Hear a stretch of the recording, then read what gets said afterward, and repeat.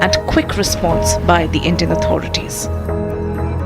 Government की तरफ से बहुत ज़्यादा बहुत अच्छे से मतलब बहुत सेफ्टी के साथ हम लोग इवैक्यूएटेड हुए। सबसे पहले हम यज़्द में स्टे किया और वहाँ पर अकोमोडेशन बहुत ही अच्छा था, हमें होटल में रखा गया, फिर फूड भी था वहाँ पर, सब कुछ अच्छे से था, सेफ भी था वो reason.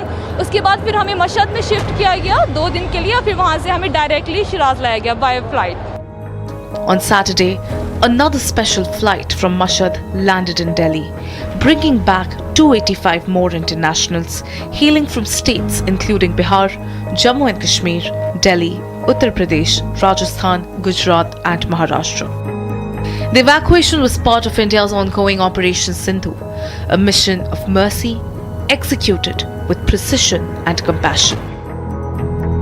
With this latest flight, 2,000India's silent vow to its citizens.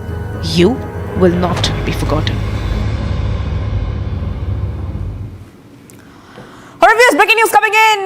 Director of National Intelligence Tulsi Gabbard has hailed Trump's ceasefire initiative. In a post on X, Gabbard says only President Trump could have achieved this historic ceasefire agreement that brings us closer to peace. It was a Herculean effort that deserves the thanks of all the people of Israel, Iran, Middle East, America, entire world. Congratulations and thank you.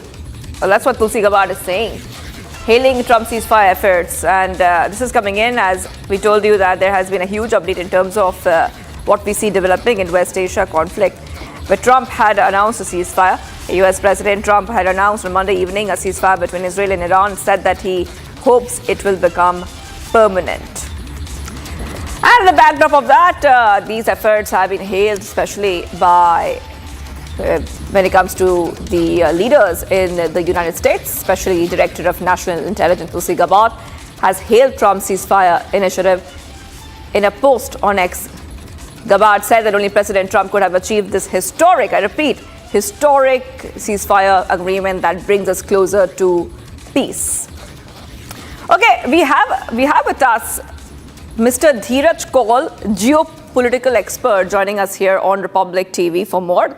Thank you for joining us here, Mr. Kaul. Now we see that leaders within the United States, we have seen them hailing Trump's moves, efforts, interventions, and Tulsi Gabbard has done the same. How do you really see this intervention by Donald Trump, his announcements? Is it just another move that Trump is making to appease and lead as usual, like he projects himself as a leader, especially when it comes to conflict, to gain favor of the U.S. citizens? Yeah, thank you for having me on the show. Good morning to all you and your viewers. I think yesterday, approximately maybe 20 hours ago, I was live on your TV channel, and we spoke about it, that there is a chance Israel will hit Doha, the Qatar. We have a Air Force base there. And if that happens, we may have to retaliate back. But luckily what happened is, before they even hit us, they informed us. So that was a good gesture. And they targeted in such a way that no damage was done. No serious damage was conflicted. Nobody died. Matter of fact, we were able to intercept all of them but one. So it was just for face saving, which I was talking yesterday about, because Ayatollah has to do face saving. It's not a democratic country. There's a lot of pressure on him to do something. So Trump came to his, through social, which is his social media platform, and announced that they have informed us, which is a good gesture, and I want to thank them, so that there is no loss of life happened, and now they can get it out of their system, and this is the time to negotiate and come back to the table to talk about terms of ceasefire. And 2 hours later, which is 3 hours from now, I had another interview 2 hours ago. By that time, it was declared that the ceasefire is official, and it happened through the intermediary, which is Doha. Qatar has represented on base of Iran and spoken to US and formulated the ceasefire. And if you remember, 6 to 8 hours ago, and even yesterday, Trump was mentioning that the only people who know where Ayatollah is hiding which bunker is the US and Israel. The Iranians have no idea, but we know where he is and we can take him out. So the things were getting escalated, but like Trump does, he's very good negotiator. Our purpose was to take out the nuclear capability of Iran, not to overthrow the government, not to cause disruption. We have learned our lesson from Iraq. And there was a lot of pressure on Trump not to get involved, even from the Republican Party, because we lost 50,000 lives and more than $1 trillion in Iraq war, and no weapons of mass destruction were found there. So he's very smart, very good negotiator, and we calmed. Israel is now comfortable that Iran doesn't have a capability to hit it with nuclear weapons. That was our goal. We got our objective done with a precision strike, like we yesterday talked about. 7 B-2 bombers delivered 14 bombs on two sides. So you can see in the satellite imagery, there are three to four holes at each side. And the third site got a Tomahawk's missile thrown at it from the US submarine, which is a nuclear-based submarine. And all the three sites are gone. As of now, we don't have any other anticipation of any other site where nuclear enrichment can be done or heavy water can be treated. Although Mossad and intelligence agencies are screening Iran as we speak to find if there is anything else left. Right. I like Mr. Kaul. I want to pick up on what exactly you said right now. We were talking about how Trump is showcasing his diplomacy skills to his own citizens and leaders in the U.S. But again, speaking on the Iranian nuclear sites which have been destroyed, well, that is exactly what the US Vice President J.D. Vance has said, that Iran does not have the capability to rebuild its nuclear sites. Do you really think that is true, or will it embolden Iran to go ahead and continue its nuclear development? See, that's a very good question, and that's what Israel was pushing. They were saying that, we can destroy it now, but they can rebuild it. What if they have some other hidden secret areas where they can enrich within years? So they were pushing US to get involved in the war and work towards regime overthrow, which is a very bloody area, because you have to understand, in Iran right now, it's an 85% Shia community. It's not like Iraq, that a minority was ruling majority. It's the other way around. Shia majority is ruling, and there are certain minority classes. And who can, if you take out Ayatollah, who are the alternatives? There is a crown prince who has no popularity in the country. There are some dissent sections which are in France, Italy, and Germany, which have small pockets, and they are in touch with White House, but they are not somebody you can let a country be run. So there is nobody to replace Ayatollah, and we don't want a disruption again happening there and turning into a Syria, which will be a very bad situation. Our goal is not, like Trump really mentioned it rightly, that we are not there to overthrow. We are not there to cause any disruption. He has come to mandate it. You have to understand, he was voted in, even by certain Democrats and swing voters, to bring the world to peace, to stop Ukraine war, to stop what's happening in Israel and Gaza. And if he starts a third front, it's gonna backfire on his swing voters, not core voters, but swing voters, because of which he won. And to be honest, right now he's running very weak on the immigration front. So he cannot have two areas which are showing negative on him.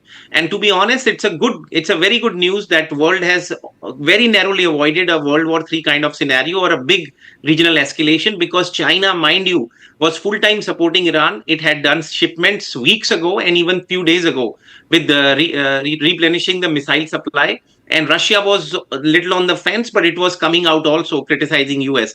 And then Middle East countries, like we were talking yesterday, had a lot of dissent against Israel and US, and they were connecting it with what is happening in Gaza, and they were openly coming out in support of Iran. When I say they were openly, I'm not talking about the rulers or autocrats. I'm talking about general people.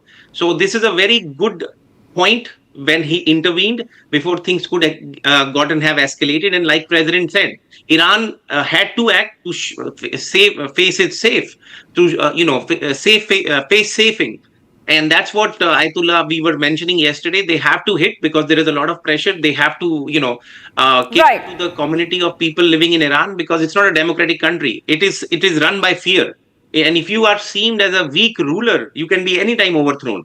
So he had to do what he had to do. He threw certain missiles, informed us, no damage was done. So now we are at 0-0, and this is the perfect time to go into the, in the ceasefire. And you have to understand, President Trump had promised Iran that if there is a good negotiation and we get rid of your nuclear issues, we want to uplift Iran. We want to bring it to the mainstream world, and maybe we'll cut down some sanctions. So that didn't happen. He gave them 2 months to work on it. Nothing happened, and that's why strikes followed because they were almost at 60% enrichment. We were talking into 4 to 6 weeks to 2 weeks, depend who you listen to, before they could have, war grade nuclear material to make a bomb.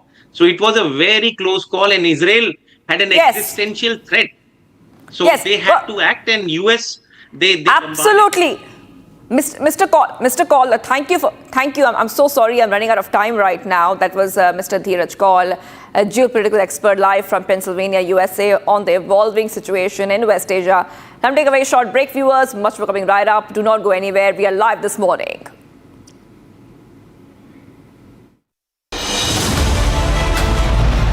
Seen what it takes to report from the front lines. Accuracy, urgency, courage and responsibility. At Republic School of Journalism, you will be trained for that reality. It's not theory, it's a live learning inside a working newsroom from day one. If you want to report the truth when it matters the most, RSJ is where you begin. Courses begin on June 30th. Apply now.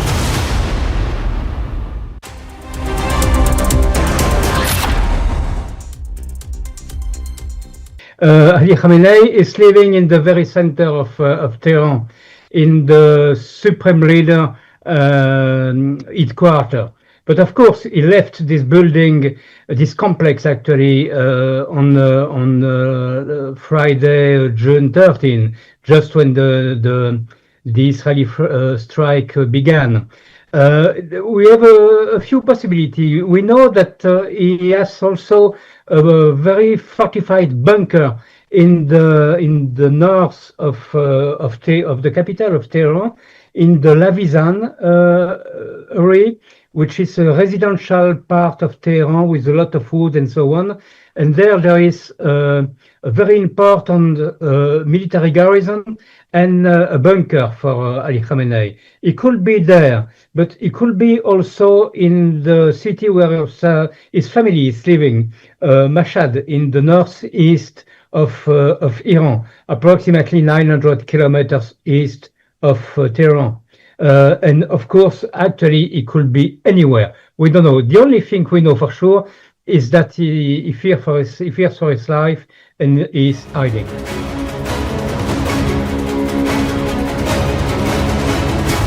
Actually, everything is in the hands of the Iranian leaders. They decide their future actually now. If they decide to strike back and to attack the military, the American army somewhere in the Middle East, or maybe somewhere else in the world, or a US embassy and so on, of course the US will come back with other planes, other bombs, and will finish the job. That's very clear. So they have one option to strike back. They have another option to continue to strike Israel, as they did actually this morning, and organize something more discreet to strike the US. For instance, using international terrorism, as they did for the last 46 years. In this case, they could say, of course, this is not us. This is a group. We don't know them. We don't know why they attacked you. But everyone, of course, will know that it comes from Tehran, from the Iranian leaders. So I think that their options are very, very limited. And actually, my personal perception is that they will openly strike back to the US, because for them it's a question of survival. They have to show to their own nation, to their own people, that they are still strong, even if actually they are not. In the global employability rankings by Times Higher Education UK, only the following 6 institutions from India are ranked amongst the top 230 in the world for having the most employable graduates. IIT Delhi, IISc Bangalore, IIT Bombay, IIM Ahmedabad, IIT Kharagpur and Amity University.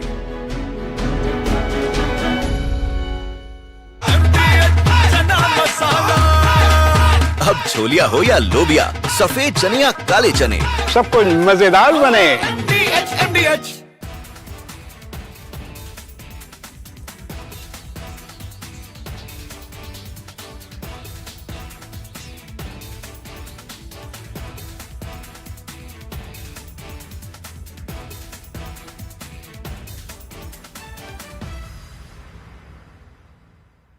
The fact is that Donald Trump said within 2 weeks he will take action. He could have taken action the very next hour. He said within 2 weeks. He did not say he's going to wait 2 weeks. He said within 2 weeks. And he's a man who he lives up to his word. And I can tell you that this is evolving exactly in the way that geopolitical analysis would lead it to evolve. With China basically joining hands with Iran, I think the Israelis will get a shock because they have been trying to cultivate the Chinese now for decades. And now I think they'll be given a rude reality check on that. And the U.S. is inevitable it comes in because it is not going to allow a nuclearized Iran. There's no question about that. It's not going to allow it. And so what we are witnessing is the beginning of of something that could be international ramifications. You already got China into it. I hope for Russia's sake that Putin is not going lockstep with China, but he declines from giving massive assistance to Iran because that is going to help the U.S. diplomacy under Donald Trump. But all in all, I know what side India is on. India is on the side of the democracies. Prime Minister Modi is on the side of the democracies. He understands geopolitics very well.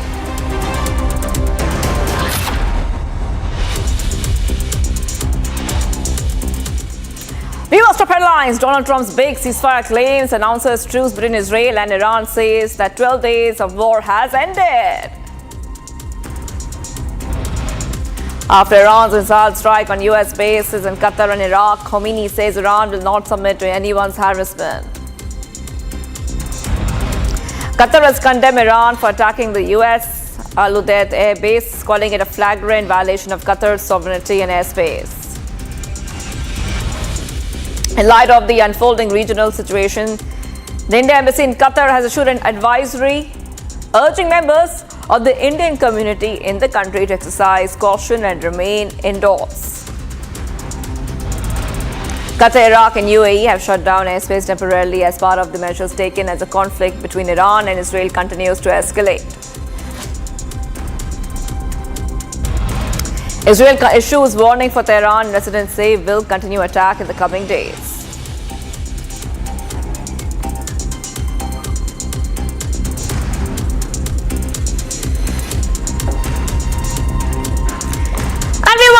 Vela this morning, I'm Shivangi Shukla getting you the latest coming in. So the big story is that after Trump's ceasefire announcement, Iranian Foreign Minister Abbas Araghchi has now categorically denied any ceasefire. In a post on X, he says, and I quote here, as Iran has repeatedly made clear, Israel launched a war on Iran, not the other way around. As of now, there is no agreement on a ceasefire or a succession of military operation. However, provided that the Israeli regime stops its illegal aggression against Iranian people no later than 4 a.m. Tehran time, we have no intention to continue a response afterwards. Now, the final decision on a succession of a military operation will be made later. So this is what we see right now, viewers. This is some back-to-back updates coming in right now, Republic TV. This is coming just after we saw that U.S. President Trump had announced on Monday evening a ceasefire between Israel and Iran and said he hopes it will be permanent. From what we understand from that announcement of Trump, Qatar helped broker the ceasefire by mediating talks with Iran. Israel agreed to the ceasefire. Well, that is what Donald Trump is saying. But at the same time, there is a response coming in from the Iranian Foreign Minister, which I have just read out for you, saying that The military operation of a powerful armed forces to punish Israel for its aggression continued until the very last minute at 4 a.m. Well, that is what the Iranian foreign minister has said on the social media platform X. Earlier, the Iranian foreign minister had said Iran would halt its military response if Israel stopped its strikes on Iran by 4 a.m. local time in Tehran, which is 30 minutes ahead of Israel. This latest post came just after 4 a.m. in Israel. Back to what is coming in right now, Republic TV, and we see Iranian Foreign Minister also say that together with all Iranians, I thank our brave armed forces who remain ready to defend our dear country until the last drop of blood and who responded to any attack by the enemy until the very last minute. All right, big update coming in right now, Republic TV viewers. So the situation is moving quite fast when it comes to what is happening in West Asia. The latest update coming in right now is that Trump has announced a ceasefire. But at the same time, we're seeing that Iran is at the same time saying that the conflict is continuing till the very last minute. But Trump has announced Israel-Iran ceasefire. Donald Trump appeared to suggest that Israel and Iran would have some time to complete any missions that are underway, at which point the ceasefire would begin in a staged process. U.S. President Trump had announced a complete ceasefire between Israel and Iran, potentially ending the 12-day war that saw millions leave Tehran and prompted fears of further escalation in that region. And remember, we saw a lot of attacks over the weekend. Israel, joined by the U.S. on the weekend, had carried out attacks on Iran's nuclear facilities after alleging Tehran was getting close to obtaining a nuclear weapon. All right, let's move ahead right now, viewers. And we'll talk a little bit more about this because the recent U.S.-Israeli strikes on Iranian nuclear sites have sent shockwaves throughout the region, plunging West Asia into a state of heightened tension. The daring midnight operation, which targeted key facilities in Fordow, Natanz and Isfahan, have sparked a fierce response from Iran, with the country's army of chief of staff, Mossavi, issuing a stern warning, will take action against the American mistake and will continue to punish Netanyahu until he's brought to desperation. Here's a report, take a look.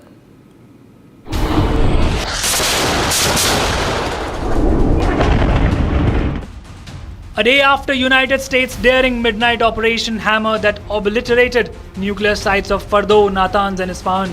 A short time ago, the U.S. military carried out massive precision strikes on the three key nuclear facilities in the Iranian regime: Fordow, Natanz, and Isfahan. Everybody heard those names for years as they built this horribly destructive enterprise. Our objective was the destruction of Iran's nuclear enrichment capacity and a stop to the nuclear threat posed by the world's #1 state sponsor of terror. Iranian Army Chief of Staff Mossavi has issued an unmissable warning.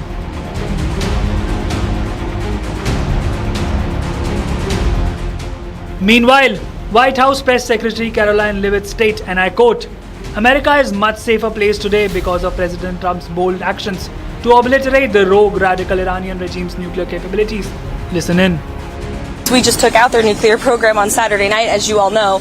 But if they refuse to engage in diplomacy moving forward, why shouldn't the Iranian people rise up against this brutal terrorist regime? That's a question the president raised. He has made his message to Iran quite clear. West Asia continues to be on the edge, with no signs of abatement in sight. ממשיכים להעמיק את הפגיעה בכל רכיבי תוכנית הגרעין, לרבות אורניום. פגענו באורניום מאושר, פגענו במעבדות לייצור אורניום, וגם רכיבים אחרים, צנטריפוגות, מעבדות, כורים ועוד ועוד רכיבים. יש לנו מודיעין שידענו לפני כן, מודיעין מדויק, כפי שראינו בשבוע החולף, מתחילת המבצע. In yet another major escalation, Israeli Air Force fighter jets carried out precision strikes in Tehran, targeting key command centers of Iran's internal security forces and the IRGC. Guided by the intelligence from the IDF, The strikes hit the Basij headquarters, the Elbows, Corps, and other critical security assets believed to uphold the Iranian regime's internal control and military strength. The move is seen as a direct blow to Iran's domestic enforcement and military apparatus. Not just this, the IDF also confirmed striking access roads to Iran's underground Fordo nuclear facility earlier yesterday.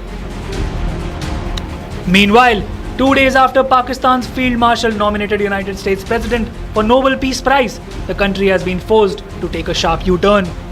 Pakistan has officially condemned the strikes on Iran, one of Pak's ally nation. As tensions continue to boil, IDF has issued a warning to Iranians and has urged them to evacuate Tehran. This as Israel hits Iran's Islamic Revolutionary Guard Corps headquarters in Karaj. On the other side of the war, Iran's air defense system successfully downed an Israeli Hermes drone before it could carry out an offensive operation in central Iran. The escalating conflict between Israel and Iran, fueled by the United States' involvement, has brought the region to the brink of a wider war. With both sides trading missile attacks and the United States targeting Iranian nuclear facilities, the situation has become increasingly volatile.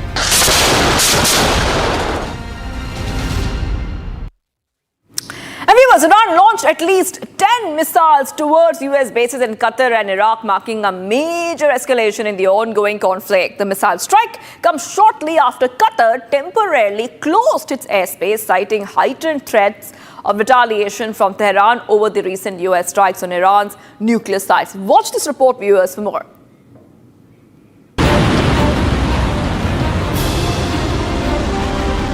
Iran launched 10 ballistic missiles towards US military bases in Qatar and Iraq on Monday night. The attack was in direct retaliation for US airstrikes that hit Iran's nuclear facilities over the weekend. Shortly after Qatar closed its airspace, loud explosions echoed across Doha with multiple fireballs lighting up the night sky. Qatar's Ministry of Defense confirmed that air defense systems successfully intercepted the incoming missiles aimed at the Al Udeid base.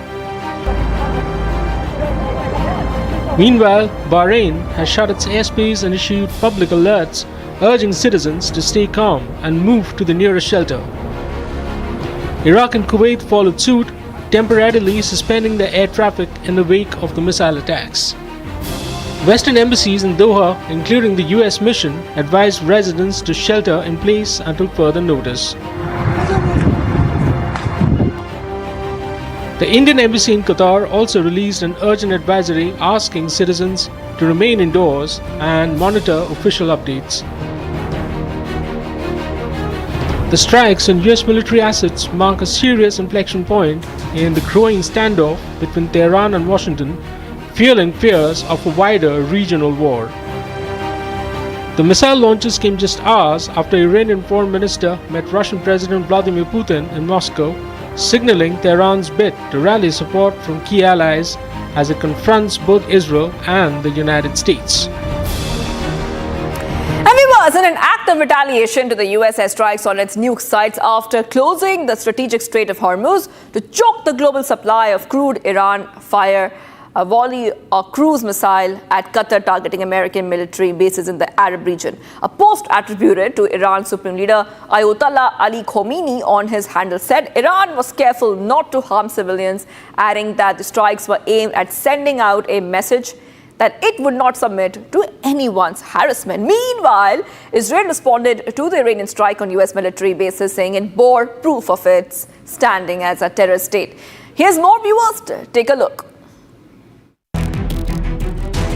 In his first public response after the US stealth bombers struck Iranian nuke sites, the Foreign Minister of the Islamic Republic, Abbas Araghchi, vowed to defend his homeland and people.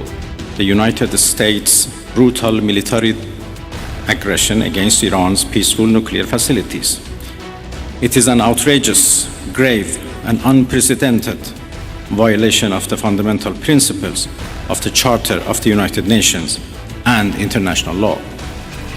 The warmongering and lawless administration in Washington is solely and fully responsible for the dangerous consequences and far-reaching implications of its act of aggression.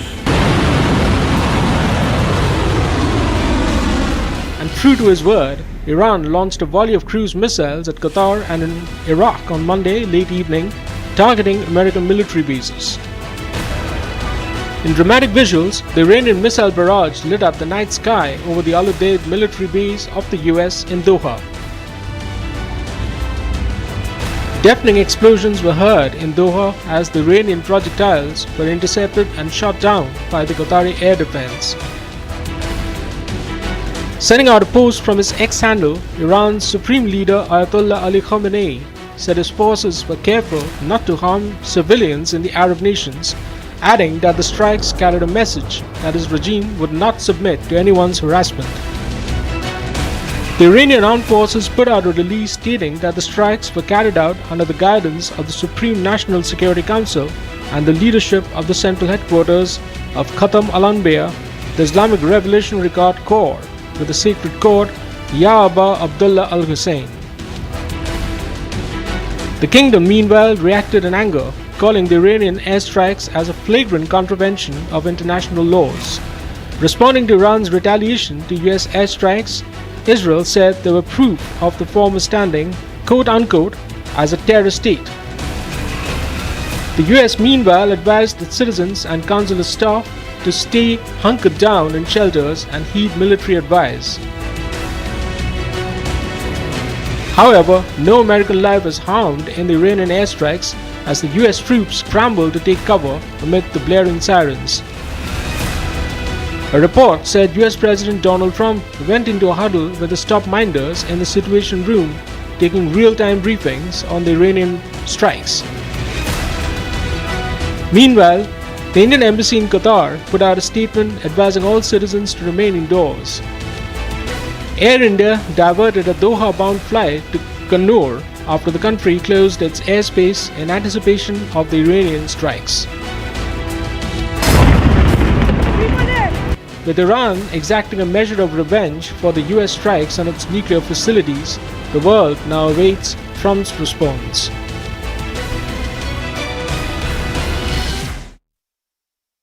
We eat music, we breathe music. Music is our life. And music has also taught that my audience comes from diverse background, different religion, I feel I belong to every religion of the world. I feel I belong to every religion of India. So my life is music. So I'm very grateful to God Almighty. That's amazing.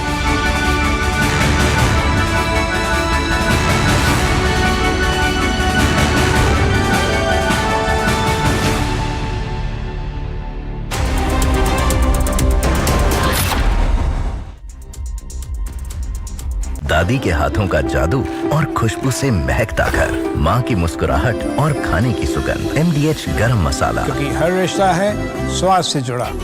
इसको घर पे लगाओगे तो शादी का तो पता नहीं, पर घर पक्का नहीं टूटेगा। रुंगटा नहीं तो घर स्ट्रॉन्ग नहीं। रुंगटा स्टील TMT बार एकदम सॉलिड।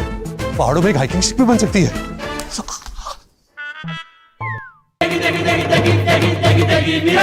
MDH की देगी मिर्च, देगी मिर्च का तड़का, अंग अंग फड़का। MDH की देगी मिर्च। Good evening.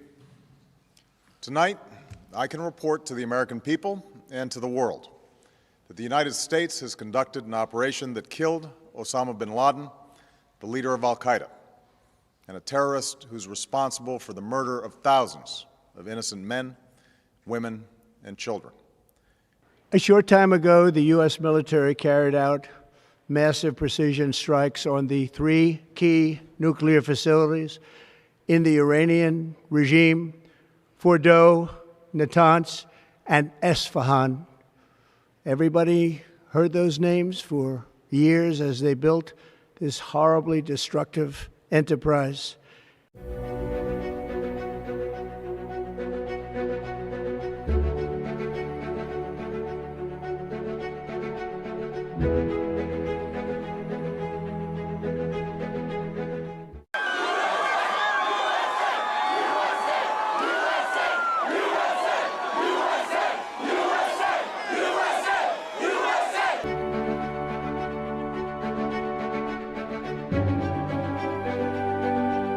Good evening.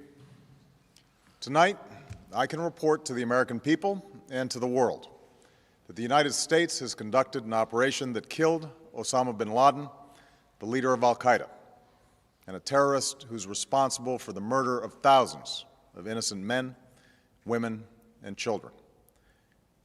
It was nearly 10 years ago that a bright September day was darkened by the worst attack on the American people in our history. The images of 9/11 are seared into our national memory.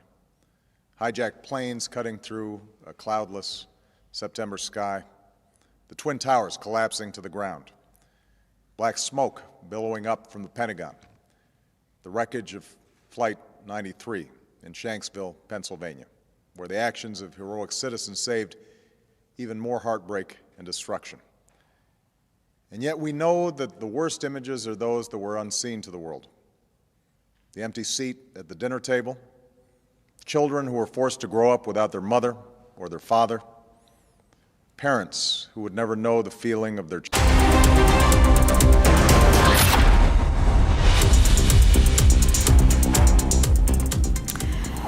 Viewers, welcome back. We're live this morning and we continue getting you top updates coming in when it comes to the West Asia conflict. After Israeli PM Netanyahu hailed the U.S. strikes on Iranian nuclear sites as a turning point for global security, the armed forces in the Jewish homeland said they were still assessing and gathering ground intelligence on the impact of the stealth bomber hits. A spokesperson for the Israeli military said the forces were in the process of inflicting further damage to the Iranian nuclear program, including its enrichment capability. Watch this report for more.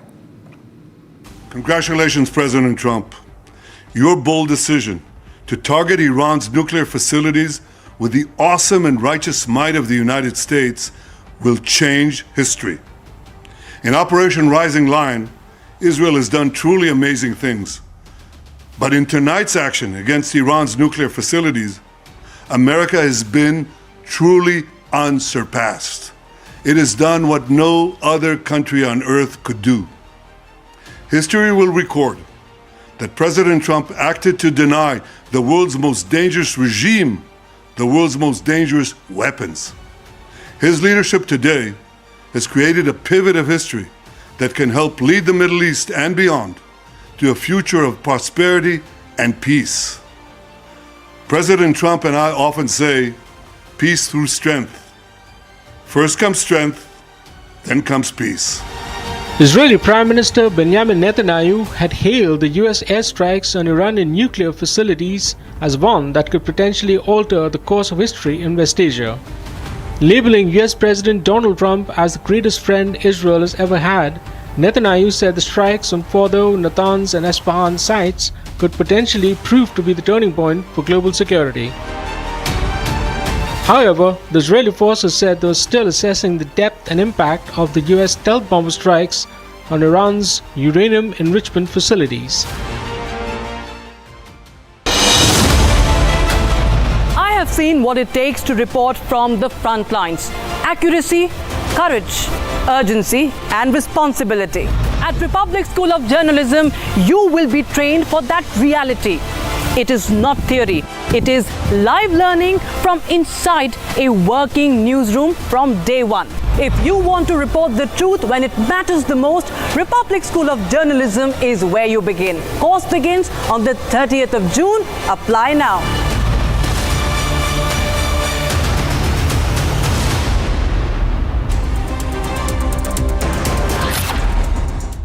In the global employability rankings by Times Higher Education UK, only the following 6 institutions from India are ranked amongst the top 230 in the world for having the most employable graduates. IIT Delhi, IISc Bangalore, IIT Bombay, IIM Ahmedabad, IIT Kharagpur and Amity University. MDH की हल्दी मिर्ची धनिया करे कमाल, ये रंग दे, ये खुशबू दे, ये तीखा, ये कम पड़े, क्या निराला MDH masala.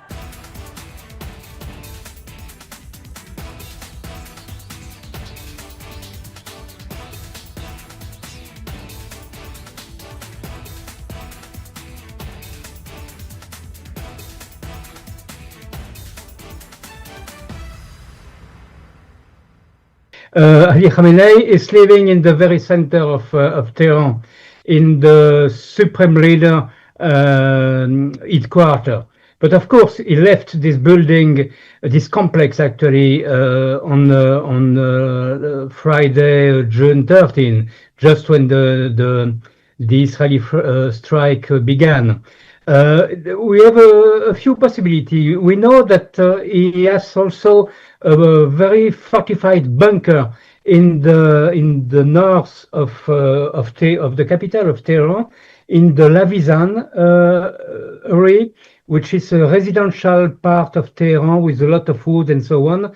And there is a very important military garrison and a bunker for Ali Khamenei. He could be there, but he could be also in the city where his family is living, Mashhad, in the northeast of Iran, approximately 900 kilometers east of Tehran. And of course, actually, he could be anywhere. We don't know. The only thing we know for sure is that he fears for his life and is hiding.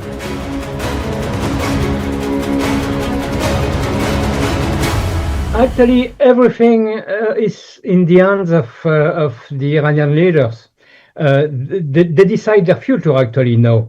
If they decide to strike back and to attack the military, the American army somewhere in the Middle East, or maybe somewhere else in the world, or a U.S. embassy and so on, of course the U.S. will come back with other planes, other bombs, and will finish the job. That's. I have seen what it takes to report from the front lines: accuracy, courage, urgency, and responsibility. At Republic School of Journalism, you will be trained for that reality. It's not theory, it's live learning from a working newsroom from day one. If you want to report the truth when it matters the most, Republic School of Journalism is where you begin. Courses begin on 30th June. Apply now. आपकी favourite Hyundai cars पर मिल रही है amazing deals. वैसे लोगे तो आप Hyundai ही, चाहे दिल की सुनो या डील्स की, तो जल्दी चले आओ हुंडई शोरूम। अब छोलिया हो या लोबिया, सफेद चने या काले चने, सब कुछ मजेदार बने। The fact is that Donald Trump said within 2 weeks he will take action. He could have taken action the very next hour. He said within 2 weeks. He did not say he's going to wait 2 weeks. He said within 2 weeks.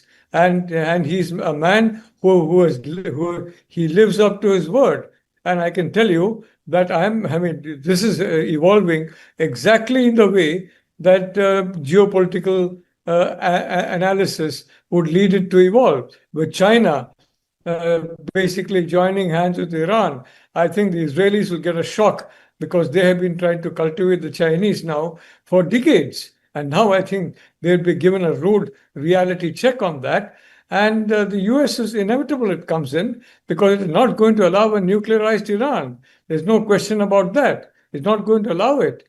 And so what we are witnessing is the beginning of of something that could be international ramifications. You already got China into it. I hope, for Russia's sake, that Putin is not going lockstep with China, but he declines from giving massive assistance to Iran, because that is going to help the US diplomacy under Donald Trump. But all in all, I know what side India is on.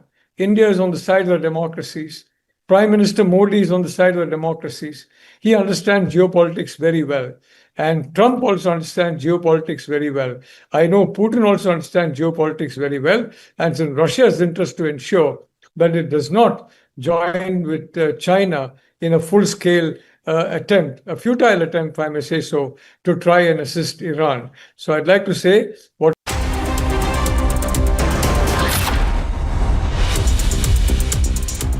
बिबल में गुलिस्तां की ये कुछ लजीज फरिश्ते जब साथ घुले तो जी ललचाए, और दिल कहे कि स्वाद की इस जुबान में खुद को ऐसा डुबाऊं कि निकल ना पाऊं।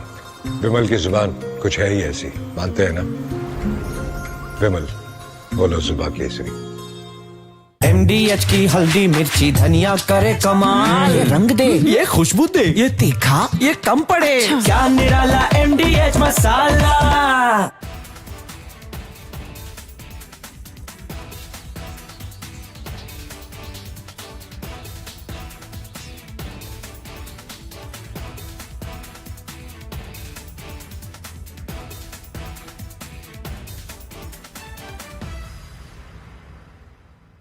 Good evening.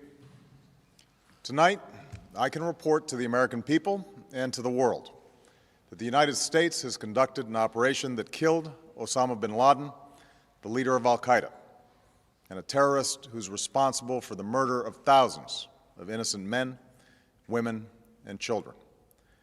A short time ago, the U.S. military carried out massive precision strikes on the three key nuclear facilities in the Iranian regime: Fordow, Natanz, and Esfahan. Everybody heard those names for years as they built this horribly destructive enterprise.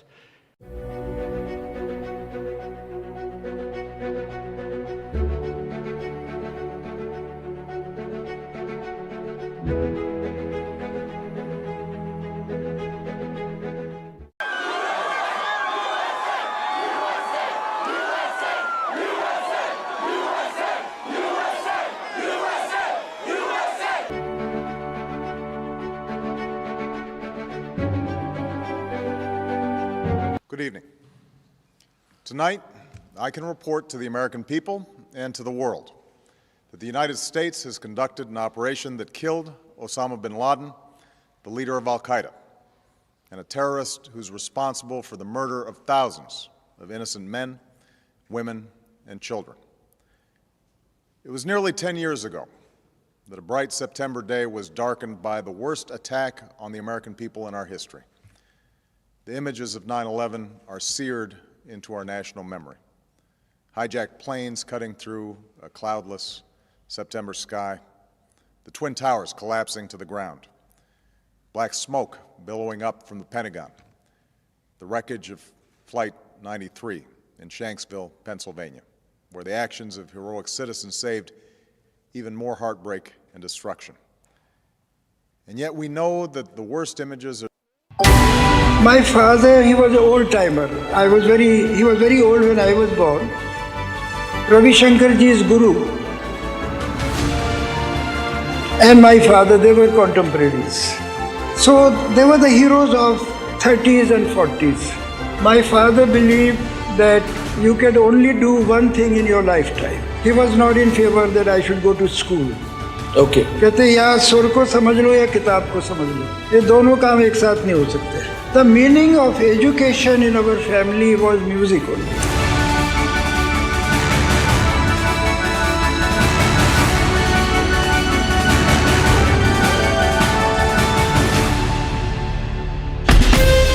From Asia's largest news headquarters, setting the agenda for Bharat.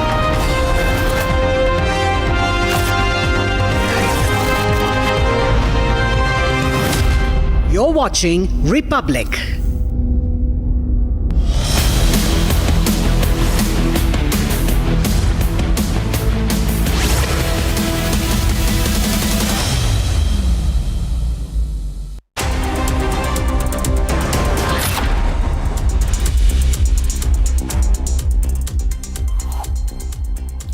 Good morning. You're watching live this morning on Republic TV. I'm Aishwarya Kapoor.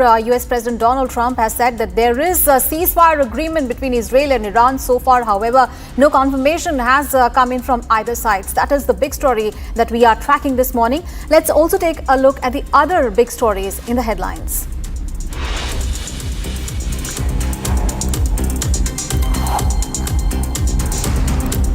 Donald Trump's big ceasefire claims, announces truce between Israel and Iran, says the 12-day war has ended.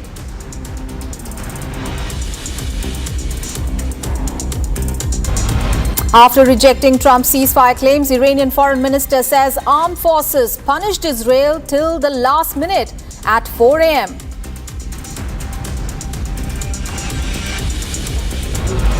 After Iran's missile attacks on U.S. bases in Qatar and Iraq, Khamenei says Iran will not submit to anyone's harassment. After Trump's ceasefire claim, IDF says the Iranian missiles fired as Israel shot a while ago. Saudi Arabia has condemned Iran for attacking the U.S. Odeid air base, calling it a flagrant violation of Qatar's sovereignty and airspace. And after 7 delays, NASA and SpaceX announced 25th of June as the new date for Axiom mission liftoff.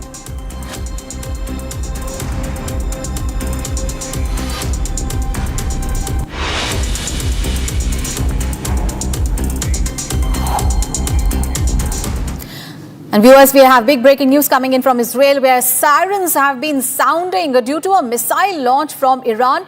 Air raid sirens have activated in northern Israel. Missile alert has also been issued for southern Israel.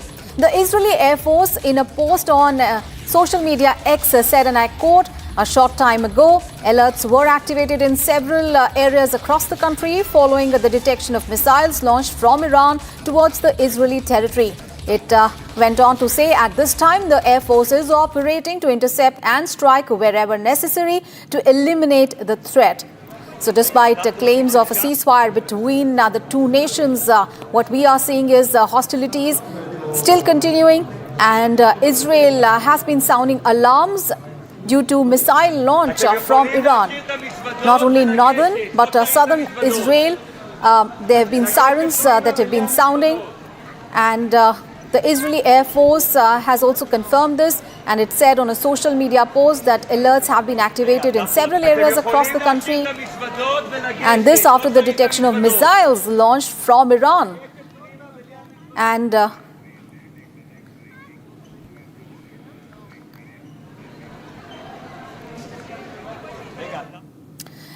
And we have, viewers, more breaking news coming in. After announcing ceasefire, U.S. President Donald Trump makes big claims.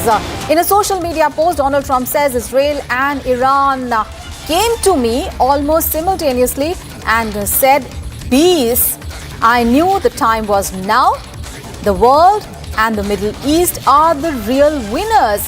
Both nations will see tremendous love, peace and prosperity in their futures. They have so much to gain and yet so much to lose if they stay away from the road of righteousness and truth. The future for Israel and Iran is unlimited and filled with great promise. God bless you both," Donald Trump said. And this is a social media post as Donald Trump claims that there is a ceasefire agreement between Israel and Iran. So big claims there by U.S. President Donald Trump. Let's get all the updates. Deepak, my colleague, is now joining us live from the newsroom. Deepak, what updates do you have? Donald Trump has claimed that the two nations have agreed to a ceasefire, and he has now posted on social media as well. And these are big claims really by U.S. President. What more details can you give us? Claims coming in from the U.S. You know, we have U.S. Vice President also coming out and saying it's a historic moment.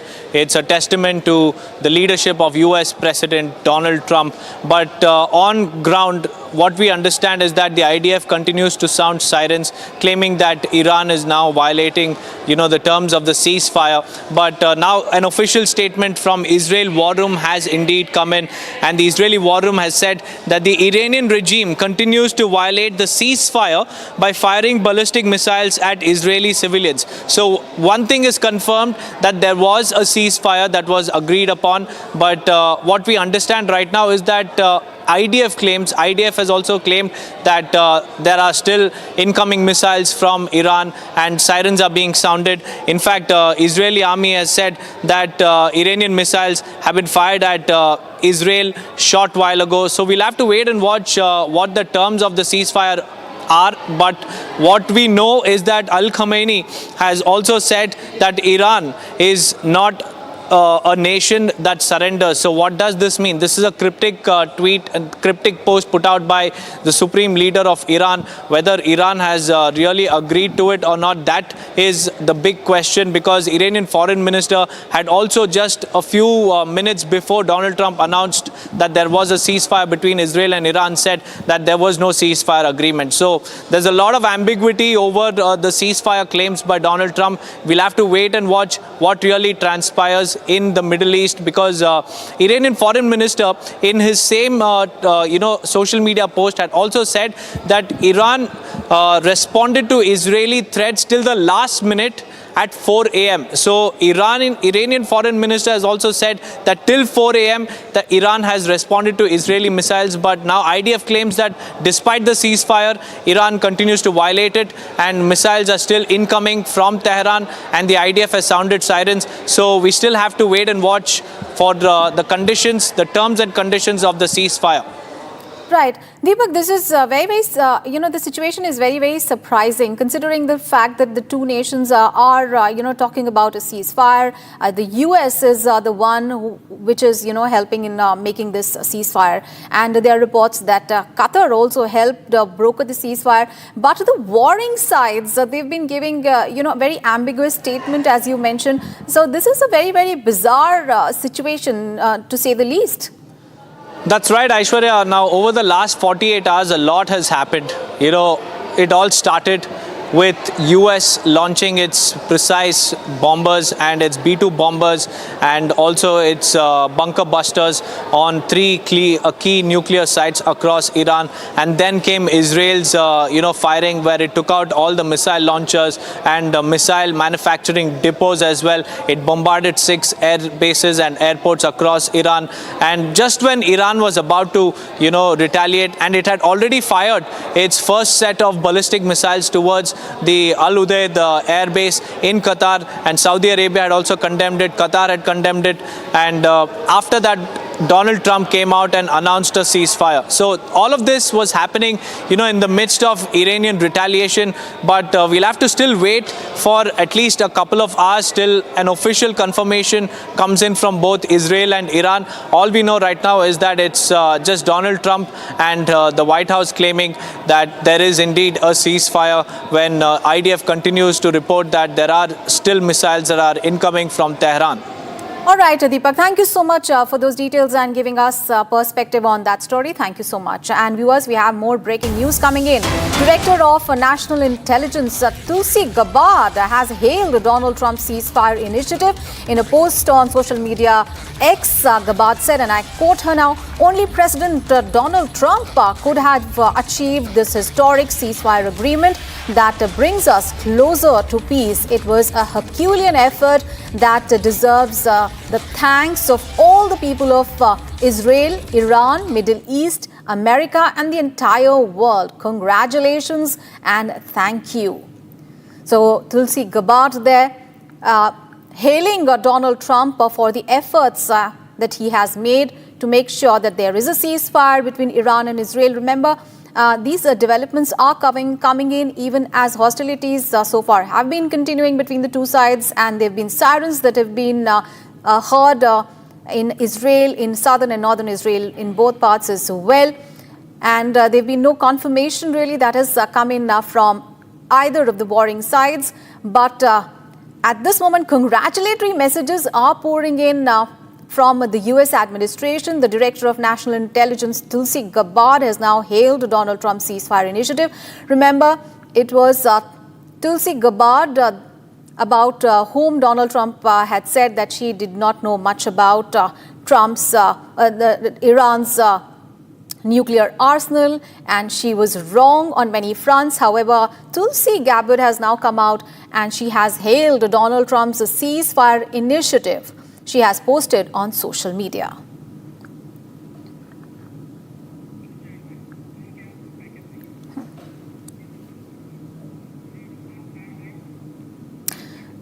And Monday evening saw the arrival of a flight that was not just another international journey, it was a lifeline. The passengers on board were not merely returning home, they were escaping chaos and also finding refuge after enduring unimaginable fear.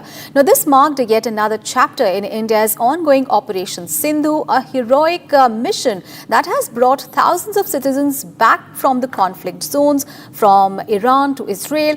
The stories of relief, gratitude and reunions reflect the resilience of those affected, the meticulous coordination between the evacuation and the silent but powerful vow of India that you will not be forgotten. Here is a report. A flight touched down at New Delhi's Indira Gandhi International Airport on Monday evening, but this was no ordinary arrival. Relief, gratitude, and eyes brimming with tears. Such was the scene at the Delhi International Airport. On board were 290 Indian nationals and 1 Sri Lankan, evacuated from the conflict-hit city of Mashhad in Iran. Each passenger carried not just luggage, but stories of fear, uncertainty, and a deep, deep sense of relief. Among those who arrived was Fatima Iman, a Sri Lankan national studying in Iran. I feel really good and I'm really grateful for everything. The experience was really good. I contacted the Sri Lankan embassy for help, like when the Indian students were getting evacuated from my university. So I reached out to my embassy and asking them to contact the Indian embassy and to help me out in the evacuation process. The condition is really getting worse with each new day. It's really getting crazy nowadays. For many like Fatima, this was a lifeline. Other Indian students and workers echoed similar sentiments, overwhelmed by the smooth coordination and quick response by the Indian authorities. Government की तरफ से बहुत ज़्यादा बहुत अच्छे से बहुत safety के साथ हम लोग इवैक्यूएटेड हुए। सबसे पहले हम यज़्द में स्टे किया और वहाँ पर अकोमोडेशन बहुत अच्छा था, हमें होटल में रखा गया, फिर फूड भी था वहाँ पर, सब कुछ अच्छे से था, सेफ भी था वो रीजन। उसके बाद फिर हमें मशहद में शिफ्ट किया गया 2 दिन के लिए, फिर वहाँ से हमें डायरेक्टली शिराज लाया गया by flight. On Saturday, another special flight from Mashhad landed in Delhi, bringing back 285 more internationals hailing from states including Bihar, Jammu and Kashmir, Delhi, Uttar Pradesh, Rajasthan, Gujarat and Maharashtra. The evacuation was part of India's ongoing Operation Sindhu, a mission of mercy executed with precision and compassion. With this latest flight, 2,003 Indian citizens have been brought home safely from Iran since tensions erupted across West Asia.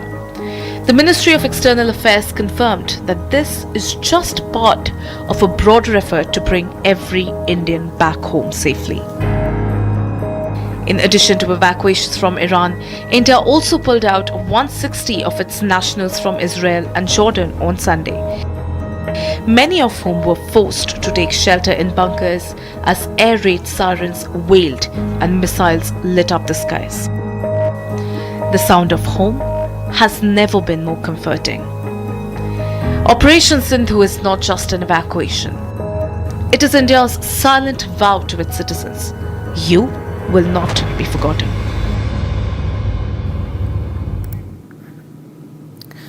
On to some other news now. National Security Advisor Ajit Doval called on Chinese Foreign Minister and who is also a member of the Politburo of the ruling Chinese Communist Party, Wang Yi, in Beijing on Monday. NSA Doval is currently in China to attend the 20th meeting of the SCO Security Council. Here is a 1-minute report. Take a look.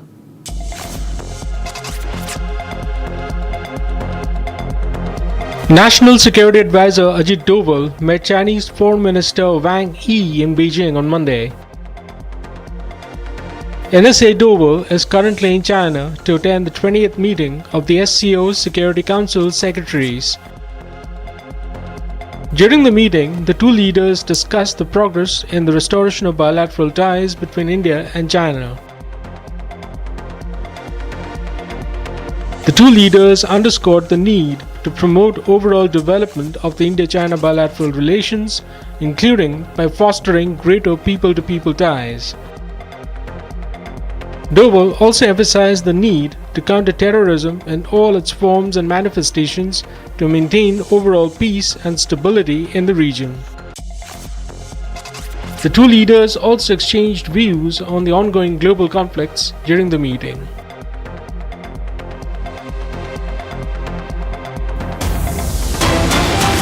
And viewers, breaking news coming in after Donald Trump's ceasefire announcement. Iranian Foreign Minister Abbas Araghchi has categorically denied any ceasefire. In a post on X, Foreign Minister Abbas Araghchi said, and I quote him now, as Iran has repeatedly made clear, Israel launched war on Iran and not the other way around.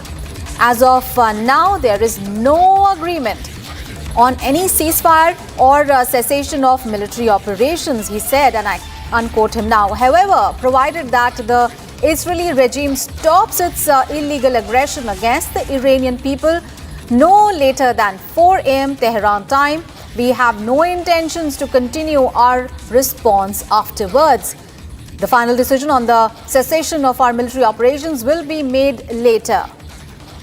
So, Iranian Foreign Minister, they're saying that no deal, no ceasefire deal really has been agreed upon.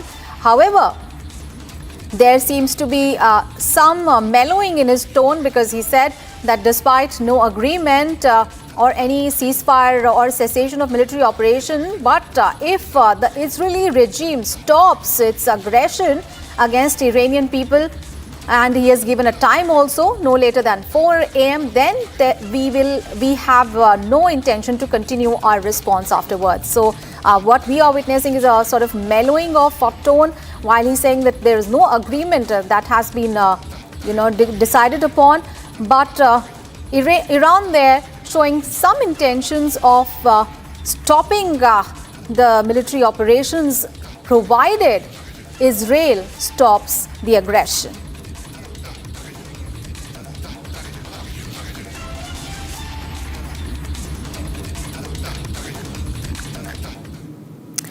And the recent U.S.-Israeli strikes on Iranian nuclear sites have sent shockwaves throughout the region, plunging West Asia into a state of heightened tension. The daring midnight operation, where they targeted the key facilities in Fordo, Natanz and Isfahan, has sparked a fierce response from Iran, with the country's army chief of staff issuing a stern warning that we will take action against the American mistake and will continue to punish Netanyahu until he is brought to desperation. Take a look at this report.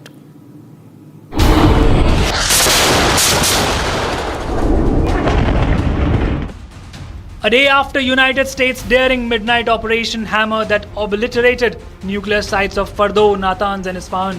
A short time ago, the U.S. military carried out massive precision strikes on the 3 key nuclear facilities in the Iranian regime: Fordo, Natanz, and Isfahan. Everybody heard those names for years as they built this horribly destructive enterprise.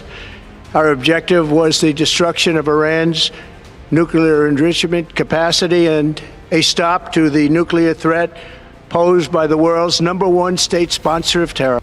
Iranian Army Chief of Staff Mossavi has issued an unmissable warning.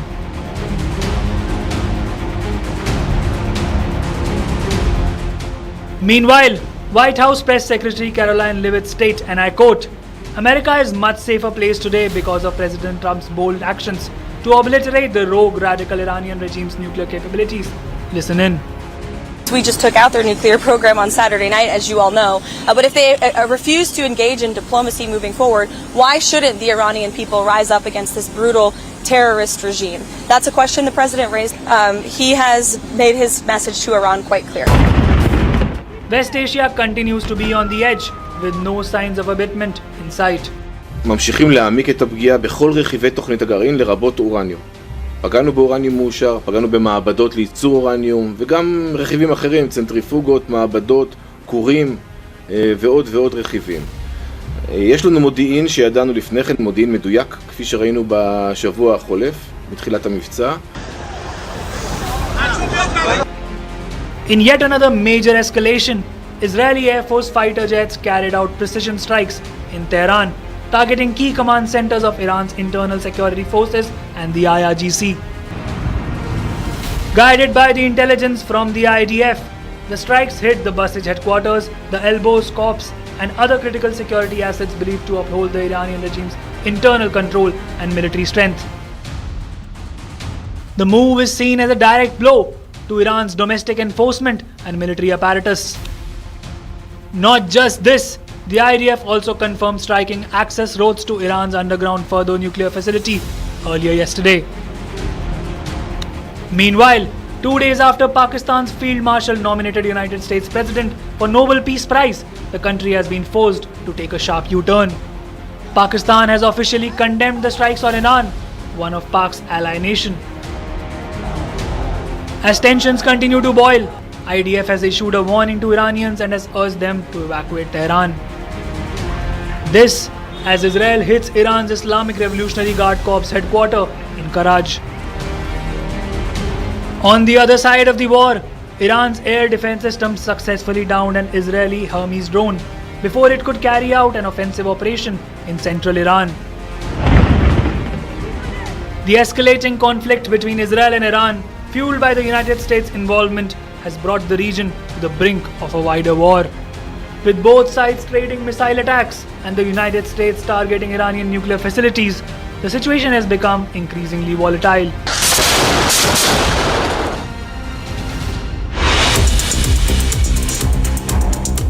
Time to take a break, but we'll keep tracking those big stories. Donald Trump's big ceasefire claims, announces a truce between Israel and Iran, says that the 12-day war has ended.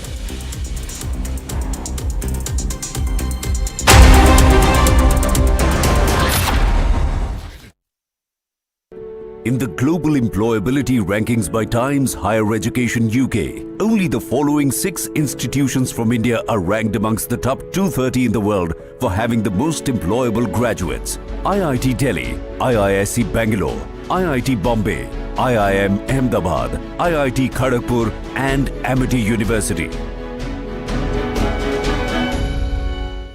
आधे bowl दही में 4 चम्मच MDH चटनी पुदीना मसाला डाला, stir करो, पुदीना चटनी तैयार। MDH चटनी पुदीना मसाला।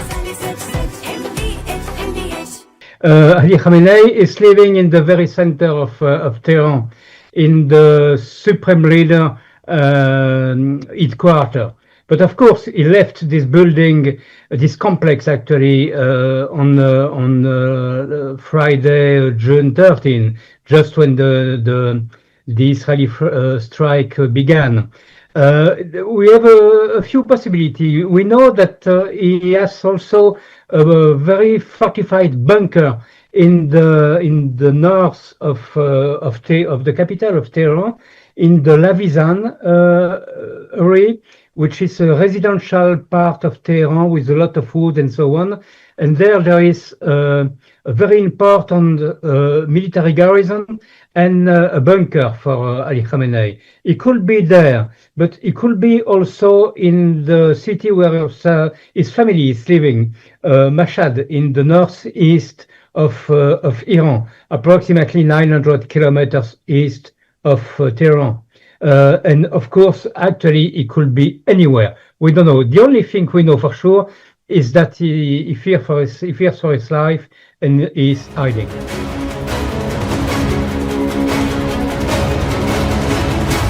Actually, everything is in the hands of the Iranian leaders.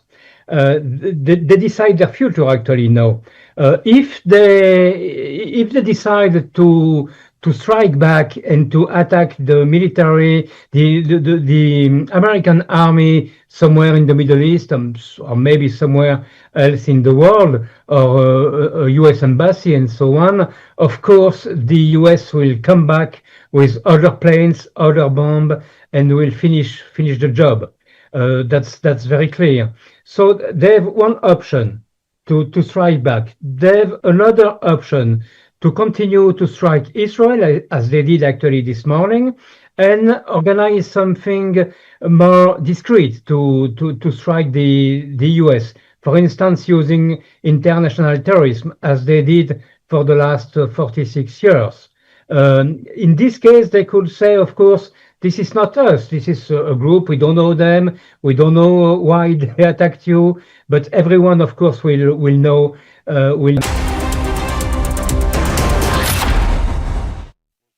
ये है सीक्रेट रेसिपी MDH का जीरा सिप जल जीरा मसाला। सिप सिप जीरा सिप MDH का जल जीरा सिप MDH का जल जीरा SIP.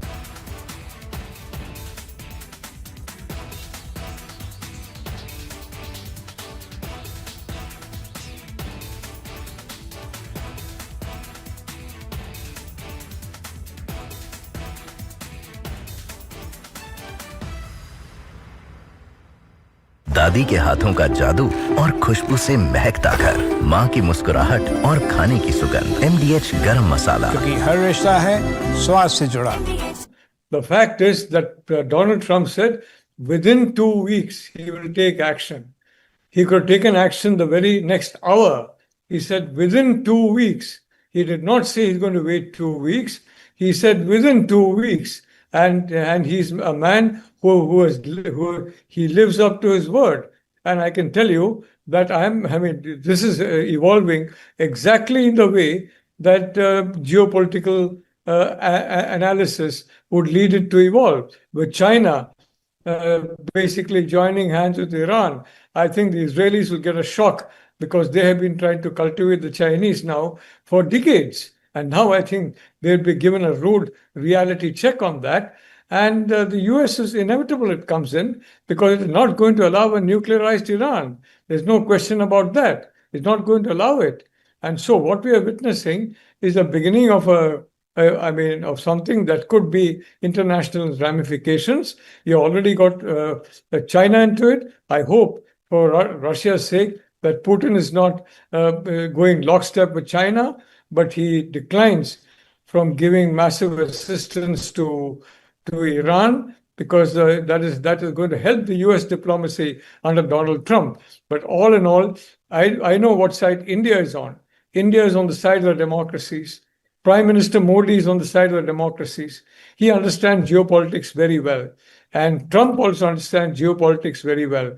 I know Putin also understands geopolitics very well. And it's in Russia's interest to ensure that it does not join with China in a full-scale attempt, a futile attempt, if I may say so, to try and assist Iran. So I'd like to say what we are seeing now is a very significant development that has been really brewing for so many years, since Cold War 2.0 between the US and China in particular. Other democracies also came. And now it is bursting into a kinetic phase.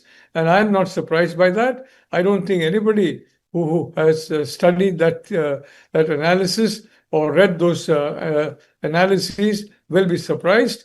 I'm only saying that Russia is an imponderable, there's no doubt about it. And China, I think Israelis have got a reality check on China. And I think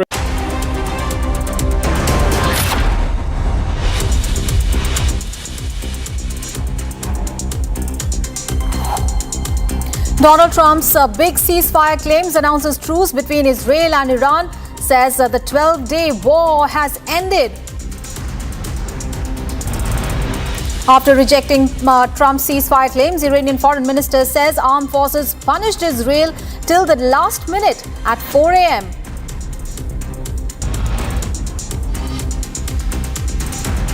After Iran's missile attacks on US bases in Qatar and Iraq, Khamenei says Iran will not submit to anyone's harassment. After Trump's ceasefire claim, IDF says Iranian missiles fired at Israel short while ago. Saudi Arabia has condemned Iran for attacking the US Al Udeid air base, calling it a flagrant violation of Qatar's sovereignty and airspace. And after 7 days, NASA and SpaceX announced 25th of June as the new date for Axiom mission liftoff.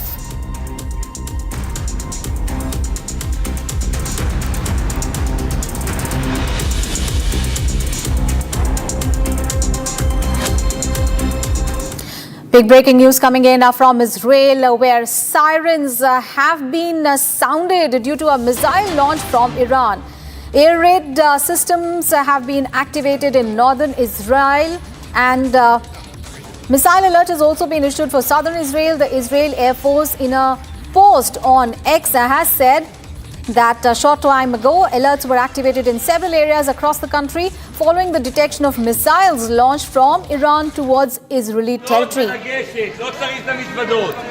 And at this time, the Air Force is operating to intercept and strike wherever necessary to eliminate the threat. So sirens have been sounded across Israel. Remember, this alert comes even as Iran's foreign minister hinted that hostilities may have ended, and Iran would halt its military response if Israel also stopped its strikes on Iran by 4 a.m. local time.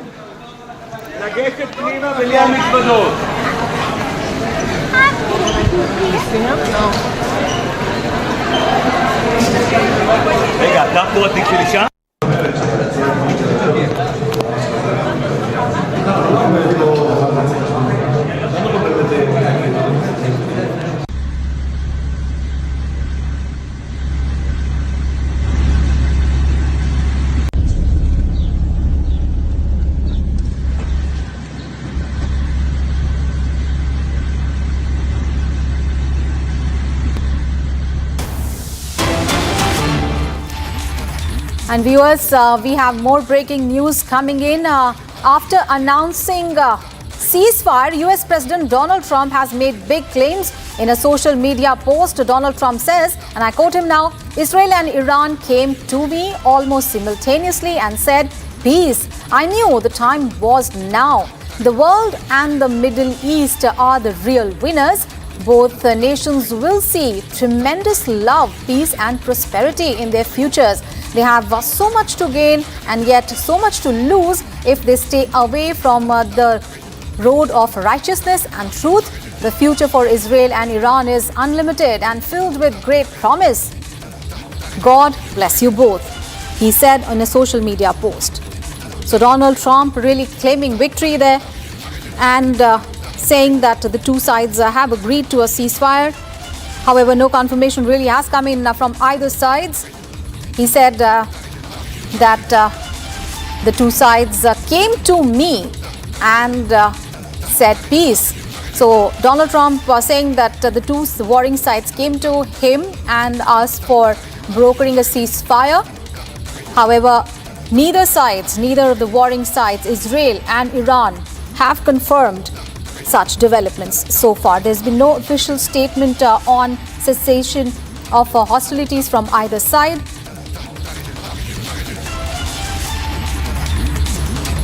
So Donald Trump announcing a complete and a total Israel-Iran ceasefire, yet neither sides it has officially confirmed. He has posted this on social media. However, what we do know, sirens have been sounded across Israel, and the Israeli Defense Forces are saying that they have identified missiles that have been launched towards their country from Iran, and that their defense systems are activated at the moment. So the Israeli Defense Forces saying that sirens have been sounded across several areas in Israel following the identification of missiles launched from Iran towards the state of Israel. But Donald Trump there claiming victory and saying that the ceasefire has been agreed upon by the two warring sides. And he said that the two sides came to me and said they wanted peace.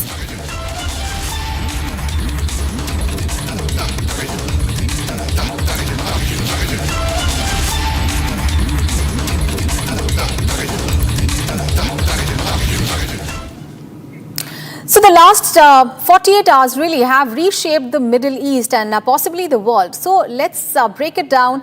Let's see how the high stakes, the drama between Israel, Iran and the United States unfolded minute by minute, strike by strike. So it really began with the firepower on 22nd of June. The United States launched precision strikes on key Iranian nuclear sites, targeting the three nuclear sites we know, Fordo, Natanz and Isfahan. And hours later, Israel expanded the offensive, hitting missile launchers and depots deep inside the Iranian territory. So Israel intensified the strikes inside Tehran. Israeli warplanes pounded 6 major air bases across Iran, crippling parts of Tehran's military infrastructure. But Iran did not stay silent. On 23rd of June, it fired multiple missiles at the United States. Now, Al Ubaid air base in Qatar was hit, and that escalated the confrontation to new heights. However, in this, no casualties were reported. And Israel also responded swiftly, intensifying airstrikes in the heart of Tehran and signaling no pause and no hesitation. And Iran's foreign ministry sent a sharp message that there is no ceasefire yet. But late that evening, a stunning announcement came. President Donald Trump decided that a complete and a total ceasefire between Israel and Iran has been brokered by the United States and the Qatari officials. And Trump's announcement was this. However, the immediate resistance was seen, and Iran publicly disputed the ceasefire claim, saying that no formal agreement has been reached. And today, the region held its breath. Iran sent a firm deadline, that is the 4 a.m. deadline. And remember, it's about 6:40 a.m. In Tehran at this moment, and the talk was about the 4 a.m. deadline. Now, if Israel stopped its aggression by then, Iran promised to stand down. As the deadline has already passed, now the skies fell silent for the first time in nearly 2 weeks. The fighting is halted, but sirens really have been going on in Israel right now, and global markets have stabilized, pricing in fragile hope that a ceasefire might hold. But a formal confirmations from both sides are still missing. So markets have stabilized on hopes that, after all, there is a ceasefire that has happened, as the U.S. president has also confirmed. But neither of the warring sides really have issued any statements as far as finalization of a ceasefire agreement is concerned. The Iranian foreign minister did hint at a 4 a.m. deadline, which has already passed, obviously. But so far, no official statement about a ceasefire agreement has come in from both the sides.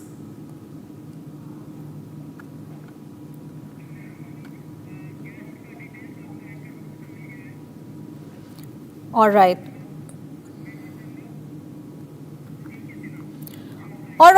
Major General K.K. Sinha is now joining us live for more on that story. Sir, very good morning, and thank you so much for joining us here on Republic TV. Major General, good morning to you, Jahan. Yeah, right. Major General, the past 48 hours really have been really bizarre. They're really reshaping what is happening in Middle East and possibly the world as well. But how do you look at the developments right now? Because Donald Trump has been tweeting and he has been confirming that a ceasefire has been agreed upon. However, no official statement really has come in from Israel and Iran, the warring sides. How do you look at these developments? The situations on ground, if you see and then analyze the whole thing, situation is ground that, that Iran has retaliated by targeting, one of the base of America and Qatar, that. And it is exactly the same number of, ordnance which was fired by Americans, including the B-2 bombers and they fired Tomahawk missile. Numbers are same. They have told the Qatar in advance and then they have strike. It was more or less a demonstration that, giving a space that we have also done it something. And this has happened after their foreign minister visited the, in Soviet Union.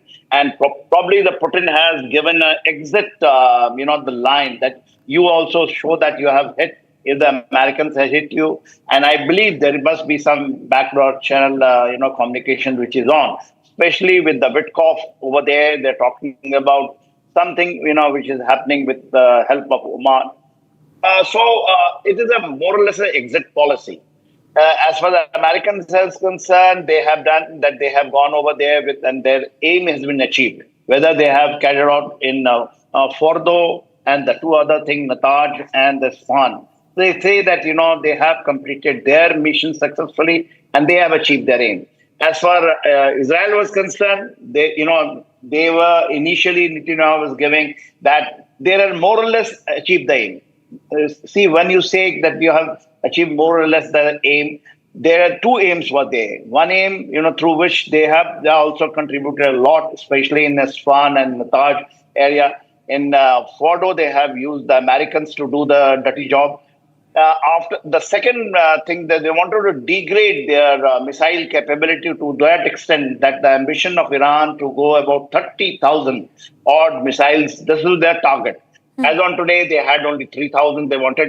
So they wanted to destroy. They have done the destruction. They have not clearly said if they have achieved the second part of their aim, which they were saying that partially they have achieved to a fair degree. In my assessment, they have achieved to a great degree of, their military aim on which they have gone to Iran.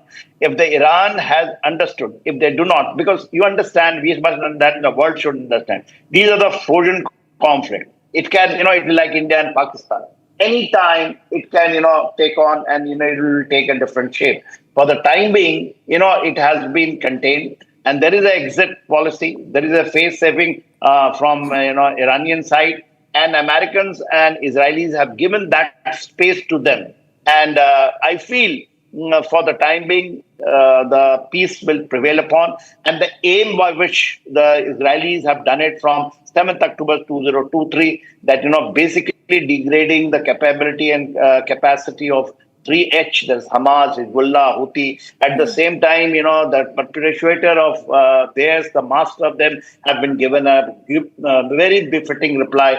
And this is the way actually you are supposed to do it. I hope the Iran behaves and doesn't carry on with the path which they were going on. And I think peace will prevail for the rest of the world. For the time being, it has been managed well. You will see, this is my assessment, that it will fastly develop in that line. And Major General, how does this really temporary pause, so to say, really affect the nuclear stability in the Middle East, considering the fact that there is still no clarity on how much of the impact those U.S. strikes would have had on arsenal, the nuclear arsenal that Iran possesses. How does this temporary pause affect the larger nuclear question in the Middle East? As far the nuclear aspect is concerned, that Iran's determination to go nuclear, it has been, being managed from 2016, when the Donald Trump came, much before that also. Then, the American line was there, especially on Obama administration, that there should be a talk on which they have gone for the nuclear deal, that Iran will not go for the weaponization of nuclear capability. At the same time, they can pursue something like for the peaceful purposes, for which they have given, for which the commitment from Iran was there that they will not go for the weapon grade enrichment, that is about 90%. But behind the table, behind the scene, they were doing that exactly. They were going in that direction. And there was, when the Trump came this time, even that time, when Trump came in the first term, he was not in the favor of that, particular accord, and he walked away from that. That has given the space to Iran, because IAEA, representative was not been allowed to carry out the, inspections of the various nuclear sites. So there was apprehension in the whole world that, Iran is, getting near to a weapon grade of uranium and go for nuclearization. Other countries like China, not directly, but through Pakistan, they were helping them. I do not know how much help the Russians gave it, but through North Korea, there was, there were apprehensions that they were getting the technology. They are very near to, weapon grade of enrichment of uranium. Right. And this time, that's why the Donald Trump, in the second term, he did try to go for a nuclear deal with them, the first term, which he had been the mistake. Right, but this time, the things are on. Sixth round of talk is there in and I believe this will only settle when they will agree for that, the deal which they are talking about through Oman. Then only will settle. Otherwise, see, it will erupt again in a different form. Right. Thank you so much, Major General, for joining us here on Republic TV and sharing our insights on that big story. Thank you so much. Meanwhile, in an act of retaliation to the US airstrikes on its nuclear sites after closing the strategic Strait of Hormuz to choke the global supply of crude, Iran fired a volley of cruise missiles at Qatar, targeting American military bases in the Arab region. A post attributed to Iran's Supreme Leader Ayatollah Ali Khamenei on X handle said that Iran was careful not to harm civilians, adding that the strikes were aimed at sending out a message that it did not submit to anyone's harassment. Meanwhile, Israel responded to the Iranian airstrikes on US military bases, saying that it bore the proof of its standing as a terror state. Here is a detailed report. In his first public response after the US stealth bombers struck Iranian nuke sites, the Foreign Minister of the Islamic Republic, Abbas Araghchi, vowed to defend his homeland and people. The United States' brutal military aggression against Iran's peaceful nuclear facilities. It is an outrageous, grave, and unprecedented violation of the fundamental principles of the Charter of the United Nations and international law. The warmongering and lawless administration in Washington is solely and fully responsible for the dangerous consequences and far-reaching implications of its act of aggression. And true to his word, Iran launched a volley of cruise missiles at Qatar and in Iraq on Monday late evening, targeting American military bases. In dramatic visuals, the Iranian missile barrage lit up the night sky over the Al Udeid military base of the US in Doha. Deafening explosions were heard in Doha as the Iranian projectiles were intercepted and shot down by the Qatari air defense. Sending out a post from his X handle, Iran's Supreme Leader Ayatollah Ali Khamenei said his forces were careful not to harm civilians in the Arab nations, adding that the strikes carried a message that his regime would not submit to anyone's harassment. The Iranian armed forces put out a release stating that the strikes were carried out under the guidance of the Supreme National Security Council and the leadership of the central headquarters of Khatam al-Anbiya, the Islamic Revolutionary Guard Corps, with the sacred court Ya Aba Abdullah al-Hussein. The kingdom meanwhile reacted in anger, calling the Iranian airstrikes as a flagrant contravention of international laws. Responding to Iran's retaliation to US airstrikes, Israel said they were proof of the former standing, quote-unquote, as a terror state. The US meanwhile advised its citizens and consular staff to stay hunkered down in shelters and heed military advice. However, no American life was harmed in the Iranian airstrikes as the US troops scrambled to take cover amid the blaring sirens. A report said US President Donald Trump went into a huddle with the stop-minders in the Situation Room, taking real-time briefings on the Iranian strikes. Meanwhile, the Indian Embassy in Qatar put out a statement advising all citizens to remain indoors. Air India diverted a Doha-bound flight to Kannur after the country closed its airspace in anticipation of the Iranian strikes. With Iran exacting a measure of revenge for the US strikes on its nuclear facilities, the world now awaits Trump's response. And viewers, we'll take a very short break, but we'll continue to track the big story. Donald Trump's big ceasefire claims. He announces a truce between Israel and Iran and says that the 12-day war has ended. All the details and much more coming up ahead. Stay tuned.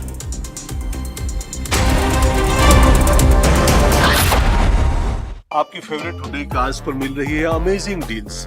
वैसे लोगे तो आप Hyundai ही, चाहे दिल की सुनो या deals की, तो जल्दी चले आओ हुंडई शोरूम। इसको घर पे लगाओगे तो शादी का तो पता नहीं, पर घर पक्का नहीं टूटेगा।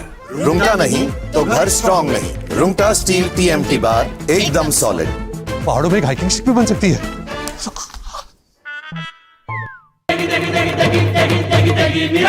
MDH की देगी मिर्च, देगी मिर्च का तड़का, अंग अंग फड़का। MDH की देगी मिर्च। Good evening. Tonight, I can report to the American people and to the world that the United States has conducted an operation that killed Osama bin Laden, the leader of Al-Qaeda, and a terrorist who's responsible for the murder of thousands of innocent men, women, and children. A short time ago, the U.S. military carried out massive precision strikes on the 3 key nuclear facilities in the Iranian regime: Fordow, Natanz, and Esfahan. Everybody heard those names for years as they built this horribly destructive enterprise.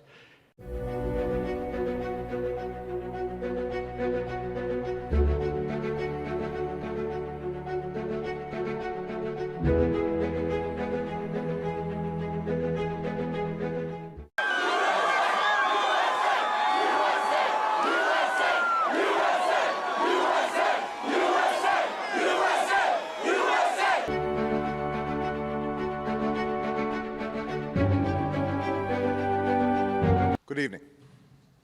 Tonight, I can report to the American people and to the world that the United States has conducted an operation that killed Osama bin Laden, the leader of Al-Qaeda, and a terrorist who's responsible for the murder of thousands of innocent men, women, and children.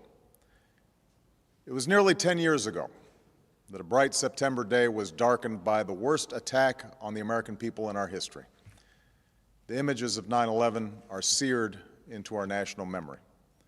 Hijacked planes cutting through a cloudless September sky, the Twin Towers collapsing to the ground, black smoke billowing up from the Pentagon, the wreckage of Flight 93 in Shanksville, Pennsylvania, where the actions of heroic citizens saved even more heartbreak and destruction. And yet we know that the worst images are those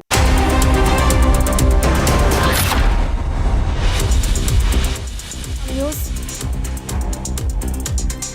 Let's take a look at some of the news from across the nation. After cruising to a landslide win in the bypoll to the Kaliaganj Assembly constituency in Bengal's Nadia district, ruling Trinamool Congress candidate Alifa Ahmed thanked Chief Minister Mamata Banerjee, saying her struggles and leadership inspired her in the run for the assembly. Amid the sparring tensions in West Asia and the severe escalation in the ongoing war between Israel and Iran, budget carrier Indigo issued an advisory for passengers, saying some of its international flights may experience delays or diversions. The advisory stated that adjustments in flight services were being made to ensure operations remain within safe and compliant airspace. A massive fire broke out at the banquet hall in West Delhi's Moti Nagar area on Monday late evening. The blaze, which was reported at 8:47 in the evening, has been brought under control. Union Minister Hardeep Singh Puri launched a veiled attack on the previous Congress government at the centre after attending a private memorial service for the victims of the mid-air bombing of the Air India Kanishka flight in 1985. Addressing a press conference, Puri said that for decades, previous governments at the centre allowed a situation where it was assumed that a better sense would prevail despite the horrific consequence of the people dying. He said the government of the day went back to business instead of dealing with the perpetrators. After scripting a win in Visawadar Assembly by-election by a margin of 17,000 votes, Aam Aadmi Party candidate Gopal Italia said that the poll was contested and won by the people and he was merely a medium. Claiming that the ruling BJP did everything in its power to win the by-poll, the AAP candidate said the people of Gujarat were yearning for change at the helm. The Adani New Industries Limited announced a successful commissioning of India's first off-grid 5-megawatt green hydrogen pilot plant in Kutch in Gujarat, marking a major milestone in the nation's clean energy transition. The state-of-the-art plant is 100% green, powered by solar energy and integrated with a battery energy storage system, enabling it to operate completely off-grid. This represents a new paradigm in decentralized renewable powered hydrogen production. The AI/ML plant is India's first featuring a fully automated closed-loop electrolyzer system designed to respond dynamically to real-time renewable energy inputs.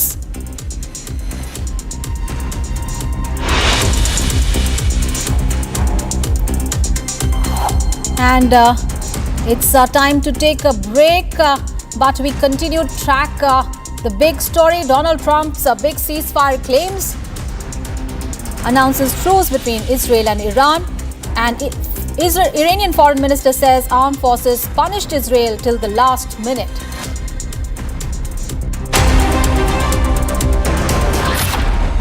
Powered by Century Ply Club Prime. Raho befikar. In the global employability rankings by Times Higher Education UK, only the following 6 institutions from India are ranked amongst the top 230 in the world for having the most employable graduates: IIT Delhi, IISc Bangalore, IIT Bombay, IIM Ahmedabad, IIT Kharagpur and Amity University. पैसा लगाना है तो century ply club prime पे लगाओ। डूबेगा नहीं, जलेगा भी नहीं, कोई खा नहीं जाएगा, धोखा नहीं देगा, ऊपर नीचे भी नहीं होगा, सेफ रहेगा, सिक्योर्ड में मिनिमम 30 साल का रिटर्न देगा। अब इससे बेटर इन्वेस्टमेंट है तो बताओ। सेंचुरी प्लाई क्लब प्राइम, रहो बेफिक्र। अब छोलिया हो या लोबिया, सफेद चने या काले चने, सब कुछ मजेदार बने।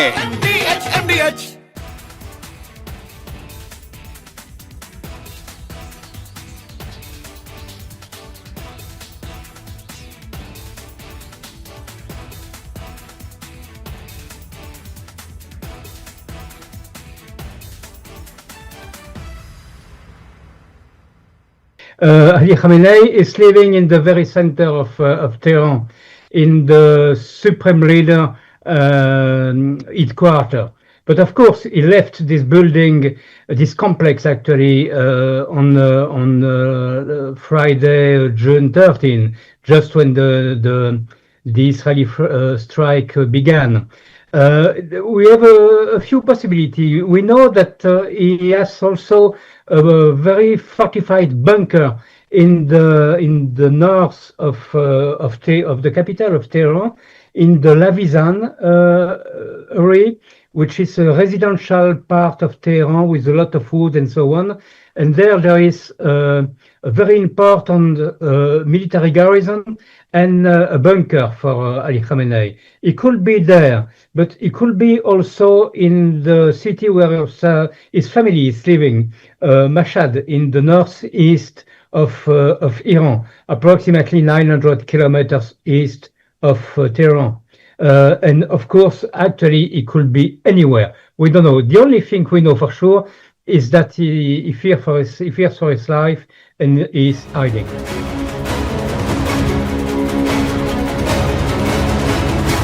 Actually, everything is in the hands of the Iranian leaders.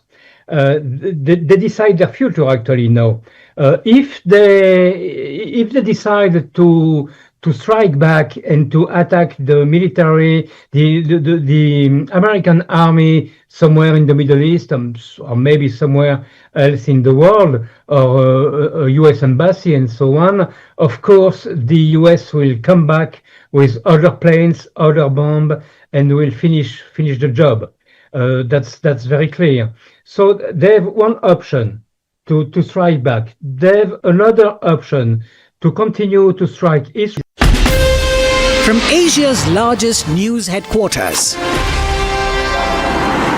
setting the agenda for Bharat.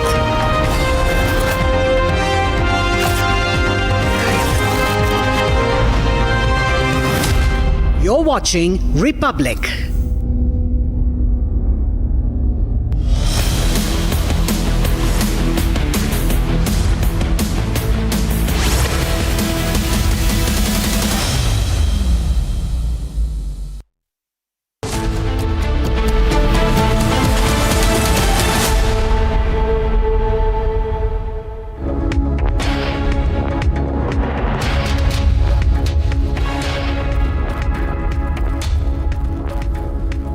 A very good morning, viewers. It's 9 a.m. and you're watching Republic TV. I'm Deepak Suresh Kumar. Donald Trump, U.S. President, has gone on a spree, putting out various social media posts announcing a ceasefire, but the ground reality is that the hostilities continue. IDF has reported fresh missile barrage from Iran. We'll get you all the latest from Ground Zero, but after a quick check on the headlines. Donald Trump's big ceasefire claims, announces truce between Israel and Iran, says both nations approached simultaneously for peace.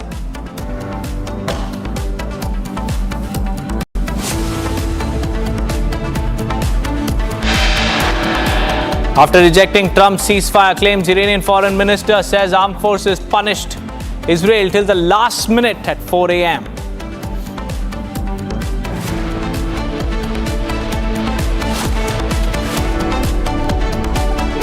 After Iran's missile attacks on U.S. bases in Qatar and Iraq, Khomeini says Iran will not submit to anyone's harassment.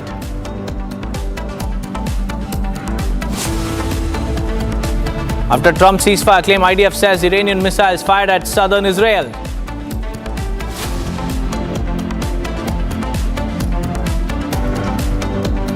Saudi Arabia condemns Iran for attacking US's Al Udeid air base, calling it a flagrant violation of Qatar's sovereignty and airspace.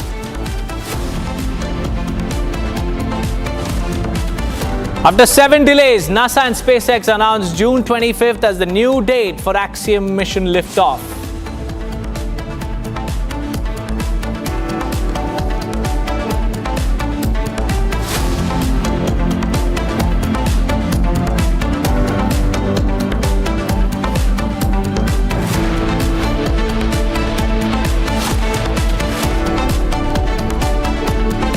First up, viewers, we have some big breaking news coming in. U.S. President Donald Trump announced ceasefire between Iran and Israel, saying the 12-day war will come to an end soon. Meanwhile, there has been no official announcement of ceasefire either from Iran or from Israel. Although, in a cryptic post, Iran rejected Trump's ceasefire claim, saying no ceasefire agreement reached yet, and Israel was punished until the very last minute at 4 a.m. That was the statement released by Iranian foreign minister, and the statement comes just after Donald Trump announced ceasefire between Israel and Iran. But ground reality is, viewers, that IDF continues to claim that Iranian missiles have been fired towards southern Israel. And also what we understand is that the local media there in Israel claims that there have been casualties in Beersheba location, where the IDF claims Iranian missiles impacted residential areas, killing people. And for the third time now, people across Israel have been asked to move to bunkers to get to safety. And this comes after Donald Trump has time and again claimed that Israel and Iran approached him simultaneously for peace, and that this is a big breakthrough in the Middle East. He has claimed to have stopped the 12-day-long war between Israel and Iran.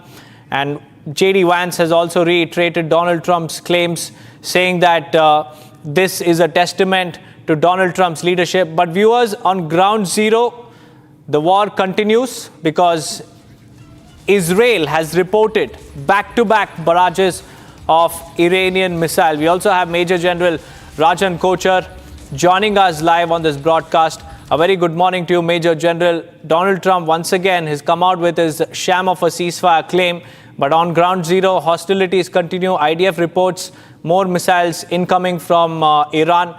How do you look at the situation in the Middle East, sir? Thank you for inviting me. You see, Donald Trump has got this penchant for announcing a ceasefire before those countries themselves announce it. We saw in Operation Sindoor also, the first statement for a ceasefire came from Donald Trump. But I think this ceasefire is likely to take place because it may be a couple of hours here and there, And before any ceasefire takes place, it's always nations who have been battered tend to give a last message or a last salvo to tell their people that they have been on the ascendancy. They have not accepted defeat, and it's only a strategic retreat. I would actually call it. I would call it a strategic retreat, b- because Iran also knows that how long can it sustain this missile warfare. You see, it cannot be for infinite duration, because missiles arsenals are X number, and they were depleting by the day. And if you study the war doctrine of Iran, they never prophesize in going for a long war. They never prophesize for going into a conventional kind of a war in which they don't use their proxies. So that is the reason, because this war doctrine of Iran has been primarily modeled on a war with Israel and to a lesser extent United States. So that's why I see this claim of President Trump. It does have a weight, but the point is the timing of the ceasefire may not be what Trump is mentioning as 4 a.m. as as you have just stated that Iran has carried out a missile attack. Even That's after right, Major General. I would kindly request you to hold your thoughts, because we have breaking news coming in. Israel claims that Iran has launched 6 missiles in 2 separate barrages, while there were only 2 missiles in the first launch. 4 missiles were launched in the second attack, out of which 1 hit an apartment building in southern Israel's Beersheba city. And according to local media, according to Israeli media reports, 3 people have succumbed. Residential areas have once again been hit. And coming back to you, Major General, Israel is calling this as the last-minute cheap shots by Iran. And Iran, meanwhile, we clearly saw Al Khamenei's statement coming in that Iran is not a nation that would surrender. So does this really mean anything? Help our viewers, read between the lines, Major General. Yes, it means a lot. You see, I'll just give you a similar example what Pakistan did in Operation Sindoor. Just before the ceasefire was to start, Pakistan had launched a couple of drones into India to suggest that they had the last shot at India, and only then the ceasefire took place. Actually, what happens in these nations is that they have to satisfy their own people. They have to give a message to the own people. Now, the narrative building is very important in this war, and we are seeing this in the current wars, that the wars are won in the minds of the people, and it is the way a particular narrative has gone by. Today, Iran is going to say that it did not ask for a ceasefire. Already, we are seeing statements from Iran leaders which are saying that Trump was begging for a ceasefire, and that is why we accepted the ceasefire. So now, this kind of a narrative building is very important for a leader like Khomeini, because he has a larger than life figure in Iran, and he wants to prove to his own people that he could take on the might of the United States. And it was the United States which was compelled, especially after he struck the airbase in Qatar, to come on the table for a ceasefire. And secondly, he would also like to project a statement that we have successfully been able to infiltrate, our missiles have been able to infiltrate into the airspace of Israel and cause substantial damage to Israel. And that is why Israel has also agreed to the ceasefire. And why I say that is that this war was started on a particular political aim by Israel. Has that political aim been achieved in order to call for or to accept a ceasefire is my larger question to the leaders of Israel and the United States. United States was time and again was saying that they wanted a regime change. Has that regime change happened?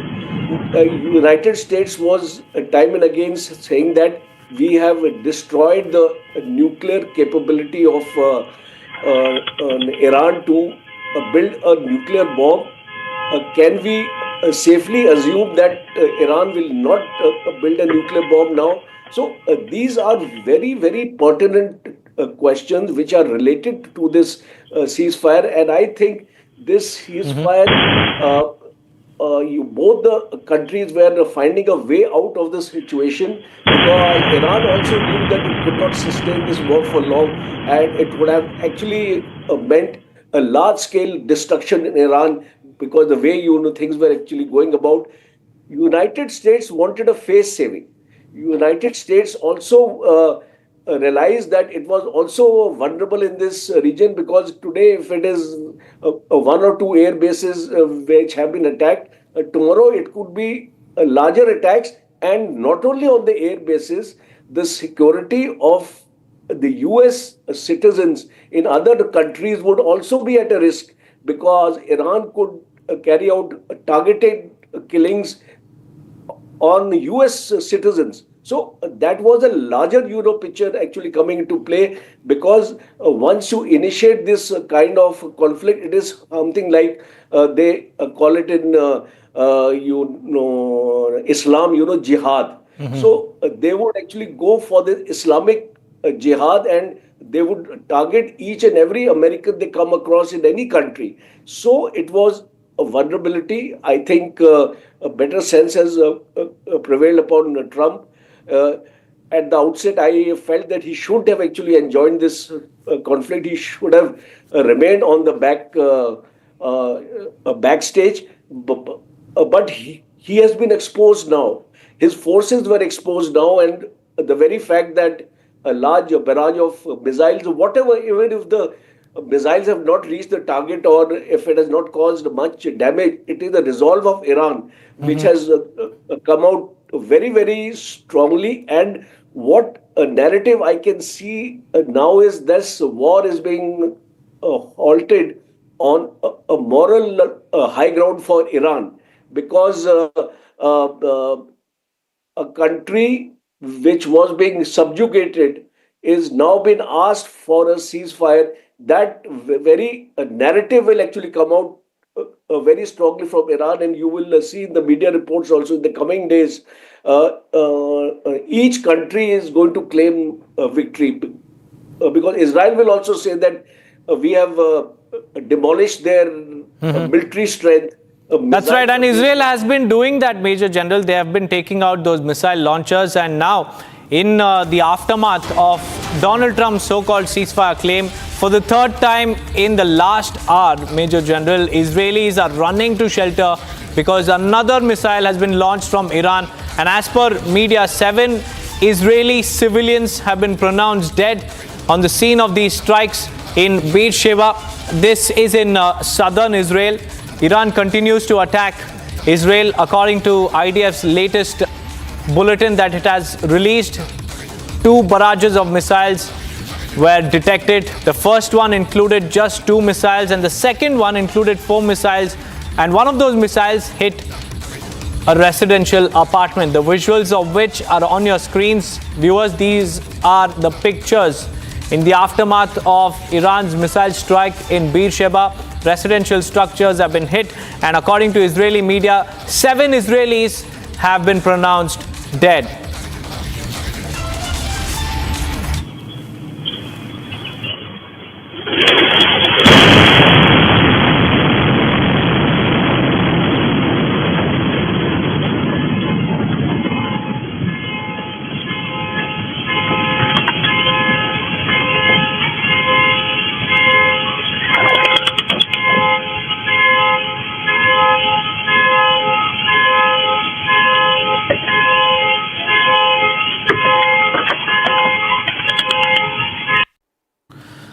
Well, Major General, in the last 48 hours, we've seen a lot of action, in this part of the world. First, U.S. launched its precise military strikes on Iranian nuclear sites. But, we only have the satellite images from the surface of the ground. We don't really know what happened underground, whether these bunker busters were really effective and whether they managed to, completely wipe out the nuclear programs of Iran. But that's the claim that Donald Trump has made, that the nuclear facilities were completely obliterated. Do you think that this has set back Iran's, nuclear program, or it has, in fact, further enhanced it with the provocation? A very interesting question, because we don't hear any statements by Iran that a substantial damage has been caused, and there have been reports also that Iran has shifted its uranium out of this place. I was also reading an interesting report, of course this has not been collaborated, that three transport aircrafts came from China, and maybe these stuff has been moved to China or something like that, which is actually not possible. But notwithstanding that, there are two things actually emerging out of it. First is, even if we take a scenario that you have destroyed whatever uranium was there, of course, there was no sign of any kind of a radiation. So that claim also, I will put a question mark on that. But even if you have destroyed the facilities, everything, you have set back their nuclear program by only a couple of years. There are countries like North Korea who are coming forward now, telling Iran that we are going to support your nuclear program, you can restart again. So the point is that you have not removed the thought or from the leadership, or you have not influenced the leadership to that extent, even after such punitive actions, to do away from their nuclear program. And they are not going to do away from the nuclear program if President Trump has an assumption that carrying out these bomber attacks, he has put an end to the nuclear dream of Iran. That he is very sadly mistaken, because his policy is my way or the highway. And he has been resorting to this policy with all the countries, and he hasn't achieved much success. Even on the tariff issue, he had to roll back a number of times. And today, I think the reputation of United States and the credibility of Trump is at stake. And why I actually say that is because when you announce a ceasefire, when you announce a time, and if it is not implemented by a particular country, now I would like to see if there is going to be a response from Israel. Because moment there is a response to this Iranian strikes, I don't think this ceasefire will hold then. Because now President Trump will have to prevail upon Netanyahu that you will not respond to any of these actions now. And possibly this would be the last strike by Iran, because Iran also knows that any further strike apart from this will lead to the recommencing of the war, and this ceasefire will not hold. So I think this ceasefire is a welcome step, not only for Iran. That's right, Major General. If Donald Trump is a man of his word, it's time that he steps in and leashes Iran, saying that, look, the time for retaliation is over. Now we've announced a ceasefire. Let's draw up the terms and conditions, and let's, amicably agree upon cessation of hostilities. Only if Donald Trump does that, will only then the war will come to an end. But we'll keep seeing cheap shots, as Israel claims that Iran is bombarding residential structures. But many thanks, Major General, for joining us with those insights. Now let's also move on and tell you, viewers, that National Security Advisor NSA Ajit Doval is currently in Beijing. He's called upon the Chinese minister and also member of the Politburo of the CCP ahead of the SCO summit. Here's a quick report on that.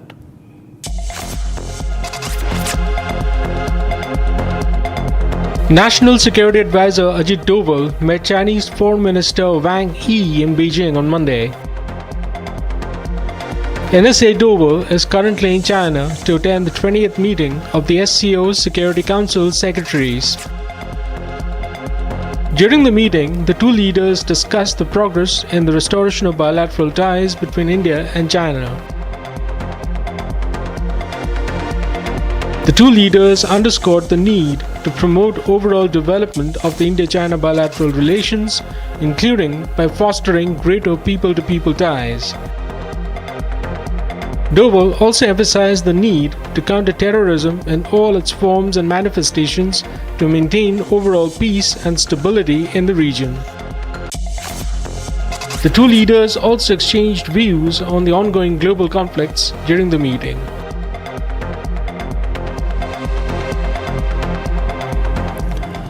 Moving on, viewers, Monday evening saw the arrival of a flight that was not just another international journey, it was a lifeline. The passengers on board were not merely returning home, they were escaping chaos and finding refuge after enduring unimaginable fear. And this marked yet another chapter in India's ongoing Operation Sindhu, a heroic mission that has brought thousands of citizens back from the conflict zones, from Iran to Israel. The stories of relief, gratitude and reunions reflect the resilience of those who have been affected, the meticulous coordination behind the evacuation and the silent but powerful vow of India that the citizens will not be left alone. Here's a report. A flight touched down at New Delhi's Indira Gandhi International Airport on Monday evening, but this was no ordinary arrival. Relief, gratitude, and eyes brimming with tears. Such was the scene at the Delhi International Airport. On board were 290 Indian nationals and one Sri Lankan, evacuated from the conflict-hit city of Mashhad in Iran. Each passenger carried not just luggage, but stories of fear, uncertainty, and a deep, deep sense of relief. Among those who arrived was Fatima Iman, a Sri Lankan national studying in Iran. I feel really good and I'm really grateful for everything. The experience was really good. I contacted the Sri Lankan embassy for help, like when the Indian students were getting evacuated from my university. So I reached out to my embassy and asking them to contact the Indian embassy and to help me out in the evacuation process. The condition is really getting worse with each new day. It's really getting crazy nowadays. For many like Fatima, this was a lifeline. Other Indian students and workers echoed similar sentiments, overwhelmed by the smooth coordination and quick response by the Indian authorities. Government की तरफ से बहुत अच्छे से बहुत safety के साथ हम लोग इवैक्यूएटेड हुए। सबसे पहले हम यज़्द में स्टे किया और वहाँ पर अकोमोडेशन बहुत ही अच्छा था, हमें होटल में रखा गया, फिर फूड भी था वहाँ पर, सब कुछ अच्छे से था, सेफ भी था वो रीजन। उसके बाद फिर हमें मशहद में शिफ्ट किया गया 2 दिन के लिए, फिर वहाँ से हमें डायरेक्टली शिराज लाया गया by flight. On Saturday, another special flight from Mashhad landed in Delhi, bringing back 285 more internationals hailing from states including Bihar, Jammu and Kashmir, Delhi, Uttar Pradesh, Rajasthan, Gujarat and Maharashtra. The evacuation was part of India's ongoing Operation Sindhu, a mission of mercy executed with precision and compassion. With this latest flight, 2,003 Indian citizens have been brought home safely from Iran since tensions erupted across West Asia. The Ministry of External Affairs confirmed that this is just part of a broader effort to bring every Indian back home safely. In addition to evacuations from Iran, India also pulled out 160 of its nationals from Israel and Jordan on Sunday, many of whom were forced to take shelter in bunkers as air raid sirens wailed and missiles lit up the skies. The sound of home has never been more comforting. Operation Sindhu is not just an evacuation. It is India's silent vow to its citizens. You will not be forgotten.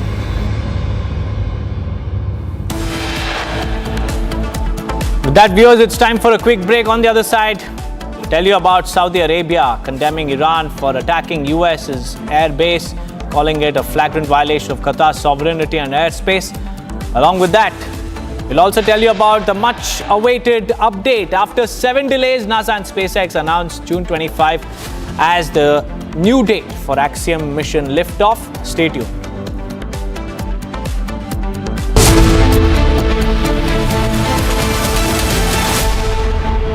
Powered by Century Ply Club Prime. रहो बेफिक्र. पैसा लगाना है तो century ply club prime पे लगाओ. डूबेगा नहीं, जलेगा भी नहीं, कोई खा नहीं जाएगा, धोखा नहीं देगा, ऊपर नीचे भी नहीं होगा, सेफ रहेगा, सिक्योर्ड, मिनिमम 30 साल का रिटर्न देगा. अब इससे बेटर इन्वेस्टमेंट है तो बताओ.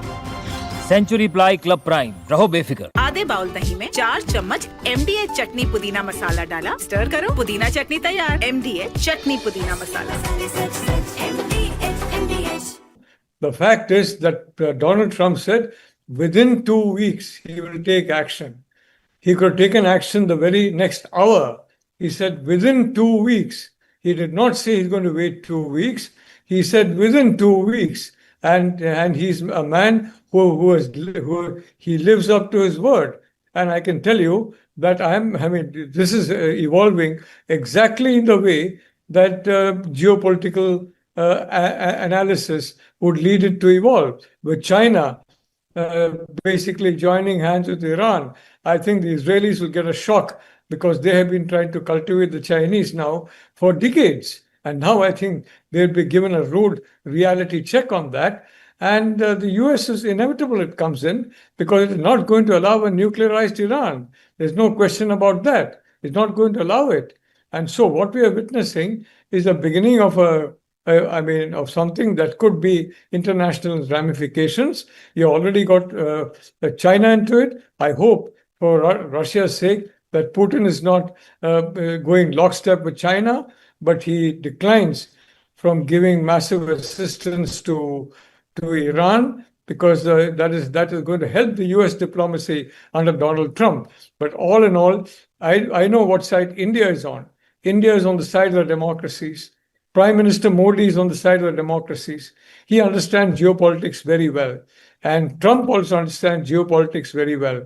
I know Putin also understands geopolitics very well. And it's in Russia's interest to ensure that it does not join with China in a full-scale attempt, a futile attempt, if I may say so, to try and assist Iran. So I'd like to say what we are seeing now is a very significant development that has been really brewing for so many years, since Cold War 2.0 between the US and China in particular. Other democracies also came.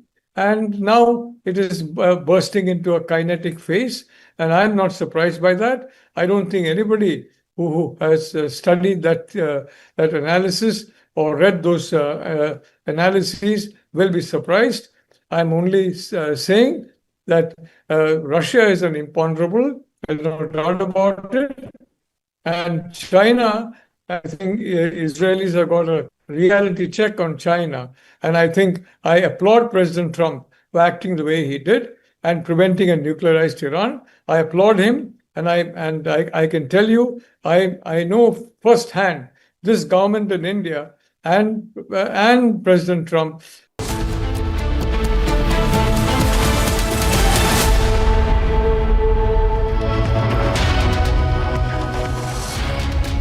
Very good morning. You're watching Live and Breaking on Republic TV. I'm Aishwarya Kapoor. US President Donald Trump has announced that there is a ceasefire between Israel and Iran. However, no confirmation coming in from either side. That's the top story that we are tracking this hour. Let's also take a look at the other big stories in the headlines. Donald Trump's big ceasefire claims announces truce between Israel and Iran. Says both nations approached simultaneously for peace.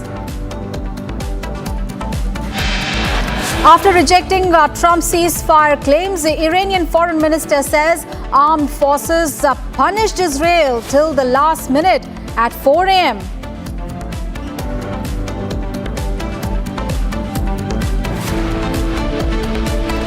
After Iran's missile attacks on U.S.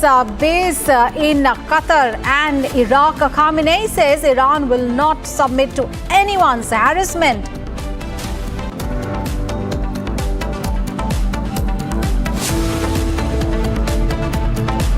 After Trump's ceasefire claims, IDF says Iranian missiles are fired at southern Israel.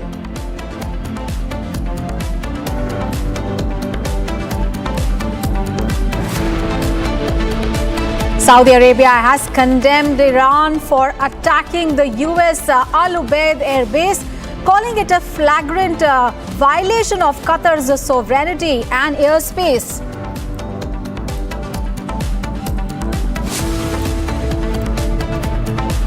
And after 7 days, NASA and SpaceX announced 25th of June as the new date for the Axiom 4 mission.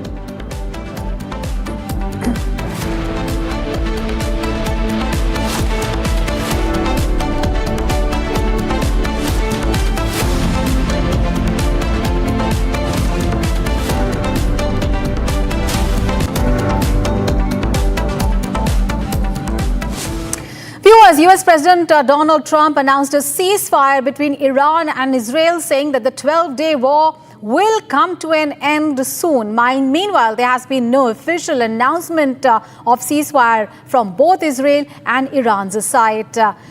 Although, in a cryptic post, Iran rejected Donald Trump's ceasefire claims, saying that no ceasefire agreement has been reached as yet, and Israel was punished until the very last minute at 4 a.m. All right, and we have breaking news coming in at this moment related to the ceasefire claims. Now, Israel has claimed that Iran has launched 6 missiles in 2 salvos. While there were only 2 missiles in the first launch, 4 missiles were launched in the second attack, out of which 1 hit an apartment building in southern Israel's Beersheba city. So hostilities really continuing even as Donald Trump said that the ceasefire deal has been agreed upon, and there have been missiles that have been coming in towards the Israeli territory, and they've been... All right, let's get a perspective. We are right now joined in by Executive Editor Aishwarya Kapoor, who is joining us. Aishwarya, very good morning, sir. And how do you look at the claims that U.S. President Donald Trump has made regarding the ceasefire between Israel and Iran? Though what we are witnessing is that the hostilities are still continuing, and the Iranian foreign minister said that they will continue, that they are ready for a cessation of hostilities, but the time they gave was 4 a.m. But it's well past that time. How do you look at the present developments? Well, at this point of time, first and foremost, we need to see that this time the American president was a bit smart. Last time when he called ceasefire between 2 countries, and this time, if you see, he has given a time of 24 hours. He said that I'm giving a 6-hour period to Iran and a 12-hour period to Israel. So that time is just not over. We need to understand, America went into Iran, destroyed their complete nuclear program, their work of the last 4 decades, 40 years of work in nuclear capability enrichment of Iran has been completely decimated, and if not completely, to a point at which they are at point start again. So Iran has been given a face saver. If you see, in the last 12 hours, the Iranian foreign minister reached Moscow. He had a meeting there. What we are being told by our sources here, because we were, I personally, and then 64 other flights from North America and Canada were en route to India when the Middle Eastern airspace, including that of the Qatari airspace, was closed. And then all of us are once again stranded back here in North America and Canada. But the fight remains that Iran told Qatar. Can you imagine? Iran has attacked American air bases in Qatar, and Donald Trump came out and said that I'm not going to retaliate. It seems that there is a backdoor conversation which has happened. America has achieved what it wanted to. America has brought Iran's nuclear program to its knees, if not the country, their nuclear program. That is what they wanted. That is what Israel wanted. Now a face saver has been given to them. Iran attacked the American air bases in Qatar, and Donald Trump came out just within minutes of that and said that America will not respond. America will not react, Aishwarya. So it is very clear that the fact is that a face saver has been given to Ayatollah Khomeini as well, to Iran as well, so that there is one balance point between both the countries from where you can achieve peace. And if you see that very first statement around 8 to 9 hours prior, if I could just read out 2 lines of it, he says that in approximately 6 hours from now, when Israel and Iran have wound up and completed their in-progress final missions for 12 hours, at which point the war will be considered ended. So he has himself given 12 hours. So all of this skirmishes now, 1 missile here, 2 missiles there, it will continue for a few more hours. But if it continues for 6 more hours from now, then it's going to be a point of concern, not right now. It's Absolutely. So really, we have to wait and watch as to how those developments really pan out. Meanwhile, we have more breaking news coming in, viewers. Israel has claimed that its military has now detected a 5th ballistic missile launch from Iran. Now, sirens are expected to sound in northern Israel in the coming minutes. So the military, the defense forces, Israeli defense forces saying that there have been strikes, that Iran is continuing to launch strikes. And they are saying, the Israeli Defense Forces saying that Iran has launched several more missiles towards Israel, and Israeli defense systems are operating to intercept these missiles. And how long is that going to happen is something to wait and watch.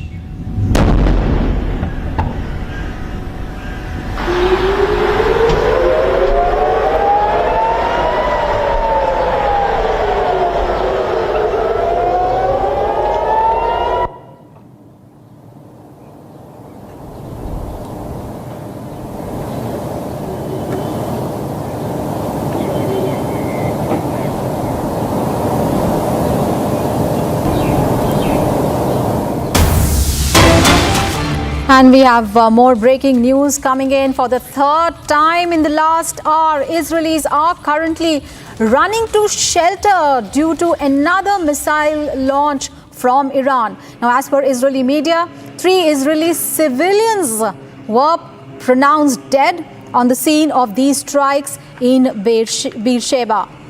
So Israel says that Iran is continuing to launch strikes. And this after the news spread of a possible ceasefire. People across Israel are waking up this morning to the sounds of siren alerts. Let's get a perspective. Aishwarya Kapoor is joining us from Washington. Aishwarya, sir, as we can see, the hostilities are still continuing, and you mentioned earlier the fact that it really have to wait and watch as to how many hours will this possibly go on. But how do you look at this so-called temporary truce that has been allegedly agreed upon, considering that there are no terms and there are no conditions? How is this going to hold? That is a question that needs to be asked. How and who will ensure that this truce is really agreed upon? Well, I think Trump has, and just few seconds prior, Aishwarya, and I'm reading out the new statement which has been issued by the American president here in DC, and it's and I can tell you it is 10 minutes past midnight here, and he's still reacting. He said we couldn't have made today's deal, and I quote it in inverted commas, deal, without the talent and courage of our great B-2 pilots and all of those associated with that operation. In a certain and very ironic way, the perfect hit late in the evening brought everyone together, and the deal was made. So basically, America has brought, as we were just discussing, Aishwarya, America has disturbed and destroyed and brought the Iranian nuclear program to its knees. And I repeat, if not the country, their nuclear program, their work of the last 4 decades, 40 plus years in this area has been brought to a standstill, has been brought to a point, go to a point of start again, to a point of beginning. And that is what Israel and America wanted. America does not want or do not want to destroy Iran as a country. They only wanted to destroy their nuclear facility, and that has been done. So Iran, if sources are to believe, that is the conversation which happened between when the Iranian foreign minister reached Moscow today and had a conversation with not only the Russians but also the Turkish, and through Turkish, their American counterparts. That's the deal. Iran told Qatar that I am going to attack 4 or 5 different American air bases in your region, and that was allowed. If not allowed, America said that we will not respond, and that is an official statement coming out of Trump. Trump says, I will not respond to an Iranian attack on American bases in Qatar. Can anyone would have imagined it? It's a clear face saver being given to Iran. And now, let 12 hours pass by, it is going to be a complete peace, because if you see, the American president is once again reiterating. He's calling it a deal.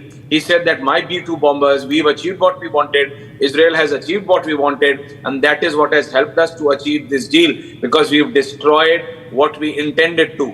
What America wanted to intend for the last 20-25 years, ever since the Iran-Iraq war in the 90s, they wanted to destroy and completely bring the Iranian nuclear program to its knees. And that is something which has been achieved for the first time in the last 4 decades by America. And that is it. Donald Trump is very happy. He doesn't want any more destruction. And we've already seen how Donald Trump himself wants to push himself for the Nobel Peace Prize. That is a different issue. That Nobel Peace Prize, the very non-profit, is being run by the same family, by the same company who owns Bofors. So if anything can be more ironical, I don't know. But the fact remains that it's a deal. It will take time for de-escalation. It will take time for a complete standstill. But till that point of time, few missiles there will be shot off from Iran and Israel both ways. But as far as Trump is concerned, he has spoken to both sides, or if he not personally,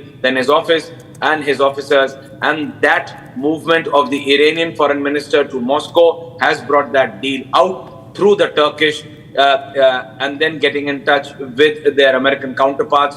And then the American president coming out that 12 hours, there will be a complete ceasefire between Iran and Israel. Right. So you stay with us. We'll just come back to you. And viewers, we are getting you now the latest visuals of an aftermath of Iranian missiles at southern Israel. Those visuals that are going to appear on TV screens, you will see the aftermath of those missile attacks that have been going on.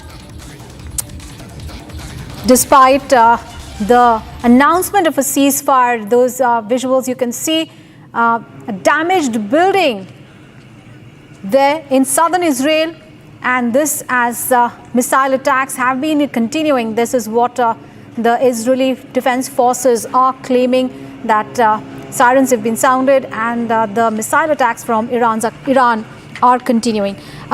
Let's go back to our group political editor Aishwarya Kapoor, who is joining us from Washington. Aishwarya sir, now looking at, you mentioned about the role of Qatar. You mentioned how that attack on the U.S. airbase in Qatar was very strategic. Right.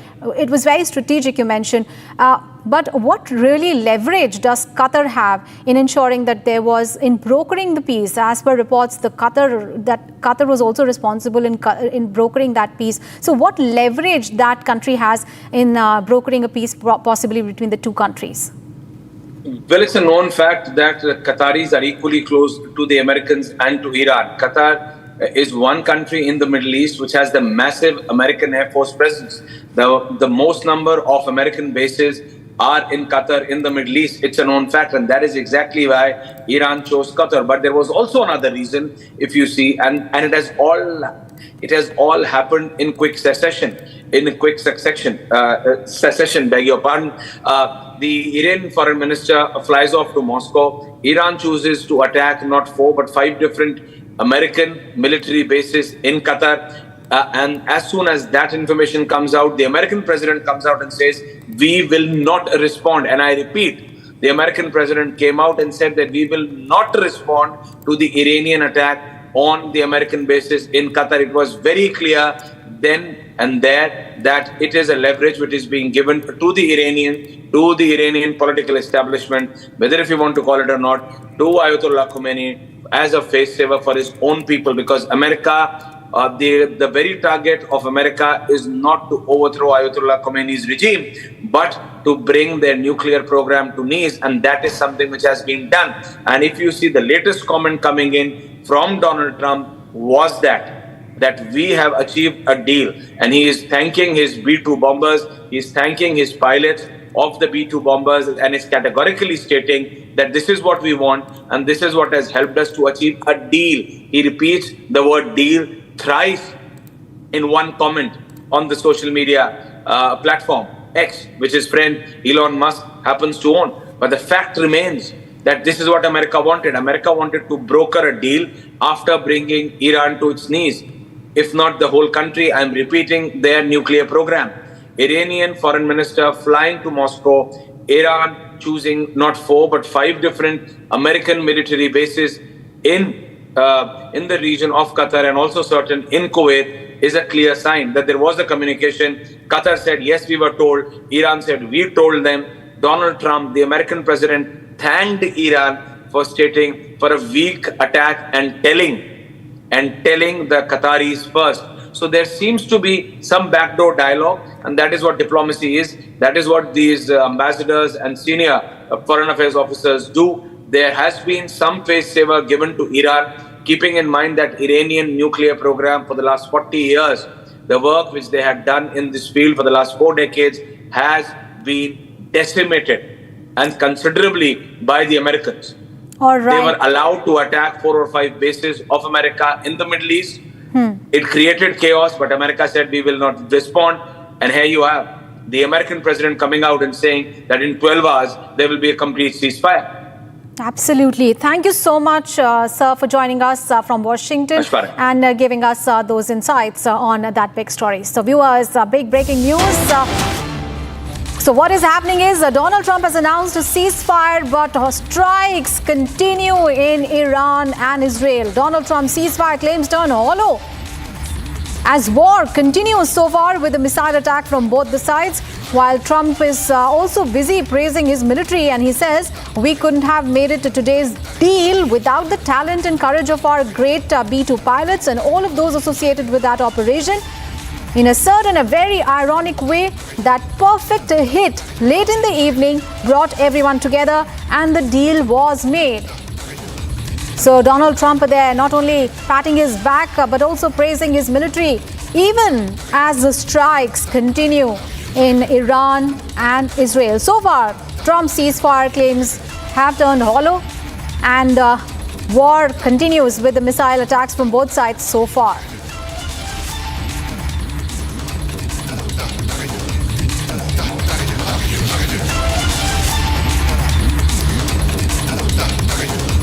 So Donald Trump's fresh claims on the ceasefire, and Donald Trump has said that Israel and Iran approached me and said peace. He said both the nations approached me simultaneously. Further, he said, I knew the time was now. The world and the Middle East are the real winners. That's what Donald Trump said. However, what we do know right now is that hostilities are still continuing, and the two continue to exchange missile strikes. And viewers, it's time to take a very short break. Coming up ahead, Saudi Arabia has condemned Iran for attacking the U.S. Al Udeid air base, calling it a flagrant violation of Qatar's sovereignty and airspace. Powered by Century Ply Club Prime. Raho befikar. MDH की हल्दी मिर्ची धनिया करे कमाल, ये रंग दे, ये खुशबू दे, ये तीखा, ये कम पड़े, क्या निराला MDH मसाला। विमल में गुलिस्तां के ये कुछ लजीज फरिश्ते जब साथ घुलें तो जी लग जाए और दिल कहे कि स्वाद की जुबान में खुद को ऐसे डुबाऊं कि निकल ना पाऊं। विमल की जुबान कुछ है ही ऐसी, मानते हैं? विमल, बोलो जुबान कैसी? सीक्रेट रेसिपी MDH का जीरा सिप जल जीरा मसाला। सिप सिप जीरा सिप MDH का जल जीरा सिप MDH का जल जीरा SIP.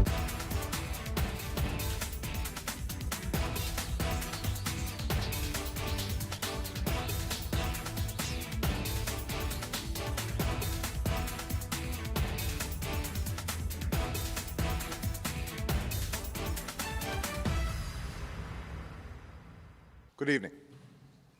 Tonight, I can report to the American people and to the world that the United States has conducted an operation that killed Osama bin Laden, the leader of al-Qaeda, and a terrorist who's responsible for the murder of thousands of innocent men, women, and children.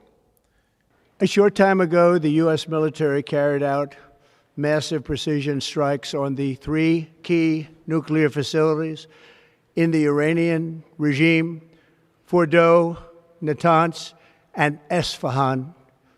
Everybody heard those names for years as they built this horribly destructive enterprise.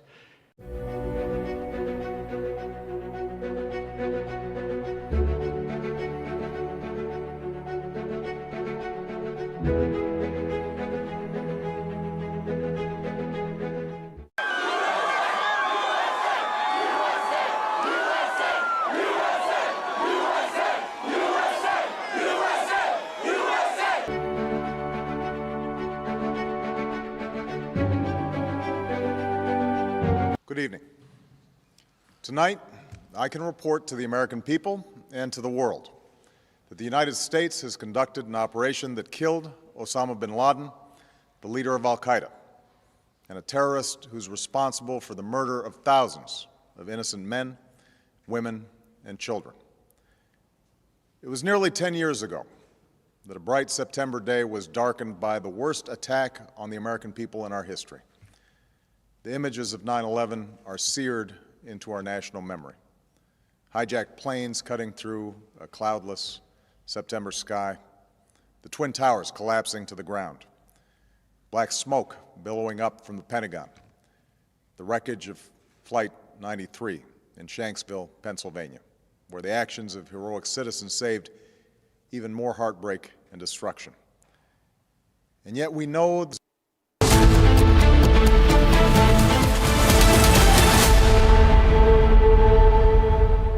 Powered by Century Ply Club Prime. रहो बेफिक्र.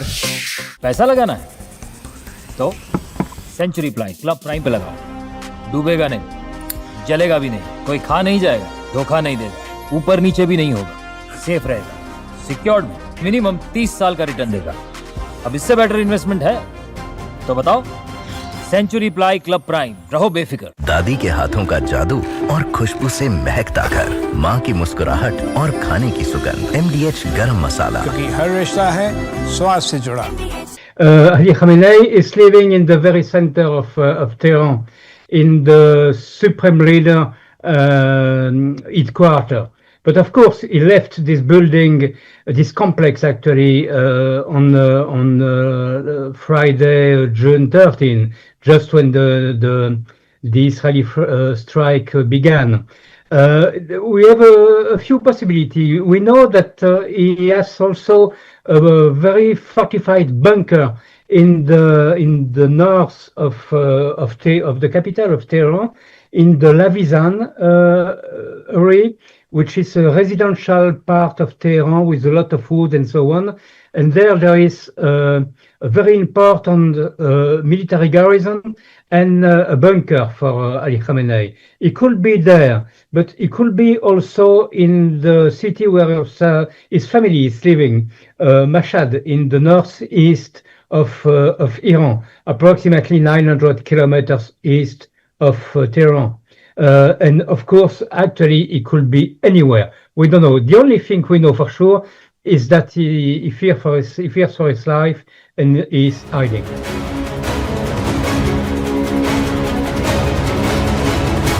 Actually, everything is in the hands of the Iranian leaders.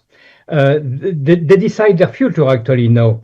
If they decide to strike back and to attack the military, the American army somewhere in the Middle East, or maybe somewhere else in the world, or a U.S. embassy and so on, of course the U.S. will come back with other planes, other bombs, and will finish the job.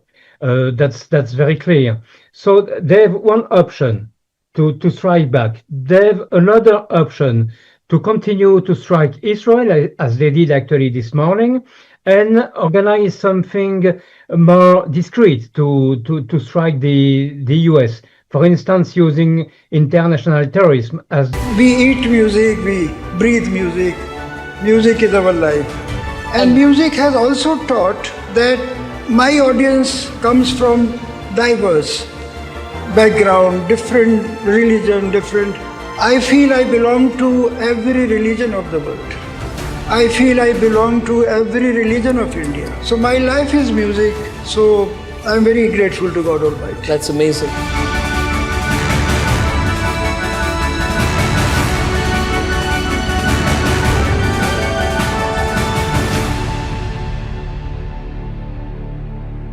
Ali Khamenei is living in the very center of Tehran, in the supreme leader headquarters. But of course, he left this building, this complex actually, on Friday, June 13, just when the Israeli strike began. We have a few possibilities. We know that he has also a very fortified bunker in the north of the capital of Tehran, in the Lavizan area, which is a residential part of Tehran with a lot of wood and so on. And there is a very important military garrison and a bunker for Ali Khamenei. He could be there, but he could be also in the city where his family is living, Mashhad, in the northeast of Iran, approximately 900 kilometers east of Tehran. And of course, actually, he could be anywhere. We don't know. The only thing we know for sure is that he fears for his life and is hiding.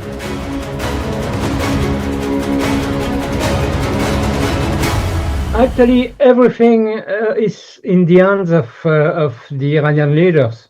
They decide their future actually now.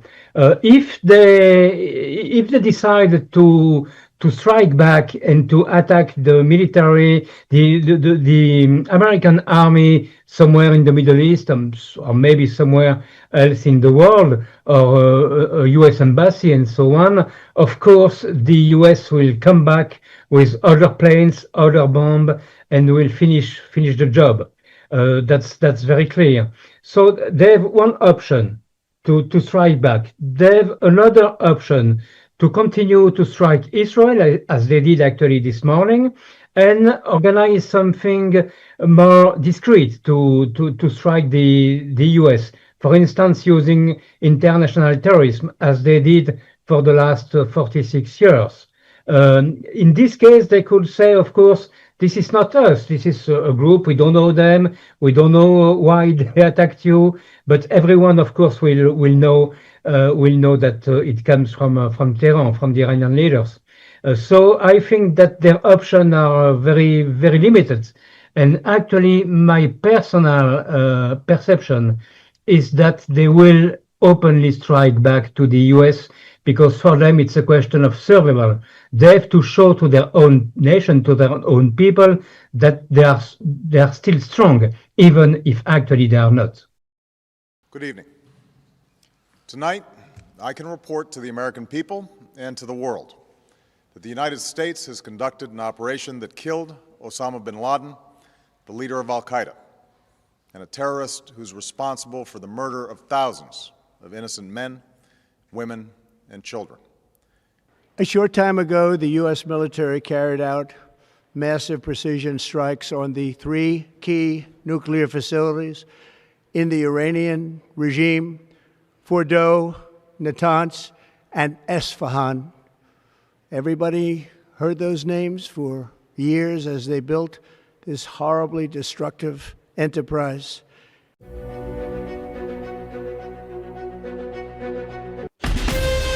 From Asia's largest news headquarters, setting the agenda for Bharat.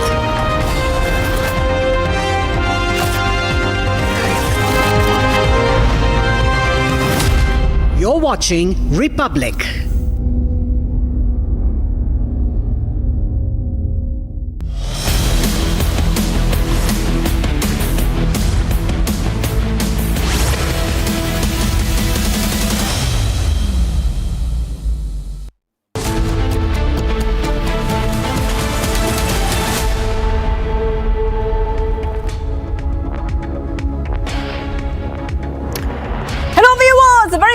morning. We are live and breaking up. Shivangi Shukla getting you the latest coming in. Just hours after Donald Trump announced ceasefire, well, we are seeing a different scenario play out where Iran is sending in missiles to the southern Israel region. We're coming to know that many civilians have been injured. Coming to know that 3 civilians have lost their life in Israel post these attacks. We'll get to all those details, but as usual, the headlines first. Let's get started.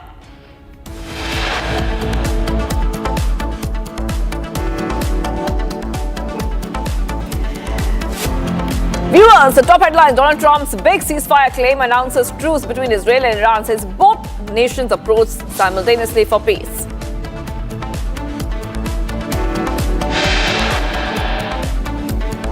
Rejecting Trump's ceasefire claim, Iranian foreign minister says armed forces punished Israel till the last minute at 4 a.m.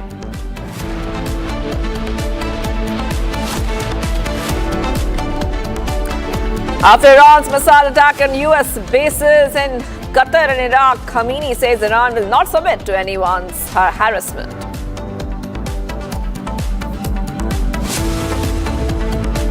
After Trump's ceasefire claim, IDF says Iranian missiles fired at southern Israel.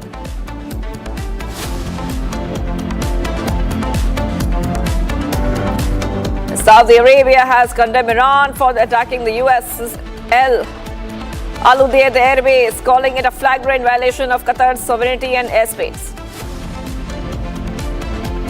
And after 7 days, NASA and SpaceX announced June 25th as a new date for Axiom mission liftoff.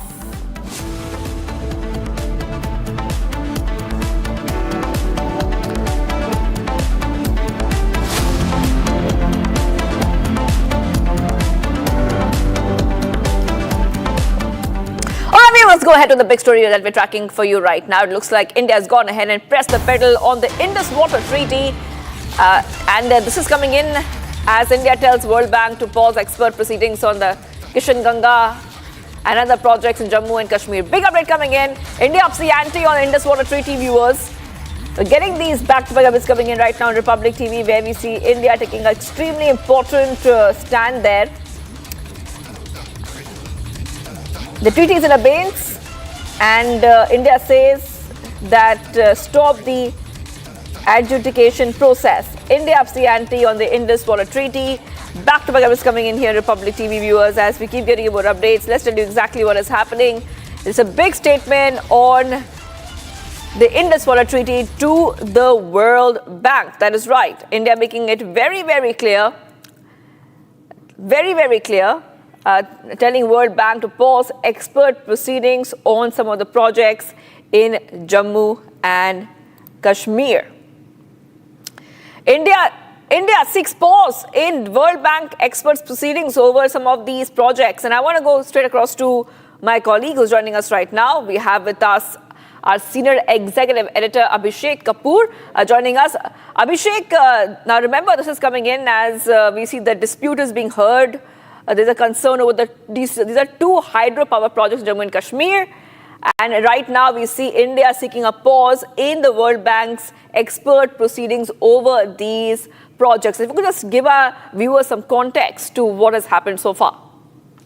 Well, the context is that India has put the Indus Water Treaty in abeyance, and while India was working on the 2 projects, the Kishan Ganga hydropower project on the Kishan Ganga River and the Rathle project on the Chenab River, Pakistan had objected to it, and as per the Indus Water Treaty mechanism, it had approached the World Bank, and World Bank had appointed a neutral expert by the name of Michel Lino. And the process was on. India had made its written submissions, and Pakistan's counter-protest note had come in, and it was to be discussed sometime in the month of November.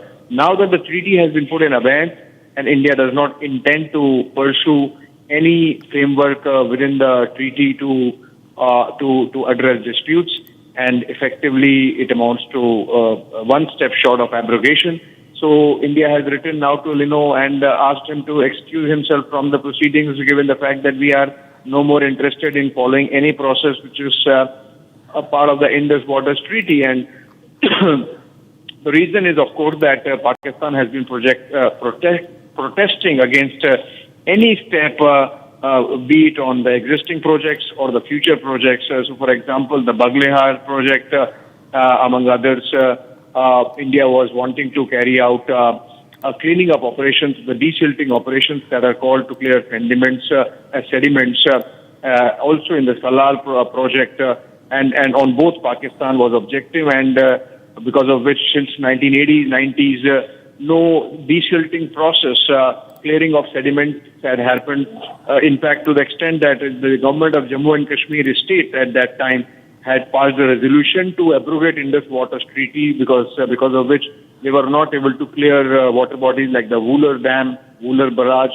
And so now India moving one step closer to effecting or implementing the abeyance of Indus Waters Treaty by writing to the World Bank deputed independent expert and asking him to stop the process or excuse himself from the process because India does not intend to follow it any further. This essentially clears the way for India to implement existing projects, clear the existing projects and implement new ones, including the Kishanganga and Ratland, of course, Pakaldul and Kiru and Kwar, which together account for about 3,000 to 4,000 megawatts of power, which was being held hostage by Pakistan. So I think the message is clear, Shivangi, that we mean business when we say that Indus Waters Treaty is not to be adhered to anymore, that it has been put in abeyance, and in fact plans are afoot to quickly execute a canal project which can bring the waters of the Indus system, at least 3 rivers of the west, and at least utilize the share that India had even under the Indus Water Treaty and was not able to use because of these objections by Pakistan. All right. I want to go. Thank you, Abhishek, for joining us here. We also have with us Gursimran joining us right now.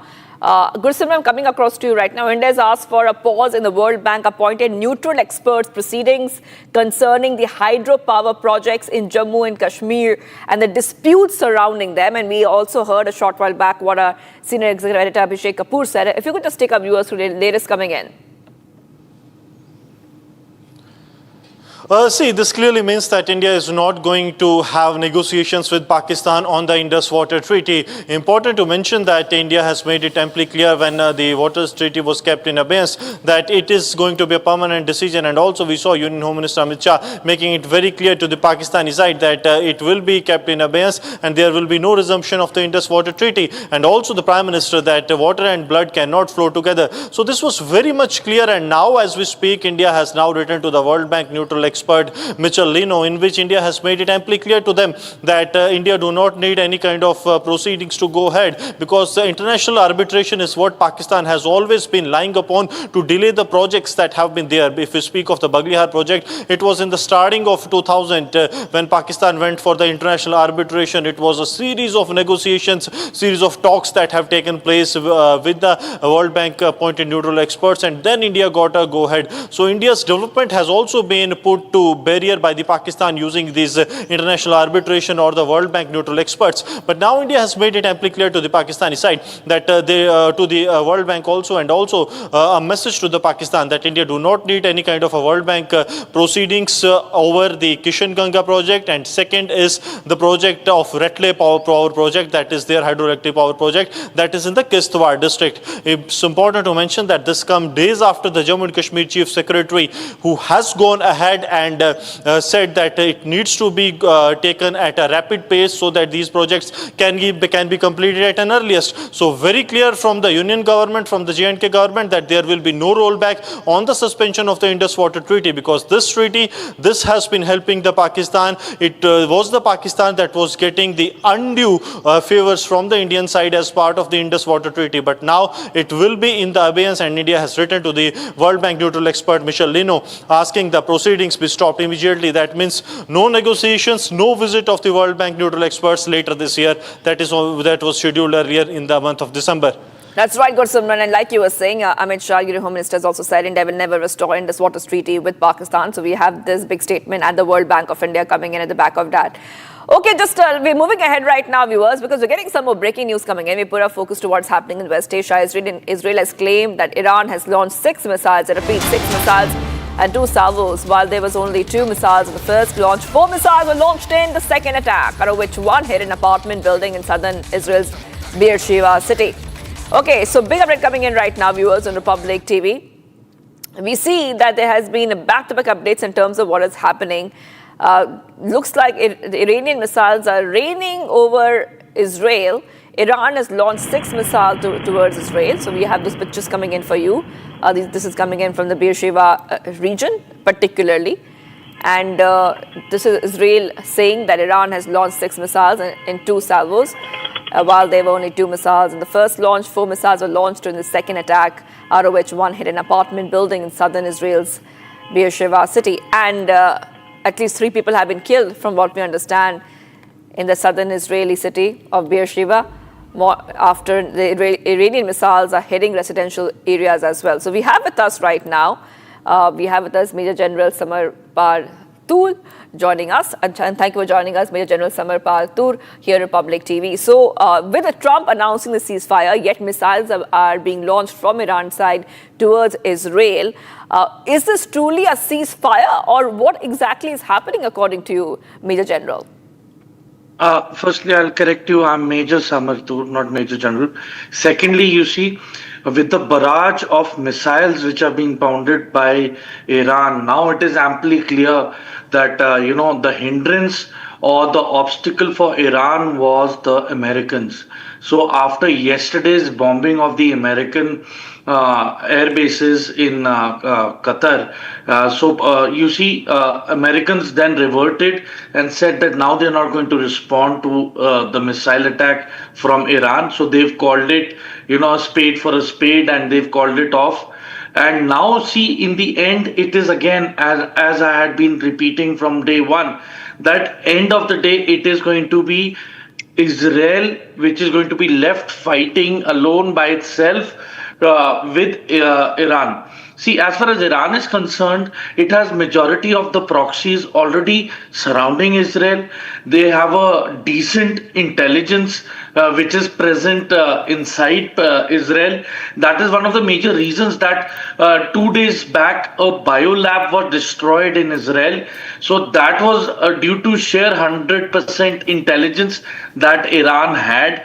And they claimed that one of the biolabs was being used for termination of senior scientists and politicians and key IRGC figures with chemical resins and agents which were being produced from that lab.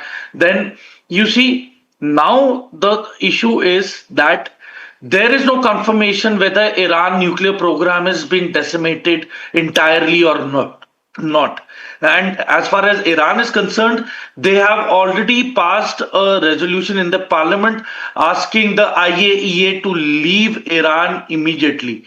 So basically now Iran has an upper hand in terms of going ahead with its nuclear program with the help of North Korea, China, and to some extent Russia. And see, it is now concerning because Iran has a multiple variety of rockets and missiles that it has pointing out towards Israel. So it has no dearth of arsenal in terms of missiles and bombs. So the issue is, how long can Israel sustain? How long can the air defenses be effective, which we can see that the air defenses have eventually been overwhelmed and have failed, as you can see. So now I certainly believe that what Israel is going to do is it's going to go in for the assassination of the head of Iran, that is Khomeini. He needs to be taken out. That is what Prime Minister Netanyahu has been harping upon from day one. And Russia has been a strong opposer to this proposal. Russia said that will spark a big problem in the Gulf if Khomeini is terminated. So let's see in the coming 48 hours what is going to pan out and how Israel is going to go ahead with its operations against the Iranian regime. That's right. I hold on there, Major Samarpal Toor, because we're getting some more breaking updates coming in. I'll come back to you on the second part that we're telling our viewers about. For the third time in the last hour, Israelis are currently running to shelter due to another missile launch from Iran. As per Israeli media, 3 Israeli civilians are pronounced dead in the scene of these strikes in Beersheba. Okay, so what we see right now is that residential areas are being targeted. We have some reactions coming in. Let's go to that first. The damage is very big. There are some people that died there, and there are one team that helped there to save some peoples and some traps people. We're heading to Beersheba. The damage is very big. There are some people that died there, and there are one team that helped there to save some peoples and some traps people. Let's go back to Major Samarpal Toor, who's joining us once more. So what we understand is that Israelis are rushing to shelters as Iran is launching missiles. Major, this also brings a question from me to you: is that how is Iran justifying these ongoing missile strikes against Israel? Is there an internal division within Iran? And why is Iran targeting civilian and residential areas? It's raising huge concerns. As far as Israel is concerned, its military installations are quite secure, though they have been targeted. A few months back, a factory called Rafael was targeted by the Iranians. That was targeted, and Rafael is a company which makes the air defense rocket systems as well. And since it has been attacked, it has not been able to manufacture any of its rockets again because of the extensive damage done to its assembly line. So you see, the main motive of Iran is to cripple the Israeli economical infrastructure. That is one of the major reasons why their banking buildings, one of the main buildings for banking headquarters, was destroyed. The stock exchange has been destroyed. Then Haifa port has been constantly under attack by the Iranians. So basically, Iran has a limited arsenal in terms of also targeting Israel, and hence it is going to make every barrage count. And as far as the missiles landing into residential areas, you see, that is what has actually happened in Tehran as well, despite the declarations by Israel for the various districts in and around Tehran to be vacated. But you see, there is very limited internet access in Iran, and probably now there is no internet access. The TV stations have been taken out. So as far as the Western propaganda is concerned, it is not able to reach the Iranian people. And as far as the Starlink facilities are there, they are not being availed because they have not been offered to the people of Iran yet.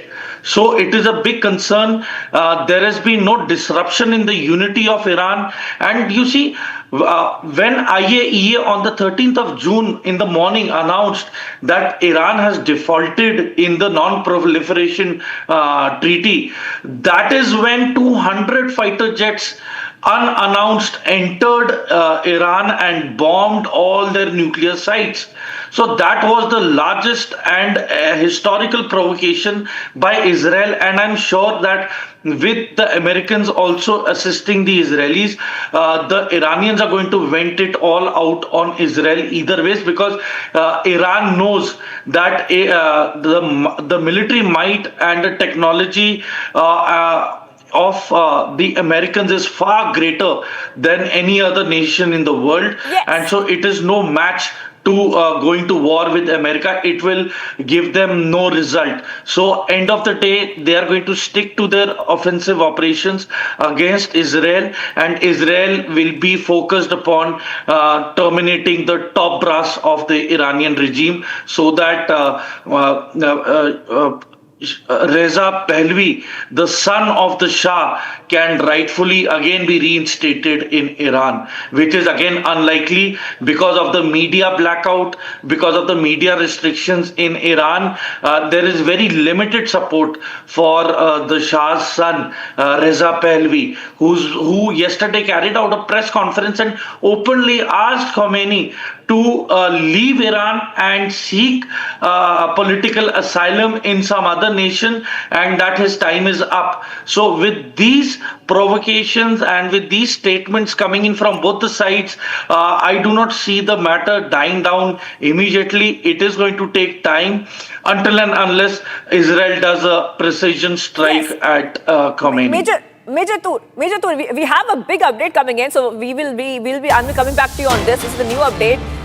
Now what we know, Iranian state television reported that a ceasefire, I repeat, a ceasefire had begun at 7:30 a.m. local time in its war with Israel, even as Israel warned the public of a new missile barrage launched from Iran. That is right. Now, as these missiles are being launched from Iran and Israel is warning its public about it and Israelis are taking shelter, we're coming to know that this is the Iranian media ceasefire began at 7:30 a.m. local time.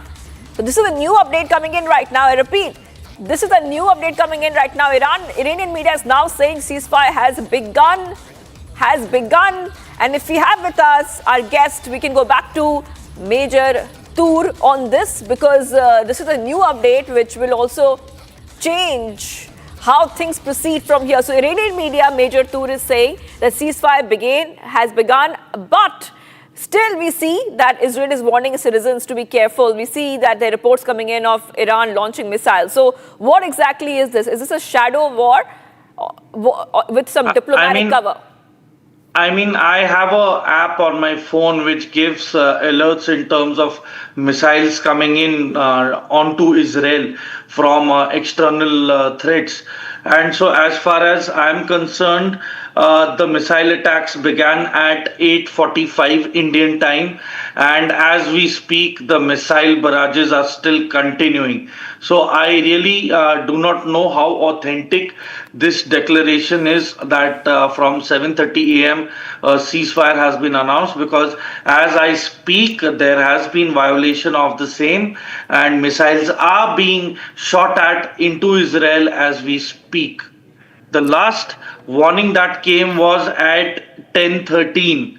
So this is a concerning development. And as far as the authenticity and the sincerity behind the ceasefire is concerned, I doubt whether Iranians are really serious about it or they are up for it after all the damages that they've taken. All right. Thank you for joining us there, Major Tour. I will be coming back to you and our other guests as we decode what's happening there. I have to really move ahead right now. We're getting some more breaking updates coming in.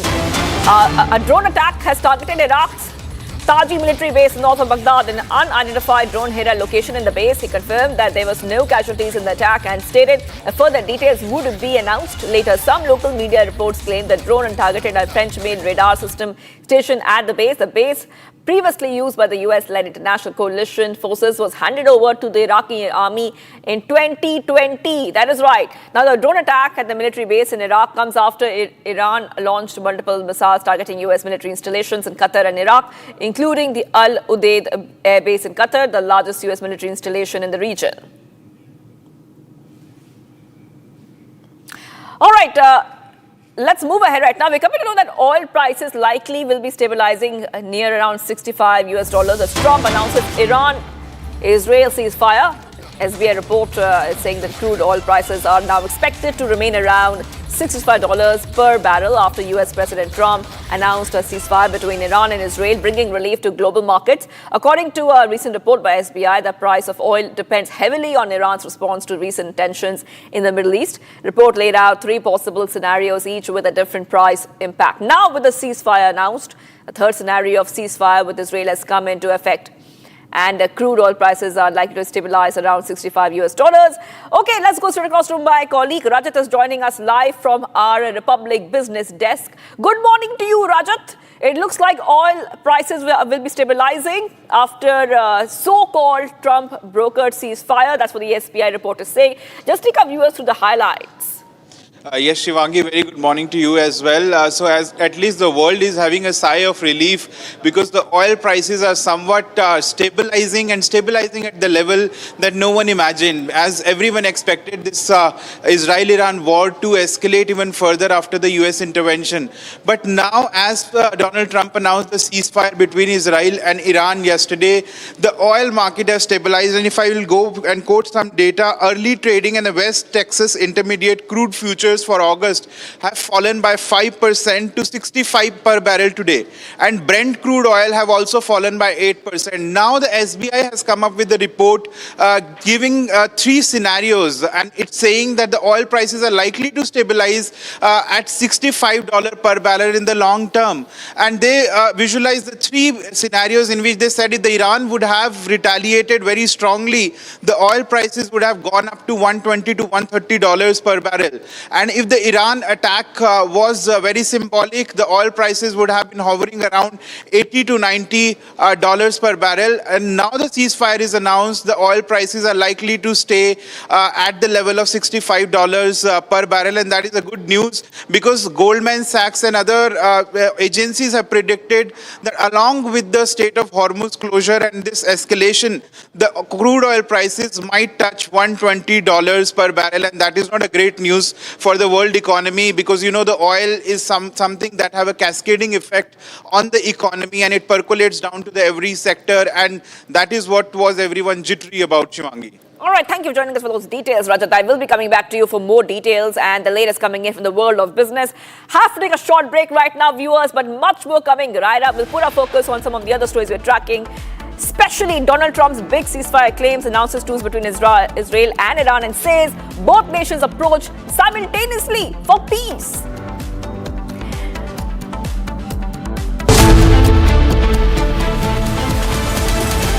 आपकी favourite Hyundai cars पर मिल रही है amazing deals. वैसे लोगे तो आप Hyundai ही, चाहे दिल की सुनो या डील्स की, तो जल्दी चले आओ हुंडई शोरूम। आधे बाउल दही में 4 चम्मच MDH चटनी पुदीना मसाला डाला, स्टर करो, पुदीना चटनी तैयार। MDH चटनी पुदीना मसाला।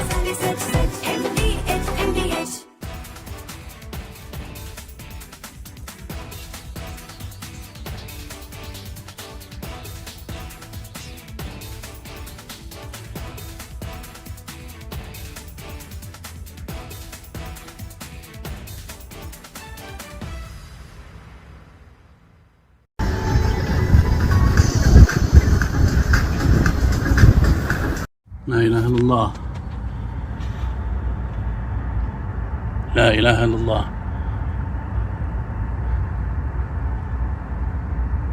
Southwest coming from the direction of Al-Udaid. Windows are shaking. لا إله إلا الله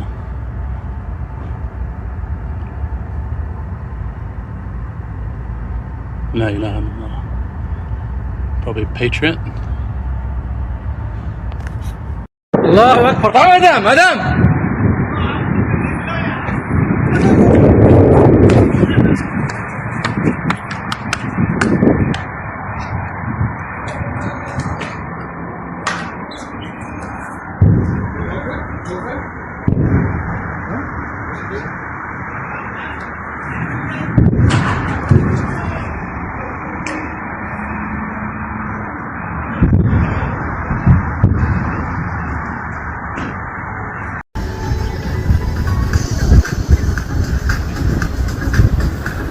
لا إله إلا الله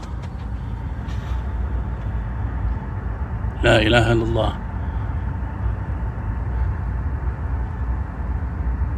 Southwest coming from the direction of Al-Udaid. Windows are shaking. لا إله إلا الله.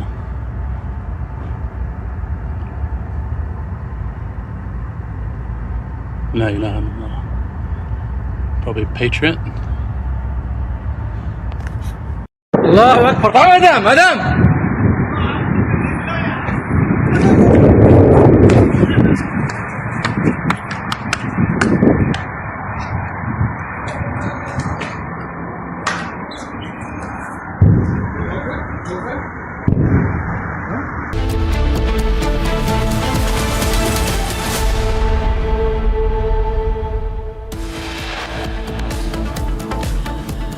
Donald Trump makes big ceasefire claims, announces truce between Israel and Iran, says both nations approach simultaneously for peace. Donald Trump's ceasefire claims fall flat. Iran continues to launch missile attacks, 3 Israeli civilians killed. After rejecting Trump's ceasefire claims, Iranian foreign minister says armed forces punished Israel till the last minute at 4 a.m. IDF says Iranian missiles were fired at southern Israel. Multiple casualties reported. Saudi Arabia condemns Iran for attacking US's Al Udeid air base, calling it a flagrant violation of Qatar's sovereignty and airspace.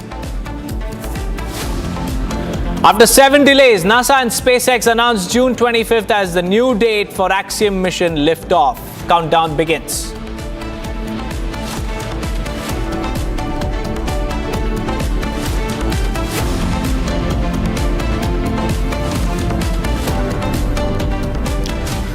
A very good morning, viewers. It's 10:30 and you're watching Republic TV. I'm Deepak Suresh Kumar. First up, we begin with some breaking news coming in from Tel Aviv. Sirens and explosions have been reported in Tel Aviv, casting doubt over a proposed ceasefire between Israel and Iran. Remember, U.S. President Donald Trump had made back-to-back announcements of a complete and total ceasefire following Iran's limited missile strike on a U.S. military base in Qatar, a response to American bombings of Iranian nuclear sites. And Iran's foreign minister declared that the country would halt further attacks if and only if Israel stopped its operations by 4 a.m. Tehran time. However, just under an hour after the deadline, Israel reported incoming Iranian missiles in multiple barrages were reported across Tel Aviv, and as the missiles have struck residential localities, IDF has sounded air raid sirens, and sirens have been sounded across Tel Aviv, and this has urged all the residents to run to safety and also find shelter in bunkers. But what we know is that although Donald Trump claims that there is a ceasefire between Israel and Iran on ground, nothing really is reflecting as far as Trump's claims are concerned. Trump makes big claims about ceasefire, but on ground, Iran continues to batter Tel Aviv with missiles. And what we understand in the latest is that there are air raid sirens that are still being sounded. Now let's move on to more breaking news that's coming in, viewers. Unidentified drones struck radar systems at 2 military bases in Iraq. The strikes come just hours after Iran launched missiles at a U.S. military facility in Qatar, the largest U.S. military facility in the Middle East, in retaliation to the American bombings of Tehran's nuclear facilities. And the first attack hit a radar system at the Taji base north of Baghdad. This is the video that we have for y'all, and this is from Iraq. Drone strike at a Taji military base that has been reported soon after Iran launched missiles at a U.S. air base located in Qatar. Now the focus is on another base located this time around in Iraq.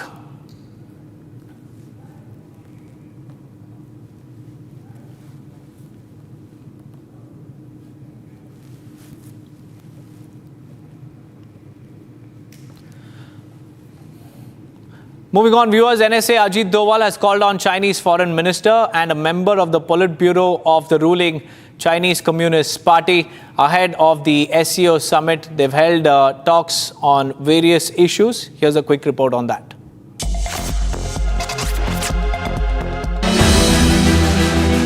National Security Advisor Ajit Doval met Chinese Foreign Minister Wang Yi in Beijing on Monday. NSA Doval is currently in China to attend the 20th meeting of the SCO Security Council Secretaries.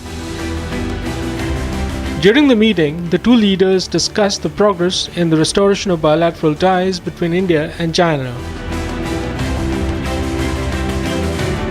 The two leaders underscored the need to promote overall development of the India-China bilateral relations, including by fostering greater people-to-people ties. Doval also emphasized the need to counter terrorism in all its forms and manifestations to maintain overall peace and stability in the region. The two leaders also exchanged views on the ongoing global conflicts during the meeting.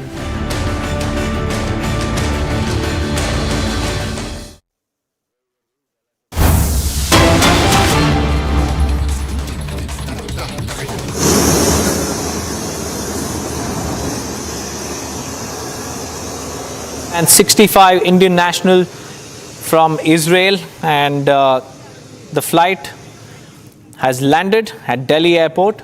These are the pictures from the Palam Technical Airport, and we also have reactions of these 165 Indians who have just landed. It's a moment of relief for them because they have been brought back from the conflict zone, which continues to see exchange of missiles. Although Donald Trump claims there is a ceasefire, but Iran continues to bombard residential areas across Israel, and there were several Indians who have been living in the conflict zone, and as part of Operation Sindhu, which is the central government's rescue operation, another 165 Indian nationals from Israel have landed at the Palam airport in the national capital, and these are the pictures of their return.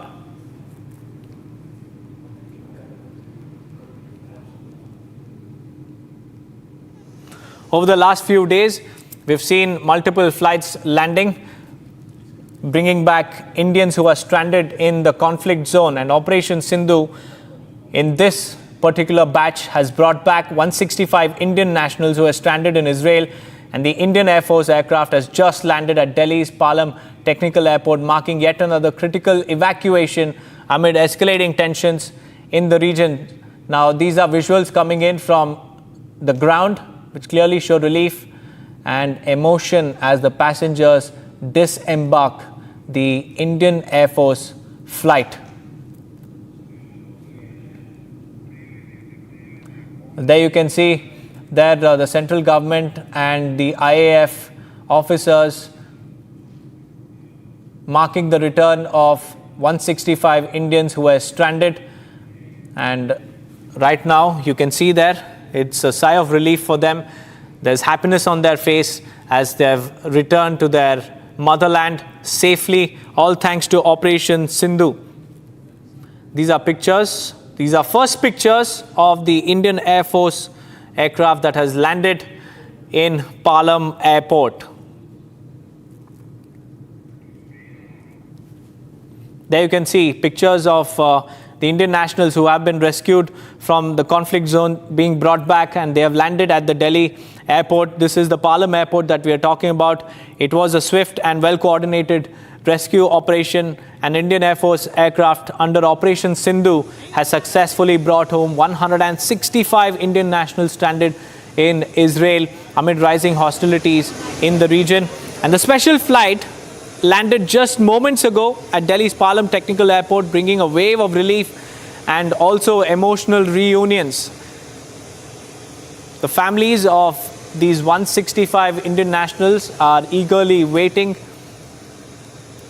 at the airport, and now they will be repatriated with their loved ones. And these are the visuals coming in from the airport, showing exhausted but visibly relieved passengers stepping back onto Indian soil after days of anxiety, days of uncertainty, and all thanks to the quick response by the Indian government. Operation Sindhu, which is yet another example of how India's resolute commitment is to protecting its citizens no matter where they are in the world, be it in Russia or Ukraine war zone, be it in the Middle East.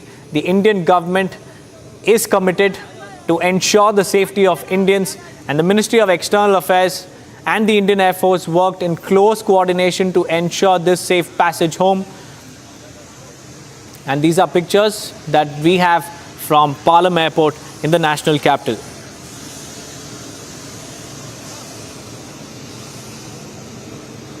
There you can see. Let's listen into some of these passengers who have just disembarked. Bharat से ही Israel का हुआ था और वहाँ की स्थिति को देखते हुए मेरे माताजी पिताजी मेरे परिवार से बड़े भावुक थे और उन्होंने मुझे चिंता जताई कि भाई तू अपने देश वापस आ जा। लेकिन मैं ये कहूँगा कि इस पूरे मैं कंटिन्यू करूँ क्या? और भारत सरकार ने जिस तरह से एयरपोर्ट को भेजा आपको रेस्क्यू करने के लिए, इसके लिए क्या? देखिए, मैं ये कहूँगा कि ऐसा पूर्व भविष्य में कभी मोदी सरकार से पहले नहीं हो पाया, जो कि अब हम देख रहे हैं। जैसे आपने देखा होगा, ईरान से आए और इजराइल से हम यहाँ आए, इसके लिए हम बहुत बहुत धन्यवाद है हमारी गवर्नमेंट का। आप देख ही रहे होंगे कितनी तीव्रता से ये मिशन सिंधु चलाया गया और इजराइल से हमें यहाँ पर लाया गया।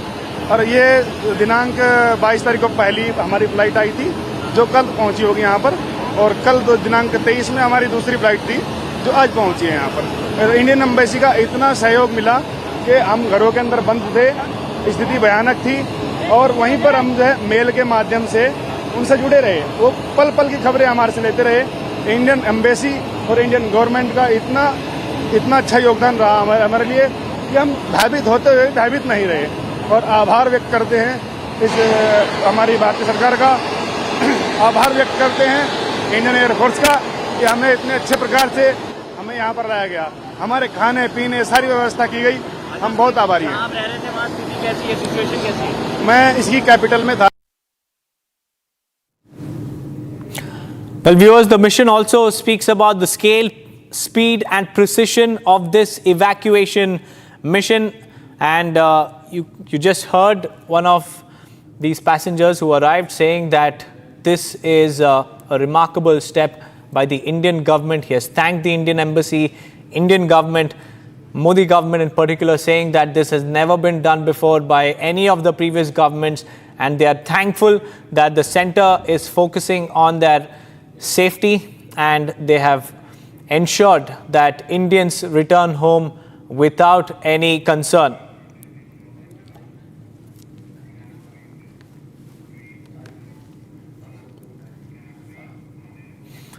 Now moving on, viewers, protesters gathered in Los Angeles to rally against Iran's government, waving Iranian, U.S. and Israeli flags while expressing support for President Donald Trump. Some even wore hats reading "Make Iran Great Again," echoing a phrase that Trump recently shared on social media amid talk of a potential regime change in Iran. And these are protests that have broken out against Iran in Los Angeles. We've seen protests in New York, we've seen protests in various parts of America, and these are the latest pictures coming in from Los Angeles. There you can see some of the protesters even wearing a hat which echoes a sentiment that Donald Trump has been speaking about over the last couple of days. Donald Trump has taken to his social media post saying that it's time to make Iran great again, echoing a phrase and also hinting at a possible and a potential regime change in Iran if Tehran refuses to stop its attacks and refuses the ceasefire deal.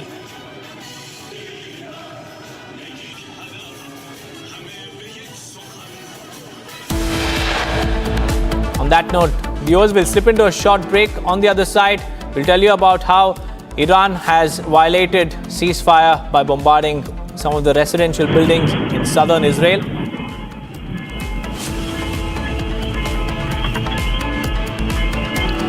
Along with that, we'll also tell you about Saudi Arabia condemning Iran for attacking US's Al Udeid air base, calling it a flagrant violation of Qatar's sovereignty and airspace. Stay tuned.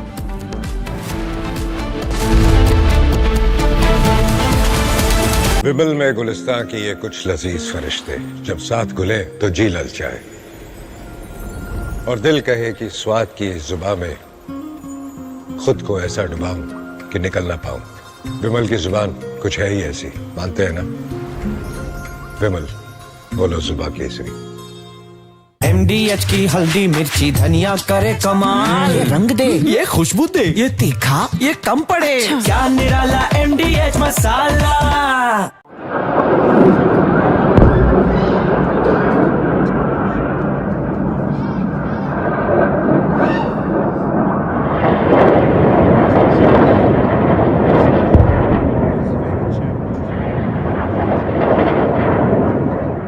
Excellencies, 2 days ago, in this very chamber, I made a direct appeal: give peace a chance. That call was not heeded.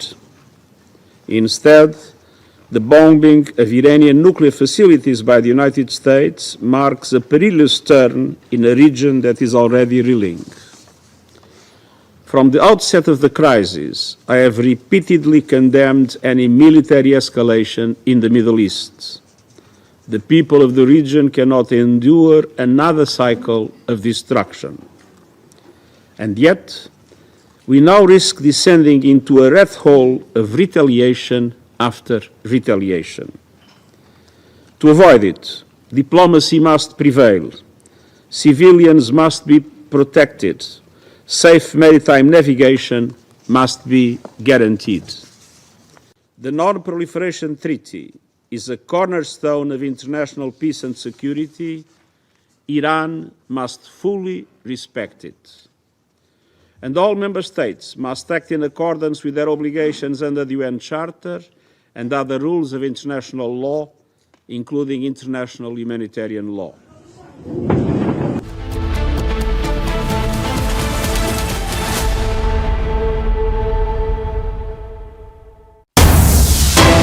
Welcome back, viewers. Donald Trump has once again taken to his social media and has posted, and I quote, "The ceasefire is now in effect.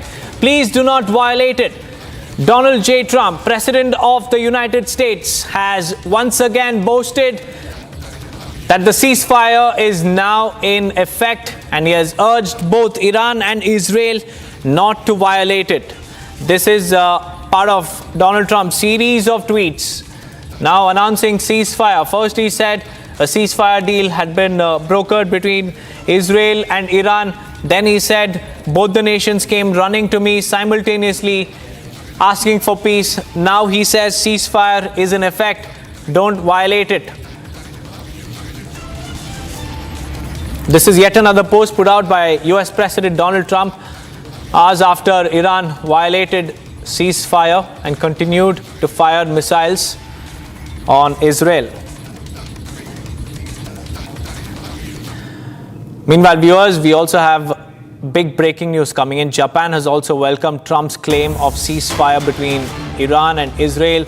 Chief Cabinet Secretary Yoshimasa Hayashi said, and I quote, "We welcome President Trump's ceasefire announcement and strongly hope it to be implemented," reiterating Tokyo's position on the issue of the West Asia escalation. Hayashi said peace and stability in the Middle East region is extremely important for also Japan. And he also added that we will continue working with the international community, engaging in any diplomatic efforts necessary, and has urged the negotiations to return to the table. Let's listen in. このような観点から今般のトランプ大統領の停戦の発表を歓迎しており、これが実施に移されていくことを強く期待をいたします。中東地域の平和と安定は我が国にとっても極めて重要であり、国際社会とも連携して我が国として必要なあらゆる外交的努力を引き続き行ってまいります。このような観点から今般のトランプ大統領の停戦の発表を歓迎しており、これが実施に移されていくことを強く期待をいたします。中東地域の平和と安定は我が国にとっても極めて重要であり、国際社会とも連携して我が国として必要なあらゆる外交的努力を引き続き行ってまいります。On that note, we'll slip into a short break. There's no end to Donald Trump's big ceasefire claims. Another day, another set of tweets put out by Donald Trump announcing truce between Israel and Iran, says both nations approached him simultaneously for peace. Along with that, let's also tell you about the ceasefire violation by Iran hours after Donald Trump announced peace in Middle East. Stay tuned for more details.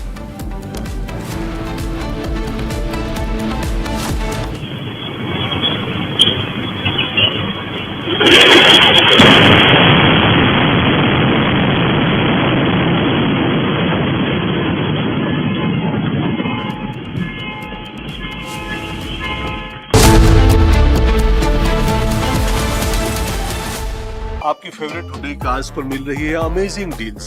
वैसे लोगे तो आप Hyundai ही, चाहे दिल की सुनो या deals की, तो जल्दी चले आओ हुंडई शोरूम। इसको घर पे लगाओगे तो शादी का तो पता नहीं, पर घर पक्का नहीं टूटेगा। रुंगटा नहीं तो घर स्ट्रॉन्ग नहीं। रुंगटा स्टील TMT बार एकदम सॉलिड। पहाड़ों में एक हाइकिंग शिप भी बन सकती है। ये है सीक्रेट रेसिपी MDH का जीरा सिप जल जीरा मसाला। सिप सिप जीरा सिप MDH का जल जीरा सिप MDH का जल जीरा SIP.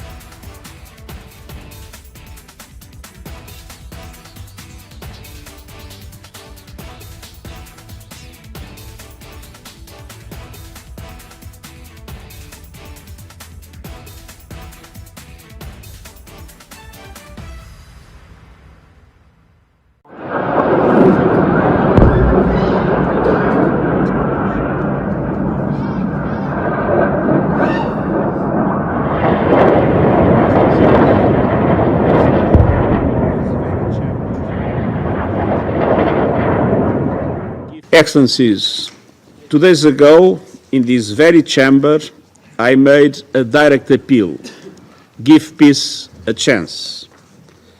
That call was not heeded. Instead, the bombing of Iranian nuclear facilities by the United States marks a perilous turn in a region that is already reeling. From the outset of the crisis, I have repeatedly condemned any military escalation in the Middle East. The people of the region cannot endure another cycle of destruction. And yet, we now risk descending into a rat hole of retaliation after retaliation. To avoid it, diplomacy must prevail. Civilians must be protected. Safe maritime navigation must be guaranteed. The Non-Proliferation Treaty is a cornerstone of international peace and security. Iran must fully respect it. And all member states must act in accordance with their obligations under the UN Charter and other rules of international law, including international humanitarian law.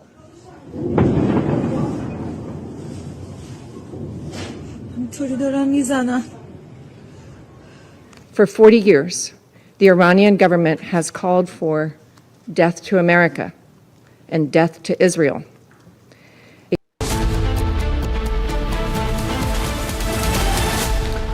Welcome back, viewers. As before, Donald Trump announced a ceasefire. Tehran launched a missile operation targeting U.S. military bases in Qatar and Iraq in retaliation to U.S. strikes on its nuclear facilities. And this merely before Donald Trump made that announcement of a so-called ceasefire deal. Here's more.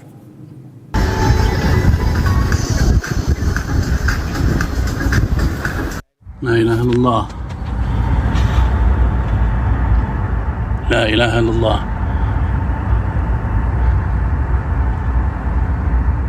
Southwest, coming from the direction of Al-Udaid. Windows are shaking. La ilaha illallah.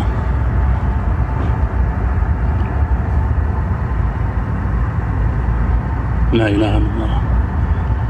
Probably Patriot. Allahu Akbar. Madam.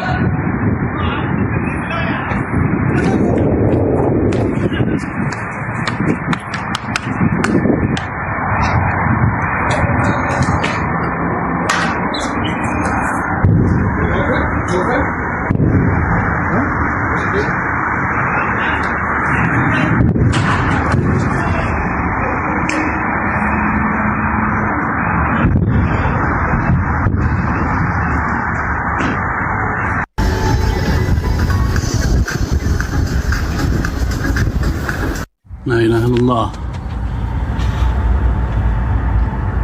La ilaha illallah.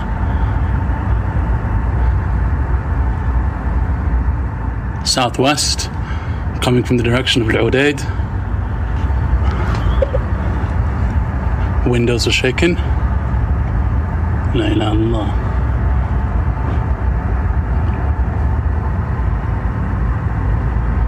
La ilaha illallah. Probably Patriot. On that note, viewers, we'll slip into a short break. On the other side, we'll tell you about Iran violating ceasefire after Donald Trump's announcement.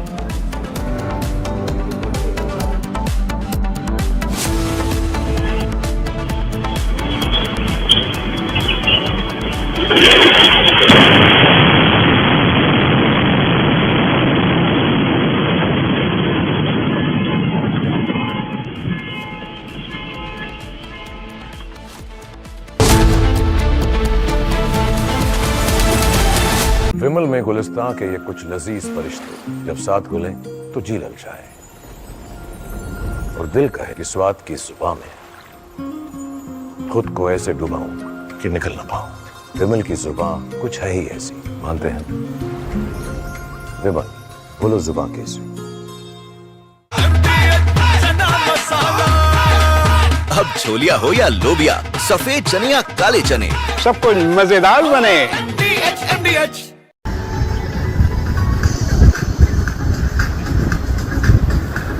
لا إله إلا الله لا إله إلا الله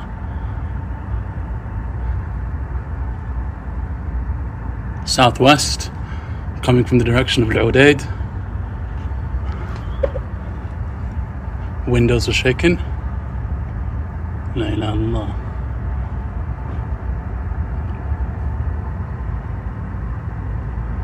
La ilaha illallah. Probably Patriot. Allahu Akbar. Madam.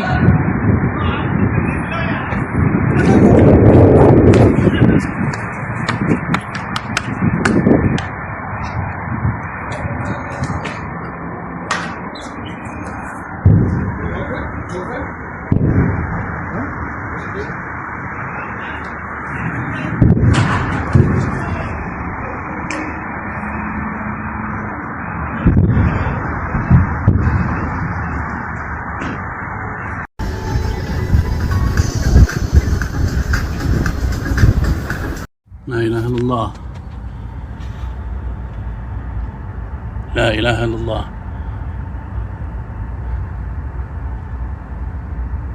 Southwest coming from the direction of Al-Udaid.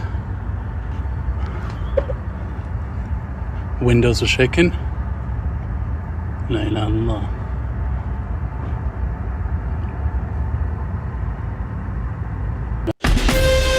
From Asia's largest news headquarters, setting the agenda for Bharat.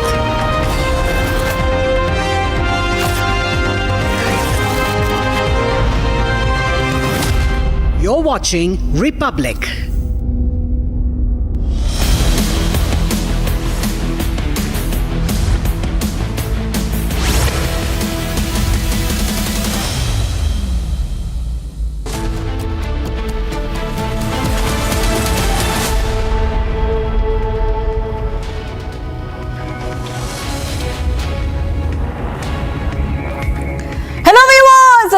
Very good morning. We are live in breaking. I'm Shivangi Shukla getting you the latest coming in. Air sirens can be heard in Tel Aviv as Iran is raining missiles in Israel, and this is coming amidst the so-called ceasefire which has been announced by Donald Trump. All this and much are coming right up, but as usual, the headlines first. Let's get started.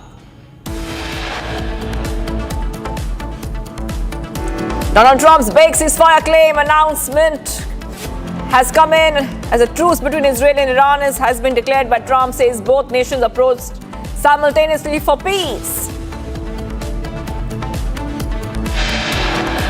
Donald Trump's ceasefire claims fall flat. Iran continues to launch missile attacks. 3 Israeli civilians have been killed.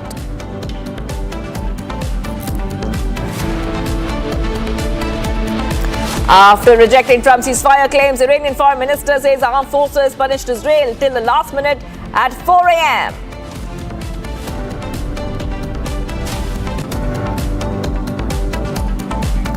After Trump's ceasefire claim, IDF says Iranian missiles fired at southern Israel.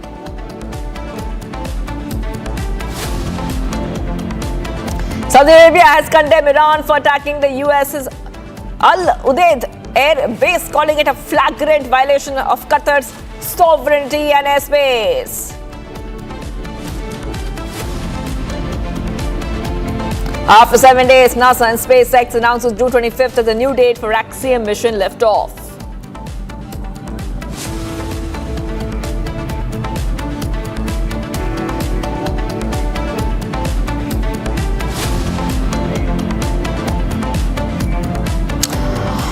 The director of Val Films Limited has now issued a legal notice and filed a 10 crore compensation claim against Air India viewers. Big update coming in right now. This is following a serious incident while boarding a flight. Air India flight 214 from Kathmandu to Delhi on April 22nd. Now remember that this is a legal notice being sent by Viva Dang. And she's alleging that the airline's negligence led to grievous bodily harm, aggravated injury, permanent health complications, and substantial psychological trauma. 10 crore legal notice slapped on Air India. We'll try to get our viewers more updates on this, but this is the latest coming in as Air India once again finds itself in trouble.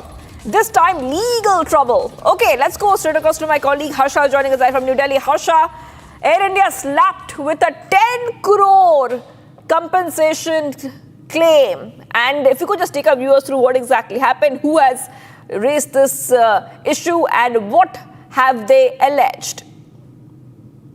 So Shivangi, now we have got to know that Air India is in a legal trouble, and this from the passenger Vibha Dang. She was traveling with her husband and 2 children, and that is the time in April, Kathmandu to New Delhi flight, when she was not provided wheelchair, she was not provided assistance from Air India, she was not provided any sort of support, and she is a patient. She needs to have all the support which Air India promises to its passengers, and after continuous seeking help from the counter from Air India officials, none came to help them at airport, and this led to immediate issue at the airport. And they also went on by saying that this is a medical negligence. They didn't comply by what they used to call passenger protocol, which they have to give while the passenger needs wheelchair assistance and other assistance. They also stated that this was psychological trauma, but in the situation where she had to board that airline was a complete problematic situation, because she has to go through a pulmonary trauma as well, that the passenger Vibha Dang had stated. And she has stated that there should be strict action against the pilot and against the crew members of the airlines, and also 10 crore compensation she has sought for the mental trauma, psychological trauma restored by Air India on the passenger. Back to you. That is right. Well, thank you, Harsha, for getting those details for us. I will be coming back to you as you get more on the story. I really have to move ahead right now to some of the stories we're tracking, and we are moving ahead and waiting for that historic launch. That is right. India is poised for a historic leap. This is the Axiom 4 mission, finally set to launch tomorrow, carrying Indian Air Force pilot Shubhanshu Shukla to the International Space Station. This is a moment which every Indian is waiting for, and is a moment decades in the making. Let's have a look at this report as we get you the top updates.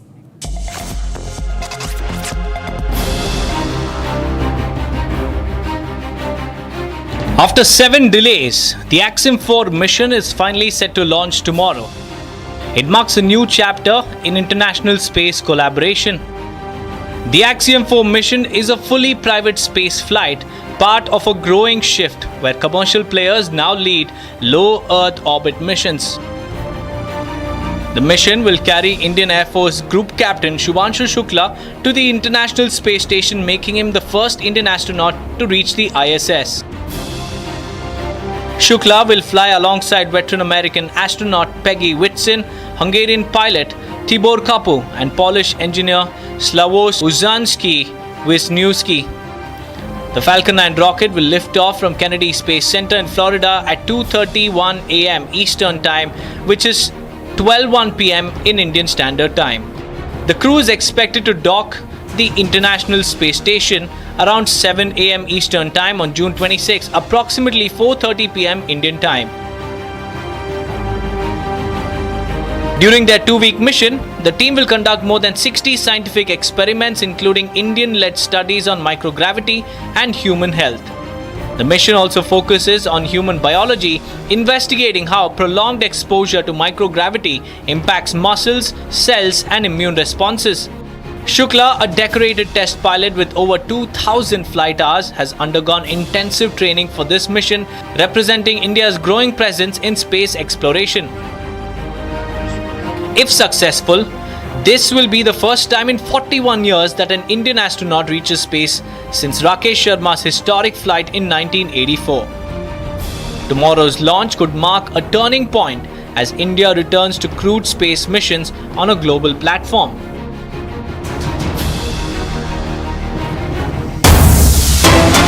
Getting some big breaking news coming in right now, viewers, and this time we're learning that Donald Trump has taken to X and posted a new post. The ceasefire is now in effect. Please do not violate it. That's what Donald J. Trump is saying, President of the United States. Donald Trump says ceasefire is now in effect. Do not violate it. This is a new update coming in here on Republic TV in terms of what Donald Trump has said. And like we told our viewers, this is coming in just after we saw that Trump has finally made a new message, posted a new message after we saw Iran had launched those missiles towards southern Israel. So U.S. President Trump has said the ceasefire agreement between Israel and Iran has now come into effect and has also given a warning that these two enemies in the Middle East should not violate the truce deal after Iran fired many waves of missiles on the Iranian territories. I apologize, on the Israeli territories in last few hours. So we saw that a lot of sirens were sounded in Israel. So we have seen Iran firing many waves of missiles towards the Israeli territories in the last few hours. And I have with us a guest who's joining us right now. Mr. Terry Newman is an Israeli entrepreneur and he's joining us live from Tel Aviv. Mr. Newman, thank you for joining us on Republic TV. So my first question to you is that you are there in Israel, you are in Tel Aviv. What is really happening there? Because we understand that there were a lot of sirens which were sounded. And we also understand that there has been reports of Iran still violating ceasefire and going ahead and launching missiles towards Israel, especially the southern Israel region.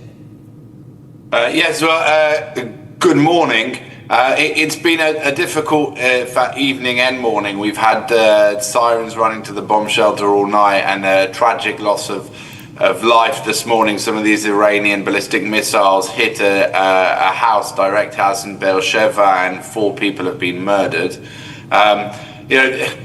This war is coming to a natural end, certainly, or to a natural ceasefire, primarily because the Iranians have lost and they can't fire at the Americans, they can't fire at any of the Gulf countries, and they're limited to what they can do to us. America has now laid a final punch to a lot of their nuclear facilities, as has been discussed, and Israel has really shown who has control of the skies in the Middle East. So Iran is now interested in a ceasefire. I believe that they're arguing that they fired this missile before 7 o'clock. It just took time to land after. I think when you look at these issues, what's important is not who fired the last missile, it's important who actually won the war. And I think it's clear to everybody, whether in the Middle East, whether in the rest of Asia, or whether in the rest of the world, that Israel has shown that it is the military superpower in the Middle East, and that, I hope, will lead to other more positive things. Most importantly, a return to the IMEC, which is why this all started. Hopefully we'll now see the Saudi-Israeli peace agreement, and we will see the linking up of India through the Gulf into Israel and into Europe. Right. Mr. Newman, we have a lot of breaking updates coming in, but before we go to that, I just want to ask you that do you think that US can seriously enforce a ceasefire? Because Trump has just once again tweeted saying the ceasefire is now in effect. Please do not violate it. This is the latest message coming in from Donald Trump post the reports of Iranian missiles being launched towards Israel. Yeah, so I'm following the tweets, and this is certainly, from a historical perspective, it's remarkable to see here history unfolding again via tweets. But if we relate to this seriously, Israel has 3 main demands. The first is that the Iranian nuclear project is finished. and is not renewed. The second is that Iran's ballistic missile arsenal is, say, limited to 1,000 kilometers, or, at the moment they've got the 2,000, 3,000, 4,000 kilometer ballistic missiles. They need to be stopped. They're not required for defensive purposes. And the third is that they stop arming their regional terror groups with these weapons. For example, they were giving the Houthis medium-range ballistic missiles that go over 2,000 kilometers. Just to put in perspective, the Egyptian army don't have ballistic missiles with this distance. The Turkish army don't have, but Iran's giving it to terrorist organizations. So those are our three demands. America will have to lead this, and I believe that America, together with other leading democracies and even perhaps the non-democracies of the world, China and Russia, may be able to enforce all three of these. But in order for that to happen, the mechanisms need to be clear as to how these are policed, how they're enforced, such that this goes from being a ceasefire in which Iran can potentially rebuild its power to an actual peace treaty in which there can be a real change in the way that the Middle East is run, and so we can create a better Middle East. And as I say again, go back to the IMEC, the Indian, Middle Eastern, European Economic Corridor, which is the reason why this war was started. It was started to prevent this vision that your Prime Minister hosted in Delhi on the 10th of September 2023 from being realized. And we have to go back to it and say, no, we are going to connect the leading democracies and the leading pro-Western countries in the world in the greatest economic infrastructure project that humanity has ever done. Yes, Mr. Newman, I really have to interrupt you there. Really apologize for that. But we're getting some big breaking updates coming in, and this is a new update for our viewers. The Israeli Air Force attacked missile launchers in Western Iran. That is right. And these missile launchers in Western Iran were ready to be launched towards Israeli territory. Air Force aircraft attacked in Western Iran in recent hours, destroying missile launchers that were ready to launch as part of the barrage launched towards Israeli territory. So those pictures also coming in right now, viewers. And we're getting some more breaking updates coming in. Let's go to the next set of breaking updates that we have for our viewers. Okay, we're coming to know that there has been the Home Front Command forces operate at the scene of the crash in Beersheba, where Iranian missile strikes killed at least 4 Israelis. So these are some pictures coming in right now. Rescue operations are being conducted. And if we have a guest back with us, we can go to our guest. But before that, we're getting one more set of breaking updates coming in. Let's go to the next set of breaking updates we're getting for our viewers. The coming on the report suggests that Iranian missiles targeted Haifa and other areas, other air bases this morning. So back-to-back is coming in right now on Republic TV, where we see that the assault from Iran's side is continuing. I repeat, the assault from Iran's side is continuing. Multiple areas, air bases are being targeted at the same time. We're coming to know that the IDF, Israeli Air Force, striking missile launchers in Western Iran that were ready to be launched towards Israeli territory. So back-to-back updates in terms of the assault which has been launched from both the side. And I want to go back to a guest who's joining us once again. We have with us Mr. Terry Newman, who's joining us here, Israeli entrepreneur. I told our viewers about all the breaking updates coming in. You mentioned as well that some civilians have been hurt. That was one of the breaking updates. How is Iran justifying the missile strikes despite Donald Trump announcing a ceasefire? What do you really think is happening there? Is this a shadow war with a diplomatic cover? Yeah, I mean, it's an excellent question. Again, the Iranians are saying that they fired these missiles before the 7 o'clock time limit came in. They're obviously trying to create some sort of photographic evidence that they survived this. Israel actually has a longer period. We have another 12 hours after them until the ceasefire comes in for us. So you'll be seeing Israel continuing further sorties in Iran. But the overall strategic picture is that Iran is stuck. And so it can only reach out at Israel, only fire at Israel. You saw what it tried to do yesterday. I mean, in Qatar yesterday, they fired a few missiles which was carefully telegraphed and had no impact. it's not important who fires last. What's important is that we remember who won this war, and we have to now enforce a ceasefire, turn it into a peace agreement, which, as I say, will ensure no nuclear facilities or capabilities, no ballistic missiles above 1,000 kilometers, and ceasing all support to terror groups around the Middle East and around the world. All right, thank you for joining us there, Mr. Terry Newman, Israeli entrepreneur, joining us here on Republic TV as we decode the evolving situation in West Asia. We have to move ahead right now, viewers, to some of the other stories we're tracking. Especially, we'll take a look at what else is happening when we talk about the West Asia conflict.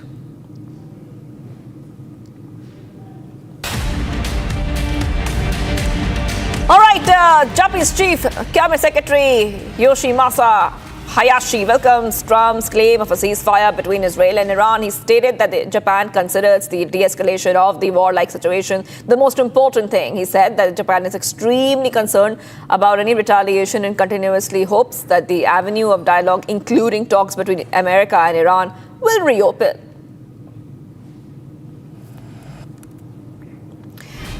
Stripes of smoke were witnessed this morning in Jerusalem's skyline after the missiles were intercepted. U.S. President Trump made an announcement earlier today stating that Israel and Iran have agreed to a complete and total ceasefire. However, soon after, Iran launched an unlimited missile attack on a U.S. military base in Qatar in retaliation to the American bombing of its nuclear sites. Status of possible ceasefire remains unclear as attacks continue. Qatar Foreign Ministry spokesperson Majid bin Mohammed Al Ansari stated that the Qatar condemns with the most severe words the Iranian missile attack on the Al Udeid air base in Qatar. He said that this attack represents a blatant violation of the sovereignty of Qatar and contradicts the principle of good neighborliness. And he also added that the attack represents and violation of international law. He said that the state of Qatar confirms that it holds the right to respond in accordance with the international laws.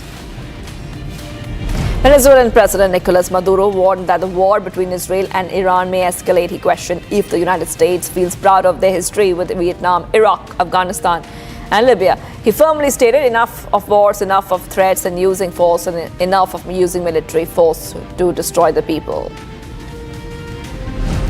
And thousands of protests in Athens over U.S. strikes on Iran nuclear sites and also Israel's attacks in Gaza. In central Athens, protesters were seen holding signs that read, "Hands off Iran." A protester expressed the people have a duty to strengthen the anti-war movement. Another protester stated that there is an escalation drive driven by profit and both the U.S. and Israel seeks greater gains.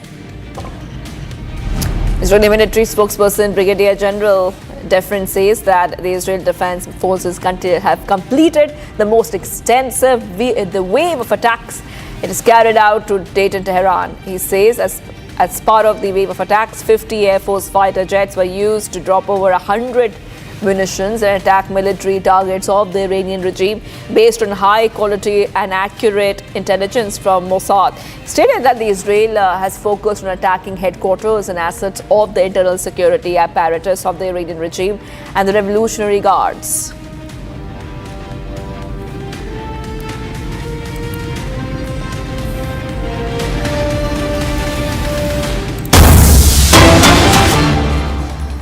All right, getting some more pictures coming in. So these pictures are shots of the first responders working in Beersheba in the aftermath of Iranian airstrikes.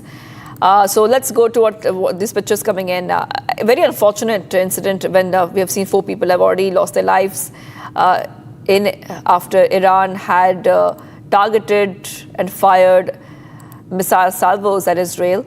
And many people have been injured, especially residential buildings have been destroyed in southern Israel area. You can see those pictures coming in of the destruction, where rescue teams are working to locate survivors in this residential building hit by an Iranian missile. Now, these pictures are coming in from Beersheba in Israel. Rescue teams are combing through the rubble of an apartment building that you can see there that was hit by an Iranian ballistic missile. Emergency services are climbing through this mangled slabs of concrete and twisted metals as they are trying to look for more survivors. These are some of the back-to-back updates we're getting for you here in Republic TV. Remember that this is coming in after Iranian ballistic missiles were targeted towards southern Israel region. So we continue to stay on these pictures which are coming in right now. These are pictures of rescue teams which are working to locate survivors in Beersheba residential building hit by the Iranian missiles.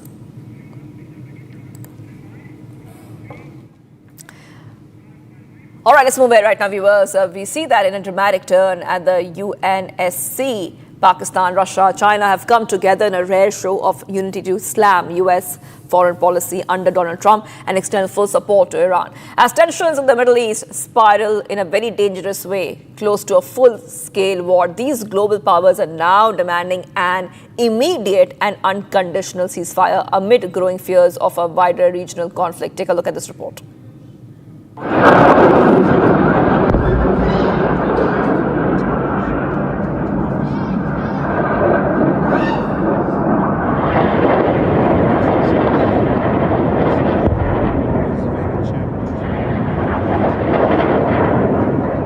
Excellencies, 2 days ago, in this very chamber, I made a direct appeal: give peace a chance. That call was not heeded. Instead, the bombing of Iranian nuclear facilities by the United States marks a perilous turn in a region that is already reeling. From the outset of the crisis, I have repeatedly condemned any military escalation in the Middle East. The people of the region cannot endure another cycle of destruction. And yet, we now risk descending into a rat hole of retaliation after retaliation. To avoid it, diplomacy must prevail. Civilians must be protected. Safe maritime navigation must be guaranteed. The Non-Proliferation Treaty is a cornerstone of international peace and security. Iran must fully respect it. And all member states must act in accordance with their obligations under the UN Charter and other rules of international law, including international humanitarian law.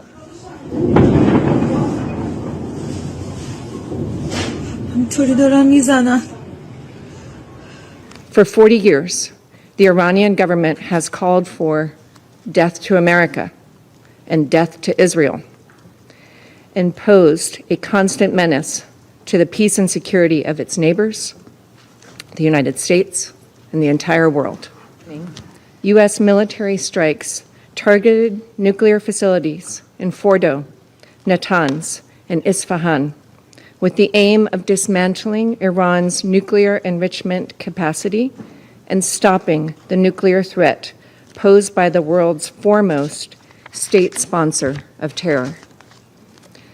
This operation sought to eliminate a long-standing but rapidly escalating source of global insecurity and to aid our ally Israel in our inherent right of collective self-defense, consistent with the UN Charter.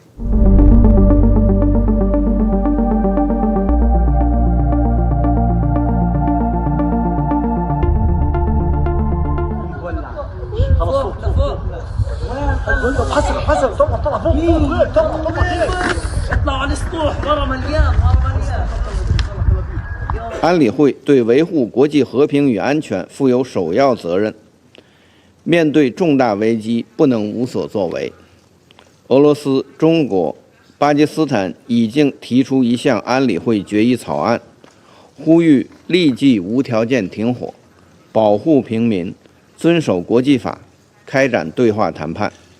我们期待安理会成员展现责任担当，共同支持该决议草案，推动安理会为维护国际和平与安全履责尽职。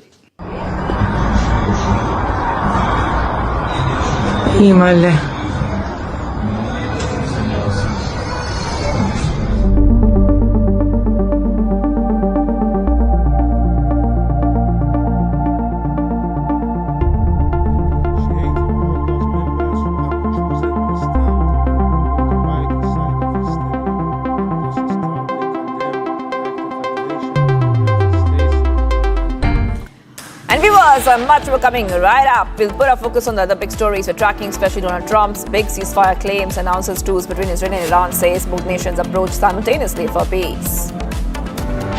After Trump's ceasefire claim, IDF says Iranian missiles fired at southern Israel. Stay tuned, viewers. We are live and breaking.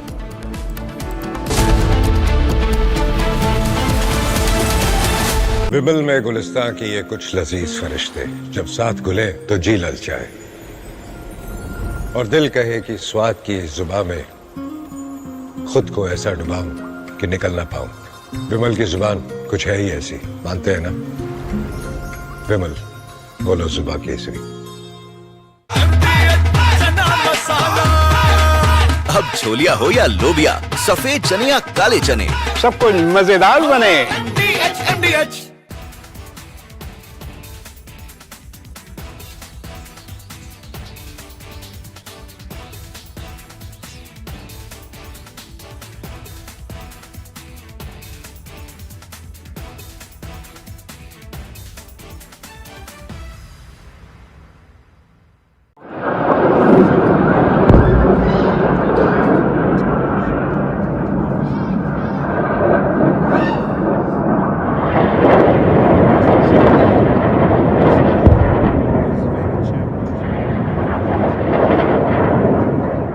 Excellencies, 2 days ago, in this very chamber, I made a direct appeal: give peace a chance.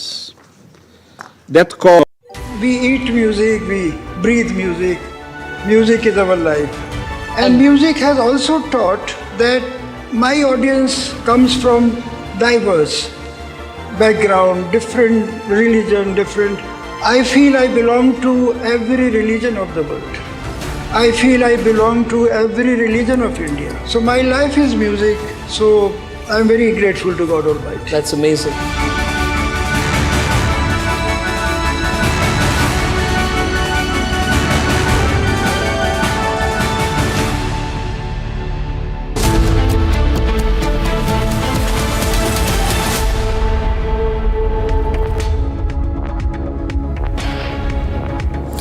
Very good morning. You're watching live and breaking on Republic TV. I'm Aishwarya Kapoor with you.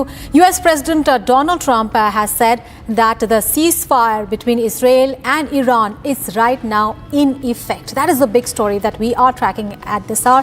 Let's also take a look at the other big stories in the headlines.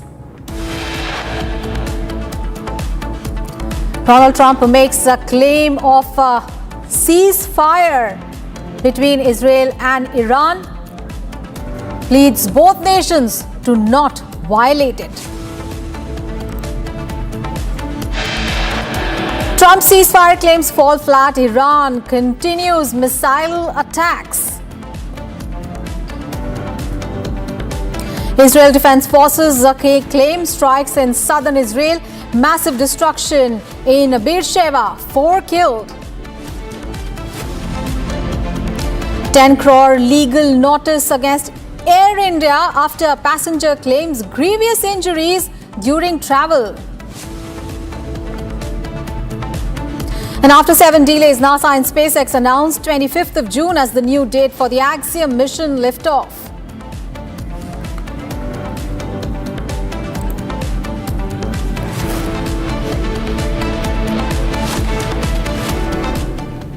Big breaking story right now. Israel emergency services say that the death toll in the Beersheba strike has risen to 4. 3 residential buildings have been damaged in the Iranian strike.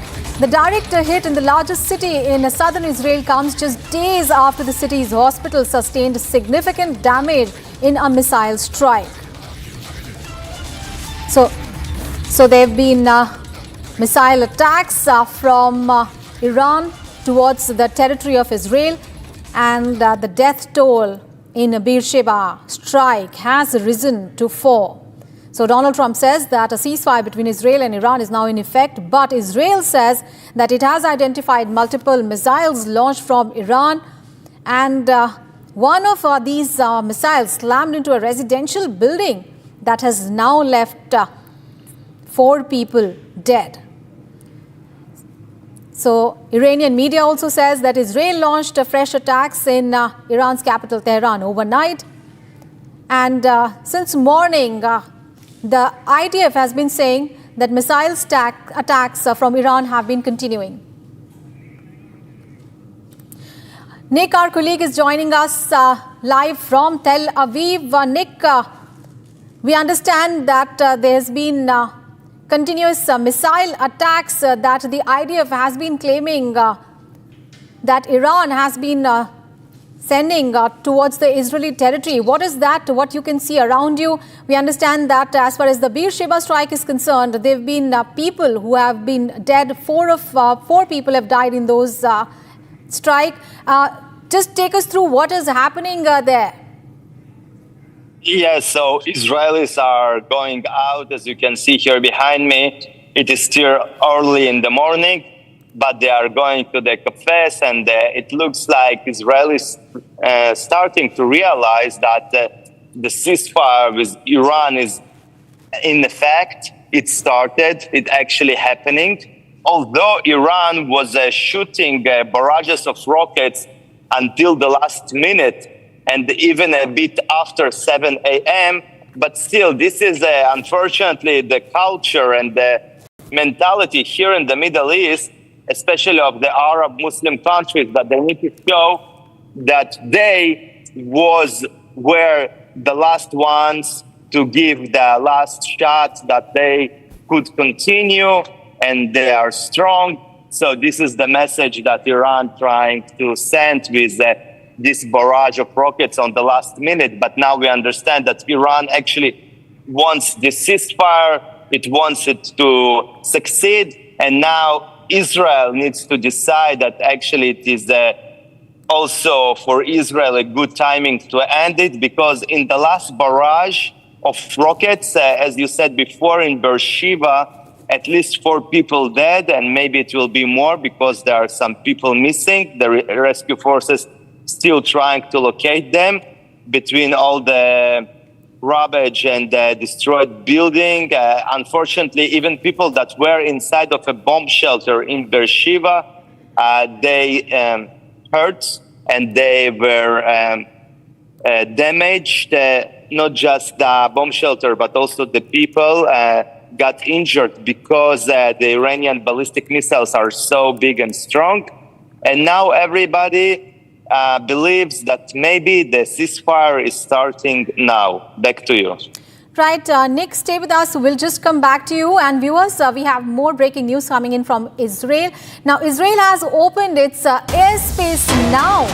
And this after Iran's missile strikes. Earlier barrage of Iranian missiles forced Israel to close the country's skies to all passenger planes. Israel's airspace has, however, now been reopened to the incoming flights following a temporary shutdown caused by the Iranian missile strikes, according to the Airports Authority of Israel. So positive development there. It's seen Israel has opened its airspace now after Iran's missile strikes earlier. Let's go back to Nick, who is joining us live from Tel Aviv. Nick, just take us through about the situation there, because early in the morning, the Israelis woke up to a lot of sirens there, and there were sounds of sirens. There were missiles that were intercepted by the Israeli Defense Forces. But talking about the situation right now, have you been hearing any sirens recently? And what about the people there? How are they reacting to the fact that Donald Trump says that a ceasefire is now in effect?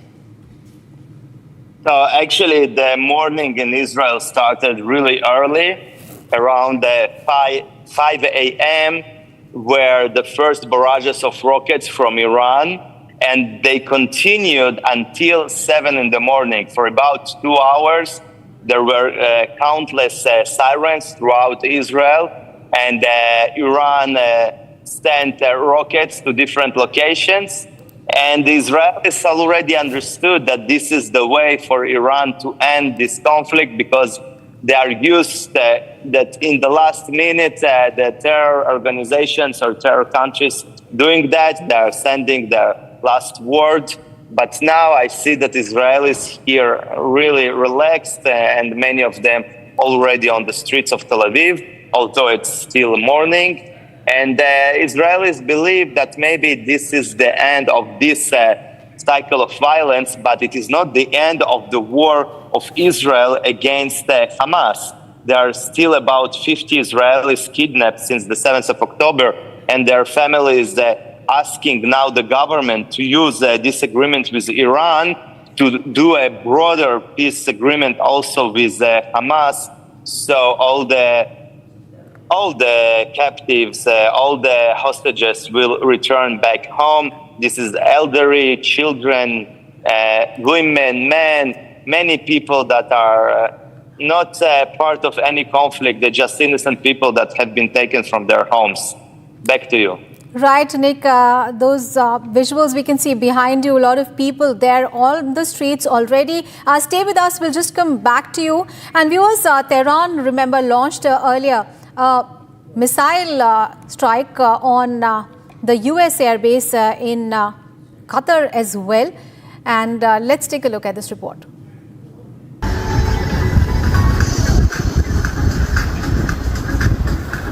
La ilaha illallah.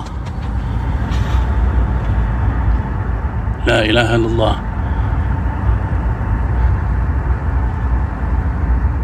Southwest, coming from the direction of Al-Udaid. Windows are shaking. La ilaha illallah.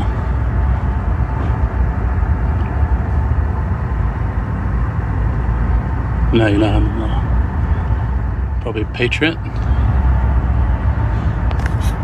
Allahu Akbar. Madam, madam.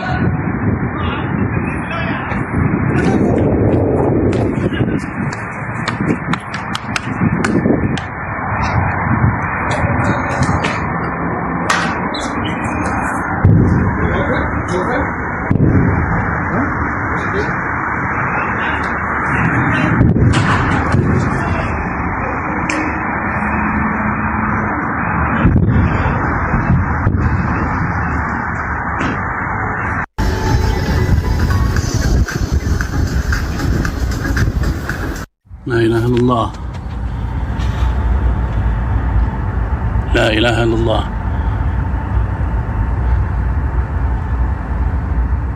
Southwest, coming from the direction of Al-Udaid. Windows are shaking.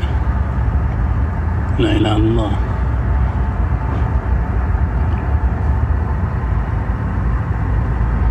La ilaha illallah. Probably Patriot. Allahu Akbar. Madam, madam.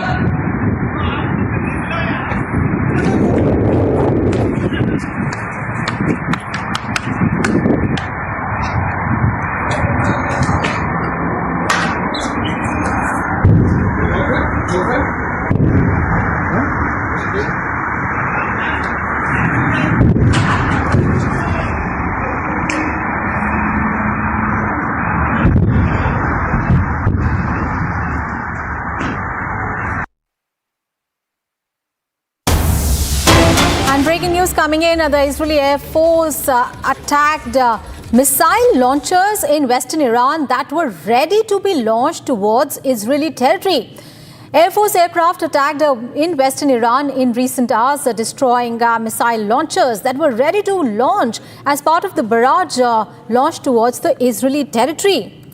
So basically, idea of saying that a larger attack was possible on Israel, but they were foiled by the strikes on several Iranian ballistic missile launchers. So the Israeli Air Force struck these Iranian ballistic missile launchers that were printed for this for the attack salvos basically on Israel. Let's go back to Nick, who's joining us live from Tel Aviv. Nick, now the Israeli Defense Forces are saying that they have basically foiled a larger attack because they have fired on missile launchers in the western Iran itself. So it could have been much bigger. The destruction could have been much bigger. But what more details are emerging from Bir Sheba? We understand that 4 people have been killed in that strike. What more details are emerging as far as what are your sources telling you?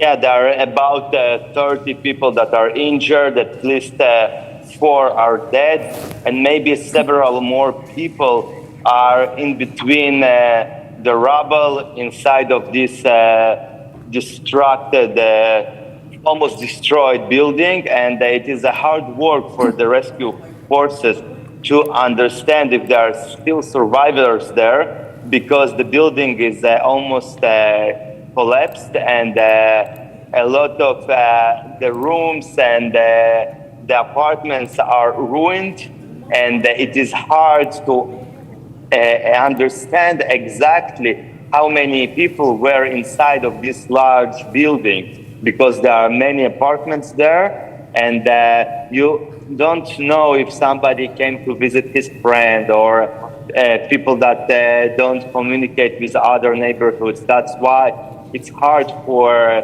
rescue forces to estimate exactly how many people could be there. In another example, in Bat Yam, the Iranian missile that killed several people, one of those people were found just days after the attack because nobody knew about him. So this is the sad reality here, and the Israelis continue to work and try to rescue the people. And some of the politicians in Israel, like Avigdor Lieberman from the opposition, saying that maybe Israel needs a more precise agreement with Iran to understand exactly what are the conditions, because it is really dangerous to leave an injured lion.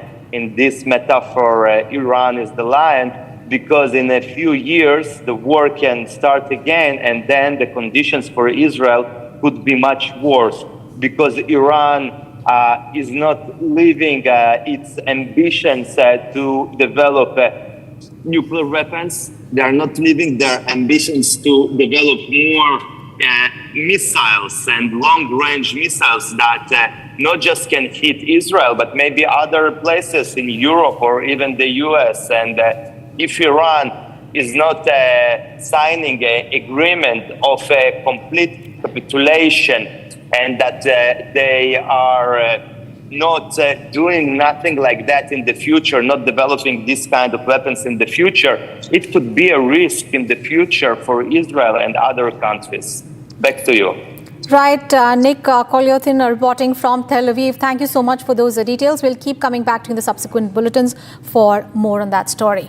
And viewers, we'll take a very short break. But coming up ahead, a 10 crore legal notice against Air India after passenger claims grievous injuries during travel. And also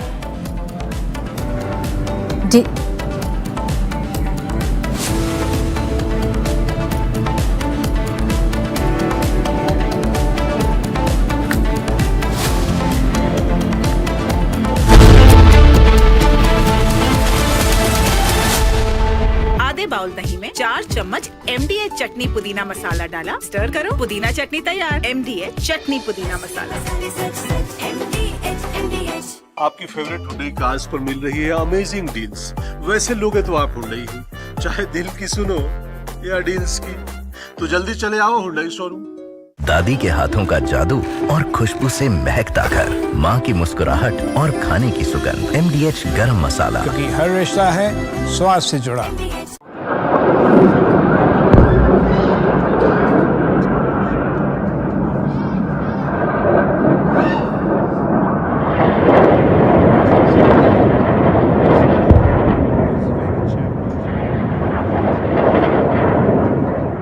Excellencies, 2 days ago, in this very chamber, I made a direct appeal: give peace a chance.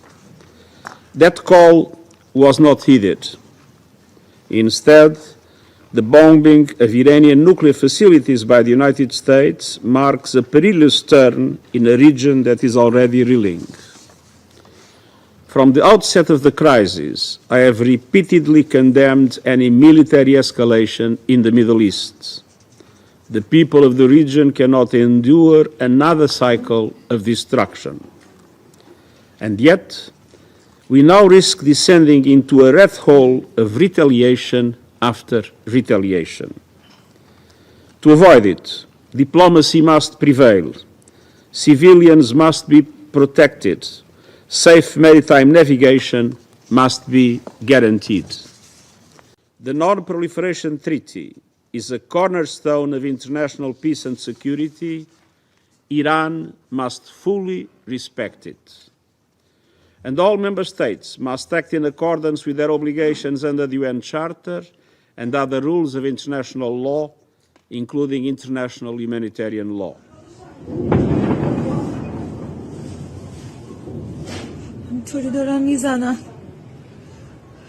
For 40 years, the Iranian government has called for death to America and death to Israel, and posed a constant menace to the peace and security of its neighbors, the United States, and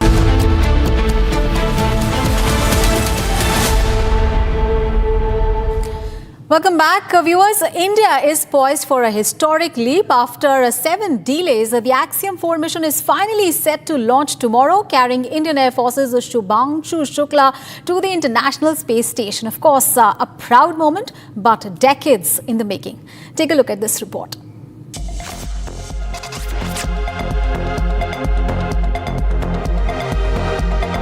After 7 delays, the Axiom 4 mission is finally set to launch tomorrow. It marks a new chapter in international space collaboration. The Axiom 4 mission is a fully private space flight, part of a growing shift where commercial players now lead low Earth orbit missions. The mission will carry Indian Air Force Group Captain Shubhanshu Shukla to the International Space Station, making him the first Indian astronaut to reach the ISS. Shukla will fly alongside veteran American astronaut Peggy Whitson, Hungarian pilot Tibor Kapu, and Polish engineer Slavoj Uzanski-Wisniewski. The Falcon 9 rocket will lift off from Kennedy Space Center in Florida at 2:31 a.m. Eastern Time, which is 12:01 p.m. in Indian Standard Time. The crew is expected to dock the International Space Station around 7 a.m. Eastern Time on June 26, approximately 4:30 p.m. Indian Time. During their 2-week mission, the team will conduct more than 60 scientific experiments, including Indian-led studies on microgravity and human health. The mission also focuses on human biology, investigating how prolonged exposure to microgravity impacts muscles, cells, and immune responses. Shukla, a decorated test pilot with over 2,000 flight hours, has undergone intensive training for this mission, representing India's growing presence in space exploration. If successful, this will be the first time in 41 years that an Indian astronaut reaches space since Rakesh Sharma's historic flight in 1984. Tomorrow's launch could mark a turning point as India returns to crewed space missions on a global platform.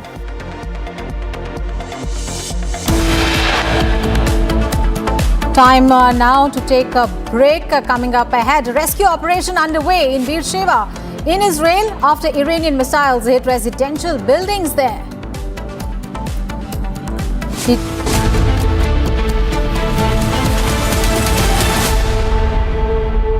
MDH की हल्दी मिर्ची धनिया करे कमाल, ये रंग दे, ये खुशबू दे, ये तीखा, ये कम पड़े, क्या निराला MDH मसाला। विमल में गुलिस्तां के ये कुछ लजीज फरिश्ते जब साथ घुलें तो जी लग जाए और दिल कहे कि स्वाद की जुबान में खुद को ऐसे डुबाऊं कि निकल ना पाऊं। विमल की जुबान कुछ है ही ऐसी, मानते हैं? विमल, बोलो जुबान कैसी? ये है सीक्रेट रेसिपी MDH का जीरा सिप जल जीरा मसाला। सिप सिप जीरा सिप MDH का जल जीरा सिप MDH का जल जीरा SIP.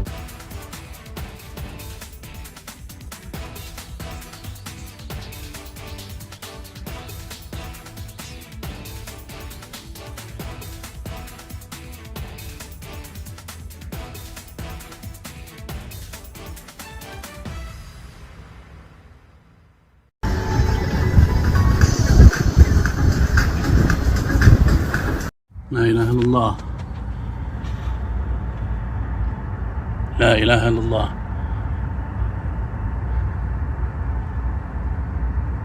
Southwest, coming from the direction of Al-Udaid. Windows are shaking. La ilaha illallah.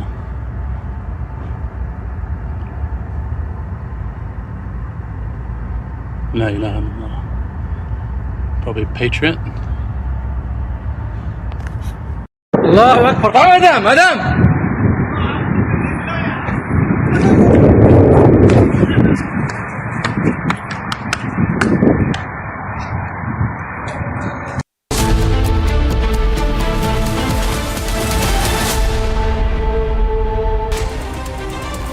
Viewers, let's take a look at news from across the country now. The first flight with the first batch of 161 Indian nationals evacuated from Israel landed in Delhi today.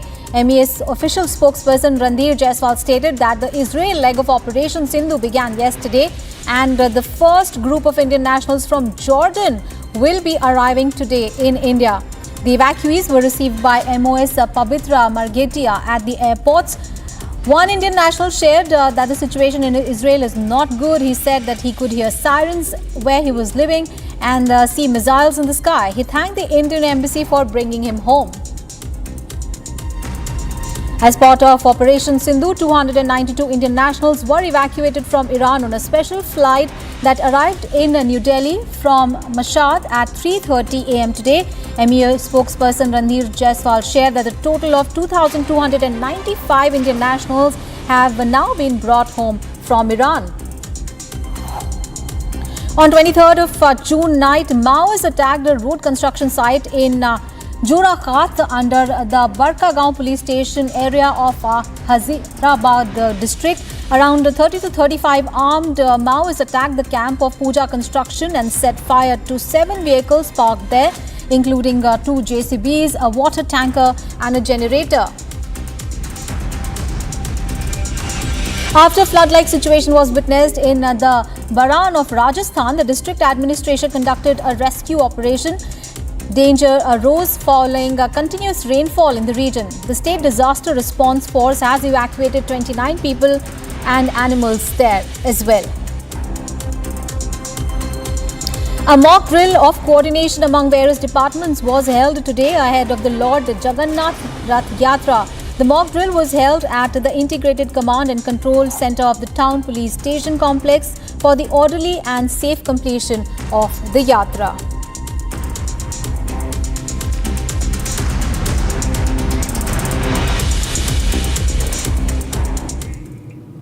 And on to some other news now. National Security Advisor Ajit Doval called on Chinese Foreign Minister and also a member of the Politburo of the ruling Congress Chinese Communist Party, Wang Yi, in Beijing on Monday. Remember, NSA Doval is currently in China to attend the 20th meeting of the SCO Security Council Secretaries. Here is a brief report.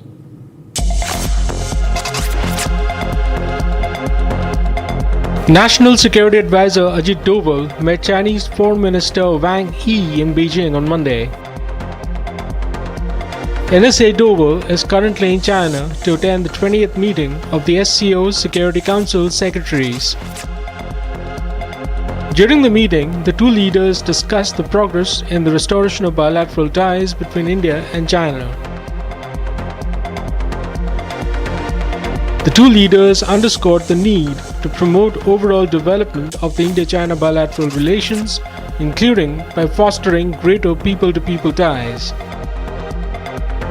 Doval also emphasized the need to counter terrorism in all its forms and manifestations to maintain overall peace and stability in the region. The two leaders also exchanged views on the ongoing global conflicts during the meeting.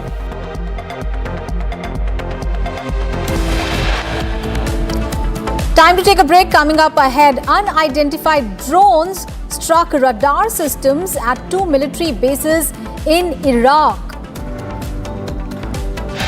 Also, protesters have rallied in Los Angeles against the Iranian regime. Details on those two big stories and much more after a short break. Stay with us.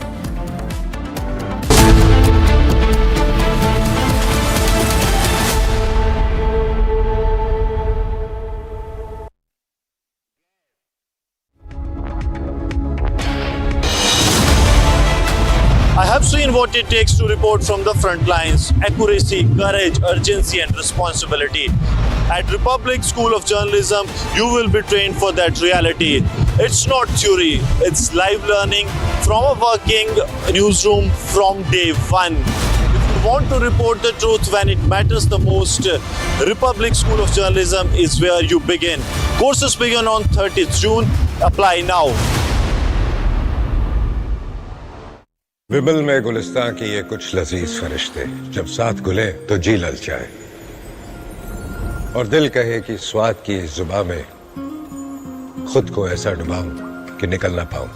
विमल की जुबान कुछ है ही ऐसी, मानते हैं ना? विमल, बोलो जुबां Kesari.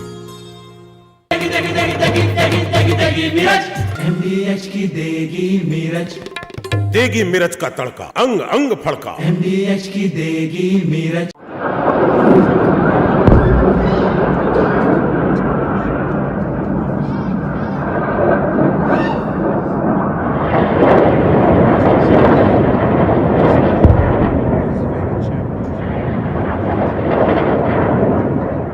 Excellencies, 2 days ago, in this very chamber, I made a direct appeal.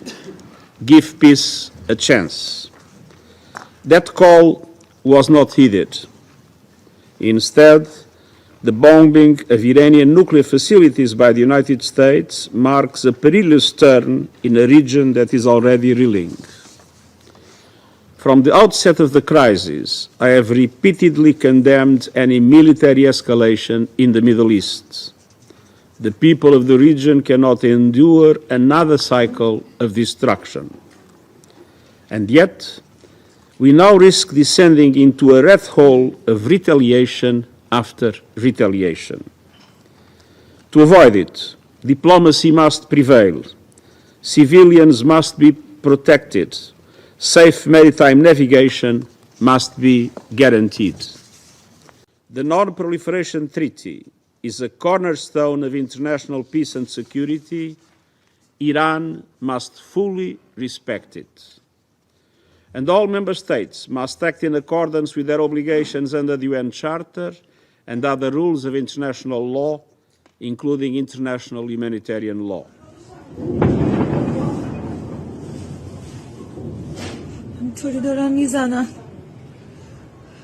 For 40 years, the Iranian government has called for death to America and death to Israel, and posed a constant menace to the peace and security of its neighbors, the United States. From Asia's largest news headquarters, setting the agenda for Bharat.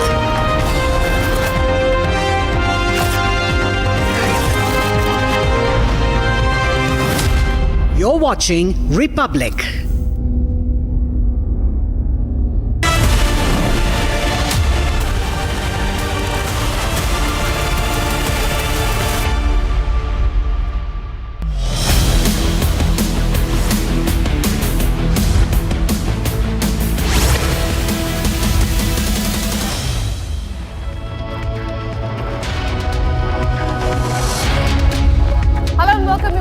Republic TV with me, Akanksha Khajuria. Just a while back, Donald Trump said that the ceasefire is in full effect. This after Iran launched salvo at Israel earlier today. We'll get you more updates on that, but first up, as always, the headlines. Donald Trump makes claims of ceasefire between Israel and Iran, pleads both the nations to not violate it. Trump's ceasefire claims falls flat. Iran continues missile attacks. Israel Defense Forces claim strikes in southern Israel. Massive destruction in Beersheba. 4 people have been killed. 10 crore legal notice against Air India after passenger claims grievous injuries during the travel. After 7 delays, NASA and SpaceX announced June 25th as the new date for Axiom 4 mission liftoff.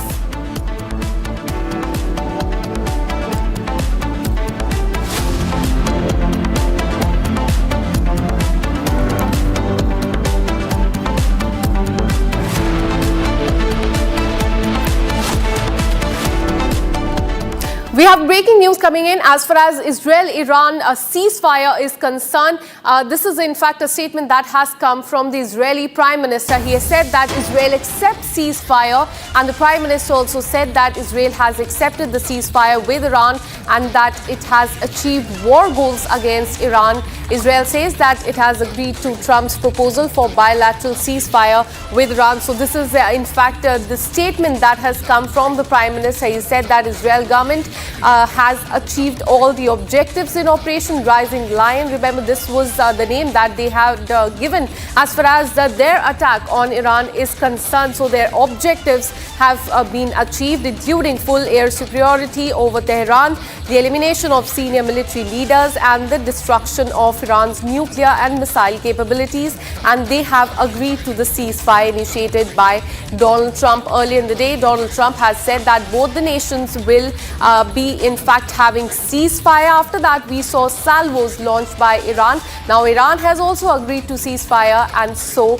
has Israel as far as this conflict is concerned. Let me go across to Director of International Relations, Ariella Rosenthal, who is from the Ashdod municipality. Thank you so much for speaking to Republic TV. Now it appears that both the countries, Iran and Israel, they have agreed to the ceasefire, but this is coming hours after Donald Trump in fact said that there should be a ceasefire. After that, we saw attack from Iran on Israel. Several buildings have been damaged. 4 people have lost their life, but finally both the nations are saying that they have agreed. How do you assess this? Well, Israel says that it has achieved all the objectives of the operations, hence the dual immediate existential threat on the state of Israel, the nuclear and ballistic missiles. But, you know, unfortunately, Israel has a long history with the terrorist regimes in the Middle East. If it's Iran, it's the Hamas. And we know that ceasefire is very fragile until it becomes a long truce. So as we saw this morning that there will be an immediate ceasefire, there were missiles attacks on the state of Israel in which 4 civilians were killed and a lot of devastation in cities around Israel. So Israel has still the right, if any violation of the ceasefire will be enhanced, to, of course, continue what it has done until now. It will, of course, respond forcefully if so. Read that, yaar. Absolutely, and in fact what we're learning is that he has said that all the objectives under Operation Rising Lion have been achieved. As you also mentioned, there were several objectives such as full air superiority over Tehran, elimination of senior military leaders, and the focus was on the destruction of Iran's nuclear and missile capabilities, and that was in fact also the focus of the United States. I request Ariella to stay with us. In fact, this is as far as Israel's statement is concerned.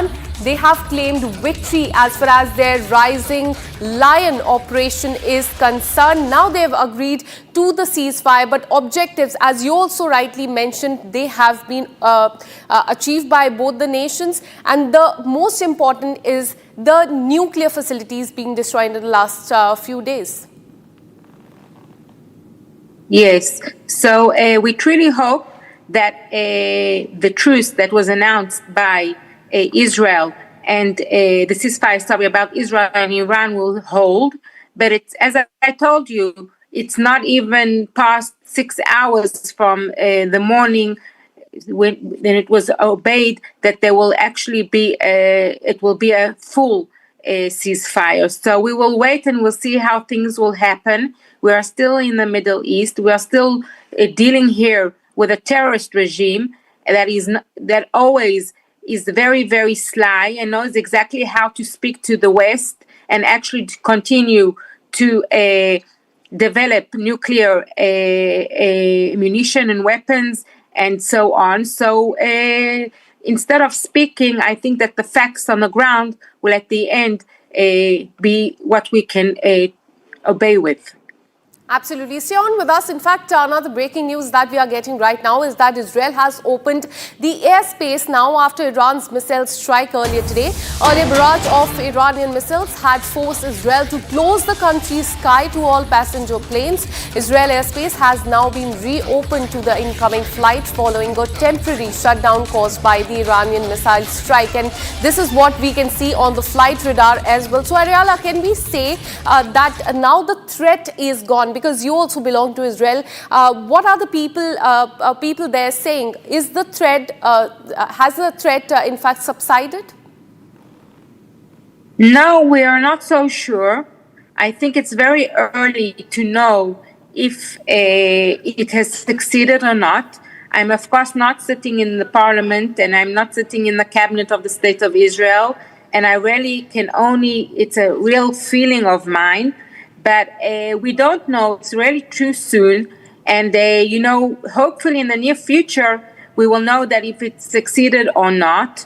We must remember that we are dealing here with a poisonous snake that knows exactly how to speak duly, on the one hand, to its people and to the proxies, and on the other hand, how to negotiate with the Western countries. So I think it's still soon to be very, happy and think that we are finished the threat of the regime on the state of Israel. We must remember that we still have the Hamas and we still have hostages in Israel, in the Gaza Strip, that we are waiting for them to be released unconditionally. So they are a proxy of Iran. So if Iran is really sincere with the ceasefire and with what it conveys and says to the West and to Israel, then it must immediately release the hostages in Gaza.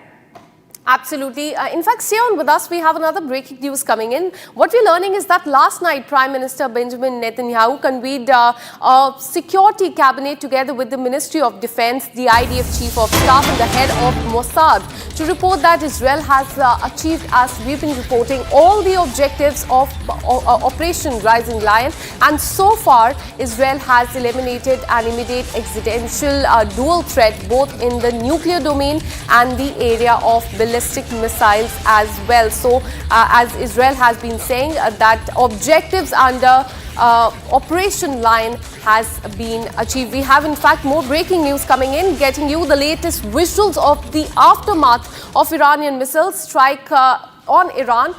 Israel, in fact, on your screens, you can see damaged residential building infrastructure. They're completely in rubble. These are the visuals from Beersheba, which is in Israel. Remember, in the last more than 1 week, there have been multiple attacks here on the hospital, daycare center. And now, after Donald Trump announced ceasefire last night, there was another attack by Iran on this residential area of Beersheba. You can see several buildings completely there in rubble. Rescue operation is underway to bring people out of that rubble that we can see on the screen. The rescue operation teams they are at the spot and carrying out this operation right there. But very concerning visuals coming in from Israel. What we're learning is that 4 people have lost their life in this attack, but now Israel says that there has been ceasefire and they are expecting no more such strikes coming in from Iran. Ariala, I want to bring you in. Now, U.S. says that there is a ceasefire. Ceasefire has come into effect. Israel says that yes, there is a ceasefire now. All the objectives under Operation Rising Lion has been achieved. But on the other hand, we are seeing that Iran foreign minister is saying that there's some confusion. They are not very sure about the ceasefire there. So right now also confusion swirls over the precise details of the ceasefire. There are divided in fact versions coming in from both the nations. How do you see this?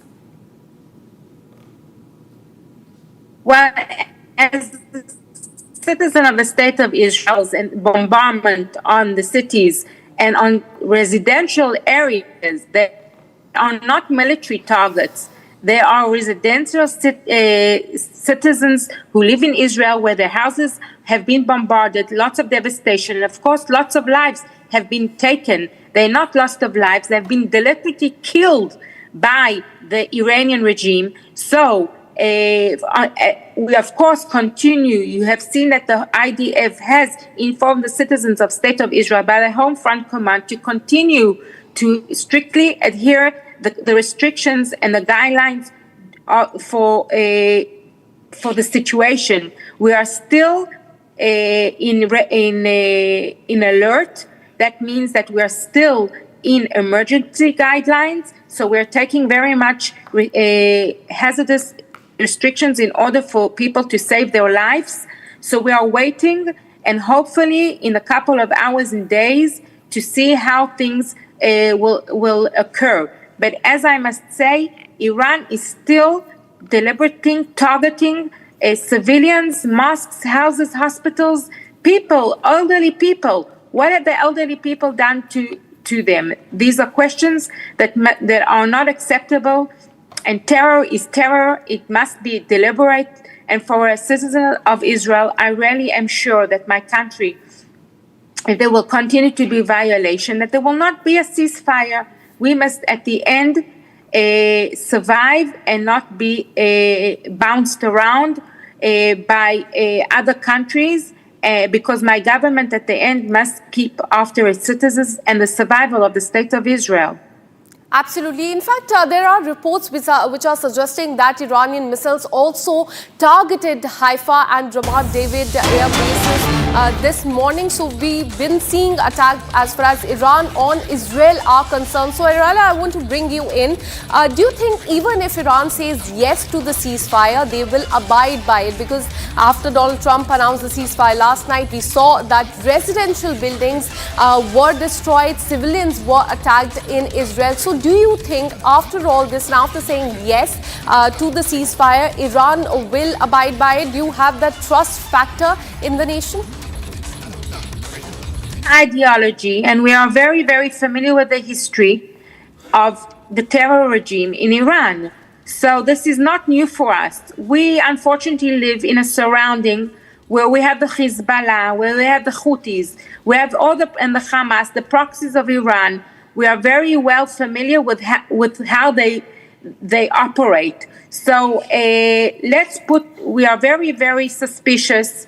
We have full understanding of Trump and its administration that have helped the State of Israel. But at the end, it's only my country, my government that took into account that there's a survival threat on the State of Israel, and he will only act in the favor of our country. That means that we understand the wonderful words and rhetoric of Iran, the terrorist regime, but at the end, we will cut the head of the snake. So we are now in a very fragile, how you call ceasefire, but any violation, I'm sure that my country will know how to operate. Absolutely. So remains to be seen how it pans out in the next 24 hours, even though both the nations have said yes to the ceasefire. Thank you so much for speaking to Republic TV.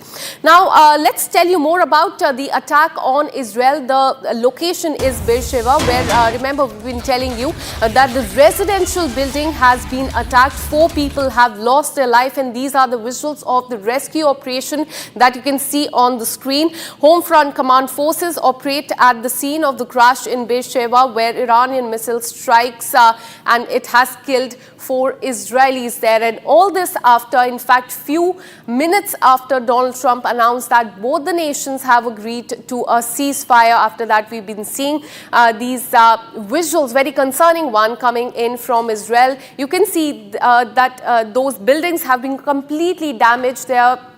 There is a possibility that there could be few people under those rubble as well, and that is why you can see that the rescue operation teams, the Home Front Command forces are there at the spot, and the rescue operation is underway.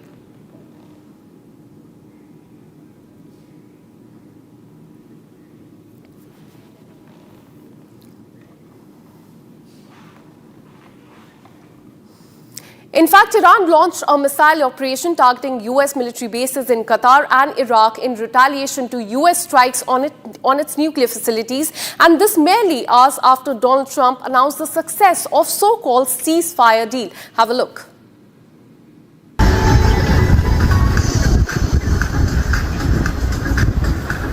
La ilaha illallah. La ilaha illallah. Southwest, coming from the direction of Al-Udaid. Windows are shaking. La ilaha illallah.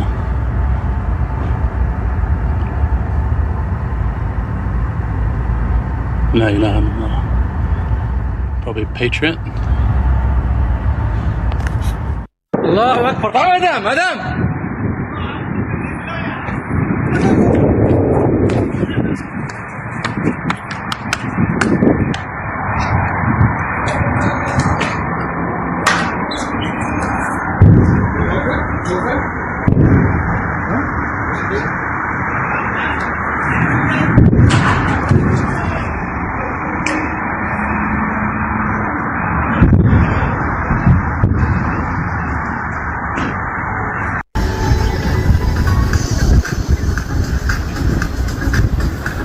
La ilaha illallah. La ilaha illallah.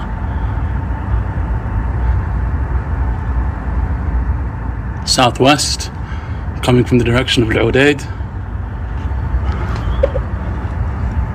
Windows are shaking. La ilaha illallah.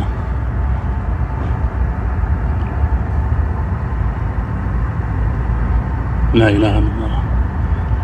Probably Patriot. Allahu Akbar. Madam.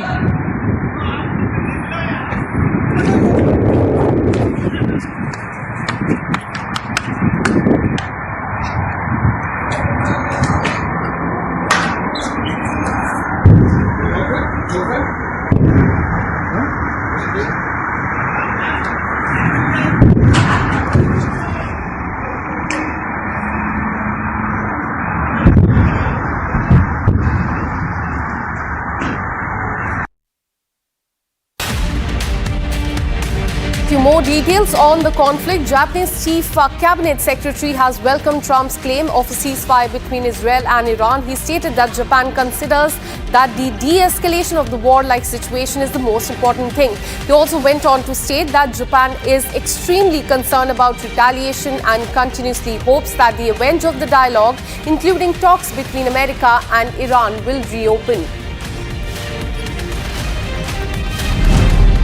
Smoke was witnessed this morning in Jerusalem's skyline after missiles were intercepted. President Donald Trump has made an announcement earlier today stating that Israel and Iran had agreed to a complete and total ceasefire.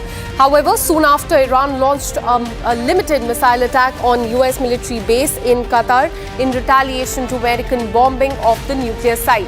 The status of a possible ceasefire remains unclear as the attacks continue. Qatar Foreign Minister spokesperson, in fact, has stated that it condemns with the most severe words the Iranian missile attack on the Al-Udaid air base in Qatar. He stated that this attack represents a blatant violation of the sovereignty of Qatar and contradicts the principle of good neighborliness. Now, he also stated that attack represents a violation of the international law and said that the state of Qatar confirms the right to respond. Venezuelan president has warned that the war between Iran and Israel may escalate. He also questioned if the United States feel proud of their history with Vietnam, Iraq, Afghanistan and Libya. He firmly, in fact, stated that enough of war, enough of threats of using force and enough of using military force to destroy people.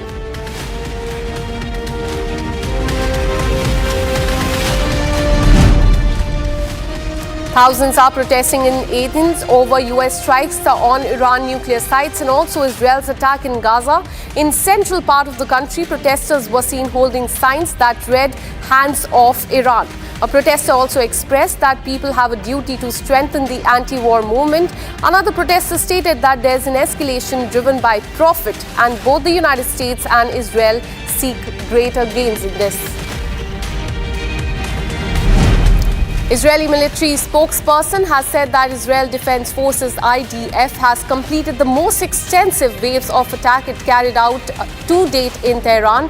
He said that as a part of the waves of attack, 50 Air Force fighter jets were used to drop over 100 ammunition and attack military targets of the Iranian regime. Now, based on the reportage that has come and high quality, accurate intelligence from Mossad, he also said that Israeli are focusing on attacking headquarters and assets of the internal security apparatus of Iranian regime. And with this, we're taking a very short break. Coming up on the other side, unidentified drones have struck the radar system at 2 military bases in Iraq. Details on the other side. We'll also tell you about how protesters rallied in LA against Iranian regime. We will get you details on these stories and much more on the other side. Stay with us.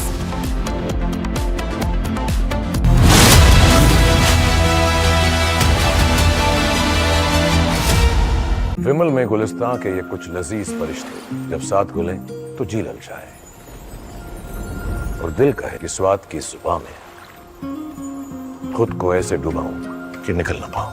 विमल की जुबान कुछ है ही ऐसी, मानते हैं विमल, बोलो जुबान कैसी। अब छोलिया हो या लोबिया, सफेद चने या काले चने, सब कुछ मजेदार बने। MDH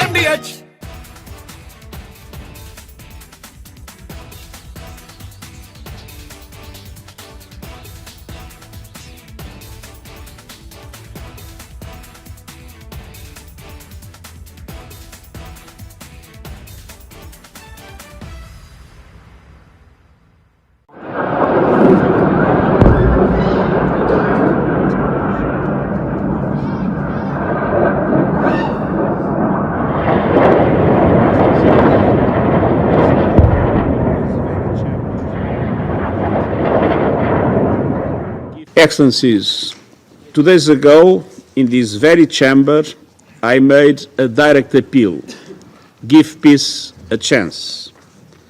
That call was not heeded. Instead, the bombing of Iranian nuclear facilities by the United States marks a perilous turn in a region that is already reeling. From the outset of the crisis, I have repeatedly condemned any military escalation in the Middle East. The people of the region cannot endure another cycle of destruction. And yet, we now risk descending into a rat hole of retaliation after retaliation.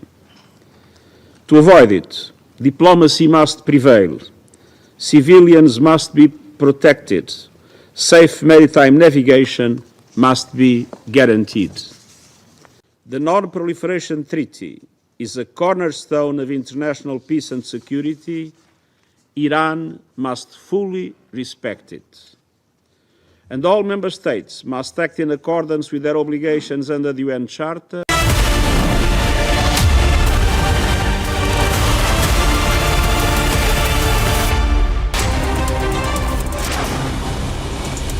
The first flight with the first batch of 161 Indian nationals from Israel landed in the national capital today. MEA official spokesperson Randeep Jaiswal has stated that Israel leg of Operation Sindhu began yesterday and the first group of Indian nationals from Jordan will be arriving in India today. The evacuees were received by MOS of India at the airport, and one Indian national shared that the situation in Israel is not good. He said that he could hear sirens when he was where he was living and see missiles in the sky as well. He also thanked the Indian embassy for bringing him home. As part of Operation Sindhu, 292 Indian nationals were brought back from Iran on a special flight that arrived in the national capital from Mashhad at 3:30 a.m. today. MEA official spokespersons shared that a total of 2,295 Indian nationals have now been brought back home from Iran. On June 23rd night, Maoists attacked the road construction in one of the areas in Hazaribagh district. Around 30 to 35 armed Maoists attacked the camp of Puja Construction and set fire to 7 vehicles parked there, including 2 JCBs, a water tanker and a generator.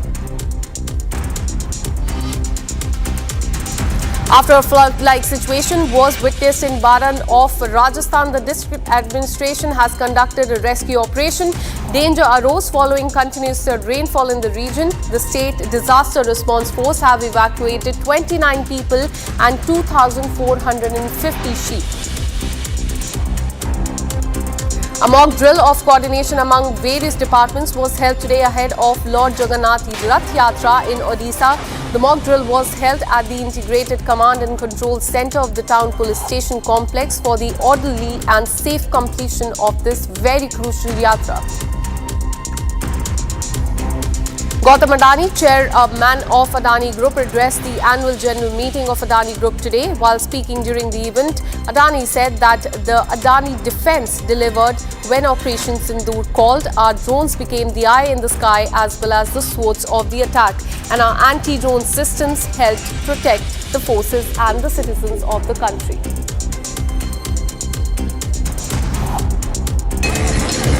The world around us has changed dramatically over the past 12 months. Over 60 nations went to the polls. Borders were redrawn. Alliances tested and economies shaken. In the Middle East, war continued to cast shadows on energy and logistics. In Europe, economic confidence stumbled. The United States had its own challenges. And yet, in the middle of all this noise, India stood apart and grew faster than any other major nation. And with this, we're taking a very short break. Coming up on the other side, unidentified drone struck radar system at 2 military bases in Iraq. We'll also tell you about protesters in LA which rallied against Iranian regime. This and much more on the other side. Stay with us.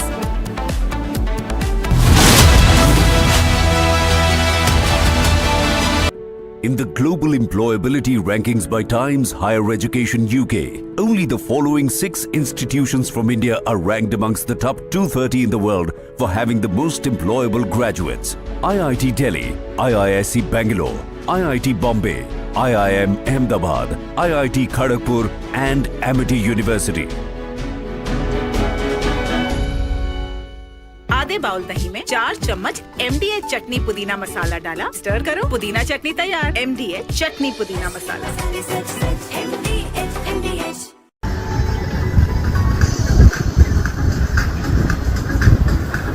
لا إله إلا الله لا إله إلا الله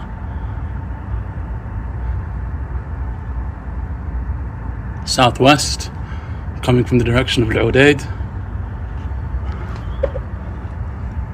Windows are shaking. La ilaha illallah.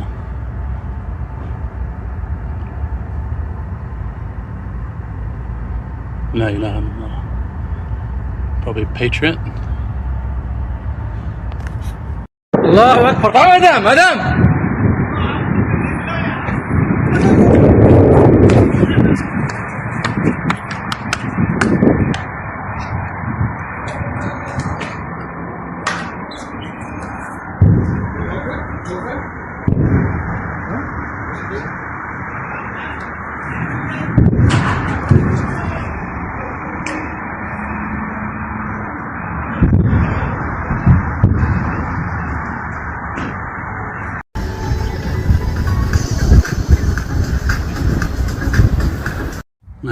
illallah. La ilaha illallah.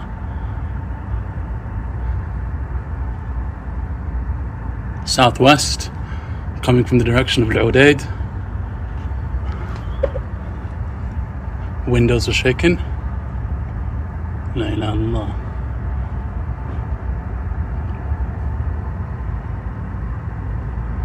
La ilaha illallah.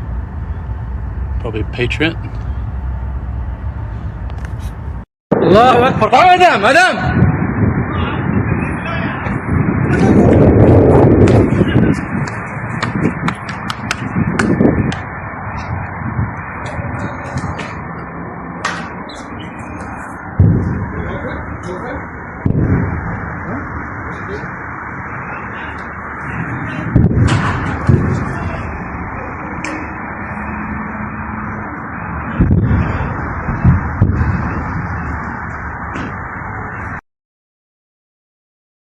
दादी के हाथों का जादू और खुशबू से महकता घर, माँ की मुस्कुराहट और खाने की सुगंध। MDH गरम मसाला, क्योंकि हर रिश्ता है स्वाद से जुड़ा।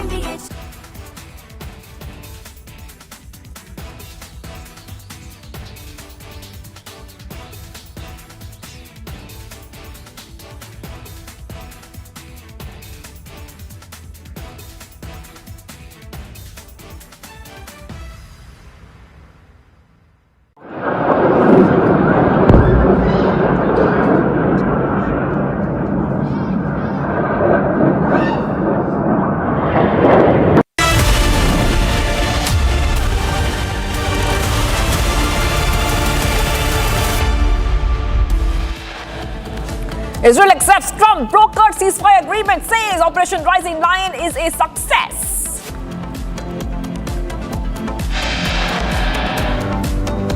Donald Trump makes claim of ceasefire between Israel and Iran, pleads both nations to not violate.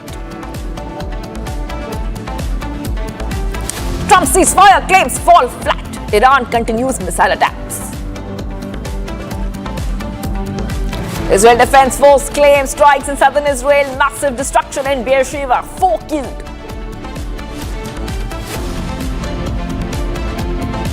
$10 crore legal notice against Air India after a passenger claims grievous injuries during travel. After 7 delays, NASA and SpaceX announced June 25th as new date for Axiom mission liftoff.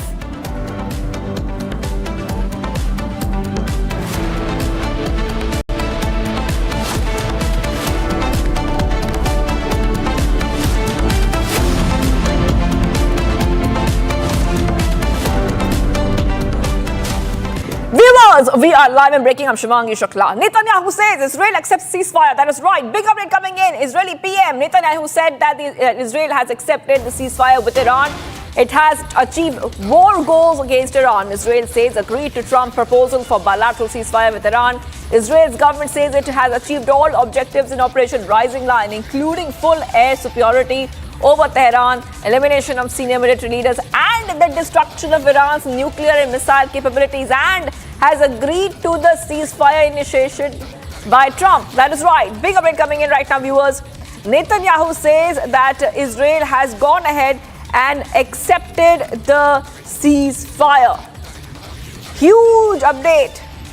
This is coming in after Trump has brokered ceasefire in call with Netanyahu, and Israel has accepted the truce deal. Netanyahu has also thanked Trump.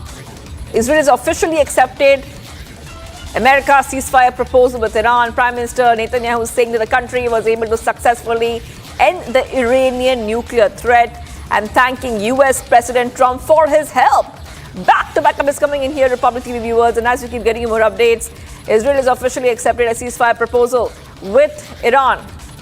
That is right. And we're joined right now by our Major General G.D. Bakshi is joining us.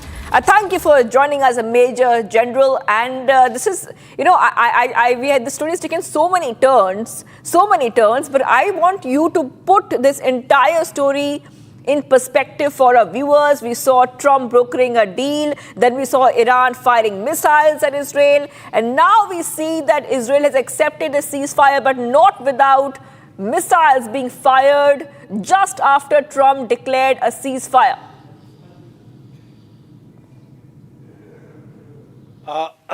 Look, any ceasefire to come into effect, including the one that took place, not really a ceasefire, but a pause in operations in Op Sindoor. The first, it took 2 days to get that ceasefire in place. So that happens in ceasefires. There is a stabilization period in which it firms in. But I think both sides, this is a win-win for all sides in the conflict. Therefore, all sides are exhausted, especially Iran and Israel. It is Iran which has suffered more, but even Israel has suffered substantially economic losses, infrastructure losses, which cannot continue. It will. They need also a period of consolidation. They have, as Netanyahu very rightly said, they have achieved their aims. Their aims were twofold. The first aim was, which was agreed to by the United States, that Iran cannot have nuclear capabilities and we will degrade or destroy Iran's nascent nuclear capability. With the help of America, that has been done. It could not have been done without America's help. America has said that was our only aim. Israel then added regime change. If you go in for regime change, you have to put boots on the ground. You can't do it by air power alone, right? And as long as that was the aim, then there could have been no ceasefire, because Iran would have felt threatened in a very serious manner. So they would have continued to fire their missiles. They had about 4,000 total missiles. They were firing about, they had started with 200 missiles a day, came down to 100, then 70, then 50, and then 25 per day. At 25 per day, they could have continued on for 3 to 6 months more. The serious question was, did anybody want an escalation in the Middle East? Did anybody want an open-ended war in the Middle East? Did anybody want closure of the Straits of Hormuz? Did anybody want the price of oil to go up to 120 barrels and more, dollars a barrel and more? Well, the answer was no one wanted it. Neither Iran, Israel, neither America, nor the rest of the world. It hurts everybody, including India, China, Japan, who would suffer if the price of oil rose. The only country that would gain would be Russia. Did the United States want that? No. Therefore, it is a win-win for all sides, and that is why a ceasefire has come in. Israel has openly accepted at the prime ministerial level, and I think it is very prudent, very wise strategy on the part of Iran to accept a ceasefire now. They have no air defense capability left.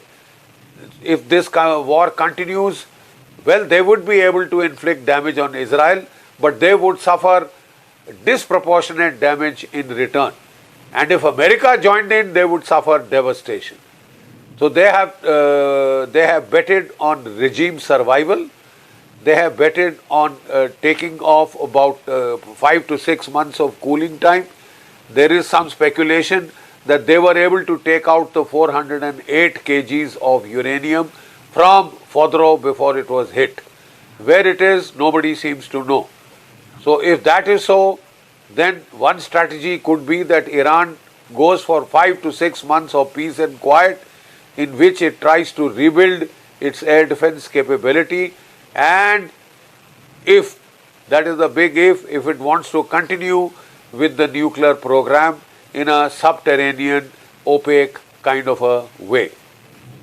Right. For the time being, we hope there is peace in the Middle East. Right.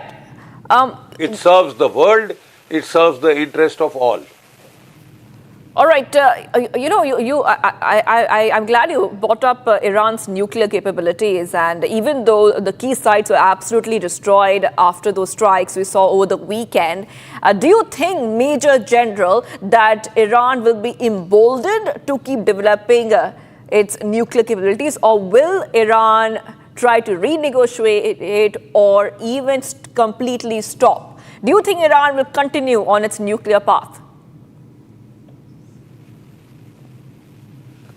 Well, because of the fierce kind of attack on Iran, if Iran comes to the conclusion that, like North Korea, I will be safe only if I have nuclear capability, then I'm afraid its quest for the bomb will continue, because its quest for the bomb is the quest for its ultimate security.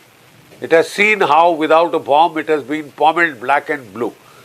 At the same time, it realizes that the intelligence capabilities of the United States and Israel combined, any such attempt would be found out and would possibly draw more such conflict directed at Iran and the destruction of its nuclear program. One scenario is that every 4 to 5 years there will be a round like this of bloodletting when Iran regenerates its nuclear capability. Israel and the United States find it out and they go for it. And they go for it to degrade it again and again. Right? That could be a pattern. If you want to be an incorrigible optimist, then they would say, okay, I think all sides have slugged it out, they are tired, they are exhausted, and we will have a period of peace and quiet, which the world needs, which the region needs, which both Israel and Iran need desperately. Right. Okay, Major General, I really want you to hold on with us, because we're getting some big breaking updates coming in. I want our viewers to have a look at these pictures. We put them on the screen right now.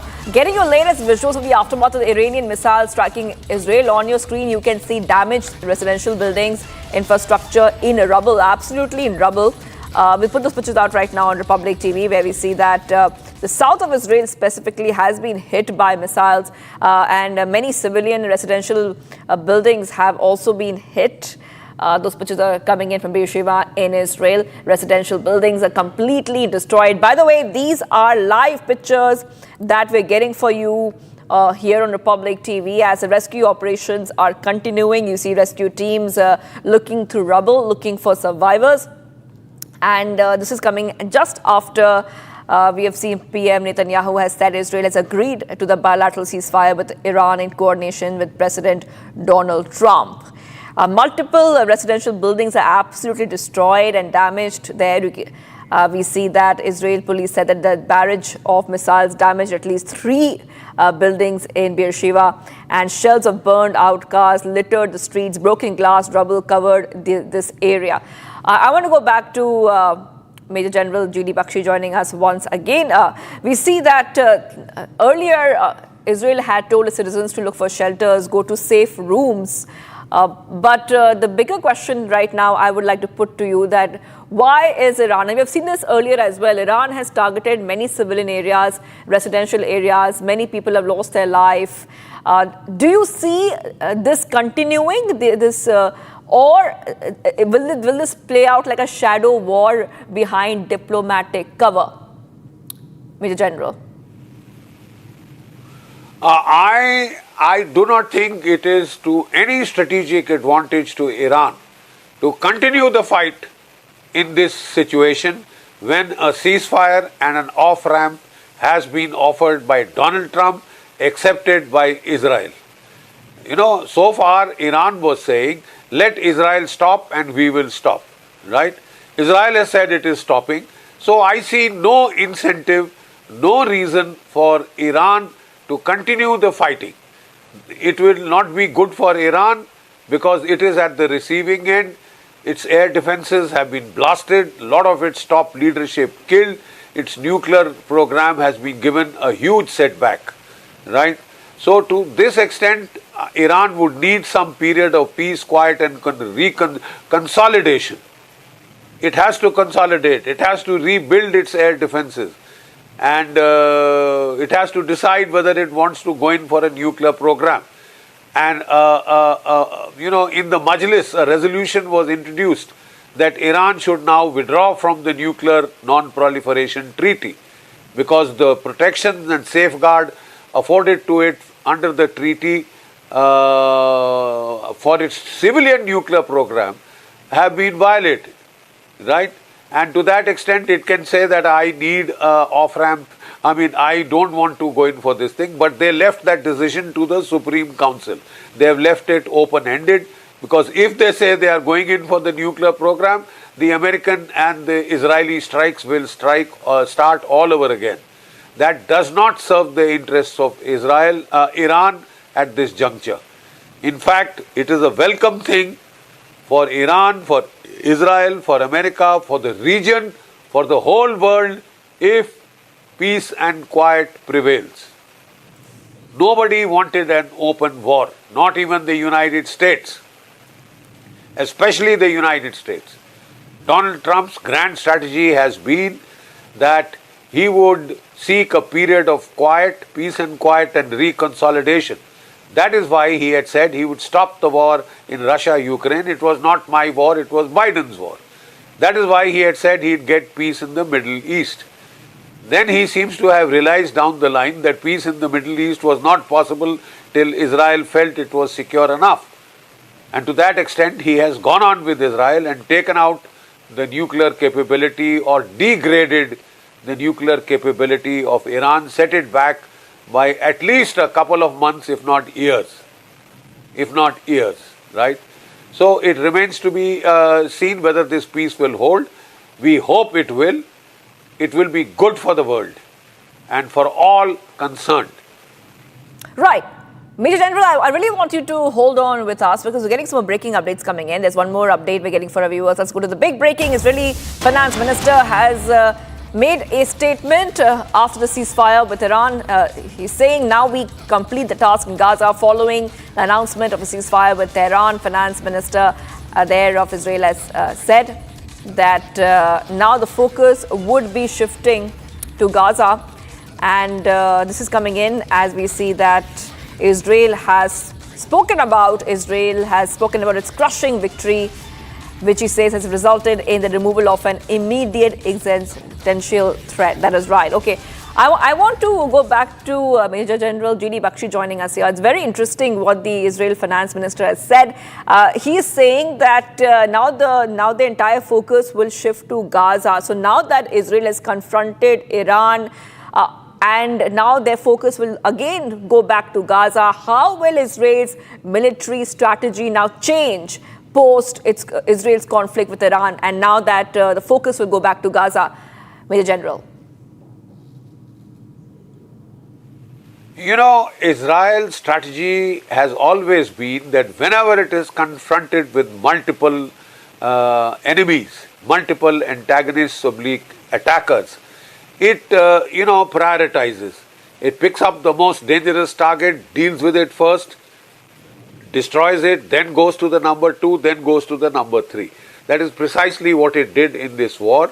It hit Hamas very hard, then it switched to Hezbollah, almost wiped out its leadership, top leadership, imposed heavy attrition on it, command and control attrition, equipment attrition.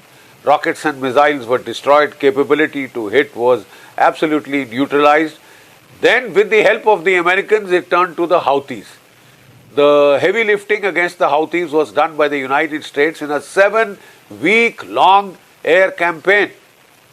7-week-long air campaign with B-52 bombers, everything thrown in, their 3 aircraft carrier battle groups thrown in. Now the stage was set for Israel to take on the head of the octopus. It had cut off the arms of the octopus. It went for the head in Iran, right? And in going for the head, its immediate aim set was decapitation of Iran's nuclear capabilities, defanging of Iran's nuclear capabilities, decimation, destruction was the aim. We have yet to see whether destruction has been achieved or severe damage has been achieved. Severe damage means it could be revived some years down the line. Destruction means it is kaput. So I don't think kaput has happened, but we are waiting the bomb damage assessment. Now the simple fact is that Israel is now focusing on, it has accepted the ceasefire which has been enforced by Donald Trump. There is no way that Israel at this stage can defy Donald Trump's diktat. Donald Trump has gone out of the way to support Israel, and I don't think Netanyahu will at all want to endanger that support. Israel has achieved its military aims. It has destroyed all the three proxies of Iran. It has hit Iran itself, hit it very hard, decapacitated its leadership, destroyed or degraded the nuclear program to a very major degree, and it has also hit the domestic oil production of Iran. It was trying for regime change, but that has been stopped. Yes. That has been stopped. So Iran has also managed to survive. You know, they say an insurgent wins if he does not lose. Iran is the insurgent in this case. Iran is the revisionist power trying to alter the status quo, and it has managed to survive.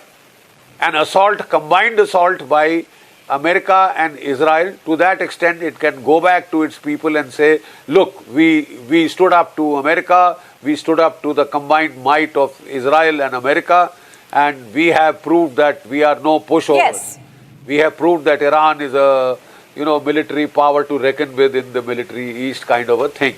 That is the narrative they will sell to their people, and also try and sell to their proxies.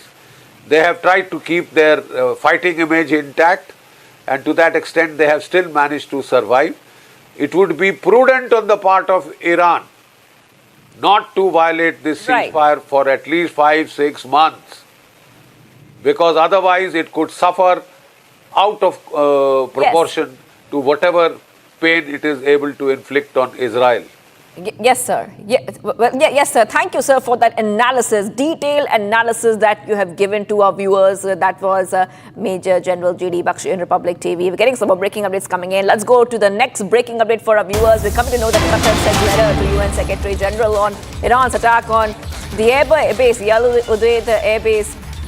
In the letter addressed, Qatar informed the members of the Security Council and the Secretary General of an extremely dangerous escalation that represents a blatant violation of the sovereignty and territorial integrity of the state of Qatar, posing a direct threat to regional peace and security. Back-to-back updates coming in here in Republic TV viewers, and what we see is that Qatar sends a letter and seeks action.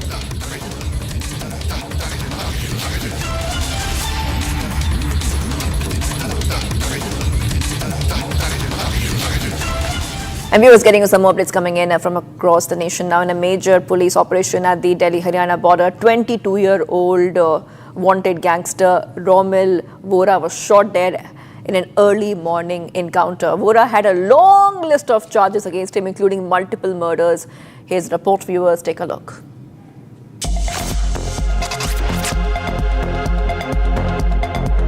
An encounter was successfully carried out by the Haryana police and the Delhi Special Cell, leading to the killing of a most wanted gangster. Acting on a tip-off, the joint police team cordoned off an area near the Delhi-Haryana border. As they closed in, accused Vora reportedly opened fire, and the police fired back. He was critically injured in the exchange and later died at the hospital. 2 officers also sustained injuries during the gunfight.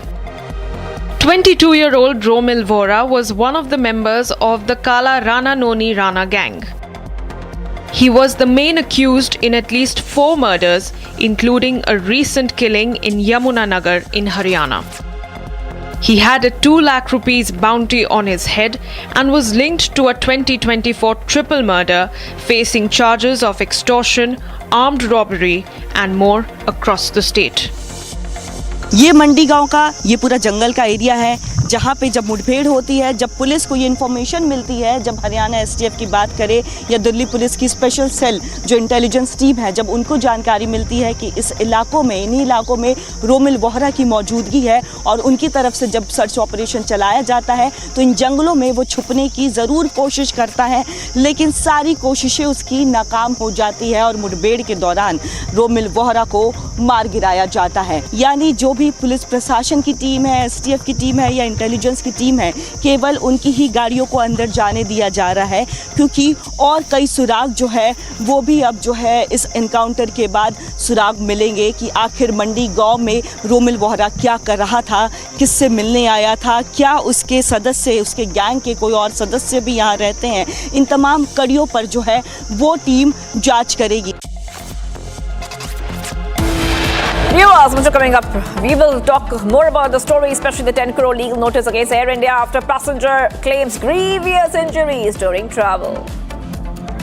And after 7 delays, NASA and SpaceX announced June 25th as a new date for Axiom mission liftoff. Stay tuned, viewers. We are live and breaking.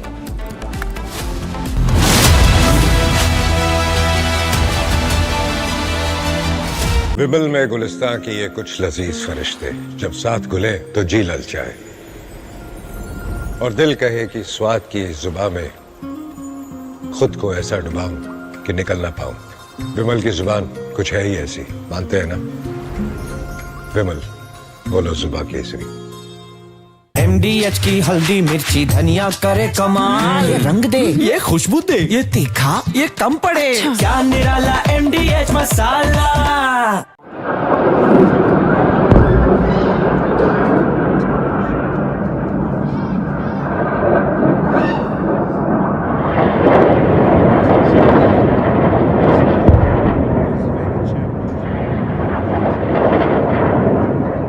Excellencies, 2 days ago, in this very chamber, I made a direct appeal: give peace a chance.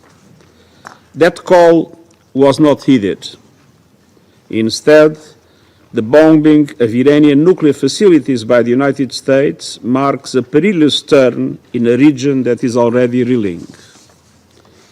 From the outset of the crisis, I have repeatedly condemned any military escalation in the Middle East. The people of the region cannot endure another cycle of destruction. And yet, we now risk descending into a rat hole of retaliation after retaliation. To avoid it, diplomacy must prevail. Civilians must be protected. Safe maritime navigation must be guaranteed. The Non-Proliferation Treaty is a cornerstone of international peace and security. Iran must fully respect it. And all member states must act in accordance with their obligations under the UN Charter and other rules of international law, including international humanitarian law.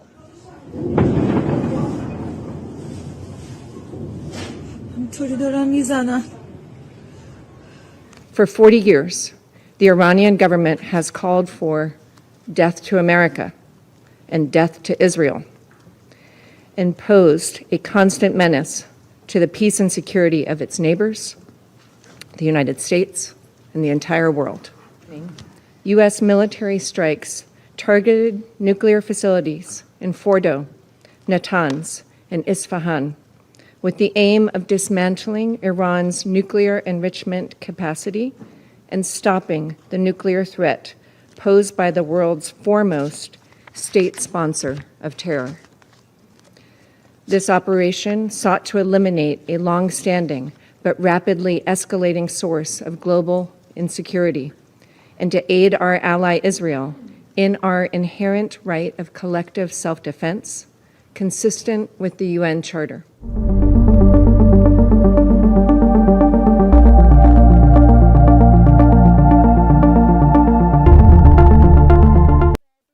Tell me about your first solo stage performance. How old were you? I don't know how you got this picture. I was 6 years old, wearing topi and cap. Yeah. And I was pushed on the stage. Who was there with you? He was a patron of music, and he was a political figure of Gwalior. So that was my Was your father there? My father was not there, and he sent me. So this is the confidence that you were 6 years old. This is the Indian gurus. They have so much confidence, and it was a part of my training, how to face the stage, how to face the audience, and what to do on the stage So it's an educational situation, it's an educational journey.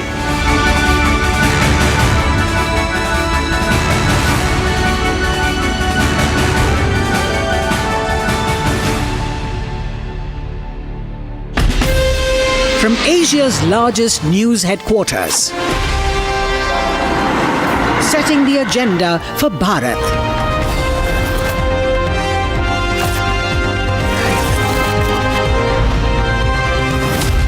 You're watching Republic.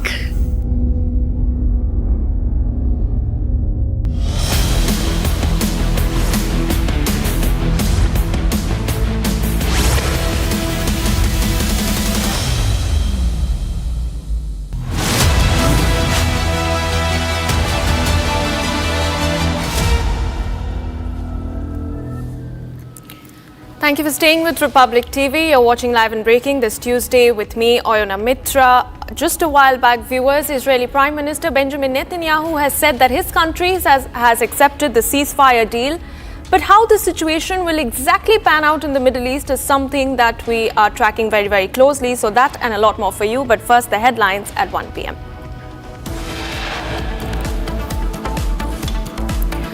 Hours after ceasefire violation in the Middle East, Netanyahu announces that Israel has accepted a truce deal in its conflict with Iran.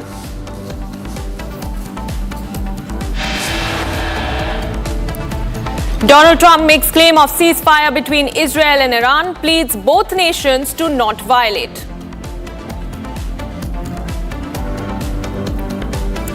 Israeli Defense Forces claim strikes in southern Israel, massive destruction in Beersheba, at least 4 people killed.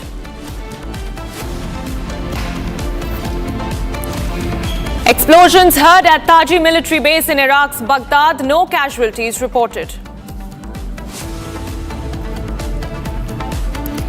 10 crore legal notice against Air India after a passenger claims grievous injuries during travel.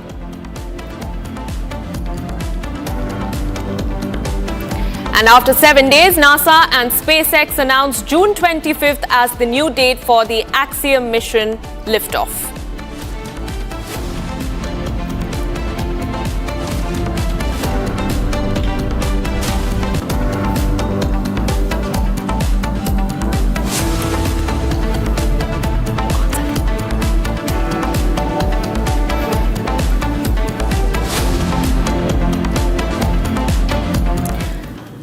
And we start with some breaking news coming in. This is Israel's statement that has been released just a while back. Israel has declared the successful completion of Operation Rising Lion, which targeted and neutralized Iran's nuclear and missile capabilities as well as its military infrastructure.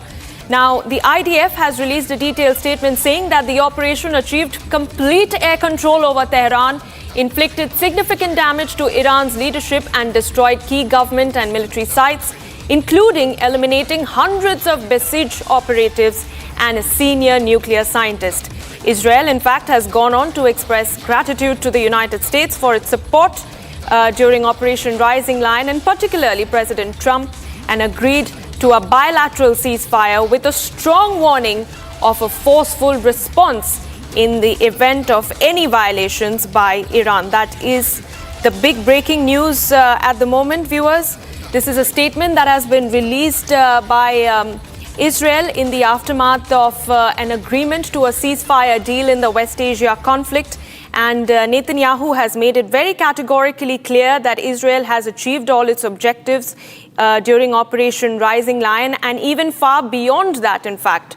And Israel has, in fact, gone on to say that they have removed a dual immediate existential threat in Iran, both in the nuclear domain and in the ballistic missile domain. This is the first confirmation that we are getting in from Israel that they've agreed to a ceasefire, that a truce deal is in place, and that we have all the objectives, the military objectives of Israel that have now been achieved.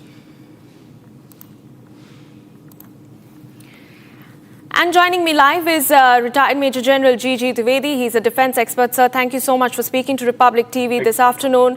Straight up, sir, what is your assessment of the situation? And very clearly, even though Israel has said that their military objectives have been achieved. Can we really expect to believe that this ceasefire deal will be in place henceforth? Well, Arnab, after all, the military campaigns are fought with certain very clear-cut aims and objectives. And in this case, Israel started the Operation Rising Line with very clearly stated objectives, that is to cripple Iranian nuclear capacity and also to degrade their military potential. And well, there were the political aims which is not come out clearly. Political aims generally are very hazy, possibly a regime change. But I think that was not really on the table right at the moment. So if we see this two very important military objectives, I think Israel has achieved to a large extent, because after all, war is two-sided and it's not a one-way street. And to that extent, Israel has been able to hit their nuclear installations, degrade the capacity, and heavy damage has been caused to the military potential of the Iranians. They lost about 20 very senior generals of the IRGC. And not to forget the American role. The American did come in on 22nd and finished whatever left in the leftover agenda was there as far as the nuclear installations are concerned. So on the Iranian side also, we need to also give them certain amount of credit. They have stood up, they have fought for 12 days, they have caused considerable damage to the Israelis, especially in infrastructure and the civilian population. So when we see that the wars always, they start when the negotiations get deadlocked, and they again, negotiation process start when the two sides so claim that they have achieved the military objectives. So therefore, currently what we see, well, whenever they go on the negotiation table, Iran definitely will go as number 2, because their achievements are not at par with what Israel have achieved. Israel will go, in fact, with more cards in their hands on the negotiation table. And overall, the role of America, especially of President Trump, is paramount, because he is the one who actually regulated, controlled, and now called for the cessation of hostilities. That is truce and possibly ceasefire. Now you ask the exact question, will this ceasefire hold? Well, ceasefire are very fragile, because after all, two sides are there. They are seeing each other through the crosshairs of their weapon systems, and it will take some time. But the ceasefires have two important dimensions. Firstly, how they'll be implemented, and after all, who will actually ensure that they are implemented and there's no firing, because as you see today, there is a lot of firing going on. That always happens before the ceasefire. Both sides want to get an edge, but I think in time to come, ceasefire will hold on, and especially if Americans overseeing. Major General Dwivedi, I'm sorry to interrupt you there in between, but I'd like you to stay on with me, because we're getting in more breaking news. Just as we were discussing the possibility of a ceasefire, we are learning that the Israeli Defense Forces have now identified missiles which have been launched from Iran, and this is a fresh barrage of missiles which have been launched towards cities in Israel. In fact, this is a statement that has been released by the Israeli Defense Forces, saying that a short time ago, alerts were activated in northern Israel following the detection of missiles launched from Iran towards the Israeli territory. And the IDF has requested the public to follow the instructions of the Home Front Command. And at this time, the Air Force is operating to intercept and strike whatever is necessary to eliminate the threat.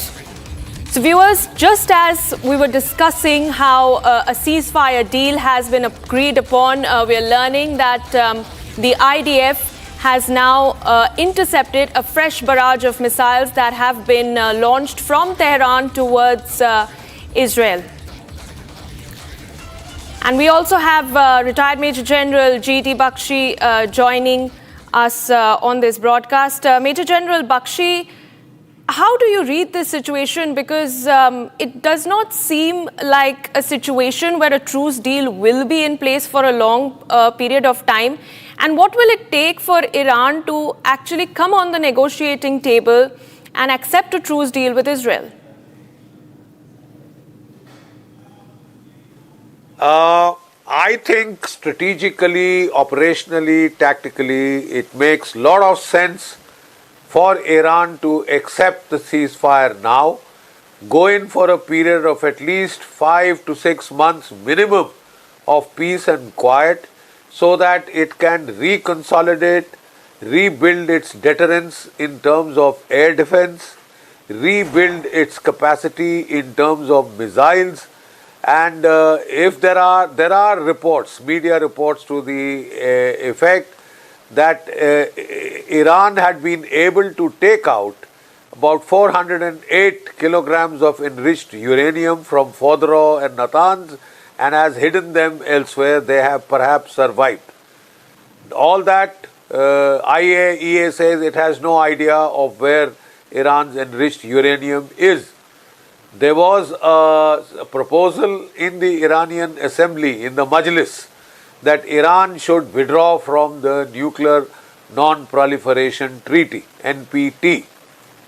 They had said this decision be left to Khomeini and the National Supreme Security Council, Command Council as they call it, right?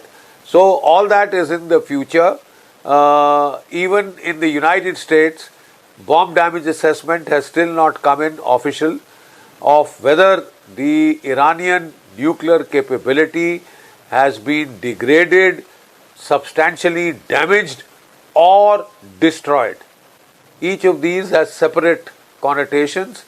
If it is not destroyed emphatically, quite obviously, there is a chance that Iran over a period of time, 1 to 3 years, 5 years, can regenerate this capability.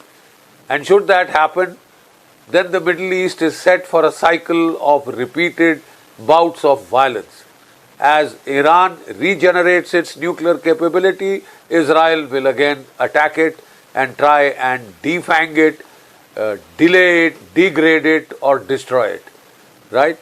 This time with the help of the United States, they have been able to, I would reckon, seriously damage the nuclear capability, not destroy it. So a lot depends on how things will go. I think the ceasefire should hold. There may be initial problems, as happened in the Operation Sindoor. A ceasefire was declared and for 2 days, Pakistan was still firing away. And it took time for the Pakistani DGMO to enforce control. So the same thing could happen here, and especially because the top Iranian IRGC leadership has been decimated. Decision making has slipped down to lower levels of the IRGC, junior levels comparatively of the IRGC, who are hotheads. That is a problem. That is a problem area in the ceasefire. But I think logic-wise, strategic logic, tactical logic, whatever logic you use, it is in Iran's interest to accept the ceasefire now and ensure regime survival.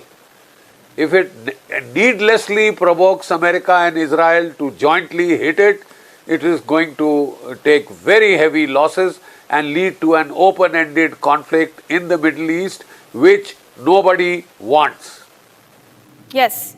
Major General Bakshi, I'd like you to stay on with us because we are getting, as we speak about this, we are getting in more breaking news that sirens are now sounding across northern Israel due to missile fire from Iran. I beg your pardon. This is an alert that has been issued and activated across northern Israel as we speak. And we're learning that the Israeli Air Force is scrambling to intercept Iranian missiles which have been fired towards northern Israel by Tehran. And we're also learning, this is a statement that is coming from the Israeli finance minister, who has said that Tehran will shake if the ceasefire conditions are not adhered to and agreed upon.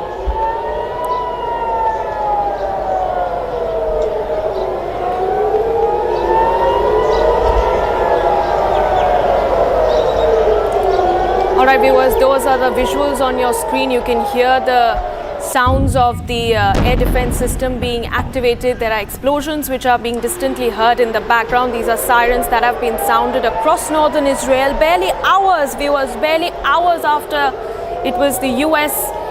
Who said that a ceasefire deal is in place between the two nations. And after Israeli Prime Minister Benjamin Netanyahu, in fact, went on to say that Israel accepts the conditions of the ceasefire and that all their military objectives were achieved during Operation Rising Lion. And now we have these fresh visuals which were coming to you from Israel's commercial capital in Tel Aviv, where sirens are sounding. There's high alert across the city, and the air defense systems have been activated. We have the Israeli Air Force and the Home Front Command issuing a request to the public, asking them to follow their instructions to rush to safety. And the IDF has also gone on to say that the defense is not hermetic, and therefore it is necessary to continue following the instructions of the Home Front Command.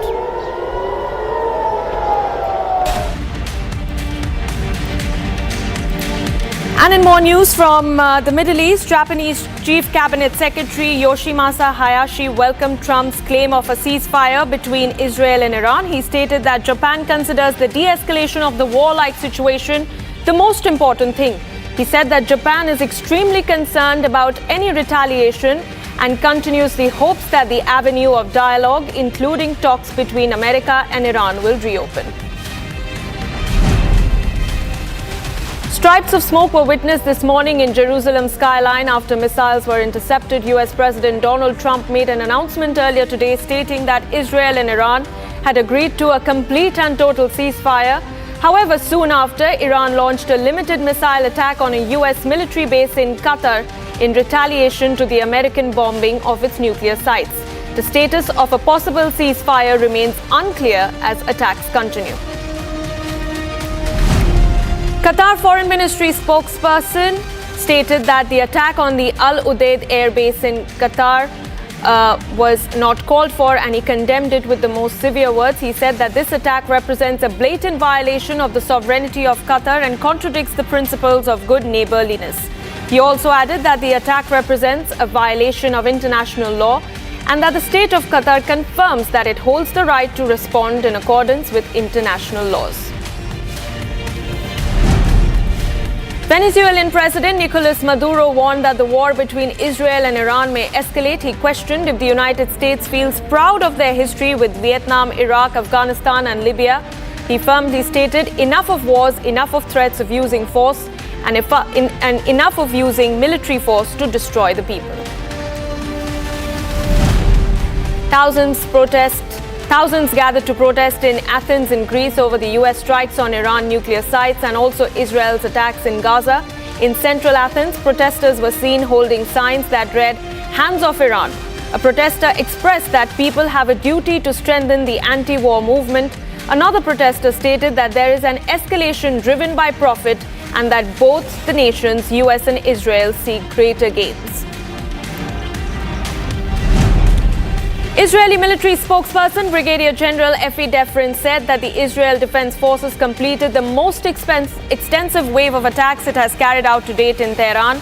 He said that as part of the wave of attacks, 50 Air Force fighter jets were used to drop over 100 munitions and attack military targets of the Iranian regime based on high quality and accurate intelligence from Mossad. He stated that Israel focused on attacking headquarters and assets of the internal security apparatus of the Iranian regime and the Revolutionary Guards.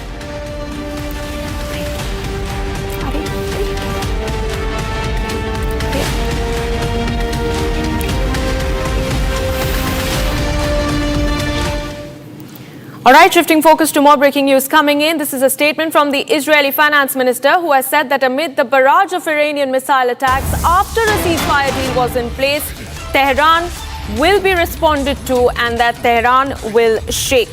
This is a statement that is coming in from the Israeli finance minister even as sirens have been sounded across northern Israel. Their air defense systems have been activated, and what we're learning is that Iran has launched a fresh barrage of missiles towards Tel Aviv, thereby essentially violating the ceasefire conditions which Israel agreed upon to just a short while ago.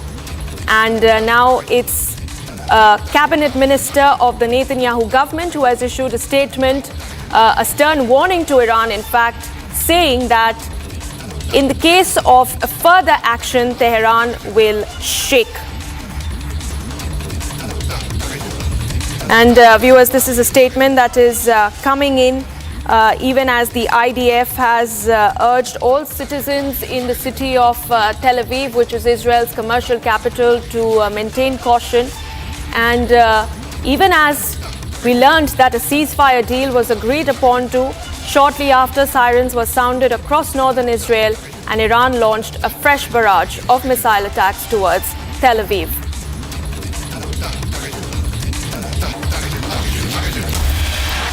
And I have retired Major General G.G. Dwivedi, defense expert. He's back with us. Sir, we were discussing how Israel has achieved all its military objectives, and experts do reckon that the ceasefire conditions will hold. But then here we have these fresh visuals from Tel Aviv, where the city is now placed on high alert. The IDF has issued warnings to the public, urging them to maintain safety. How do you see this moving forward? And what steps, how do you think the Netanyahu government will respond to this?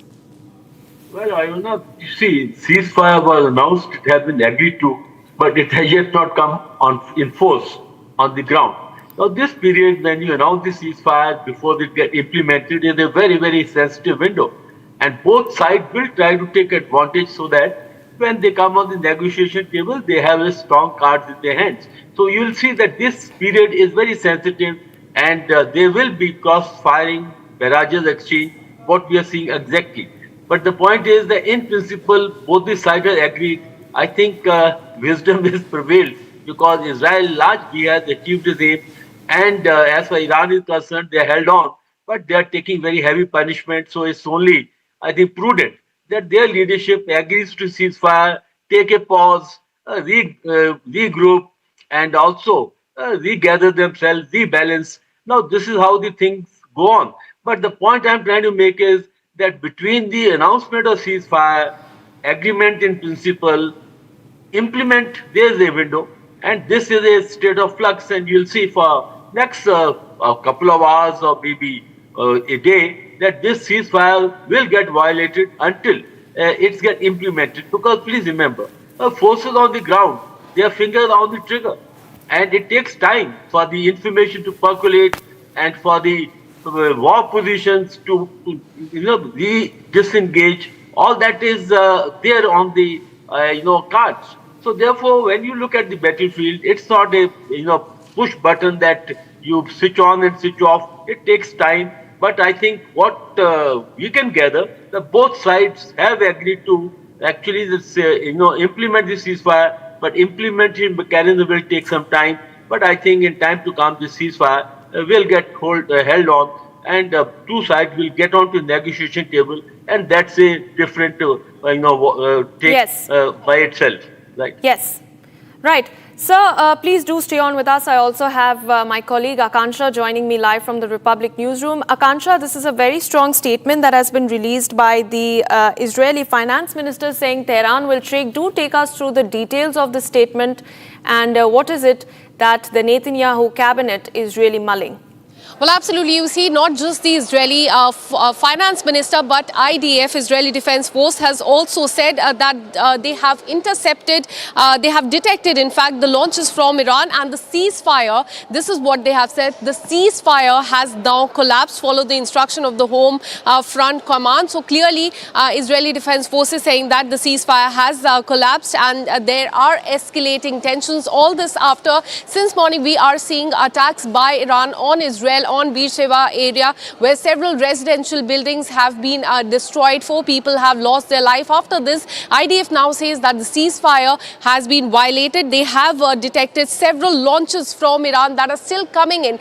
So it now appears that the announcement by Donald Trump earlier today, when he said that there will be in fact a ceasefire between Israel and Iran, was in fact it was premature. Many are saying this because now after after that we saw that Iran attacked Israel, Beersheba area. Remember, not just residential buildings. In the last 1 week there, many other places have been destroyed, and now IDF going on to say that ceasefire has been violated. It remains to be seen how it pans out in the coming few hours. Akansha, I'm sorry to interrupt you there, but do stay on with me, because we're learning that the IDF has in fact gone on to say that the ceasefire has now collapsed. That is the big statement that is coming in from the Israeli Defense Forces, who has said that after fresh barrage of missile attacks were launched from Iran, the ceasefire, which was agreed upon just a while back, has now absolutely collapsed.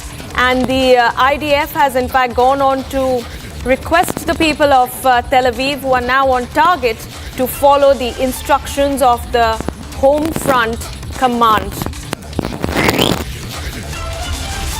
Viewers, that is the big breaking news coming in. The IDF has confirmed that fresh missiles were launched from Iran, and that the air defense systems, the Israeli air defense systems, are now in place yet again, and that the truce does not stand here onward.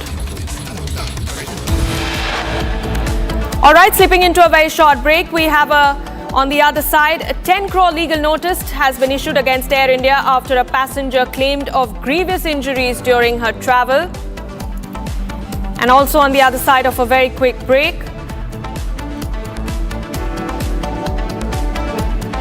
after 7 delays, NASA and SpaceX have announced June 25th as the new date for the Axiom 4 mission liftoff. Stay tuned to Republic TV as we track that and a lot more for you.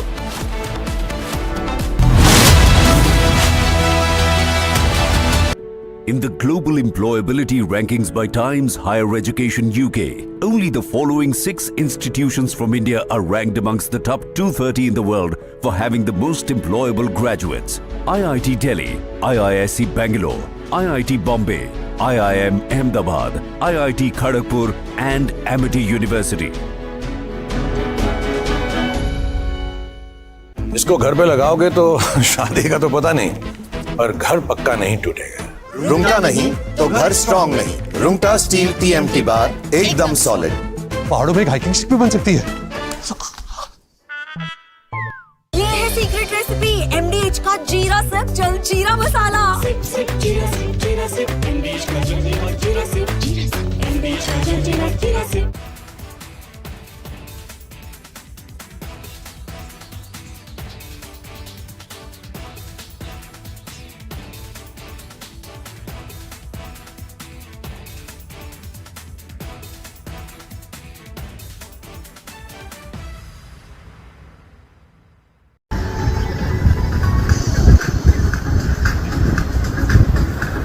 لا إله إلا الله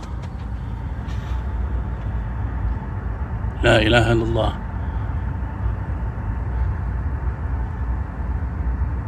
Southwest, coming from the direction of Al-Udaid. Windows are shaking. لا إله إلا الله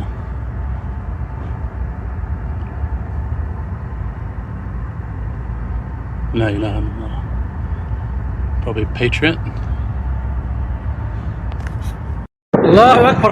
مدام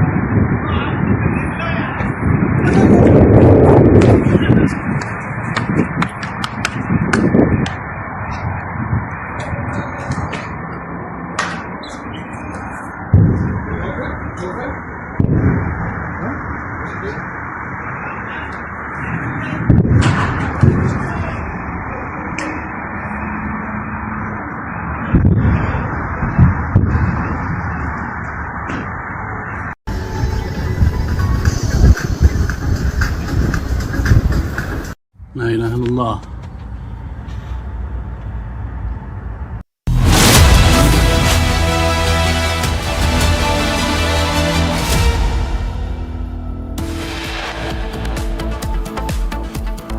Hours after ceasefire violation in the Middle East, Netanyahu announces that Israel has accepted a truce deal in its conflict with Iran. Donald Trump makes claim of ceasefire between Israel and Iran, pleads both nations to not violate.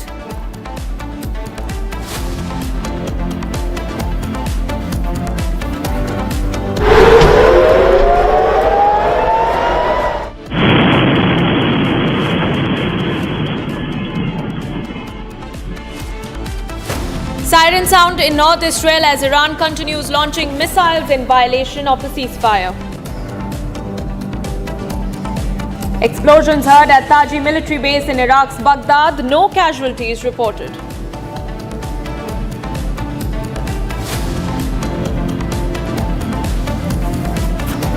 $10 crore legal notice against Air India after a passenger claims grievous injuries during travel.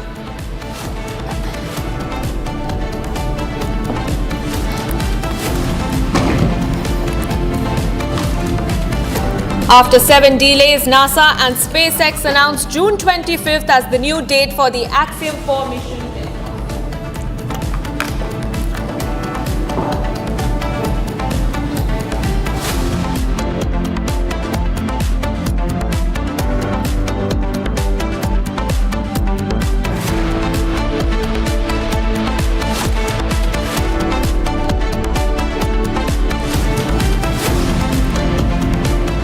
Hello and welcome. You're watching Republic TV with me, Akanksha Khajuria. In fact, we have a breaking news coming in after Israel said that Iran has violated the ceasefire. We have, in fact, breaking news coming in that is Iran's Supreme National Security Council will be issuing a statement on ceasefire very soon. Just a while back, Israeli Defense Forces had said that ceasefire has totally collapsed amid the escalating tensions and confirmed that they have detected missiles coming in from Iran. Ever since ceasefire has been announced by Donald Trump, we have been seeing attacks by Iran in Beersheba, where a residential building that you can see on the screen was attacked earlier today. After that, just a while back, IDF, that is Israeli Defense Forces, have said that they have detected missiles coming towards Israel once again, which is a clear violation of the ceasefire. And just in some time, what we're learning is that Iran's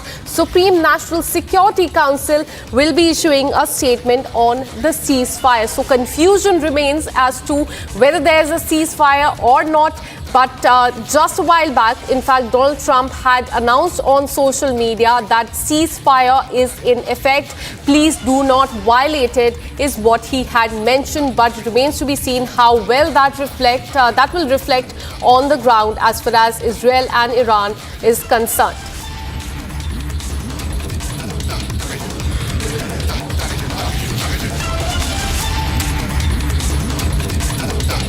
Well, we are just waiting that statement from Iran's Supreme National Security Council on the ceasefire. Donald Trump, remember earlier today, after Iran attacked the U.S. air base in Qatar, Donald Trump had announced a ceasefire. After that, still few minutes later, we saw Iran's attack on Beersheba area of Israel. The pictures of that you can see on the screen. Buildings there, residential area, completely damaged in that big attack. 4 people have lost their lives just a while back. In fact, Prime Minister of Israel had announced that they have accepted the ceasefire and the objective of Operation Rising Lion has been achieved. But now the news that we are getting for you is that now IDF, that is Israel Defense Forces, have said that they have detected more missiles coming in from Iran, and this is in complete violation of the ceasefire.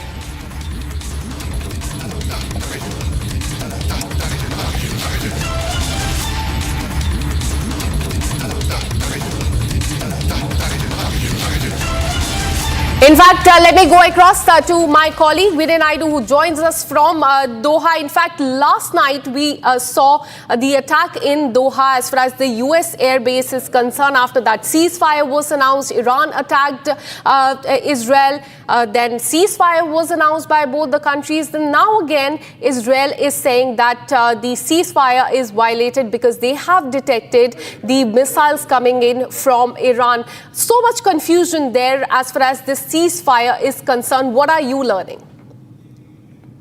Oh, flurry of activity all around, and especially over Doha and Qatar yesterday evening, as we all know. But now the ceasefire is in effect. Though Iran has attacked in southern Israel, but it has come close to the deadline time, which was about 4 a.m. GMT. So, as USA President Donald Trump has already tweeted that he has requested both the parties to respect the ceasefire and respect the deadline.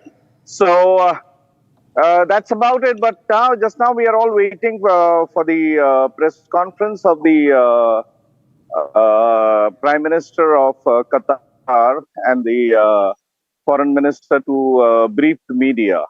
Press conference is scheduled here in Doha. Just now, it's scheduled to begin any time now. Absolutely. So all eyes will be on that press conference as well. Let me get another breaking news that we are getting in. Stay on with us. The IDF spokesperson has updated that launches from Iran were detected.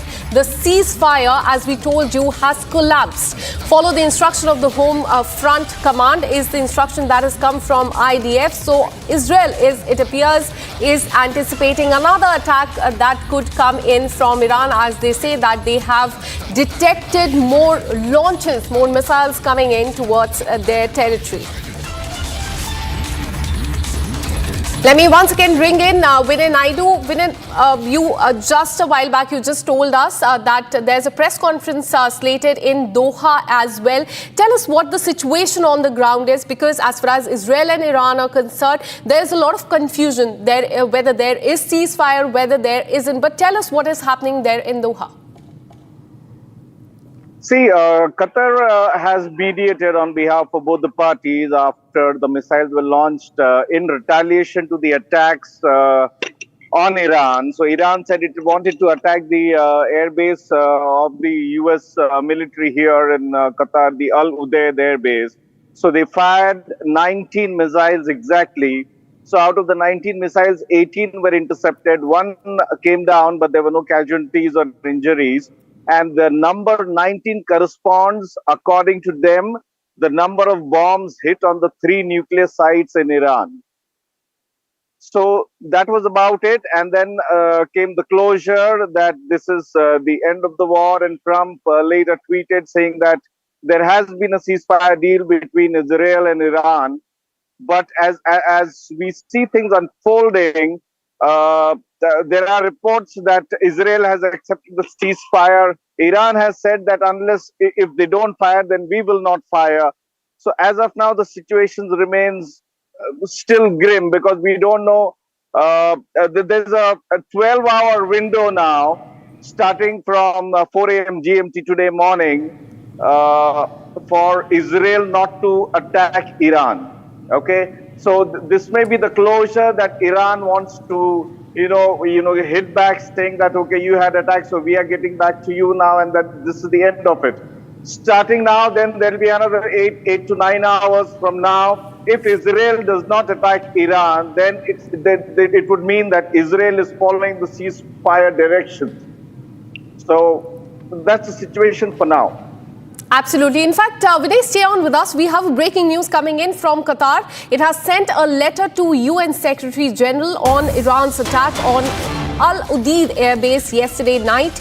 In the letter addressed, Qatar has informed the members of the Security Council and the Secretary General of an extremely dangerous escalation that represents a blatant violation of the territorial integrity of the state of Qatar, posing a direct threat to the regional peace and security. So this is a letter that has been sent by Qatar to UN Secretary General after Iran's attack on one of the USA air bases there last night. Vinay, as far as this letter is concerned, do tell us more about this, because yesterday Qatar also said that they were one of the first few countries to speak about the escalation as far as Israel is concerned. They are the ally of Iran, but despite that, we saw that Iran attacked the airbase there. They are saying that this is a great threat to the regional peace and security. Tell us about this letter.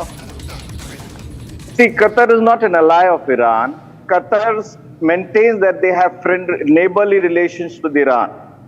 And Qatar was very clear that the sovereignty of Qatar was attacked when the Al Udeid airbase was attacked. But remember, before Iran launched the attack towards Doha and towards Al Udeid airbase, they informed the Qatar authorities 1 hour in advance that they are going to hit Qatar.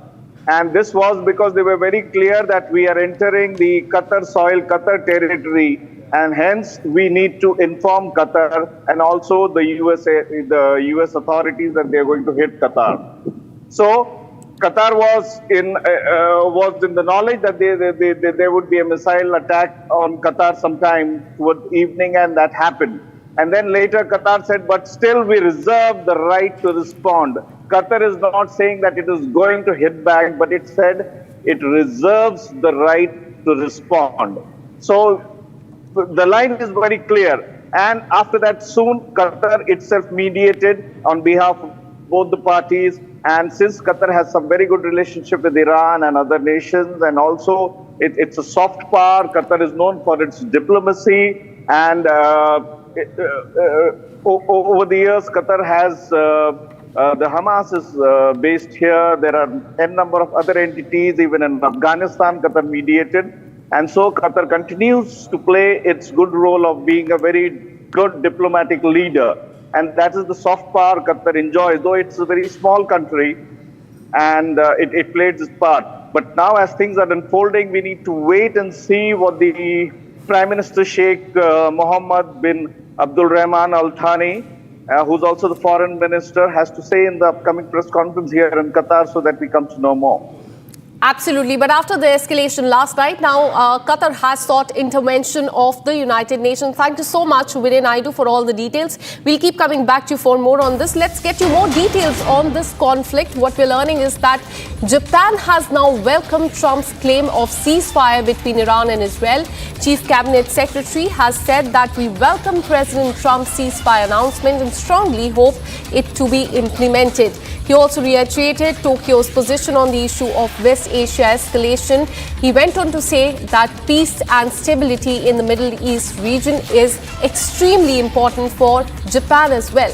We will continue working with the international community, is what he said, engaging in any diplomatic efforts necessary. This is a big statement that has come from Japan. They have welcomed Trump's claim of ceasefire between Iran and Israel. But on the other hand, we are seeing, in fact, that Israel has said that ceasefire has been violated. このような観点から今般のトランプ大統領の停戦の発表を歓迎しており、これが実施に移されていくことを強く期待をいたします。中東地域の平和と安定は我が国にとっても極めて重要であり、国際社会とも連携して我が国として必要なあらゆる外交的努力を引き続き行ってまいります。With this, we're taking a very short break. Coming up on the other side, explosions also heard at Taji military base in Iraq's Baghdad. No casualty has been reported so far. 10 crore legal notice against Air India after a passenger claims grievous injuries during travel. We'll tell you about two of these stories after this very short break. Keep watching Republic TV. Seen what it takes to report from the front lines. Accuracy, urgency, courage and responsibility. At Republic School of Journalism, you'll be trained for that reality. It's not theory, it's a live learning inside a working newsroom from day one. If you want to report the truth when it matters the most, RSJ is where you begin. Courses begin on June 30th. Apply now.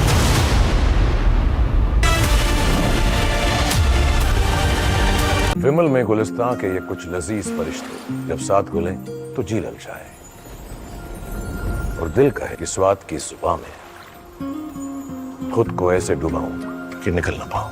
विमल की जुबान कुछ है ही ऐसी, मानते हैं? विमल, बोलो जुबान कैसी? MDH की देगी मिर्च, देगी मिर्च का तड़का, अंग अंग फड़का। MDH की देगी मिर्च।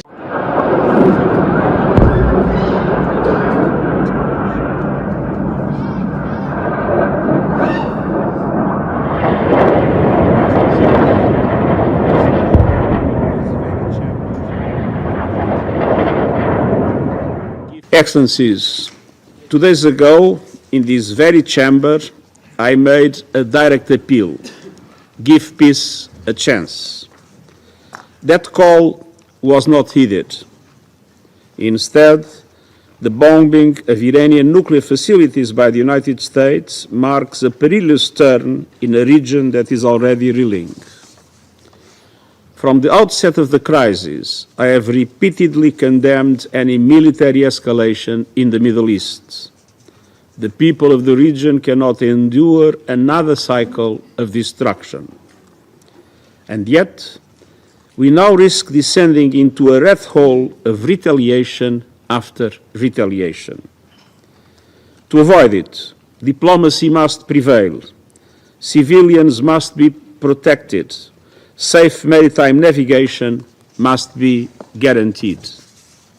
The Non-Proliferation Treaty is a cornerstone of international peace and security. Iran must fully respect it. And all member states must act in accordance with their obligations under the UN Charter and other rules of international law, including international humanitarian law.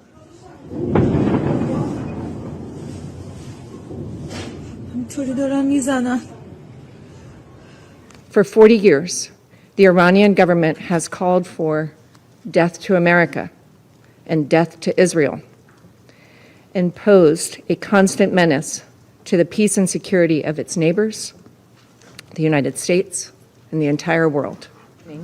U.S. military strikes targeted nuclear facilities in Fordo, Natanz, and Isfahan, with the aim of dismantling Iran's nuclear enrichment capacity and stopping the nuclear threat posed by the world's foremost.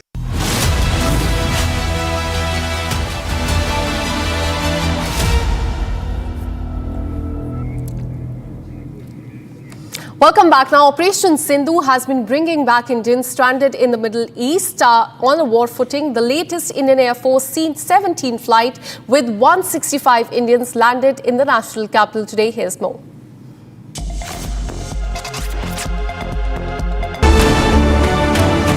Operation Sindhu has come as a major relief for all the Indians stranded in the conflict zone.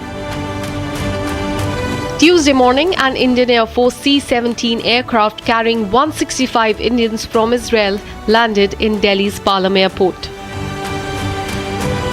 The flight landed at 8:45 a.m. after they were evacuated from Jordan. The passengers were welcomed at the airport by Union Minister L. Murugan and other Indian Air Force officers. Today, the second aircraft from Israel came here. Almost 165 passengers are landed here. We welcome to them, and these 165 passengers from various 22 states, they are all students and various work they are doing. Our government's priority, our Prime Minister Shri Narendra Modi's priority is to that wherever the war situation is there, or our Indians and our Indian diaspora peoples are struck, to evacuate. Our priority, our Prime Minister's priority to evacuate them to safely to our nation. Speaking to the media, the Indian nationals who were brought back thanked the central government for ensuring their safety during such uncertain times. All over Israel में तो उतनी अच्छी नहीं थी because हम देख रहे थे, but at my place it was much safer. वहाँ पे सायरन्स सुनने को मिले थे, but जो भी था वो इंटरसेप्शन हो रहा था. Some of the passengers also expressed happiness over their evacuation experience. The conflict between Israel and Iran began on June 13th when the former launched a massive airstrike on Iranian military and the nuclear sites, codenamed as Operation Rising Lion.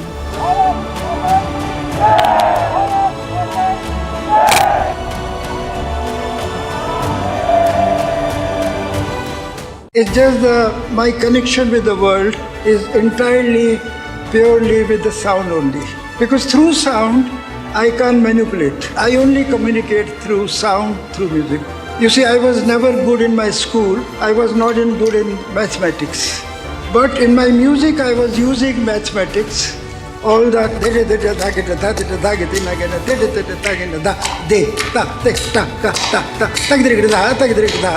this is all mathematics. So I could do that. So we create castles in the air.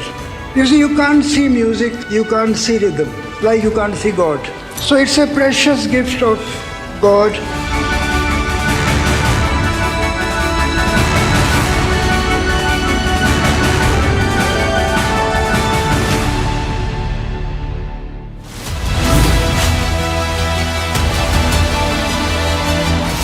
आपकी favourite Hyundai cars पर मिल रही है amazing deals.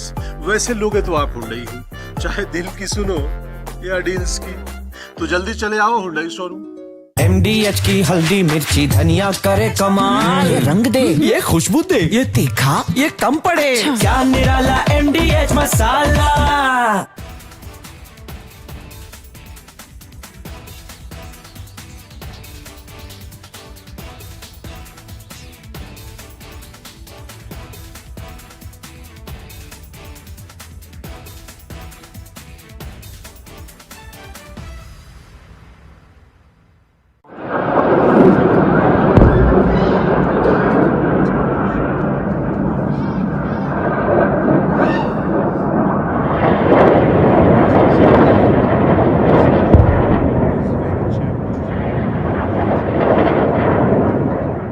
Excellencies, 2 days ago, in this very chamber, I made a direct appeal: give peace a chance.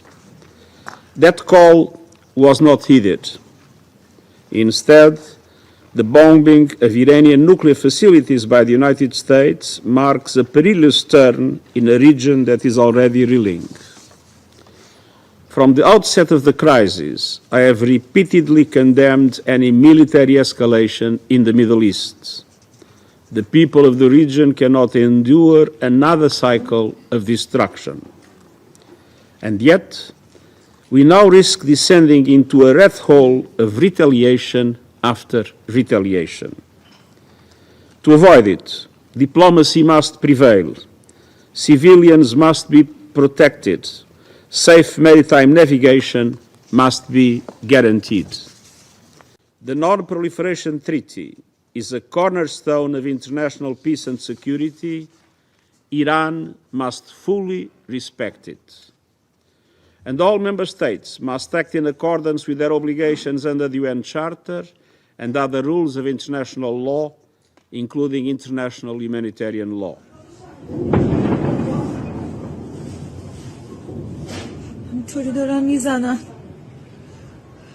For 40 years, the Iranian government has called for death to America and death to Israel, and posed a constant menace to the peace and security of its neighbors, the United States, and the entire world. U.S. military strikes targeted nuclear facilities in Fordo, Natanz, and Isfahan, with the aim of dismantling Iran's nuclear enrichment capacity and stopping the nuclear threat posed by the world's foremost state sponsor of terror. This operation sought to eliminate a long-standing but rapidly escalating source of global insecurity and to aid our ally Israel in our inherent right of collective self-defense, consistent with the UN Charter.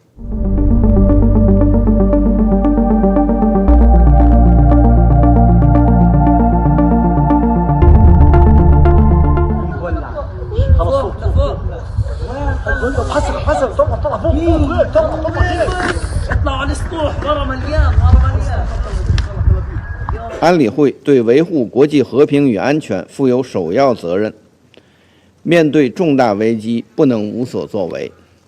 俄罗斯。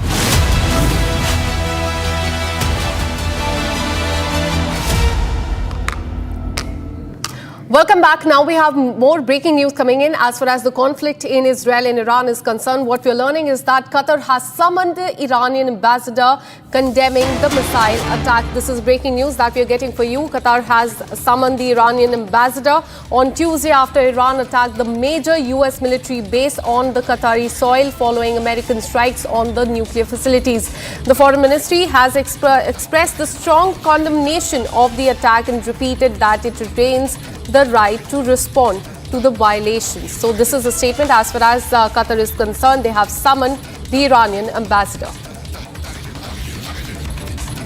With this, we're taking a very short break. We'll be right after with more details as far as the conflict is concerned. Keep watching Republic TV. I have seen what it takes to report from the front lines: accuracy, courage, urgency, and responsibility. At Republic School of Journalism, you will be trained for that reality. It's not theory, it's live learning from a working newsroom from day one. If you want to report the truth when it matters the most, Republic School of Journalism is where you begin. Courses begin on 30th June. Apply now. विमल में गुलिस्तां की ये कुछ लजीज फरिश्ते जब साथ घुले तो जी ललचाए और दिल कहे कि स्वाद की जुबान में खुद को ऐसा डुबाऊं कि निकल ना पाऊं। विमल की जुबान कुछ है ही ऐसी, मानते हैं ना? विमल, बोलो जुबान केसरी। ये है सीक्रेट रेसिपी MDH का जीरा सिप जल जीरा मसाला। सिप सिप जीरा सिप MDH का जल जीरा सिप MDH का जल जीरा SIP.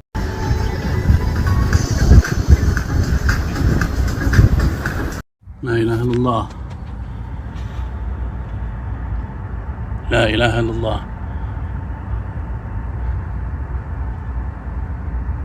Southwest coming from the direction of Al-Udaid. Windows are shaking. La ilaha illallah.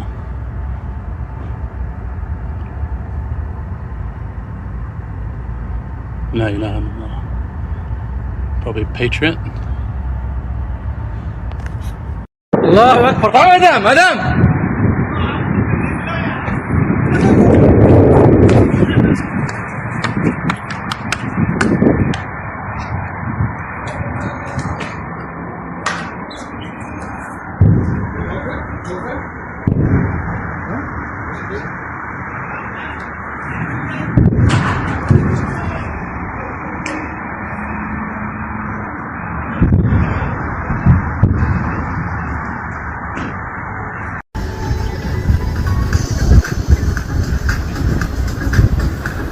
لا إله إلا الله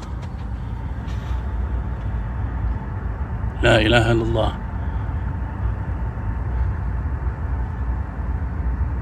Southwest coming from the direction of Al-Udaid. Windows are shaking. La ilaha illallah.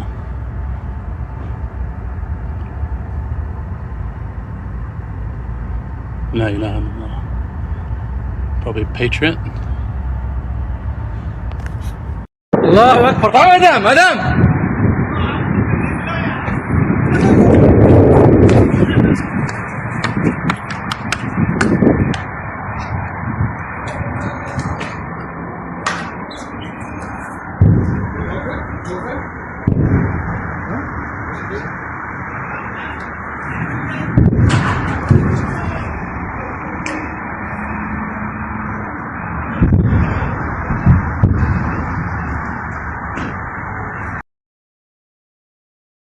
विमल में गुलिस्तां के ये कुछ लजीज फरिश्ते जब साथ घुले तो जी ललचाए और दिल कहे कि स्वाद की जुबान में खुद को ऐसे डुबाऊं कि निकल ना पाऊं। विमल की जुबान कुछ है ही ऐसी, मानते हैं? विमल, बोलो जुबान कैसी? दादी के हाथों का जादू और खुशबू से महकता घर, माँ की मुस्कुराहट और खाने की सुगंध। MDH गरम। From Asia's largest news headquarters, setting the agenda for Bharat.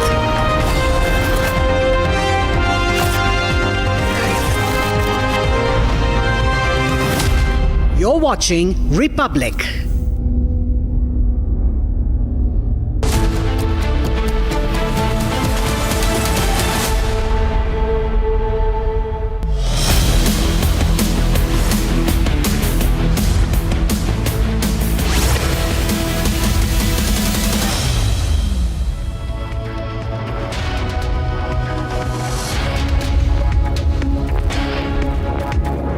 Hello and welcome. You're watching Republic TV with me, Akanksha Khajuria. Donald Trump had said that there is a ceasefire, but just a while back, Israeli Defense Forces have said that the ceasefire has been violated. We'll give you more details on this, but first, as always, the headlines.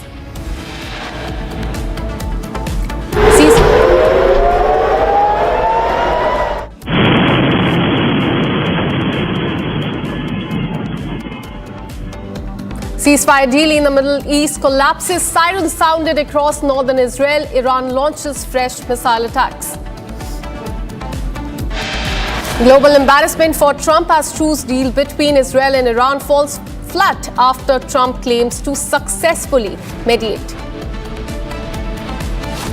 Israel Defense Forces claim strikes in southern Israel. Massive destruction in Beersheba. 4 have been killed. Explosions heard in Taji military base in Iraq's Baghdad. No casualty has been reported so far. 10 crore legal notice against Air India after passenger claims grievous injuries during travel. And after 7 delays, NASA and SpaceX announces June 25th, that is tomorrow, as the new date for Axiom 4 mission liftoff.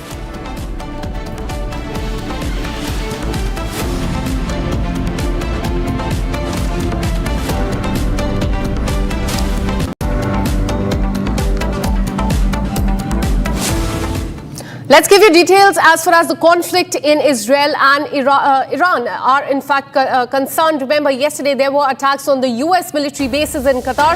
Qatar has now summoned the Iranian ambassador to condemn the missile attack. This also comes as Qatar has formally addressed the United Nations, sending a letter to Secretary General and the President of the Security Council regarding a missile attack by Iran's Revolutionary Guard Corps on the Al Udeid air base yesterday. In the letter, Qatar has condemned the attack as a dangerous escalation and a violation of the territorial integrity, posing a direct threat to regional peace and security. The missiles were intercepted successfully by the air defenses there, but now it is requested the matter to be circulated among the Security Council members and issued a official, in fact, document on the same. So this is as far as Qatar is concerned. Yesterday, remember, there were attacks on the U.S. military bases there, and after that, they had very clearly mentioned that they have all the right to respond back. They're not taking this very lightly. They have issued summon to the Iranian ambassador and has also written to the United Nations for an action as far as these attacks are concerned.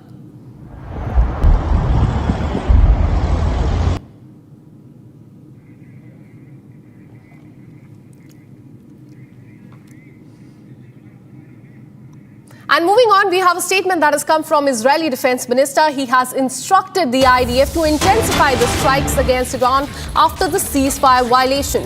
The minister has said, and I quote, "In the light of the absolute violation of the ceasefire declared by the U.S. President by Iran and the launching of missile towards Israel, and in accordance with the Israeli government's policy to respond forcefully to any violation, I instructed the IDF in coordination with the Prime Minister to continue the intense strike activity in Tehran to neutralize the regime targets and the terrorist infrastructure in Tehran." This is the statement that has come from Israeli Defense Minister. All this after Iran, remember, earlier today attacked the Beersheba area of Israel, where a building, in fact several buildings there were damaged. 4 people have lost their life. Now Israel is saying that they will respond back and they will respond powerfully, and he has said that I have instructed the Israeli Defense Forces in coordination with the Prime Minister to continue the intense strike activity in Iran to neutralize the regime targets and the infrastructure there as well.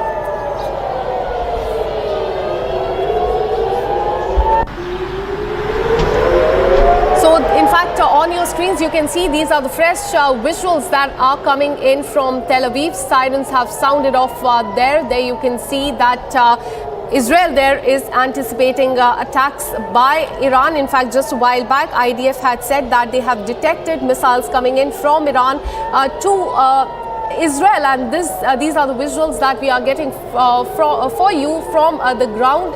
That is Tel Aviv area of Israel, where the fresh Iranian strikes are in fact underway. Sirens have been sounded after clearly the ceasefire has completely collapsed. So as you can see in the visuals, you can hear these sirens being sounded there, and this is clearly a violation of the ceasefire. Remember earlier, Donald Trump had said that there's a ceasefire. Iran after that attacked the Beersheba area of Israel. Israel after that said that they have accepted the ceasefire, but just a while back they said that they have detected missiles coming in from Iran and said that ceasefire has completely collapsed, and they will be in fact hitting back, and there will be intense strike activity in Tehran as well. So Iran in fact is also on alert mode because Israel will be hitting back. Let me go across to Ariella Rosenthal, who's live from Ashdod in Israel. Thank you so much for speaking to Republic TV. Now we are learning that again, there in fact missiles have been detected over Israel. Once again, clear violation of the ceasefire. Would you agree? Well, of course, I'm not surprised. We were dealing here with a theme, an ideology, and a history that with the Iranian and Iran itself. So I'm not surprised at all. They always try to be and on something, but their actions say something else. Over 24 hours that suddenly they will want to be a threat and continue the hostility towards the citizens of the Strait of Israel, targeting direct citizens, mosques, people in the north of Israel, side by side, the Muslim community and the Arab, and everybody's tolerantly one another. And once again, they're trying to demonstrate that they not want Israel to be existent. So I'm not surprised. Absolutely. You are live with us from Ashdod, which is around 80 kilometers away from Beersheba. Let me, in fact, give more details as far as the attacks there are concerned. Please stay on with us. What we're learning is that at least 5 people lost their life in Israel's Beersheba after Iranian ballistic missiles hit an apartment on Tuesday. In fact, we'll be showing you those visuals of the destruction. Several others were also reported to be injured in the missile attack. Sirens were sounded in Israel due to missile launch from Iran. The IDF also confirmed that Iran has launched 3 missiles within 1 hour on Tuesday morning. The Iranians' attack come after United States announced a ceasefire with Iran.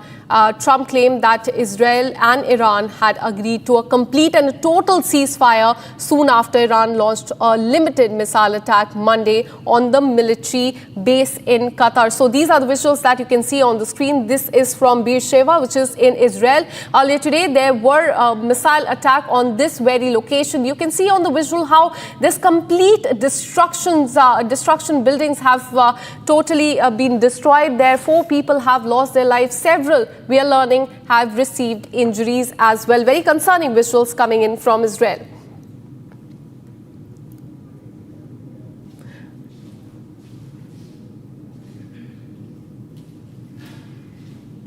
So these are the visuals of the rescue operation there in Beersheba, where the residential buildings have taken a hit. You can see that the rescue operation is currently also underway. Several people have been brought out. 4 people have lost their lives. Several others have received injuries. And this is quite concerning because this comes after Donald Trump announced the ceasefire between the 2 nations. Iran, after that, launched this big attack on this area of Israel. In fact, we have a statement coming in from the Chief of General Staff, who has confirmed that in response to the ceasefire violation, the IDF will respond with full force. They have said that there will be intense strike activity in Tehran as well. So the situation is not normal. Once again, ceasefire has completely collapsed as far as the 2 nations are concerned.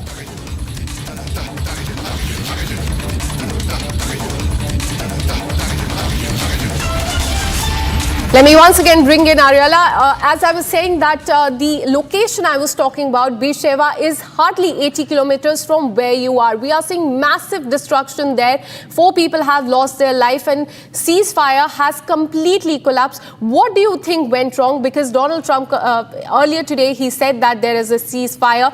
Just a while back, again, he said that please follow the ceasefire. He instructed both the nations. Then what do you think went wrong between the two nations? And why is this happening once again?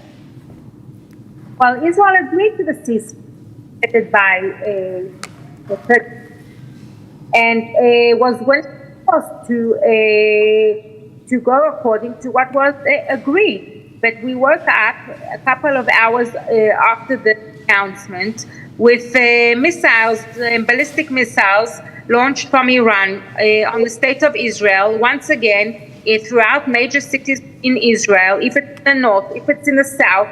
And this is our reality. I don't think that any country in the world would accept ballistic missiles being targeted on civilians in their country. Of course, not in India, not in the U.S. So, of course, Israel will not accept such a situation.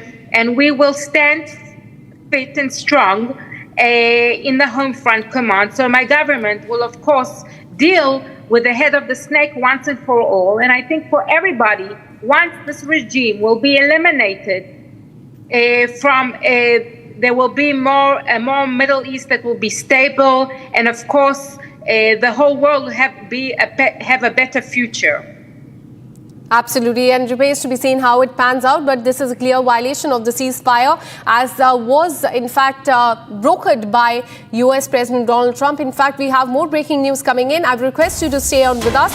This is as far as Iran is concerned. They have said they have denied claims of a ceasefire violation and have said that the news of fresh missile launched towards Israel is completely false. This is a statement that has come from Iran. They have said that the fresh missile attacks and the news of it is completely false, Ariala. But on the other hand, we are seeing that sirens are sounding in Tel Aviv. There has been destruction in Beersheba. On the other hand, now Iran is coming out and denying this. They're denying the sirens that are going on. They are denying the damage to the building, loss of 4 lives. They are saying that all of this is false. Well, this is the merry rhetoric for years of this terrorist regime. I don't know what to expect of the regime, the lies, the continued strategic plan to eliminate the state of Israel, the Jewish people. We have dealt with this ideology of terrorism for so many decades. And of course, if it's not directly from Iran, then it's directly by the Hamas, by the Houthis, by the Hezbollah.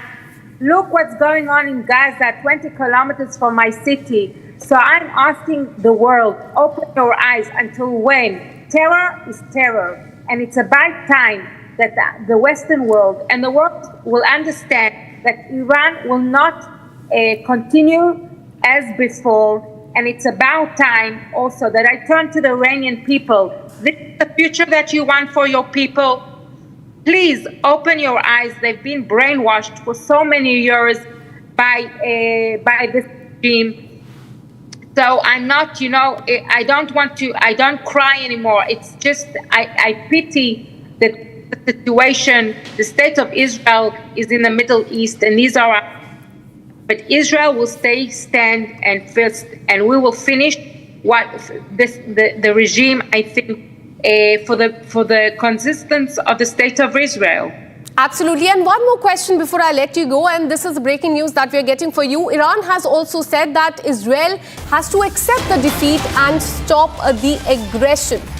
This is what Iran has said, that Israel will now have to unilaterally accept the defeat and stop the aggression as far as this conflict is concerned. So, Ariala, how do you see the statement that has come in? Do you think Israel, your country, will be accepting the defeat? Because just a while back, it was said that all the target under Operation Rising Lion have been achieved. And this is a big success for Israel as well, because they have destroyed the nuclear facilities. And that was the main focus of both Israel and the United States. But now Iran saying that Israel will have to accept the defeat and stop the aggression. How do you see the statement coming in from Iran? Israel has, of course, accepted to the ceasefire because Israel's immediate existential threat of the nuclear and ballistic missiles. Yesterday, also, they took army symbols of the regime. But I'm asking once again, does Iran, what will happen with Iran when it continues to launch on the state of Israel, on citizens, make and deliberately kill the people of Israel and the Jewish people? If somebody thinks that Israel will sit aside and let them try to continue devastating the country and my state, then they are wrong. My country will not allow this situation to continue. So I am sure that in the near future, there will be a change in what was maybe not the objective of the operation, but I think this is my personal, of course, perspective, that Israel needs to eliminate immediately the head of the regime, and sooner will be better for stability in the Middle East. Well, absolutely remains to be seen whether there will be a regime change in Iran or not. But thank you so much for putting things and this entire conflict as far as Iran and Israel in perspective. Now, let's tell you more about this conflict. Tehran has launched a missile operation targeting U.S. military bases in Qatar and Iraq in retaliation to United strikes on the nuclear facilities. This merely hours before Donald Trump announced the success of the so-called ceasefire deal. Here's more.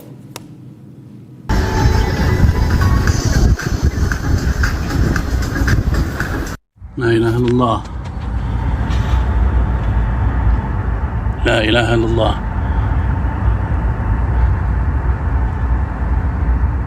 Southwest, coming from the direction of Al-Udaid. Windows are shaking. La ilaha illallah.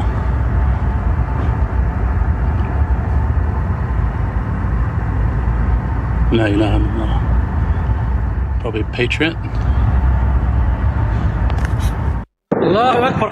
Madam.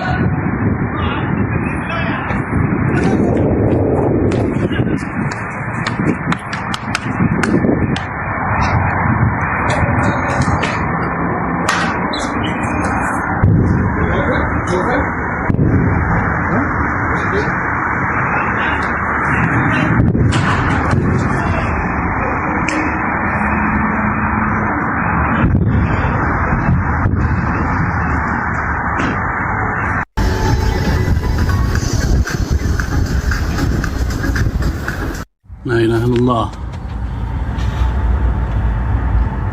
La ilaha illallah.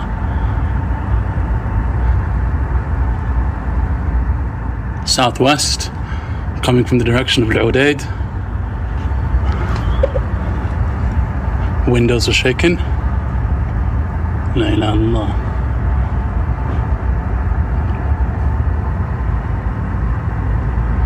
La ilaha illallah. Probably Patriot. Allahu Akbar.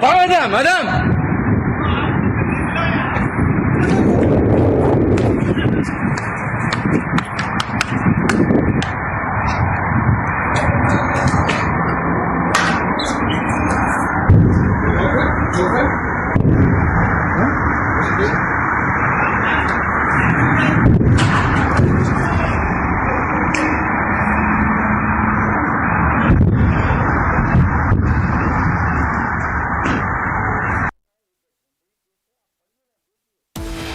And with this, we're taking a very short break. Coming up on the other side, global embarrassment for Donald Trump as truce deal between Israel and Iran falls apart after he claimed to successfully mediate. Israel Defense Forces claim strikes in southern Israel, massive destruction seen in Beersheba. 4 people have lost their life. This and much more on the other side. Stay with us.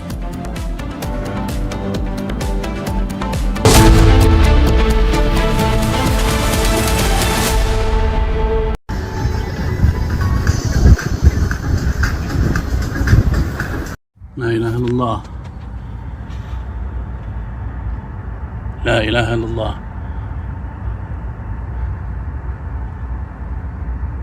Southwest, coming from the direction of Al-Udaid. Windows are shaking. La ilaha illallah.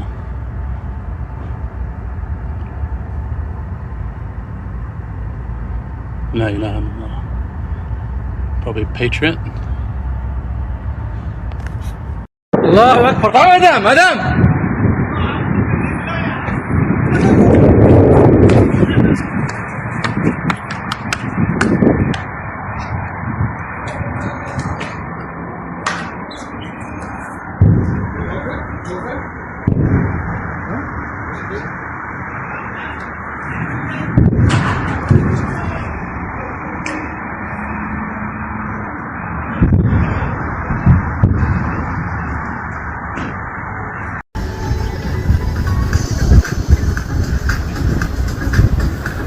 La ilaha illallah.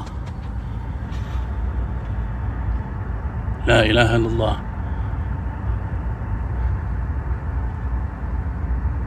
Southwest, coming from the direction of Al-Udaid. Windows are shaking. La ilaha illallah.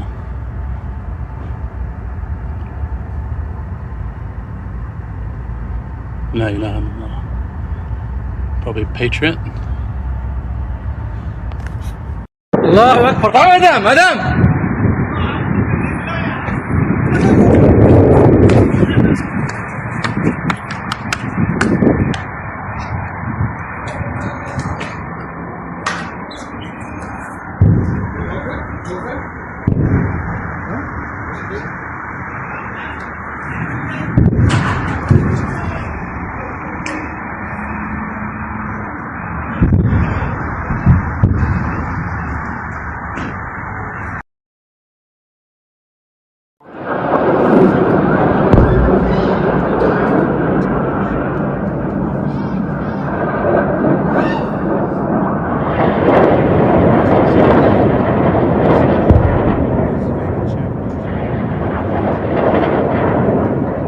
Excellencies, 2 days ago, in this very chamber, I made a direct appeal: give peace a chance.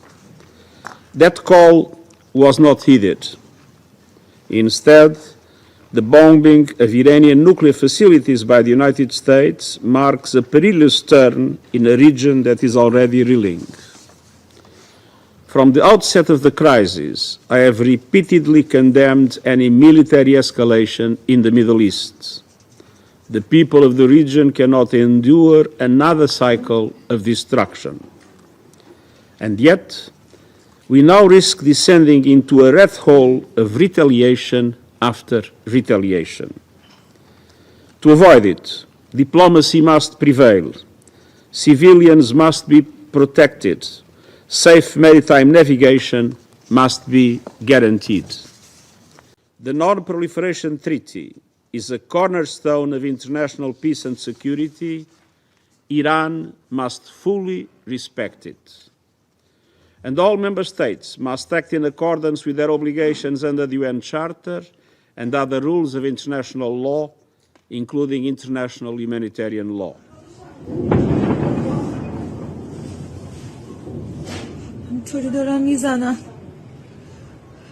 For 40 years, the Iranian government has called for death to America and death to Israel, and posed a constant menace to the peace and security of its neighbors, the United States, and the entire world. U.S. military strikes targeted nuclear facilities in Fordo, Natanz, and Isfahan, with the aim of dismantling Iran's nuclear enrichment capacity and stopping the nuclear threat posed by the world's foremost state sponsor of terror. This operation sought to eliminate a long-standing but rapidly escalating source of global insecurity and to aid our ally Israel in our inherent right of collective self-defense, consistent with the UN Charter.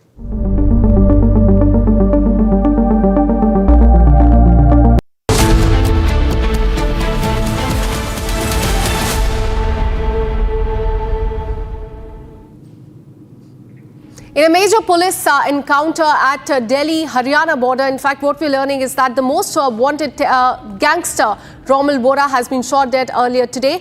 He was wanted in several cases, including murder cases as well. Here's more.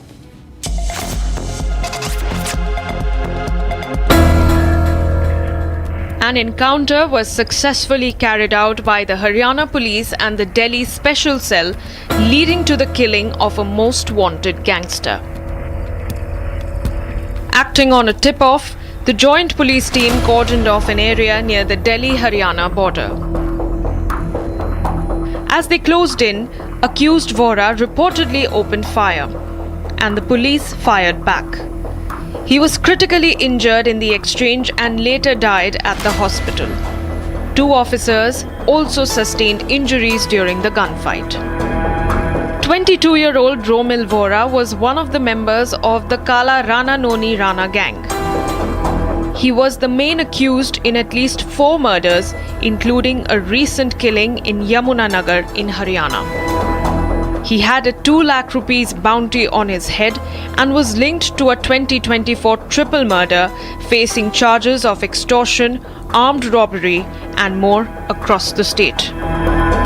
ये मंडी गांव का ये पूरा जंगल का area है जहाँ पे जब मुठभेड़ होती है, जब पुलिस को ये इन्फॉर्मेशन मिलती है, जब हरियाणा एसटीएफ की बात करें या दिल्ली पुलिस की स्पेशल सेल जो इंटेलिजेंस टीम है, जब उनको जानकारी मिलती है कि इस इलाकों में, इन्हीं इलाकों में रोमिल वोहरा की मौजूदगी है और उनकी तरफ से जब सर्च ऑपरेशन चलाया जाता है तो इन जंगलों में वो छुपने की ज़रूर कोशिश करता है, लेकिन सारी कोशिशें उसकी नाकाम हो जाती है और मुठभेड़ के दौरान रोमिल वोहरा को मार गिराया जाता है। यानी जो भी पुलिस प्रशासन की टीम है, एसटीएफ की टीम है या इंटेलिजेंस की टीम है, केवल उनकी ही गाड़ियों को अंदर जाने दिया जा रहा है, क्योंकि और कई सुराग जो है वो भी अब जो है इस एनकाउंटर के बाद सुराग मिलेंगे कि आखिर मंडी गांव में रोमिल वोहरा क्या कर रहा था, किससे मिलने आया था, क्या उसके सदस्य, उसके गैंग के कोई और सदस्य भी यहाँ रहते हैं। इन तमाम कड़ियों पर जो है वो टीम जांच करेगी।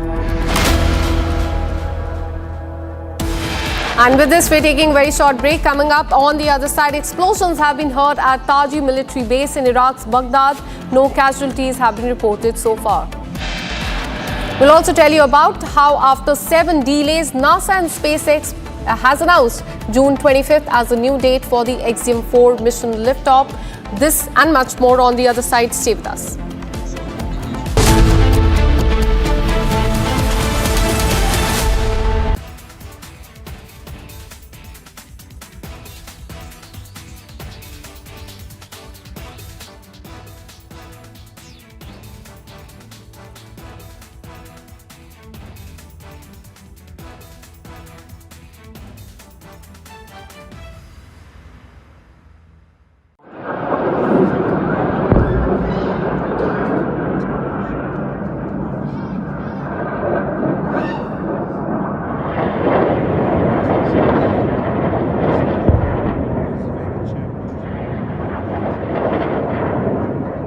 Excellencies, 2 days ago, in this very chamber, I made a direct appeal: give peace a chance.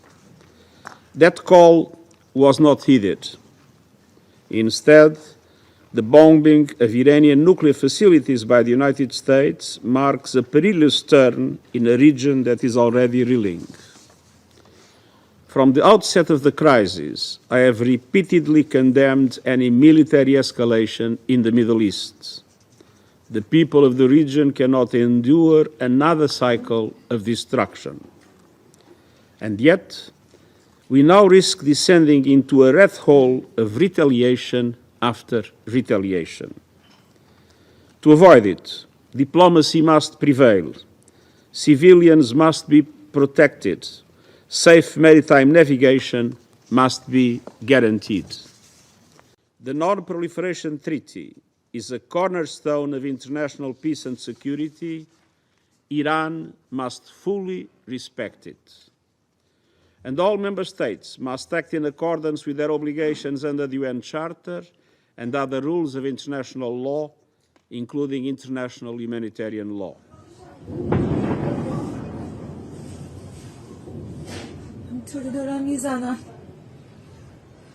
For 40 years, The Iranian government has called for death to America and death to Israel, and posed a constant menace to the peace and security of its neighbors, the United States, and the entire world.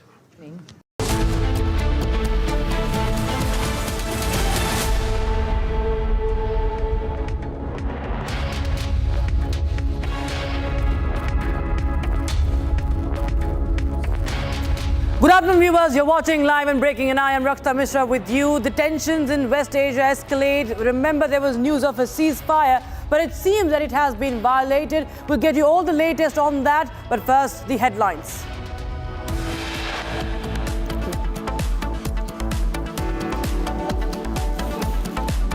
Ceasefire deal in West Asia collapses. Sirens sounded across northern Israel. Iran launches fresh missile attack.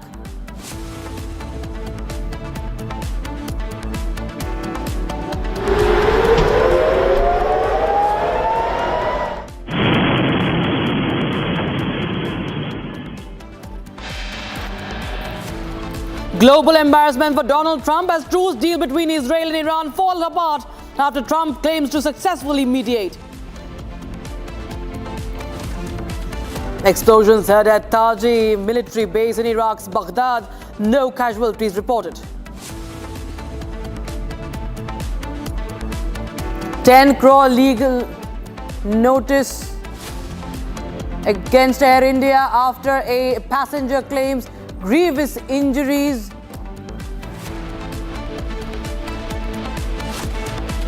And a drone star explosion heard at Taji military base in Iraq's Baghdad.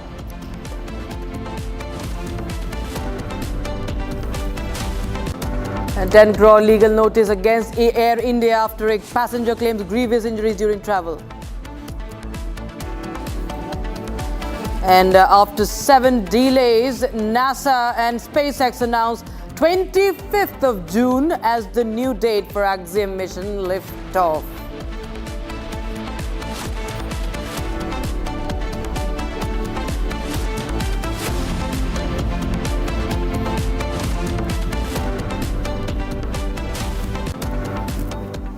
And we have breaking news coming in right now, viewers. Iran has now released images that shows the wreckage of multiple downed F-35 jets, likely the Israeli Adir variants, claiming to have destroyed them during its retaliatory missile strike against Israel military facilities. So this is the F-35 fighter jet, of course American jet, but in the Israeli version.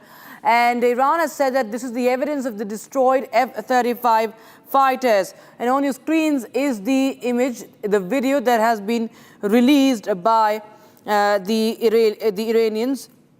And Iran shows that how it has downed the F-35 jet. And remember, this is what they say that has been a result of their retaliatory missile strikes against Israeli military facilities. So Iran has been claiming for a long time that it shot down Israeli F-35 stealth fighters.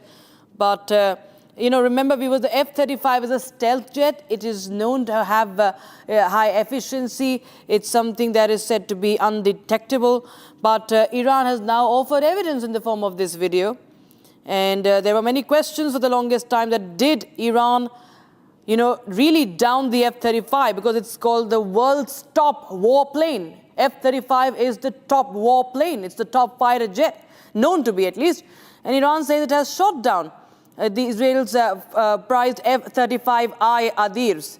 This is the stealth jet that is the West deems it untouchable.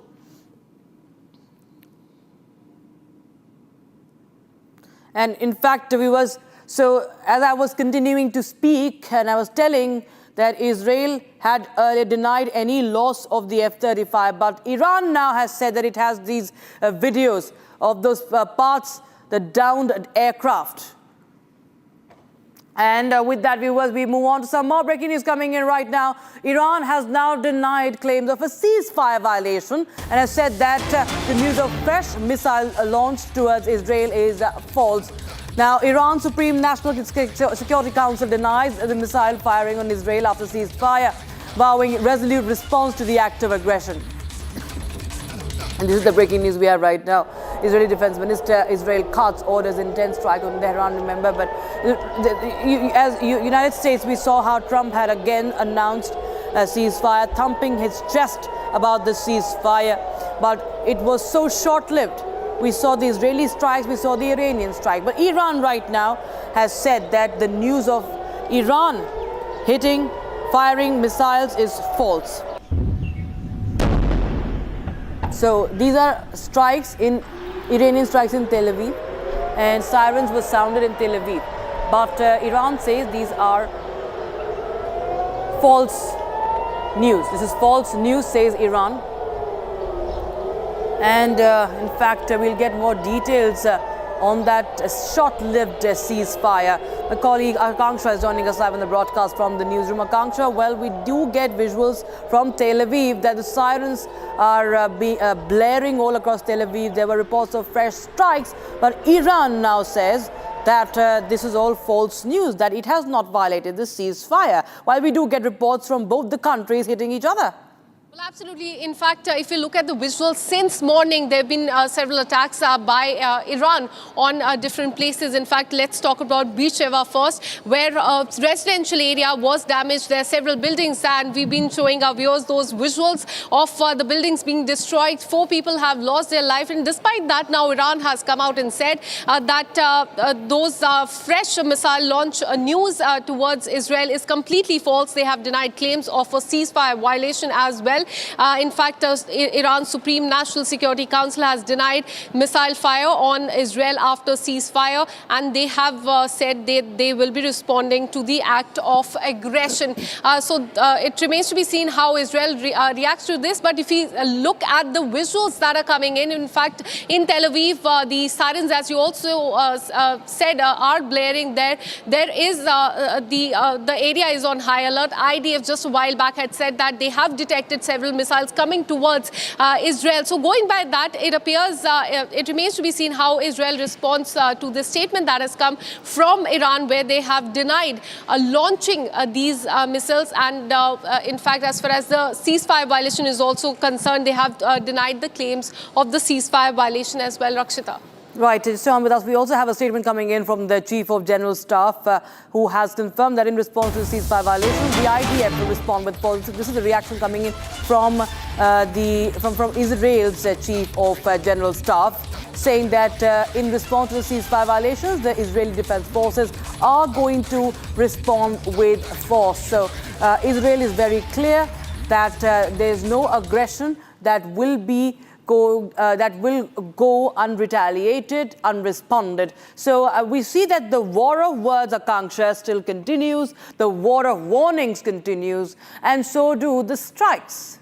Well, absolutely. But as far as the ceasefire is concerned, there's still no clarity. IDF on one hand says that ceasefire has been completely violated. Iran says that they have not launched any missile. That the news that of the missile attack on Israel is completely false. So the ground situation is very confusing right on. On the other hand, Donald Trump has in fact told both the countries to follow the ceasefire. In fact, just a while back, he had put out on social media that the ceasefire is in effect, but on ground we cannot see that. In Israel's Beersheba, the building has been completely damaged. There are in fact sirens blaring off in Tel Aviv as well. Israel on the other hand said that they will be in fact retorting to this escalation as far as Iran's missile attacks are concerned. So there's a lot of confusion on the ground as far as this current situation is concerned. It remains to be seen how it pans out in the coming hour, Rakshita.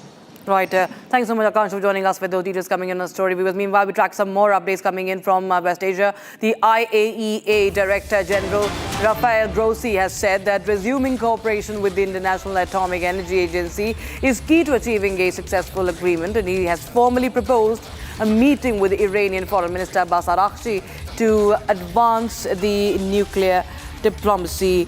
This is the breaking news we have right now. And right now, we talk about what has this is the IAEA, and is now calling for another meeting We have the challenges, of course, before IAEA, as there have been attacks after attacks on Iranian nuclear sites. And Iran, remember, had been threatening to consider suspending of cooperation with the nuclear watchdog, that is the IAEA.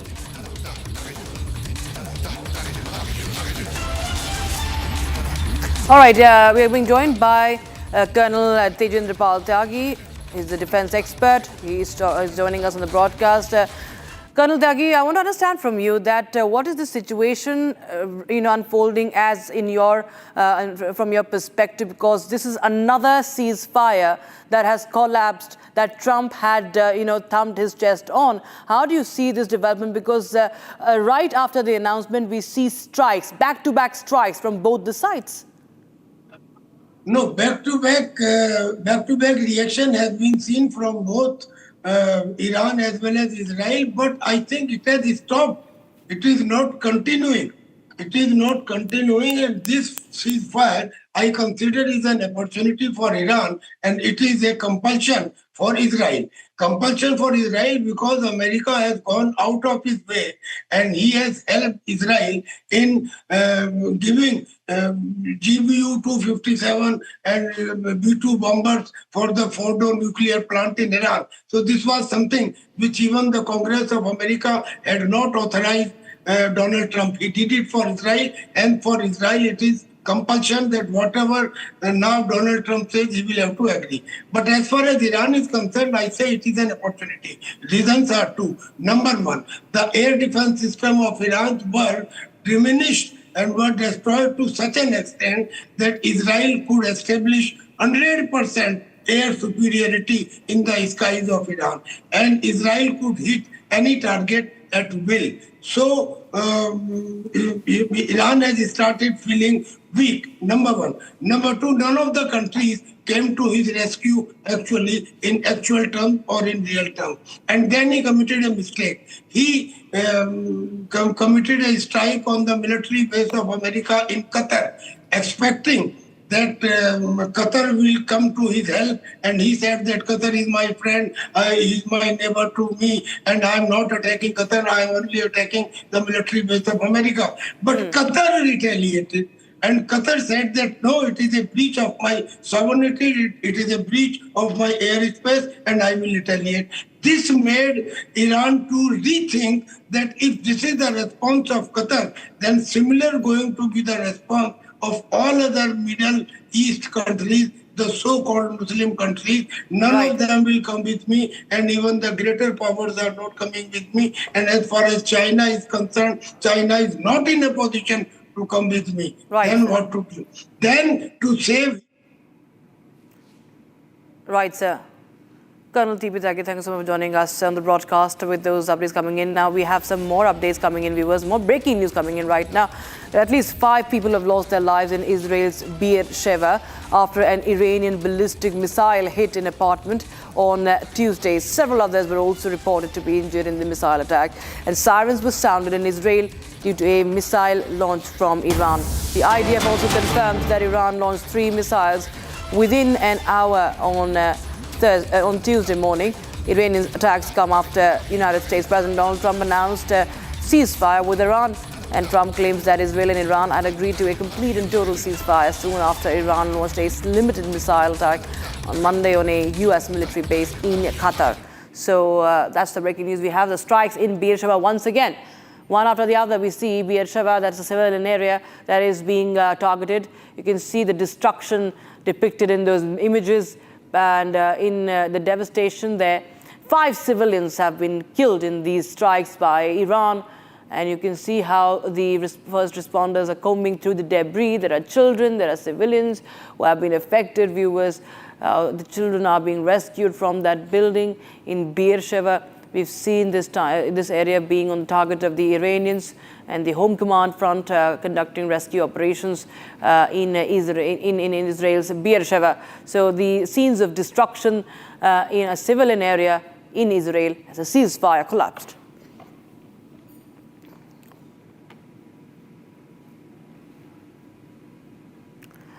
Now, Iraq has ramped up security in Baghdad, the green zone, after U.S. airstrikes on Iran. The Iraqi security forces have deployed the SWAT teams and armored vehicles in the green zone, particularly heavily in areas near the U.S. embassy. Now, temporary cordons were established around the diplomatic premises, barring access of the unauthorized personnel. So there you have the visuals coming in of the strike in Taji military base in Iraq. In Baghdad and Iran, you can clearly see that this is a huge explosion that took place. Iraq ramping up the security in Baghdad's a green zone over there, and sirens have been sounded in northern Israel as well as we speak. So the retaliation continues. Iran has struck the Taji military base in Iraq. It also struck the air base in Qatar last night as well.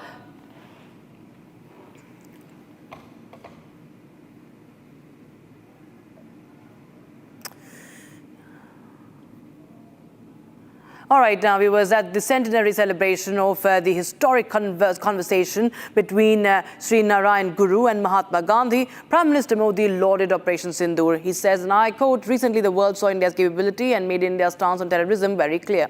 Here's more. हाल में दुनिया ने ये भी देखा है कि भारत का सामर्थ्य क्या है। ऑपरेशन सिंदूर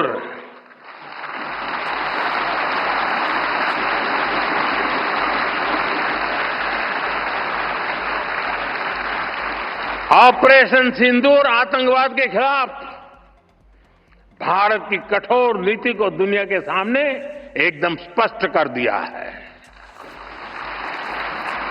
हमने दिखा दिया है कि भारतीयों का खून बहाने वाले आतंकियों के लिए कोई भी ठिकाना सुरक्षित नहीं है।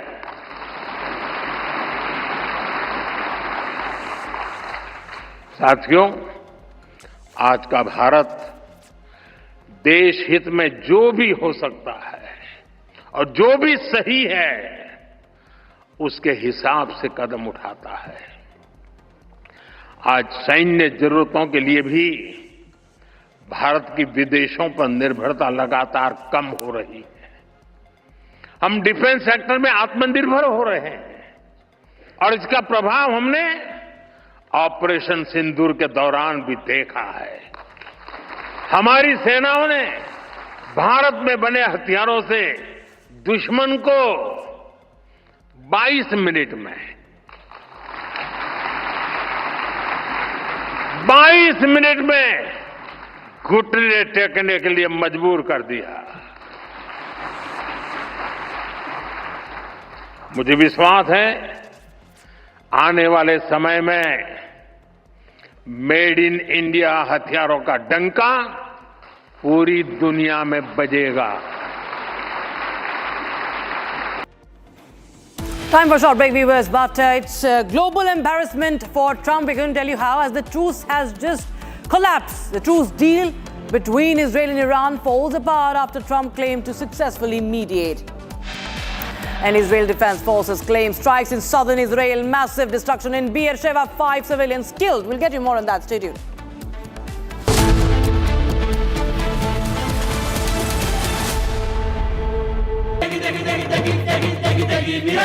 MDH की देगी मिर्च, देगी मिर्च का तड़का, अंग अंग फड़का। MDH की देगी मिर्च।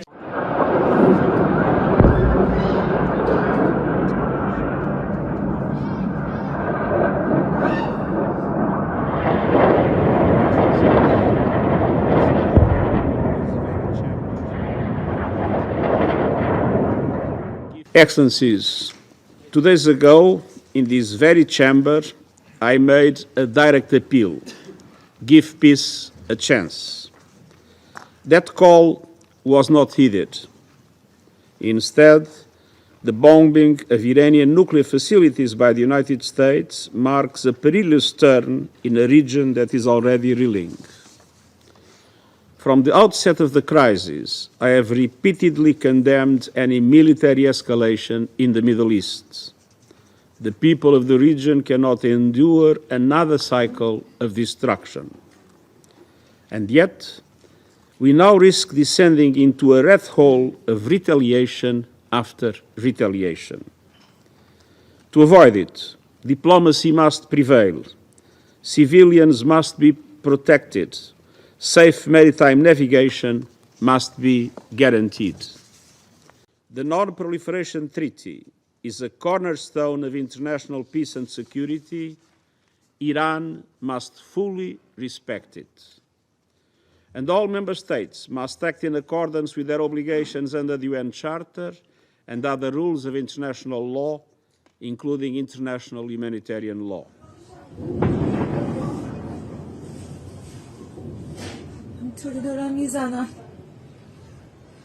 For 40 years, the Iranian government has called for death to America and death to Israel, and posed a constant menace to the peace and security of its neighbors, the United States, and the entire world. U.S. military strikes targeted nuclear facilities in Fordo, Natanz, and Isfahan, with the aim of dismantling Iran's nuclear enrichment capacity and stopping the nuclear threat posed by the world's foremost state sponsor of terror. This operation sought to eliminate a long-standing but rapidly escalating source of global insecurity and to aid our ally Israel in our inherent right of collective self-defense, consistent with the UN. I don't just report from courtrooms on verdicts, I decode them. From breaking news to complex legal verdicts, every word is backed by law. At the Republic School of Journalism, you will learn how to report on legal issues with accuracy and speed. The RSJ Diploma, starting on the 30th of June. Apply now.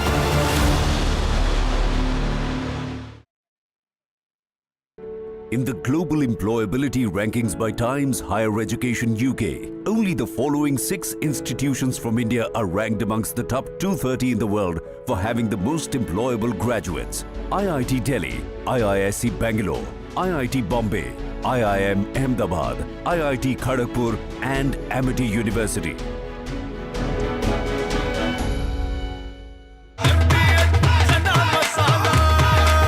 अब छोलिया हो या लोबिया, सफेद चने या काले चने, सब कुछ मजेदार बने।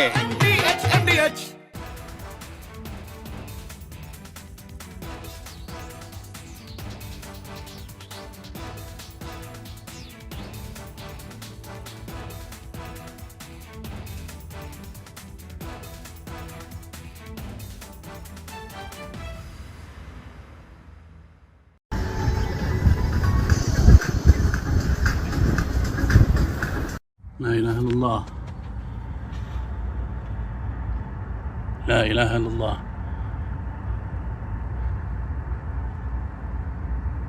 Southwest, coming from the direction of Al-Udaid. Windows are shaking. La ilaha illallah.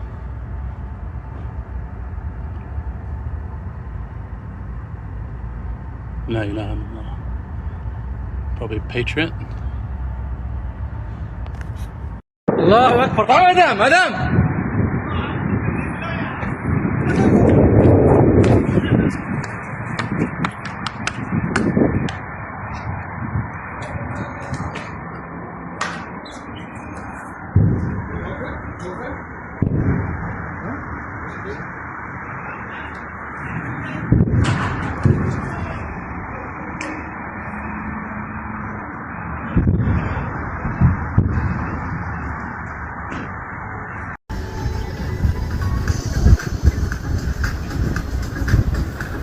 La ilaha illallah. La ilaha illallah.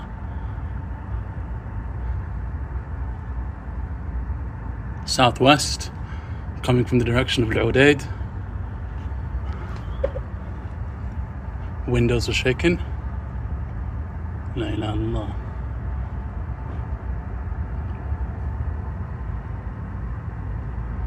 La ilaha illallah. Probably Patriot. الله أكبر مدام مدام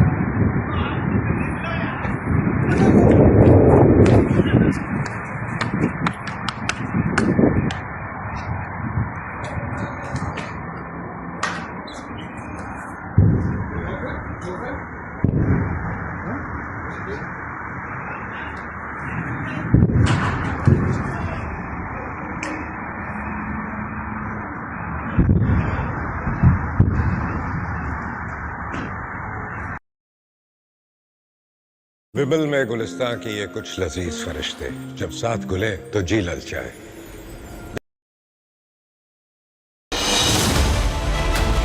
I have seen what it takes to report from the front lines. Accuracy, courage, urgency and responsibility. At Republic School of Journalism, you will be trained for that reality. It is not theory. It is live learning from inside a working newsroom from day one. If you want to report the truth when it matters the most, Republic School of Journalism is where you begin. Course begins on the 30th of June. Apply now.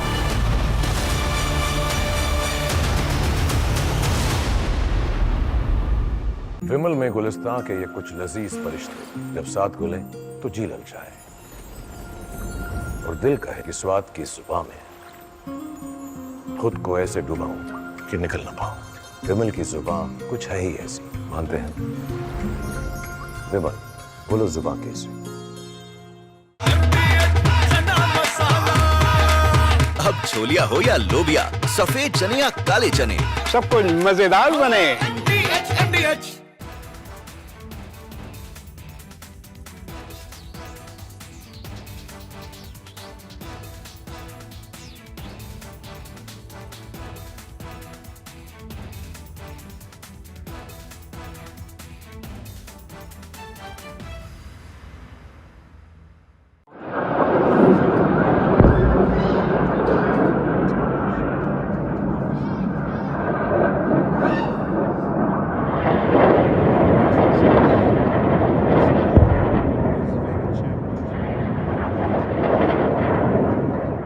Excellencies, 2 days ago, in this very chamber, I made a direct appeal: give peace a chance.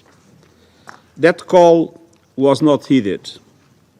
Instead, the bombing of Iranian nuclear facilities by the United States marks a perilous turn in a region that is already reeling. From the outset of the crisis, I have repeatedly condemned any military escalation in the Middle East. The people of the region cannot endure another cycle of destruction. And yet, we now risk descending into a rat hole of retaliation after retaliation. To avoid it, diplomacy must prevail. Civilians must be protected. Safe maritime navigation must be guaranteed. The Non-Proliferation Treaty is a cornerstone of international peace and security. Iran must fully respect it. And all member states must act in accordance with their obligations under the UN Charter and other rules of international law, including international humanitarian law.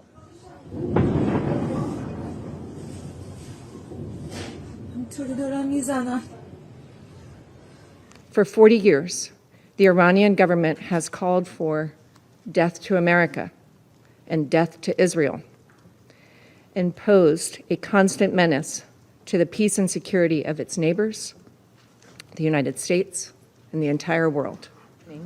U.S. military.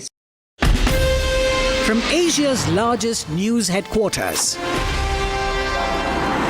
setting the agenda for Bharat.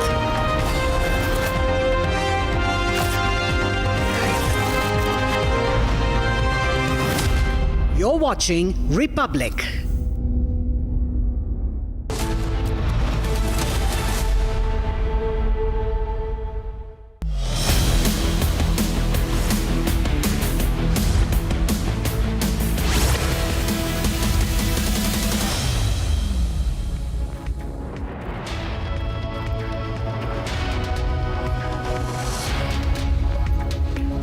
Hello and welcome. You're watching Live and Breaking at 3 p.m. I am Tanisha Avasthi. Ladies and gentlemen, the ceasefire that Donald Trump had announced unilaterally has completely collapsed. The ceasefire that Trump had announced was collapsed. Remember, just 2.5 hours its announcement, and the escalation is only intensifying. We're getting you a close watch on that with more breaking news updates on that raging conflict. But first, a quick check of the headlines.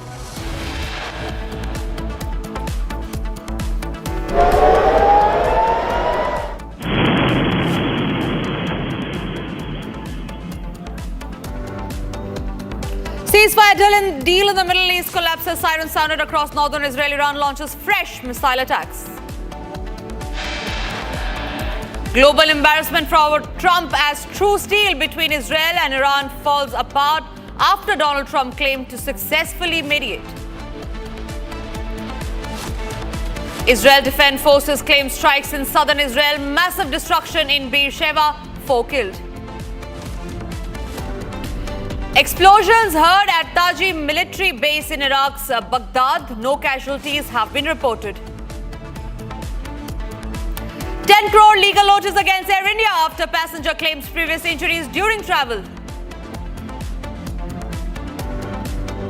And after 7 delays, NASA and SpaceX announced June 25 as the new date for Axiom mission liftoff.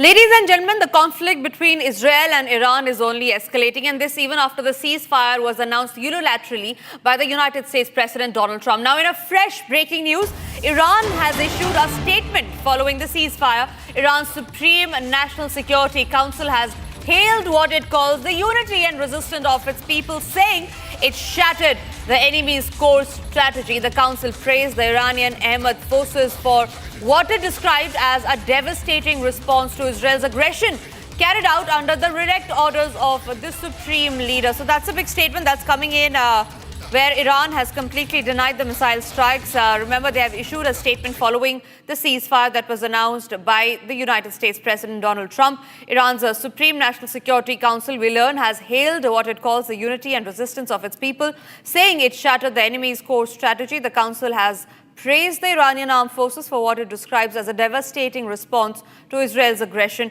carried out under the direct orders of the supreme leader. Netanyahu, remember, had earlier also issued a statement. Iran now retaliating to that, saying that Iran has been successful in hitting the core of the enemy.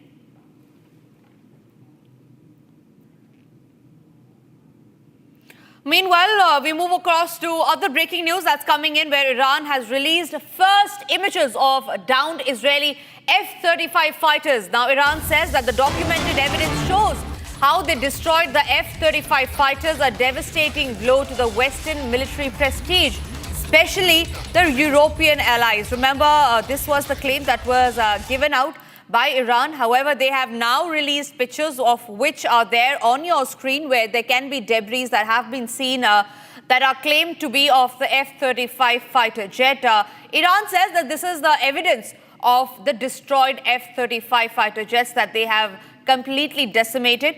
These are the first images of the downed Israeli F-35 fighter, is what Iran claims. They have also said that this documented evidence shows how the F-35 fighters were completely destroyed, and it served as a devastating blow to the Western military prestige, especially the European allies.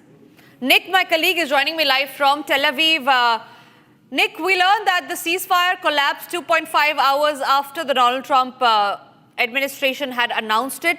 Beersheba is one of the worst hit places today, where 4 people have been killed. How is the situation on ground like? Because what we did learn a few minutes back is that there were sirens sounded in northern Israel as well. Yes, that's right. It took just 3.5 hours for Iran to fire towards the Israeli cities again. But this time it was just 2 rockets, and the Israeli defense system intercepted them, so there are no casualties.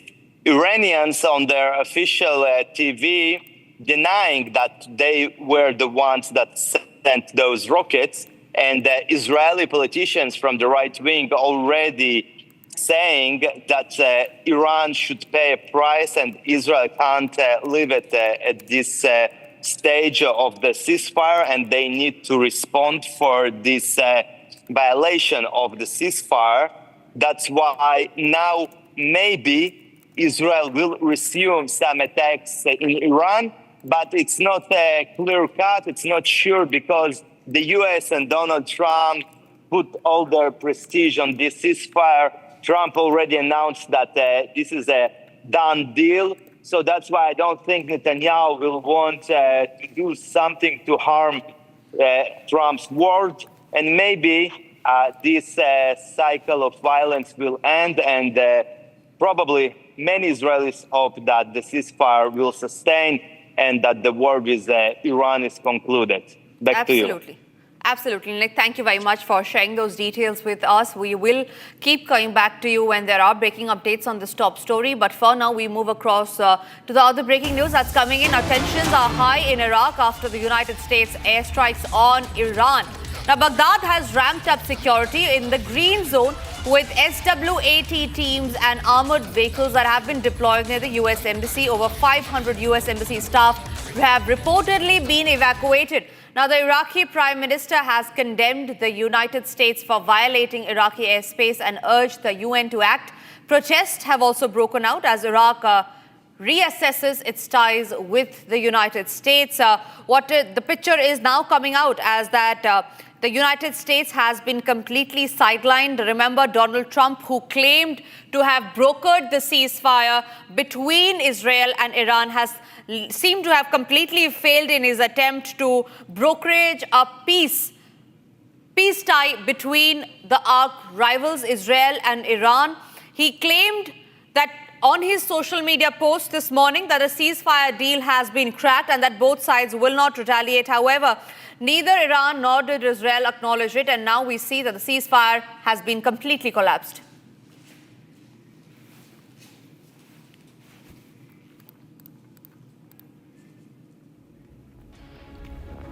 And with the collapsing of the ceasefire, remember, there are strikes and counter-strikes that have taken place, followed by both Iran and Israel vowing for revenge, saying that they will not back down.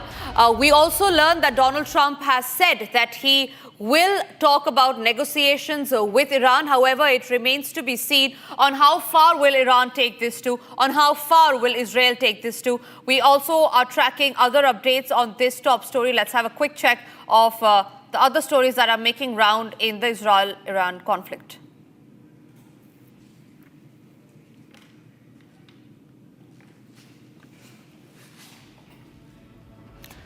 Now, Tehran has launched a missile operation targeting the United States military bases in Qatar and Iraq in retaliation to the United States strike on its nuclear facilities. This comes merely hours after Donald Trump announced the success of a so-called ceasefire. Here is all that you need to know about this.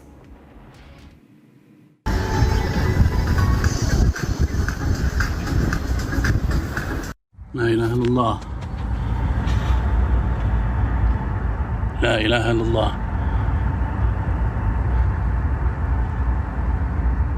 Southwest, coming from the direction of Al-Udaid. Windows are shaking. La ilaha illallah.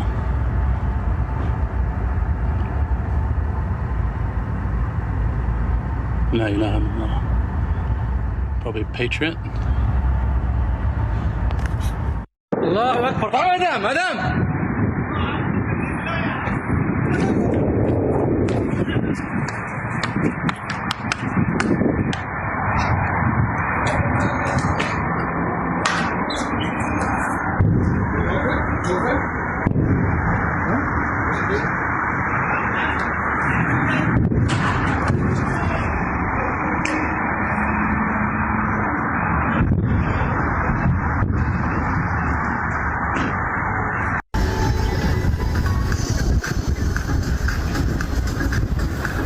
La ilaha illallah. La ilaha illallah.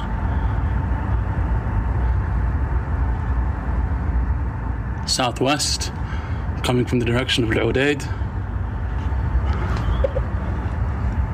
Windows are shaking. La ilaha illallah.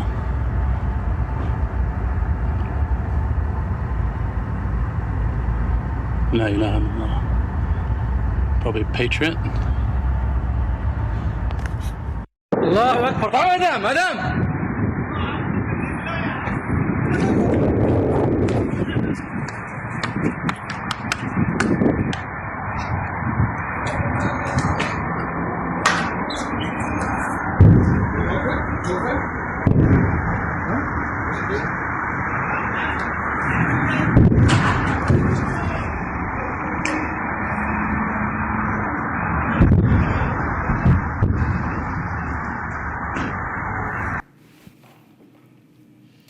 All right, we have a huge statement that's coming in from the Chief of General Staff, who has now confirmed that in response to the ceasefire violations, the Israeli Defense Force will respond with force. That's a huge statement that the IDF, the Israeli Defense Forces, have given out to Iran in regard with the collapse of the ceasefire, saying that Israel will respond to Iran with full force. Remember, it was just late last night when Iran had launched attack on United States' military bases in Qatar and Iraq as well.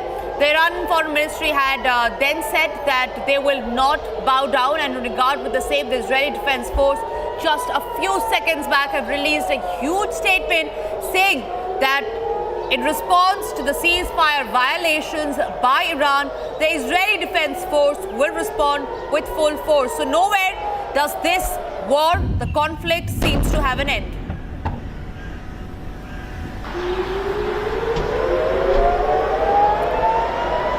All right, remember there have been fresh Iranian strikes in Tel Aviv, Haifa and other places as well. Beersheba has been the worst hit place in Israel, where there were reports of 4 people that have already been killed in the missile attack that was fired by Iran. And this came just few hours after Donald Trump had announced the ceasefire, thereby completely violating the ceasefire. So Iran is the one who is not listening to Donald Trump after he had unilaterally announced ceasefire, and both sides have now vowed for revenge.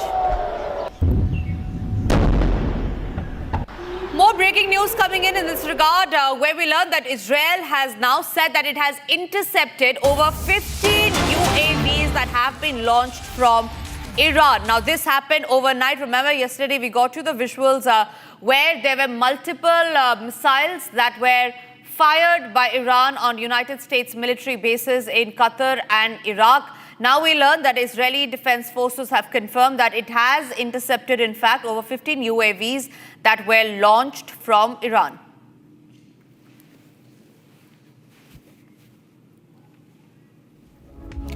Let's also have a quick check of the other stories that are making headlines as far as the Iran-Israel conflict is concerned.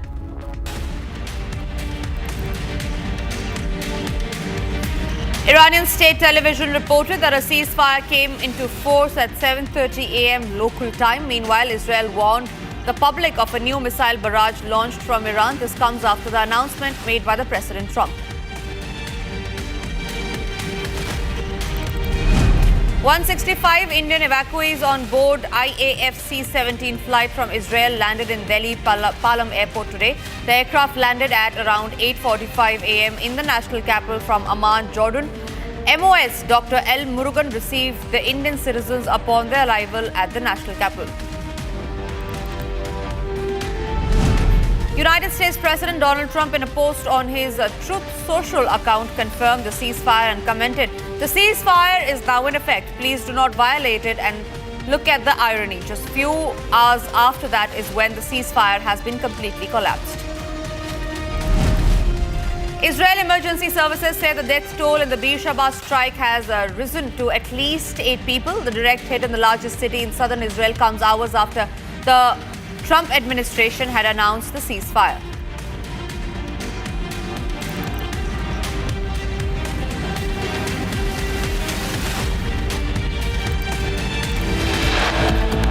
And it's time for us to slip into a short break, but after the break we'll get to the details of how Air India has been slapped with a 10 crore legal notice, and we'll tell you the reasons why. Also after the break is The new launch date for the AX-4 mission, that is tomorrow.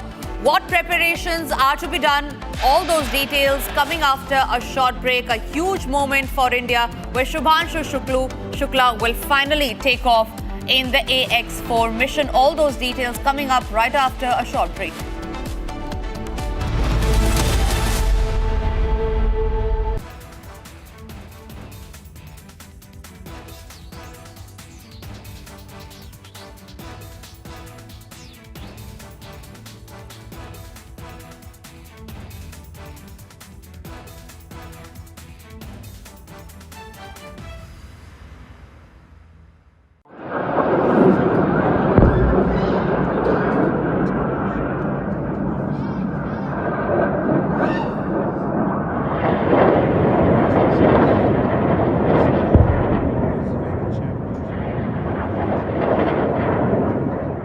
Excellencies, 2 days ago, in this very chamber, I made a direct appeal: give peace a chance. That call was not heeded. Instead, the bombing of Iranian nuclear facilities by the United States marks a perilous turn in a region that is already reeling. From the outset of the crisis, I have repeatedly condemned any military escalation in the Middle East. The people of the region cannot endure another cycle of destruction. And yet, we now risk descending into a rat hole of retaliation after retaliation. To avoid it, diplomacy must prevail. Civilians must be protected. Safe maritime navigation must be guaranteed. The Non-Proliferation Treaty is a cornerstone of international peace and security. Iran must fully respect it. And all member states must act in accordance with their obligations under the UN Charter and other rules of international law, including international humanitarian law.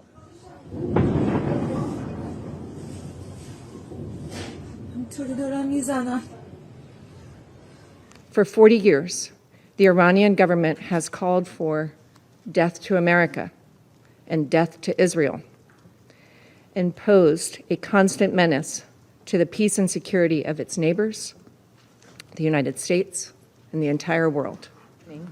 U.S. military strikes targeted nuclear facilities in Fordo, Natanz, and Isfahan, with the aim of dismantling Iran's nuclear enrichment capacity and stopping the nuclear threat posed by the world's foremost.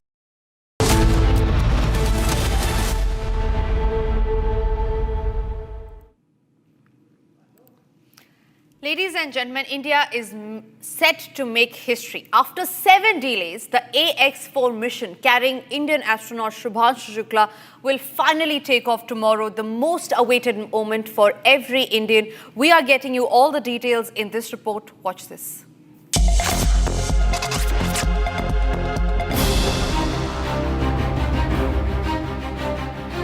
After 7 delays, the AX-4 mission is finally set to launch tomorrow. It marks a new chapter in international space collaboration. The AX-4 mission is a fully private space flight, part of a growing shift where commercial players now lead low Earth orbit missions. The mission will carry Indian Air Force Group Captain Shubhanshu Shukla to the International Space Station, making him the first Indian astronaut to reach the ISS. Shukla will fly alongside veteran American astronaut Peggy Whitson, Hungarian pilot Tibor Kapo, and Polish engineer Slavoj Uzanski-Wisniewski. The Falcon 9 rocket will lift off from Kennedy Space Center in Florida at 2:31 a.m. Eastern Time, which is 12:01 p.m. in Indian Standard Time.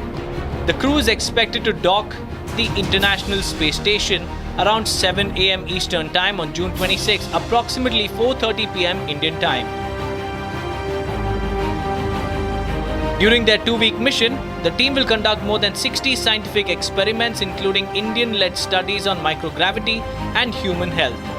The mission also focuses on human biology, investigating how prolonged exposure to microgravity impacts muscles, cells, and immune responses. Shukla, a decorated test pilot with over 2,000 flight hours, has undergone intensive training for this mission, representing India's growing presence in space exploration. If successful, this will be the first time in 41 years that an Indian astronaut reaches space since Rakesh Sharma's historic flight in 1984. Tomorrow's launch could mark a turning point as India returns to crewed space missions on a global platform.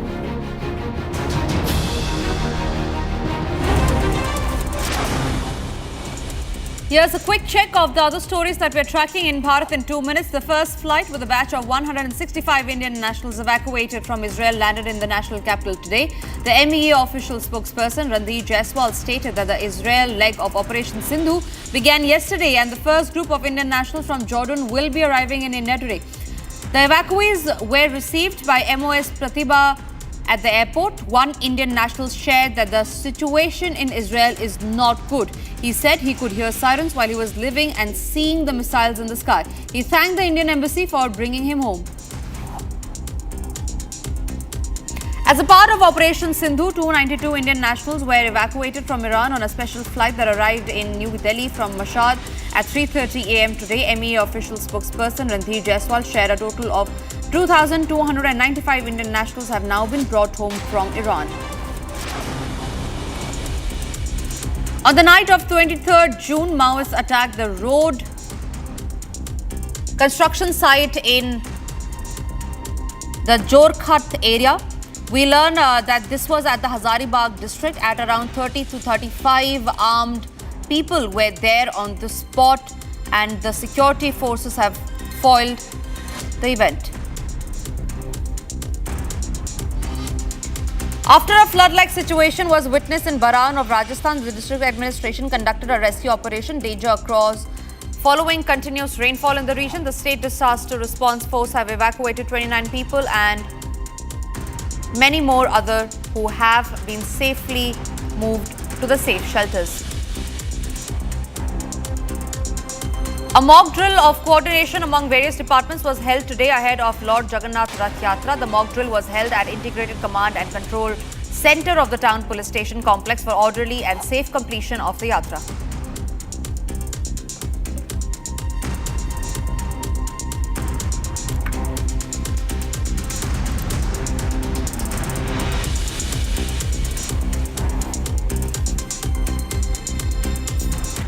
Maharashtra Chief Minister Devendra Fadnavis has chaired a key meeting on the three-language policy. Here are all the details that you need to know about the key meeting that was chaired by the Maharashtra Chief Minister Devendra Fadnavis just today.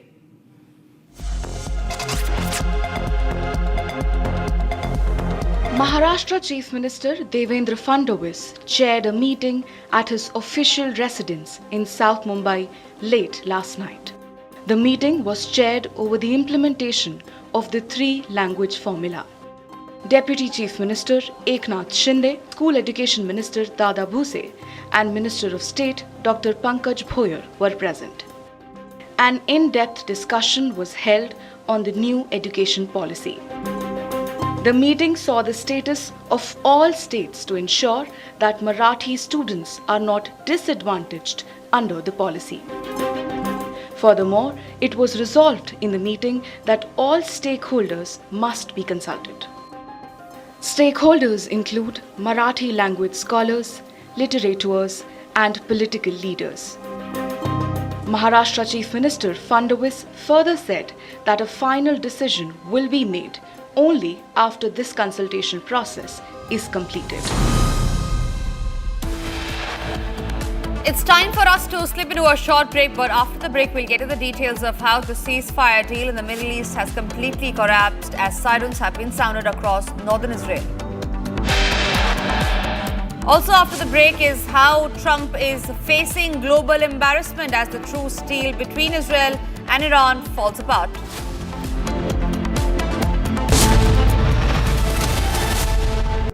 In the global employability rankings by Times Higher Education UK, only the following 6 institutions from India are ranked amongst the top 230 in the world for having the most employable graduates: IIT Delhi, IISc Bangalore, IIT Bombay, IIM Ahmedabad, IIT Kharagpur and Amity University.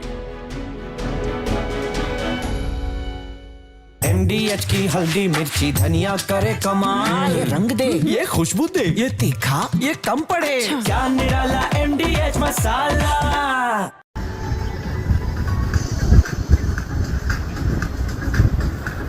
لا إله إلا الله لا إله إلا الله.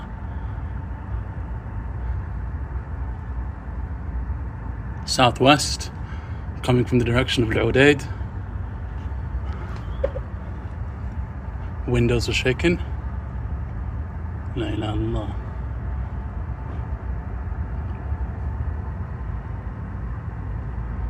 La ilaha illallah. Probably Patriot. Allahu Akbar. Madam, madam.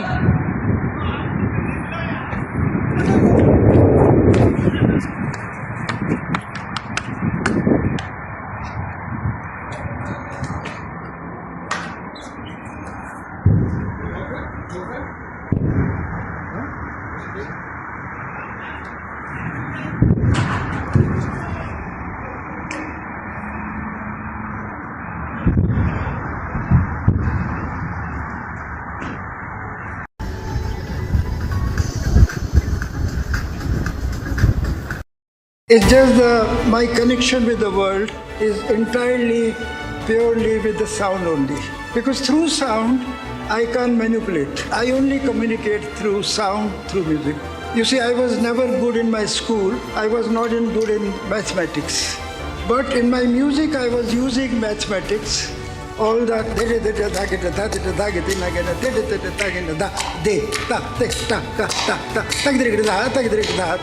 is all mathematics. So I could do that. So we create castles in the air.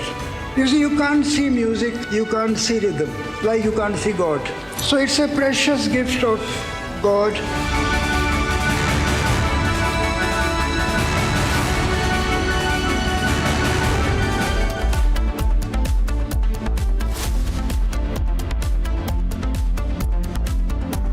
आधे bowl दही में 4 चम्मच MDH चटनी पुदीना मसाला डाला, stir करो, पुदीना चटनी तैयार। MDH चटनी पुदीना मसाला। MDH।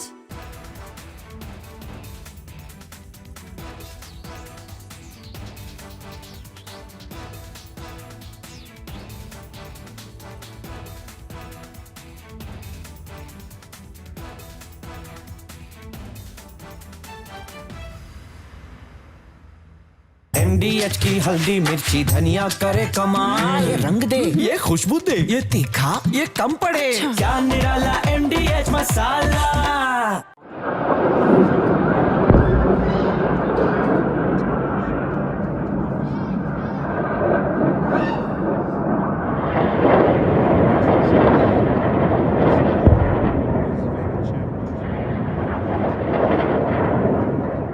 Excellencies, 2 days ago, in this very chamber, I made a direct appeal: give peace a chance. That call was not heeded. Instead, the bombing of Iranian nuclear facilities by the United States marks a perilous turn in a region that is already reeling. From the outset of the crisis, I have repeatedly condemned any military escalation in the Middle East. The people of the region cannot endure another cycle of destruction. And yet, we now risk descending into a rat hole of retaliation after retaliation. To avoid it, diplomacy must prevail. Civilians must be protected. Safe maritime navigation must be guaranteed. The Non-Proliferation Treaty is a cornerstone of international peace and security. Iran must fully respect it. And all member states must act in accordance with their obligations under the UN Charter and other rules of international law including international humanitarian law.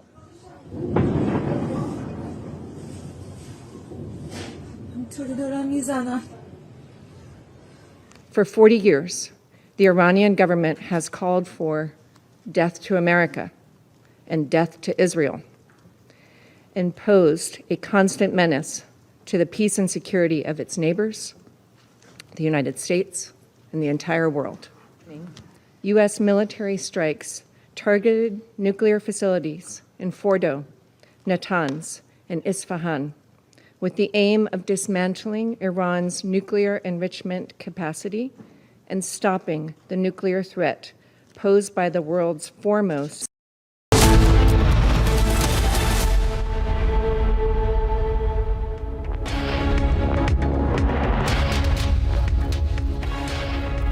Very good afternoon, viewers. You're watching live and breaking. I'm Arnab with you. Republic TV is tracking minute-by-minute developments from West Asia as the ceasefire has been short-lived. It has collapsed. We'll get you all the latest updates and the reactions coming in. But first, the headlines.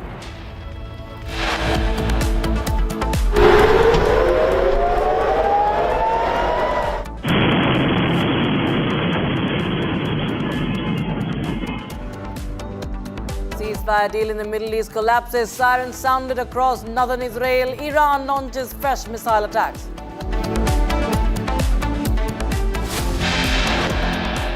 Global embarrassment for Trump as truce deal between Israel and Iran falls apart after Trump claims to successfully mediate.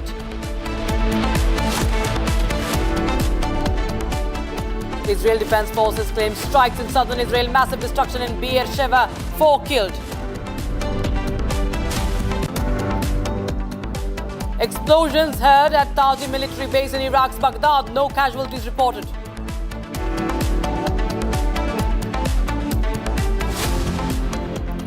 ₹10 crore legal notice against ₹10 crore legal notice against Air India after a passenger claims grievous injuries during travel. After 7 delays, NASA and SpaceX announced 25th of June, that is tomorrow, as the new date for Axiom mission liftoff. All eyes on Indian astronaut Group Captain Shubhanshu Shukla's.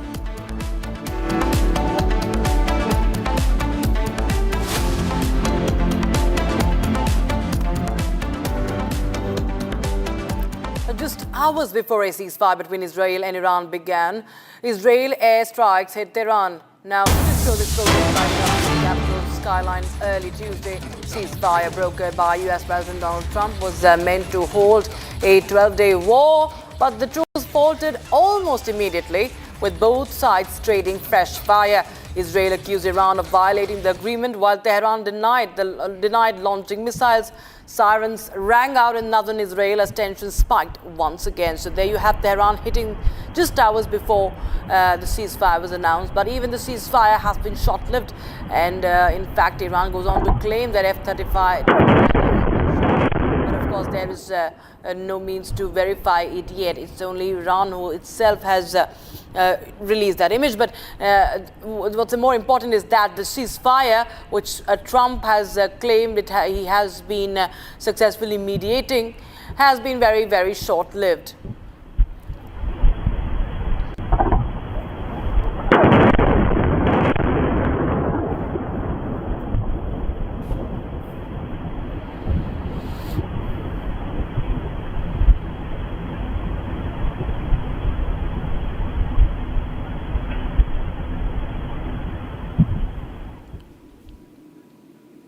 And viewers, we have some more breaking developments coming in. Israel has said that it has intercepted 15 UAVs launched from Iran. In fact, we have visuals also coming in.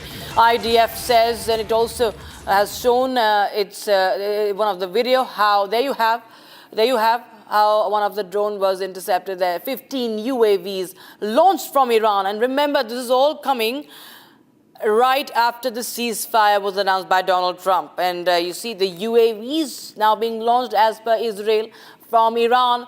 And Israeli Defense Forces say they have intercepted over 15 unmanned aerial vehicles, 15 UAVs from Iran. And that is the visual released by the IDF. And in fact, viewers, this is back-to-back strike that we have been reporting from Israel after the ceasefire.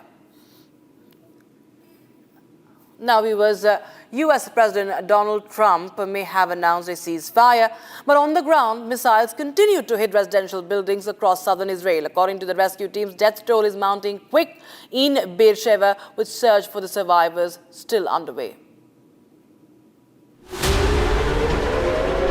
Sirens, explosions, and collapsing buildings. The war between Israel and Iran is far from over. Rescue teams pulling out dead bodies from under the rubble. Firefighters scanning the debris of what was a residential apartment before the missile impact. Iranian missiles shook the streets of Tel Aviv today as the fragile hopes of peace crumbled under fresh missile fire. U.S. President Donald Trump announced a complete and total ceasefire between Israel and Iran after Iran's limited missile strike on a U.S. military base in Qatar late Monday. But the reality on the ground tells a different story. Iran's foreign minister had set a clear deadline at 4 a.m. local Tehran time. If Israel stopped its strikes by then, Iran would halt its own. But even an hour after that deadline passed, the missiles kept coming. Israel's military sounded urgent warnings, confirming new missile launches from Iran. In the skies over Jerusalem, Israeli missile defense systems were seen intercepting incoming threats. Soon after, Israel's Home Front Command issued another nationwide alert, warning that yet another barrage from Iran was on its way. Trump, posting on his Truth social account, said the ceasefire would officially begin around midnight Eastern Time today. He called it an official end to the war. But on the ground, the war was far from over. Israel's paramedic service, Magen David Adom, confirmed that 3 people were critically injured after an Iranian missile struck a residential area. A 7-story building in southern Israel's Beersheba suffered a direct hit. The entire face of the building was blown apart. Rescue workers rushed to the scene. Israeli firefighters confirmed they retrieved 4 bodies from the rubble and were searching for more survivors. For nearly 2 hours this morning, waves of Iranian missiles forced Israelis across the country to seek shelter as sirens blared and explosions echoed. The launches came after Tehran's deadline, testing the very core of the ceasefire agreement. Trump's ceasefire plan, announced just hours earlier, has now been accepted by Israel. With missiles still flying and lives still at risk, peace remains a distant promise. And we have a former IDF Major Dan Pfefferman joining us on the broadcast for more. Dan, well, we see that there was a ceasefire that was announced by Donald Trump, but it is so short-lived that strikes continue. In fact, Iran is also hitting on civilian areas. What is the latest that you are getting to learn? Yes, we went to sleep with a very cautious optimism at 1 a.m., 2 a.m. for us here in Israel, that a ceasefire announcement had been reached and that it was essentially going into effect in the morning, at 7 in the morning Israel time. At 5 in the morning, we were awakened with barrage after barrage of Iranian missiles that kept us in the bomb shelters until a little bit after 7 a.m.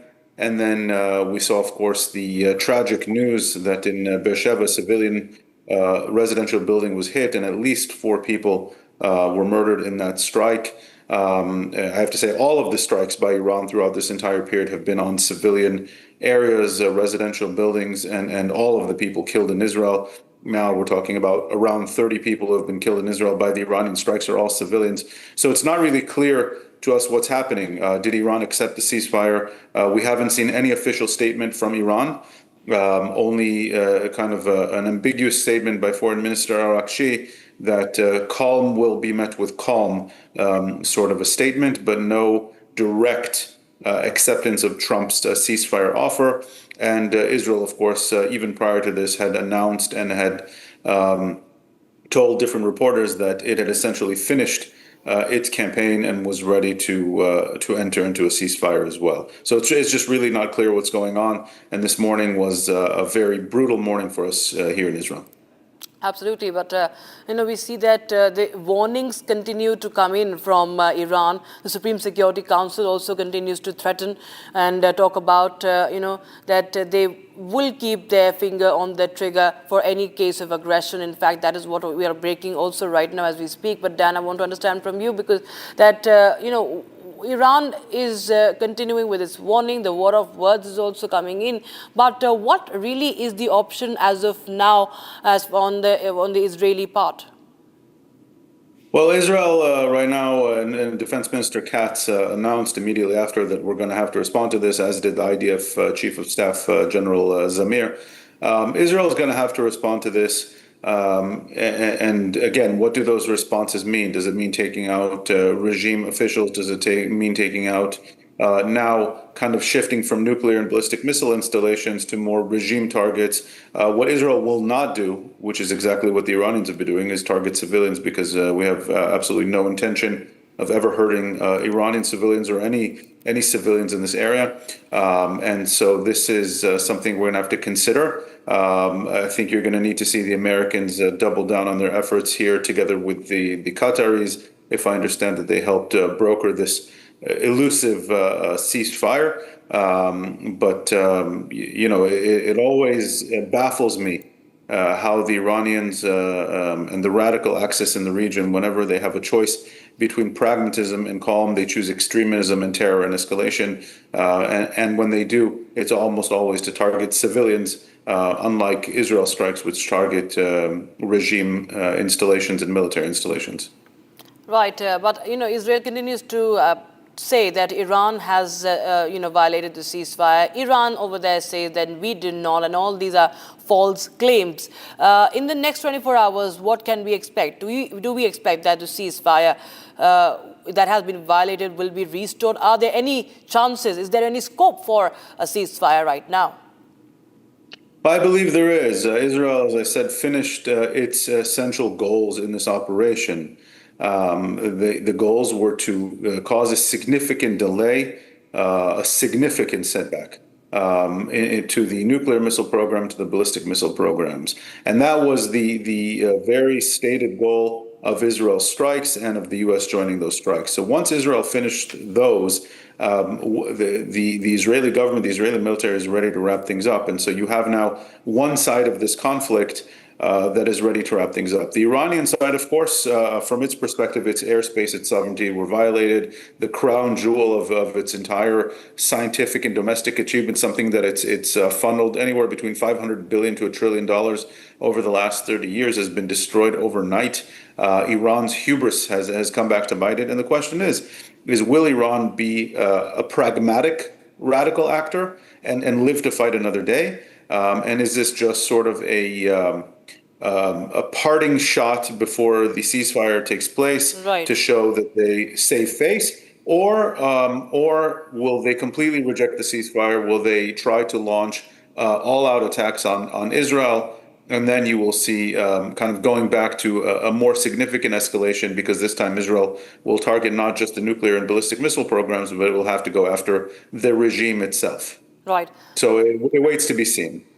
All right, Dan Pfefferman, thank you so much again joining us with your insights on that development coming in from West Asia viewers. And as we speak, we have some more updates coming in, as we're telling you that the Iranian Supreme Security Council has threatened that, and I quote here, "We will keep our finger on the trigger for any case of aggression," unquote. So This is the update from Iran. Iran says that it will continue to, it will retaliate if there is any aggression. So you see these statements coming in, viewers. These statements are incessant from Iran or Israel. Iran, in fact, trying to, issue such warnings time and again. We had last night even Khamenei tweeting about that photograph of the American flag without even naming United States. It had the American flag burning in that image that he tweeted. And what followed were more Iranian strikes. And then we saw the ceasefire being announced, which has been short-lived. And now Iran again says that finger on the trigger for any future strikes. So this is the Iranian security body that has issued this warning as the ceasefire collapsed.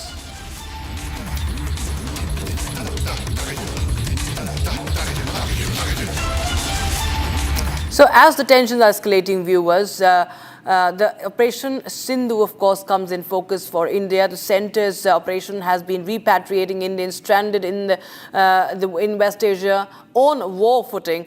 The latest is the Indian Air Force C-17 flight with 165 Indians landing in the national capital. Here's a quick report on that.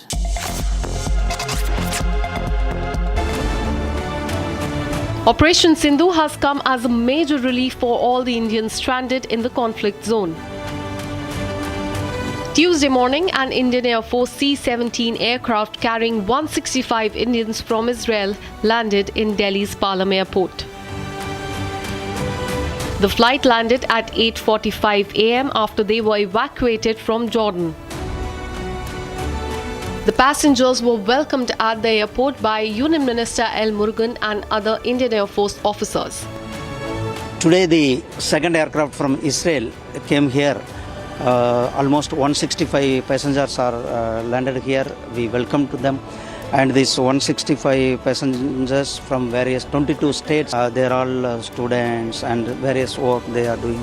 Our government's priority, our Prime Minister Shri Narendra Modiji's priority is to that wherever the war situation is there, or our Indians and our Indian diaspora peoples are struck to evacuate, our priority, our Prime Minister's priority to evacuate them to safely to our nation.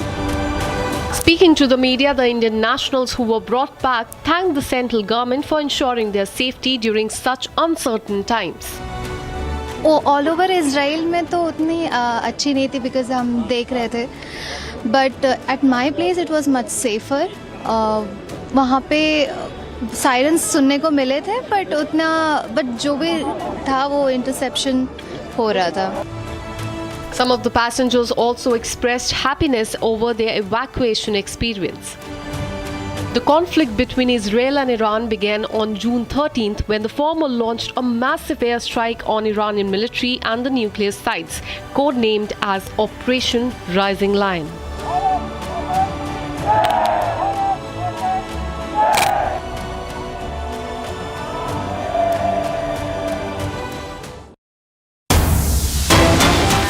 Breaking news coming in right now. Now, Qatar's foreign ministry has summoned Iran's ambassador, condemning the IRGC missile strike on Al Udeid base as a flagrant violation of its sovereignty. Remember, Iran had hit the American air base in Qatar, and now Qatar had also, in fact, condemned the strike on Al Udeid base, and now it has also summoned the Iranian envoy over the base strike. There you have Qatar summoning Iranian envoy over the strike on the U.S. military base in Qatar. It had launched missiles at the U.S. military base in what is said was a retaliation for the American strikes against its nuclear sites like Isfahan, Natanz and Fordo. So, in fact, there were loud bangs in the sky, as you can see, above the capital, Doha, in Qatar.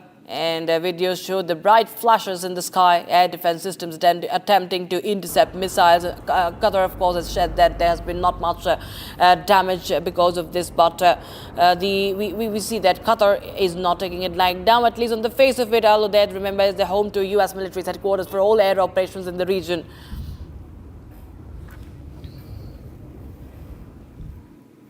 Now, Tehran launched a missile operation targeting the U.S. military bases in Qatar and Iraq as well. This is in retaliation to U.S. strikes on its nuclear facilities, and this was merely just hours before Trump announced the success of a so-called ceasefire deal. Here's more.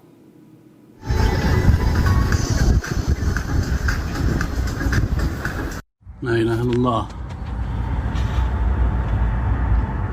لا إله إلا الله Southwest, coming from the direction of Al-Udaid. Windows are shaking. La ilaha illallah.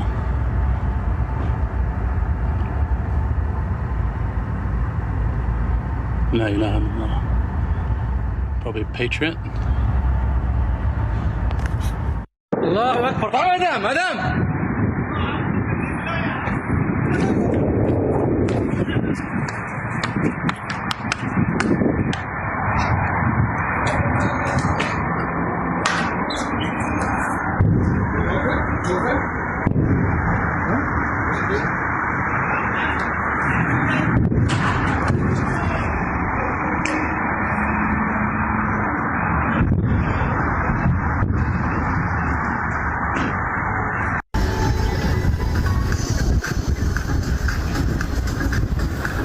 لا إله إلا الله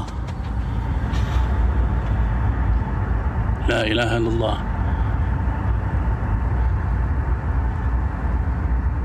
Southwest, coming from the direction of Al-Udaid. Windows are shaking. La ilaha illallah.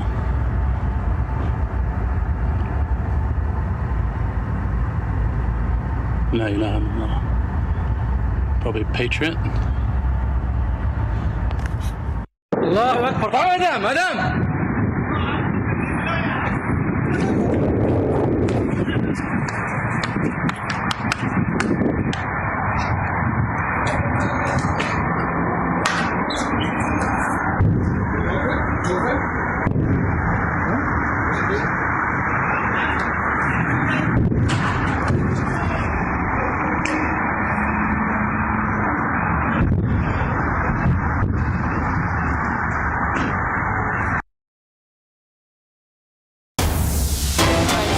Statement now coming in from the Chief of General Staff, who has now confirmed that in response to the ceasefire violations, the IDF will respond with force. So IDF continues to reiterate that Israel will respond to Iran with full force. So both the nations continue to warn each other. We have Israel, we have Iran saying that we will hit back. So this tit-for-tit strikes have been going on for more than 10 days, and even these statements also have been going on for the longest time. We've seen what has been happening after the ceasefire that was so short-lived, as Donald Trump tried to pull off what he tried to do earlier with Iran, with India and Pakistan. Also, we see what has happened after the ceasefire announced by Donald Trump. We saw these sirens being sounded in Tel Aviv, Iran hitting with the missiles in Tel Aviv. In fact, many of the civilian areas have been struck by the Iranians there. And Israel also says that it has intercepted more than 15 UAVs from Iran. So you have these visuals coming in that in fact depict the devastation from several areas, from Tel Aviv to Beersheba. In fact, in Beersheba, viewers, more than at least 5 civilians have been killed, and the rescue operation is underway there in that civilian area in that city. And as we speak, we have more and more visuals of destruction from Israel as Iran continues to hit back. Israel also has said that we will, strike back. We will not hold back if Iran tries to if there's any misadventure from Iran. So with that, we will continue with more updates. But right now, it's time for a short break. We'll tell you the latest coming in from the turbulence in the aviation sector. Now, in the latest, we have that there's a 10 crore rupee legal notice against Air India after a passenger claims grievous injuries during travel.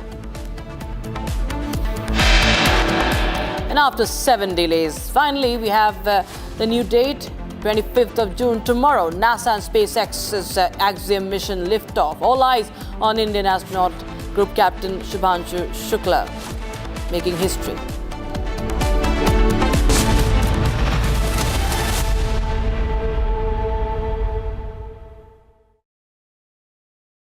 विमल में गुलिस्तां की ये कुछ लजीज फरिश्ते जब साथ गुले तो जी ललचाए और दिल कहे कि स्वाद की इस जुबां में खुद को ऐसा डुबाऊं कि निकल ना पाऊं। विमल की जुबान कुछ है ही ऐसी, मानते हैं ना? विमल, बोलो जुबां केसरी। दादी के हाथों का जादू और खुशबू से महकता घर, माँ की मुस्कुराहट और खाने की सुगंध। MDH गरम मसाला, क्योंकि हर रिश्ता है स्वाद से जुड़ा।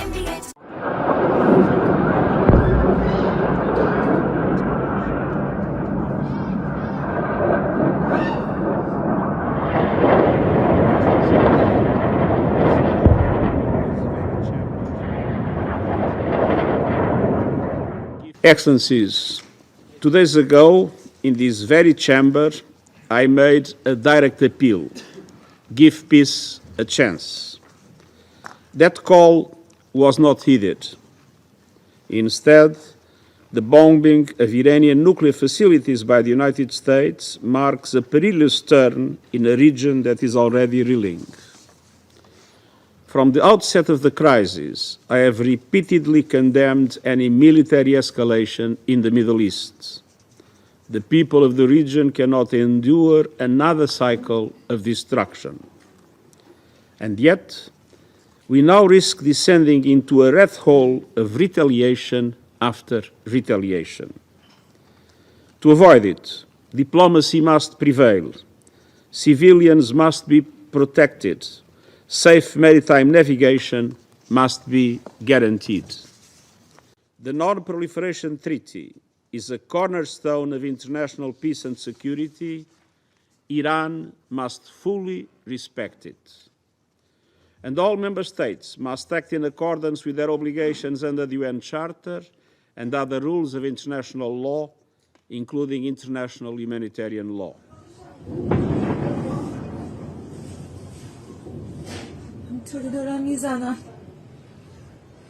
For 40 years, the Iranian government has called for death to America and death to Israel, and posed a constant menace to the peace and security of its neighbors, the United States, and the entire world.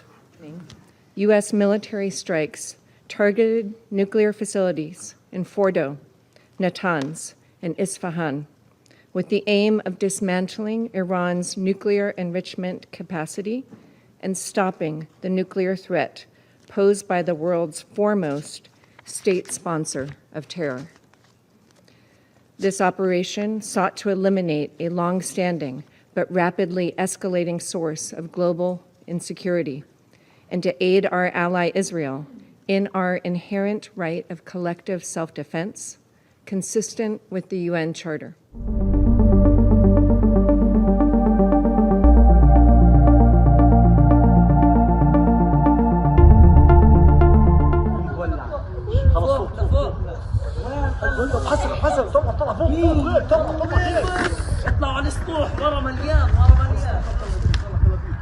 安理会对维护国际和平与安全负有首要责任，面对重大危机不能无所作为。俄罗斯、中国、巴基斯坦已经提出一项安理会决议草案，呼吁立即无条件停火，保护平民，遵守国际法，开展对话谈判。我们期待安理会成员展现责任担当，共同支持该决议草案，推动安理会为维护国际和平与安全履责尽职。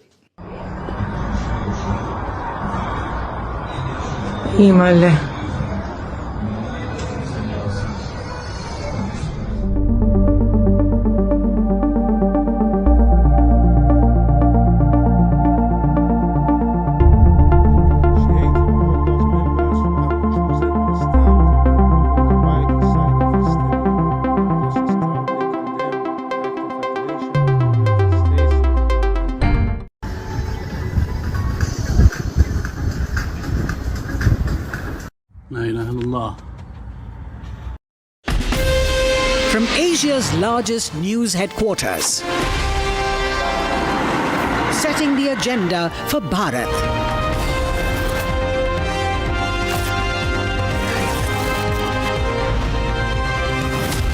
You're watching Republic.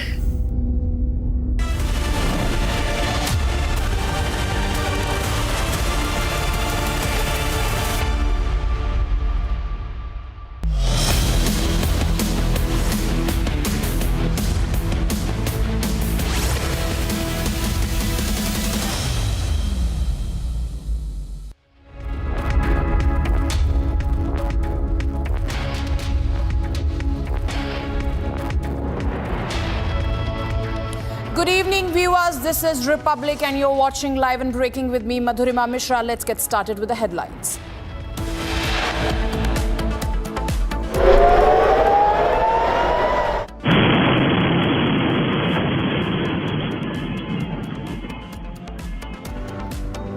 Ceasefire deal in Middle East collapses. Sirens sounded across northern Israel. Iran launches fresh missile attacks.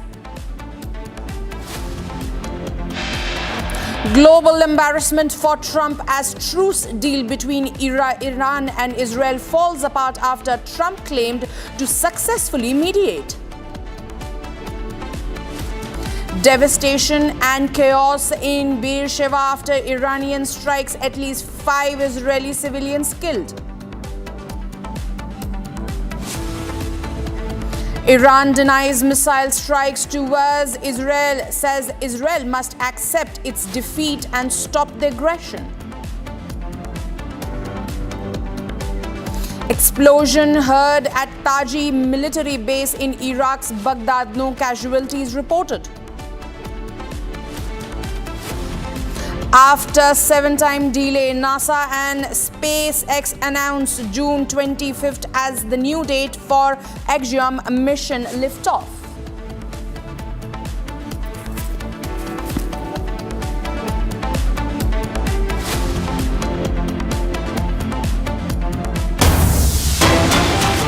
Breaking news coming in, viewers, following President Donald Trump's decision to authorize airstrikes on 3 nuclear-related sites in Iran, Fordo, Isfahan and Natanz. State and local leaders across California have taken steps to monitor for potential threats. Protests have also erupted in Los Angeles in response to military action.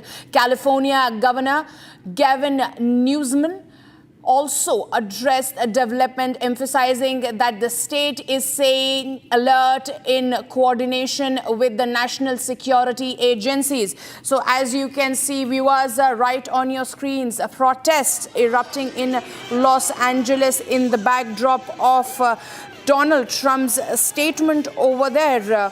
And as you can see, that people have poured out on the street expressing their concern in this connection. Remember viewers, California Governor Gavin Newsom has addressed development, emphasizing that the state is staying alert in coordination with national security agencies.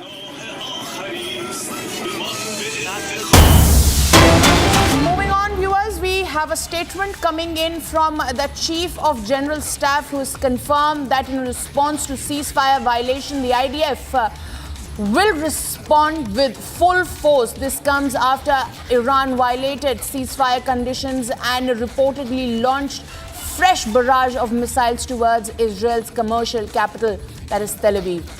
So now the IDF has made it abundantly clear that there's going to be a strong response to what Iran is doing. There's going to be a massive reaction to Iran's action. That has been made abundantly clear by the IDF chief. They're saying that there was a ceasefire, but Iran did not abide by it. And now they must be ready for any response that comes from the side of Israel. במערב איראן זיהינו הבוקר הערכות למטח לשטח הארץ ופעלנו לסיכול ושיבוש האיום. תקפנו 8 משגרים שהיו מוכנים לשיגור בזמן מיידי. גם ברגעים אלו חיל האוויר משמר כוננות אווירית להסרת איומים ולפעולות התקפיות מהירות. לפני כניסת הפסקת האש לתוקף, הבוקר נורו כ-20 טילים מאיראן לאזורים שונים ברחבי הארץ. רובם יורטו. צוותי פיקוד העורף, כוחות ההצלה והביטחון, נמצאים כרגע בשטח ונותנים מענה באזורי הנפילות.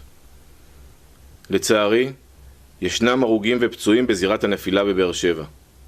חולצו מספר לכודים חיים. כוחות החילוץ של פיקוד העורף ממשיכים לסרוג בשטח.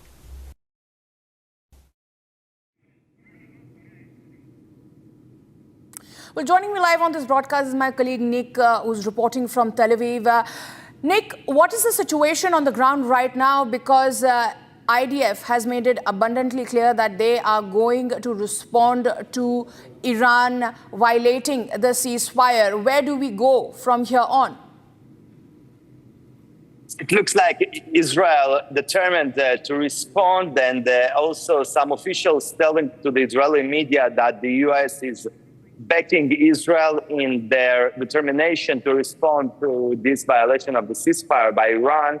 But yet, I believe, this is my assumption, that Israel, even if will respond, it will be not too much of a response in order not to collapse the ceasefire, because Israel wants to conclude this war and they don't want it to continue. That's why maybe just Israel needs to show to the world and to the Middle East that they are doing something, because in the past we saw how it led from not responding to more and more barrages of rockets. Israel has a lot of experience with that when other terror organizations or countries trying to see what are the red lines of Israel, and that's why now Israel needs to show the red lines that they will not accept any more barrages of rockets towards Israeli cities. Back to you.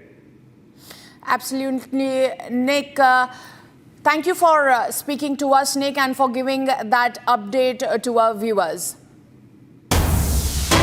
Moving on, viewers, Iran has released images, it says, and shows, these images shows the wreckage of multiple Downer F-35 jets, likely Israeli ADR variants over there, and has claimed to have been destroyed during the retaliatory missile strike against Israeli military facilities. So those are the visuals over there, viewers, of the downed F-35, and the visuals, the video has been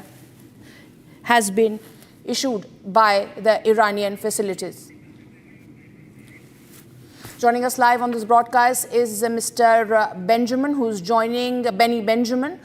He's a defense expert joining us live from Israel. Thank you for speaking to us, sir. Now, where there was talks of ceasefire, Israel has made it clear that there's a complete collapse of it. Iran did not abide by it. Iran says that they did not violate the ceasefire. Where do you see this escalation going forward from here on? Because Israel has made it clear that Tehran should be ready to tremble. As per my opinion, Iran is behaving like his proxies, where they don't have, till the last day they will throw a last one and they will say, oh, we win the war. We are not interested in that. Iran must behave like a big country and respected country. Otherwise, we know how to answer them. It's very simple. It can't be. You're asking for ceasefire. We are giving you the ceasefire, and suddenly you're sending drones and missiles to Israel. It is not possible. What, you're playing games with us? And we are very trained people. If the IDF says we must be in the shelters, we are in shelters. So, you know what? They want to have casualties. I know.